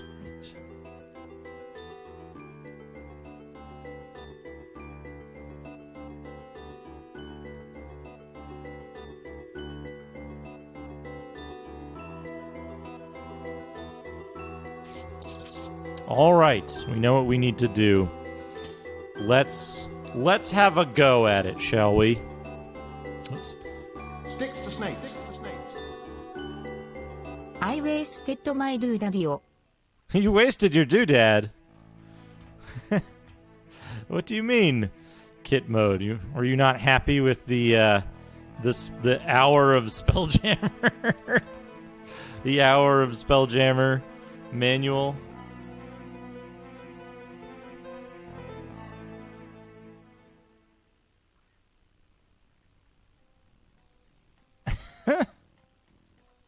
Here we go, though. We need to go to Drizd's shelter, which I marked on the map because I'm a smart man. Hey, Teximosis, how are you? Alright, let's cast Light. Look at the taco meat cavern. Where do we go? We go east, we go west, we go north, then we go east. Okay, there's the button that we need. Alright, map. Okay, yeah, there's an item over here. Fortunately, we have like permanent detect items at all times on, which is good. Alright, we get a note.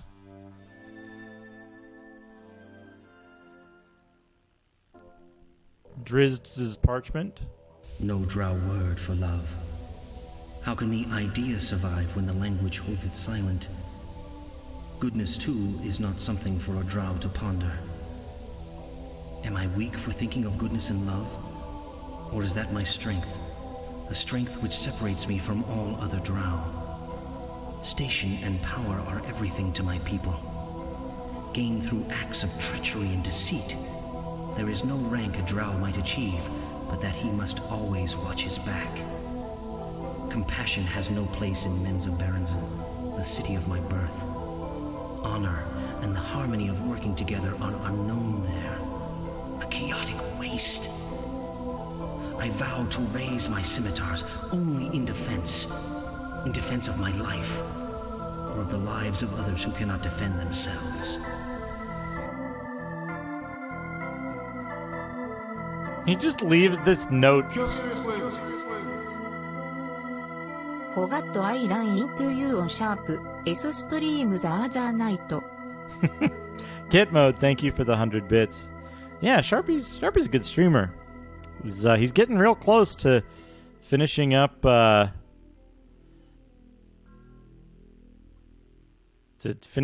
his Sega thing there. That'll be pretty exciting. Hey Dana, how's it going? Did you just get here? Did you get to hear the note that he left? That he left in a cave for no reason? Just writing this note and leaving it on the floor? No drow word for love. How can the idea survive when the language holds it silent? Goodness, too, is not something for a drow to ponder. Am I weak for thinking of goodness and love? Or is that my strength? A strength which separates me from all... It cut him off. It cut him off because he's a moron. What did we get?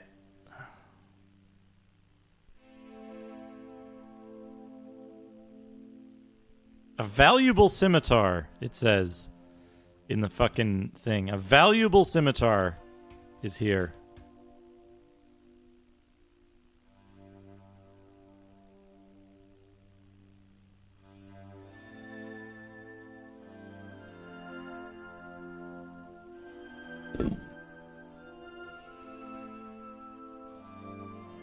Yeah, how will everyone know of his angst? Dana, I think you'll appreciate this. Smokes cloves at Denny's every Friday night after his shift. Dana, I think you'll appreciate this. I think you will appreciate this. So,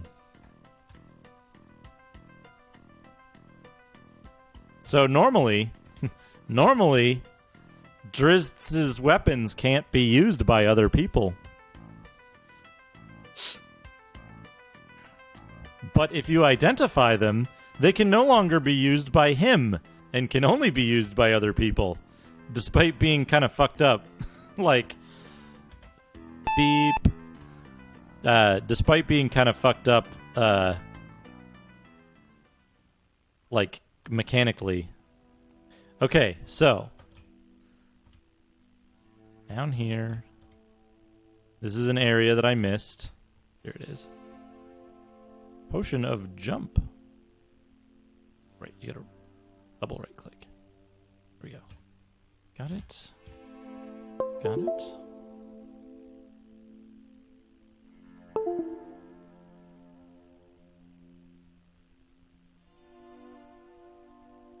Okay, this is the area that I missed before. David Tasselhoff.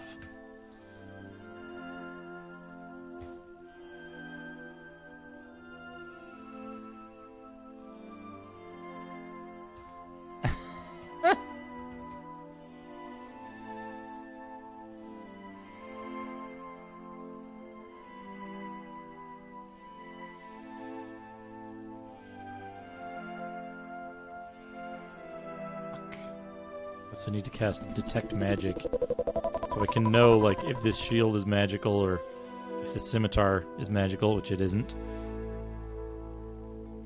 Kender are from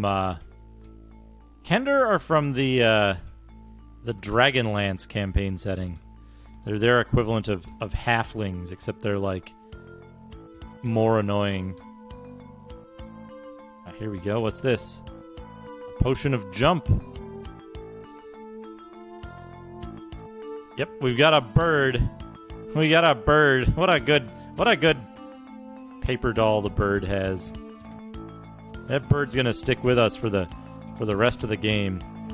Did I miss anything? There's something far to the south. Something far to the south. There must be a way for us to reach that opening. Perhaps we should try the potion we found earlier in these caverns. Wait. Okay, yeah. Okay, good. Identified as bubble tea. Now he only drinks kombucha. Yeah, pretty much.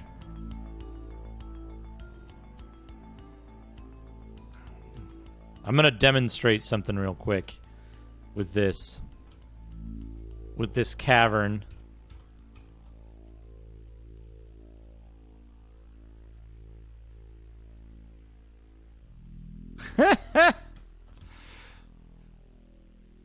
Yeah, we should. I wish you could. I don't think you can rename the characters. Oh, you can move them around, though. You can move them around. That's good.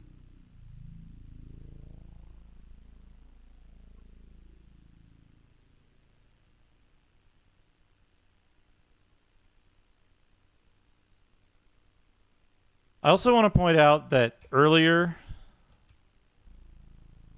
in this, they say, oh, a bunch of caravans were attacked. If you find the people who raided the caravan,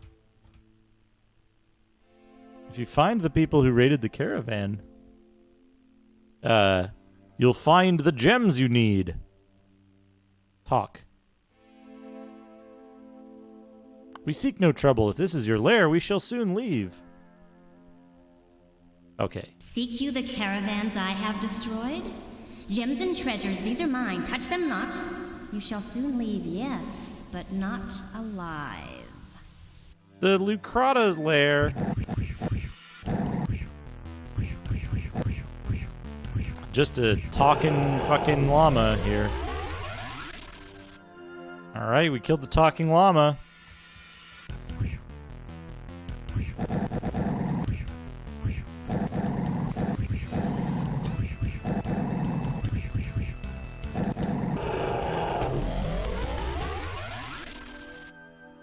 Potion of healing.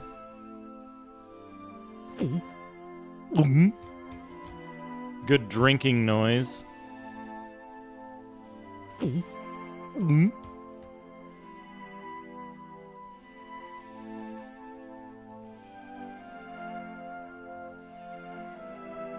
Ring of protection. Good. What's your AC? AC 3.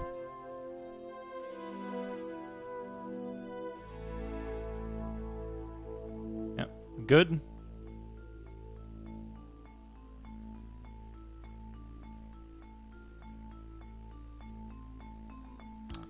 H full of burning hands. I think we want the bird to have that. Birding hands. Alright, alright. We've explored most of this cave.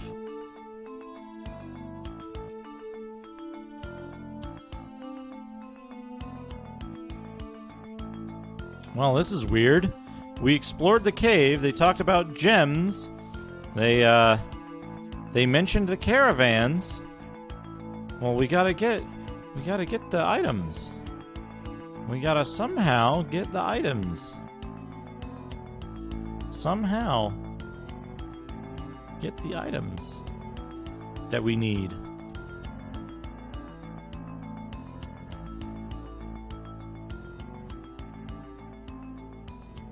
I wonder. I'm curious about this. I don't actually know how they've set this up.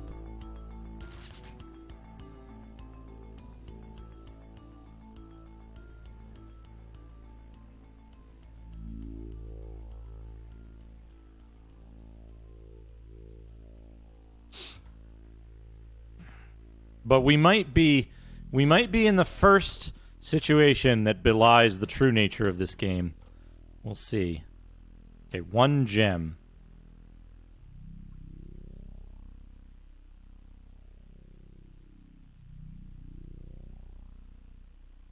Two gem.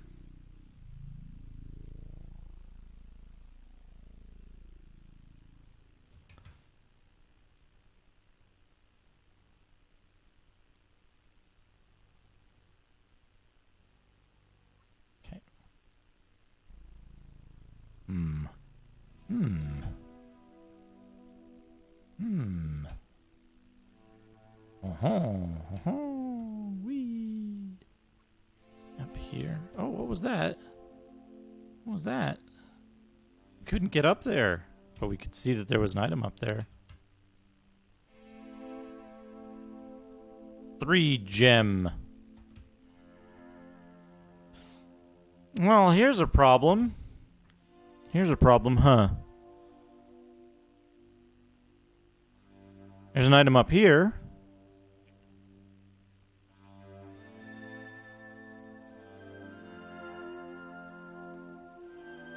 There's an item up here, and there's an item down here.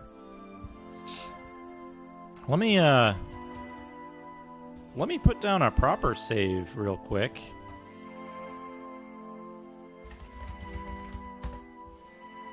Let me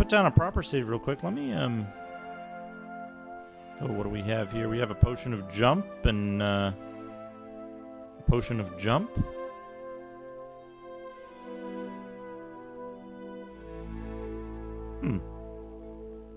Huh. Well, shit. We only have 3 gems. And the rest of the gems... Oh no. The other gems are in an area we need the potion of jump to get to. Guess there's absolutely no way we can complete the game now. Literally impossible to complete the game now because I used 2 potions of jump in the wrong place. What a game, folks. What a game. That's why I saved the game beforehand. But I want to point out, it is that easy to completely softlock yourself from completing the game in the second area of the game. It's that easy to make the game unwinnable that early on. That's how easy you can do it. Where is the correct area to use it? Who knows? But we're gonna save it first. Potion of... Wait a second.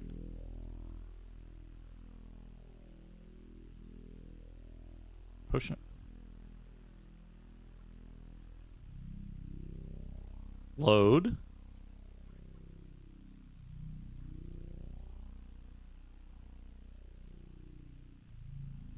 Wait a second. Let's quit the game entirely. Let's quit the game entirely.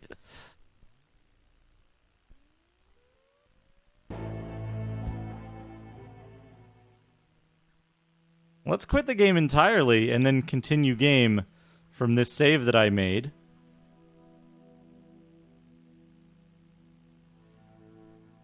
They're still gone. They're still fucking gone. Oh boy, what a game. What a game.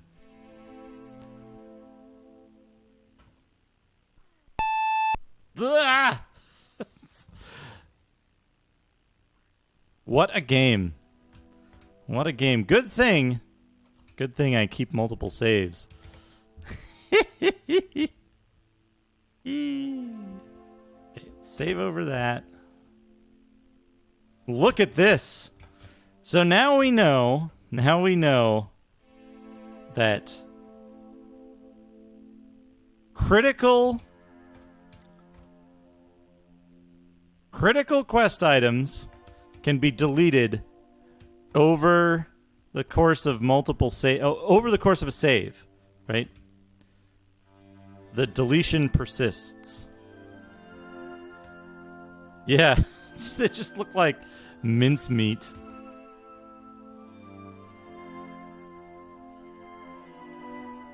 But yeah, critical quest items can be can be deleted when loading a save. Map.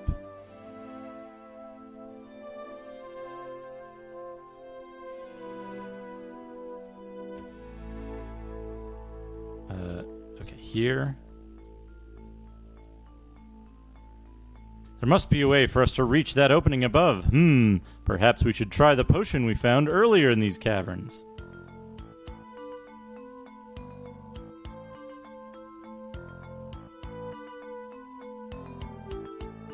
Ah, it's in hand. It's in hand already. But how do you use it? How do you jump?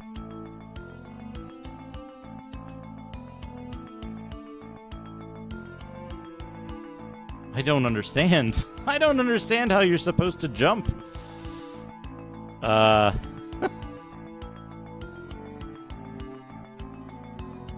What? How do you jump? Does it give you an ability to jump? Oh, it gives you the ability to jump, I guess. Here we go.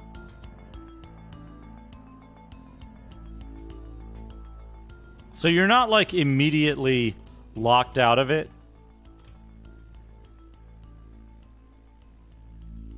But it does, like...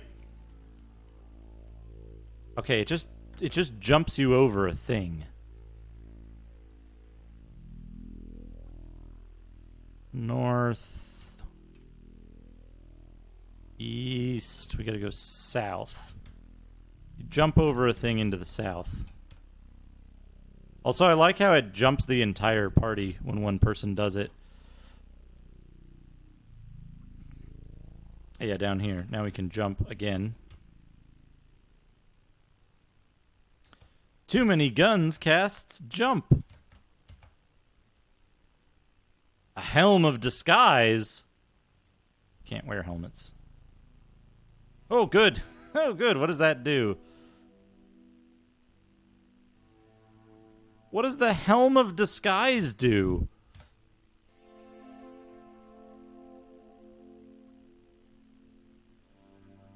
Jump.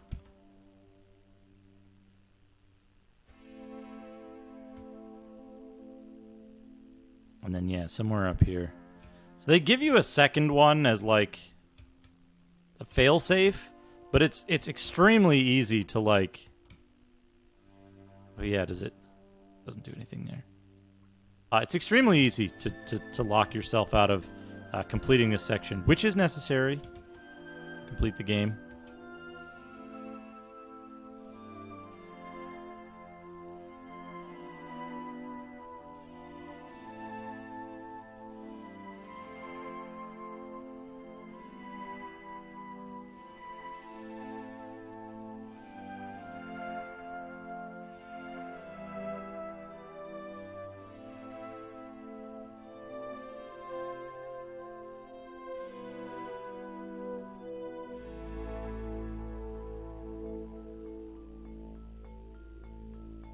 Fortunately, it seems like jump lasts a while. We got one.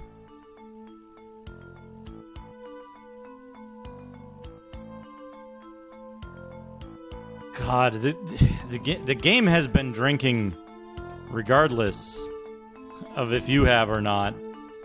It turns slow. It has this, like, acceleration on turning that's just very hard to control. Go.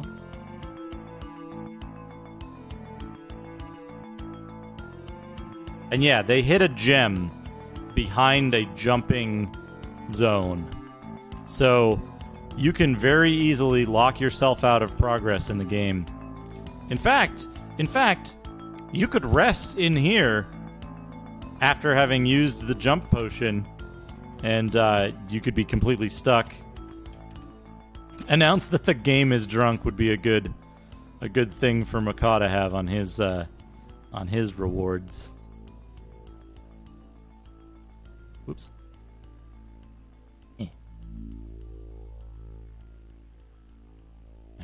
All right. We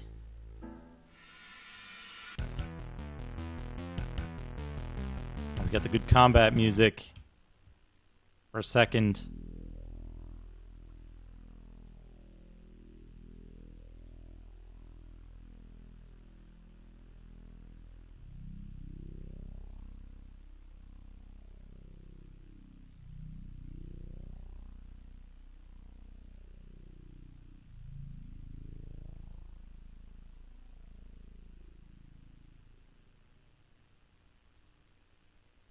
This game, like, the thing is that, like, this game isn't good, but it's not, like, it's not as bad as some games. It's just, like,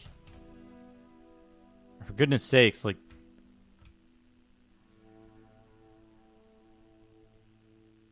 talk. Seek you the caravans I have destroyed? Gems and treasures, these are mine. Touch them not. You shall soon leave, yes, but not alive. Like, this game has very high quality pixel art for creatures.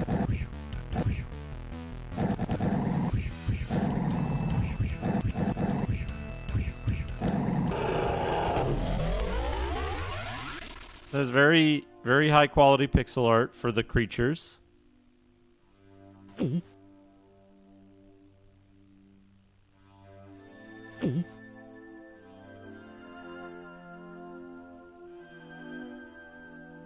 Stupid, sexy Lucrata. Yeah.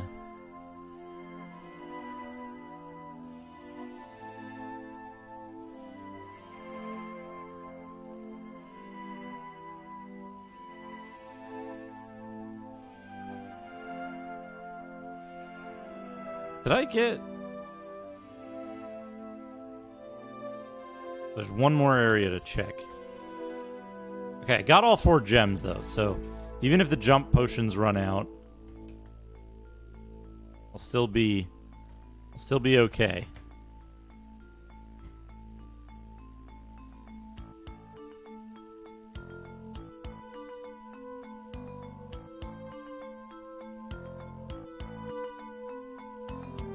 Okay, yeah. Okay, there we go. We have 4 gems. There are 4 lights.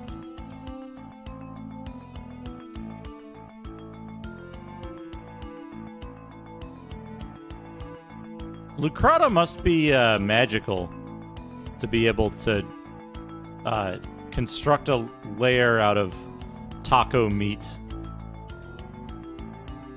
in such impressive angles. Okay, that just jumps you through to the other side. There's no reason to do this jump.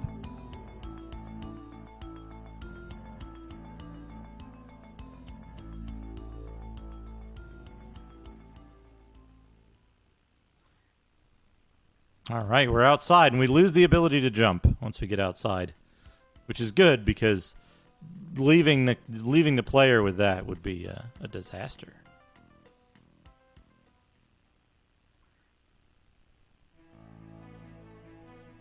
Meow. Nope. He won't do the enchantment unless you bring him 4 gems. Gems. Well, so if they made a jump spell that you could learn, the only way I think they could really do it, maybe, hold on. Memorize. Vonar. So Vonar knows Levitate, but Levitate won't ever take you forward. So if they had given Vonar a jump spell and made it so that Vonar was always accessible,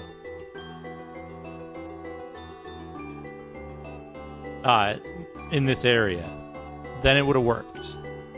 Right? Because there's always an NPC available.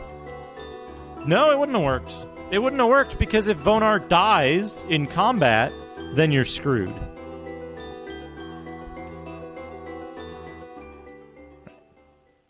Talk to this man. We've returned with the gems. Will you enchant them for us? Aye, it's a pleasure to see such gems. Very fine. Remarkable. I never expected this. Did you know one of them is a stone of winter? It is of elven origin. Whoever possesses it may cast a cone of cold, as might an experienced wizard, though the effect is available only once per day. Yes, anything you wish to know about gems, don't hesitate to seek out Old Vermilion. I shall enchant these gems for you now.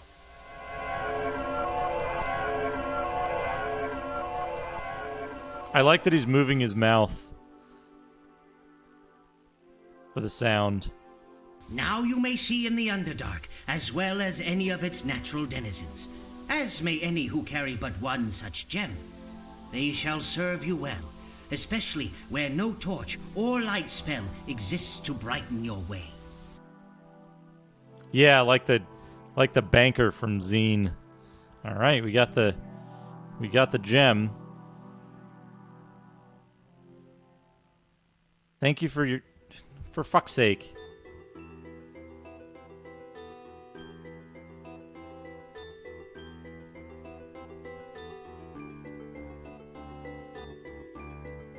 Okay, Vonar.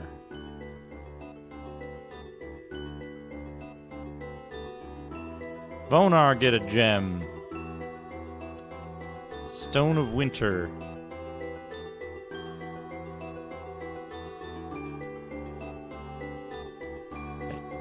I missed a talking option because I was trying to, like, put the gems away.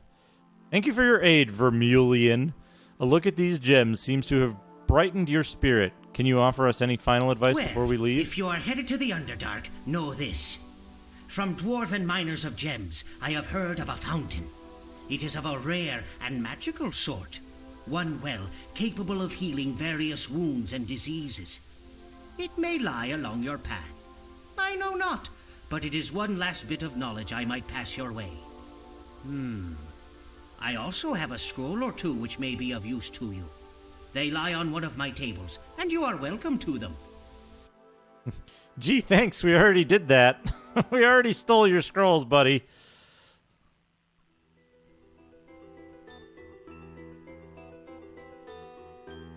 All right. Let's do this. Give the extra shields to him. Give him a scroll of Detect Evil for some reason. Scroll of Flame Blade we don't need. What's in the scroll case? A bunch of crap. Let's see. Cause Light Wounds, Fairy Fire, Cure Serious, Hold Person, Cure Serious, Spiritual Hammer. We gotta check Spiritual Hammer to see if we can use that well. Okay. One of these was Detect Magic. Lightning bolt.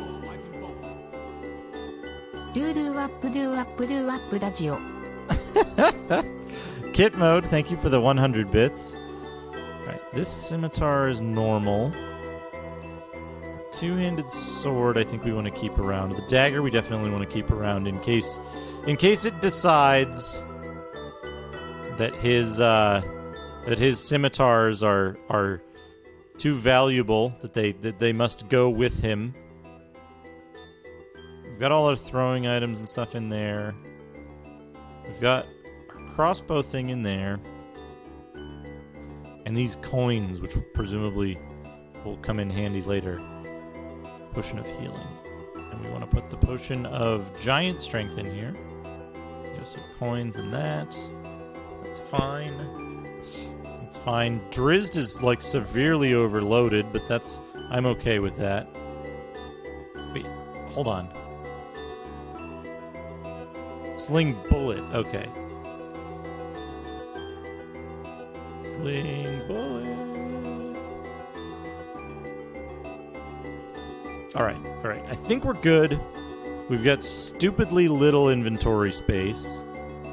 Potion of jump, potion of healing, potion of extra healing. Spread this out. Key ring, okay. What's this? Mage Scroll of Comprehend Languages. I really want to scribe that, but they won't let you.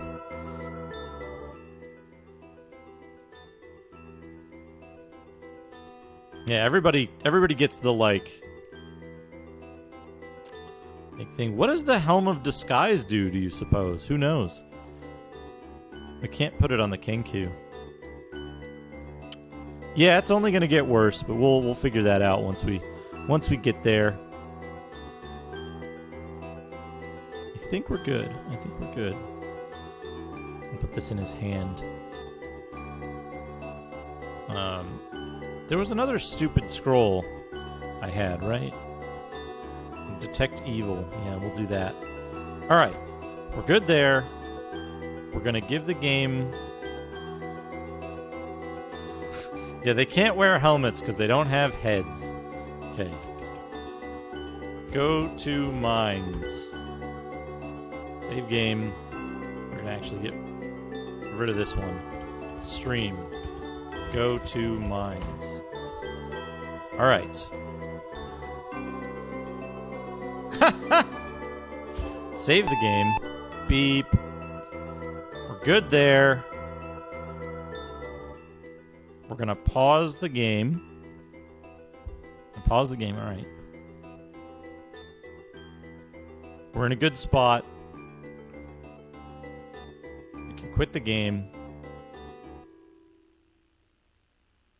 Whew. Woof. Let's load up some Ultima 6 music to play us out.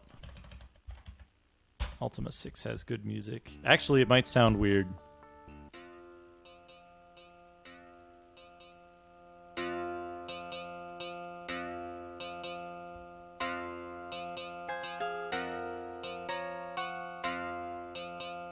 Let's find somebody to raid or host or something. So I'm going to wrap up. I'm going to have myself some burritos.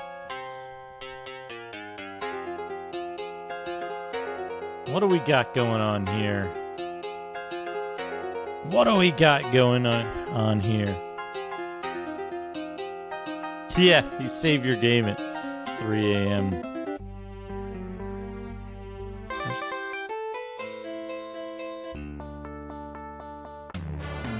There we go, big drums.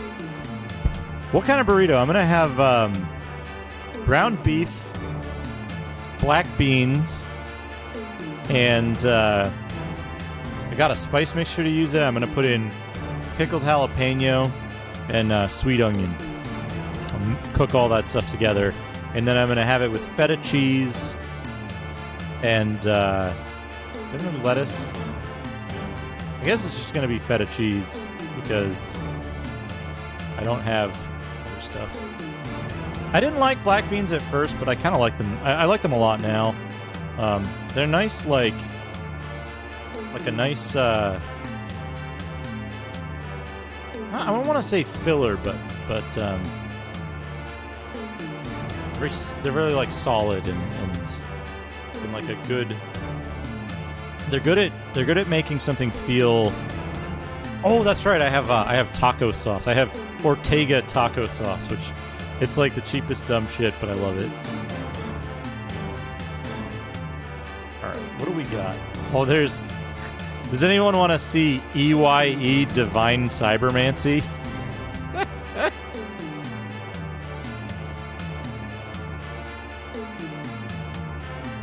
I think that's an appropriate game. Everyone owns that game. And no one has ever played it. But Gamma Chris is playing it this evening. We're going to raid Gamma Chris. Gamma Chris plays a bunch of cool first-person shooter stuff. He's playing EYE Divine Cybermancy tonight, so let's head over there and give a follow if you like what you see. I think Gamma Chris is pretty fun. I was very excited about what's going on, so check that out. I'm going to go have a burrito, and let's go over to the end screen.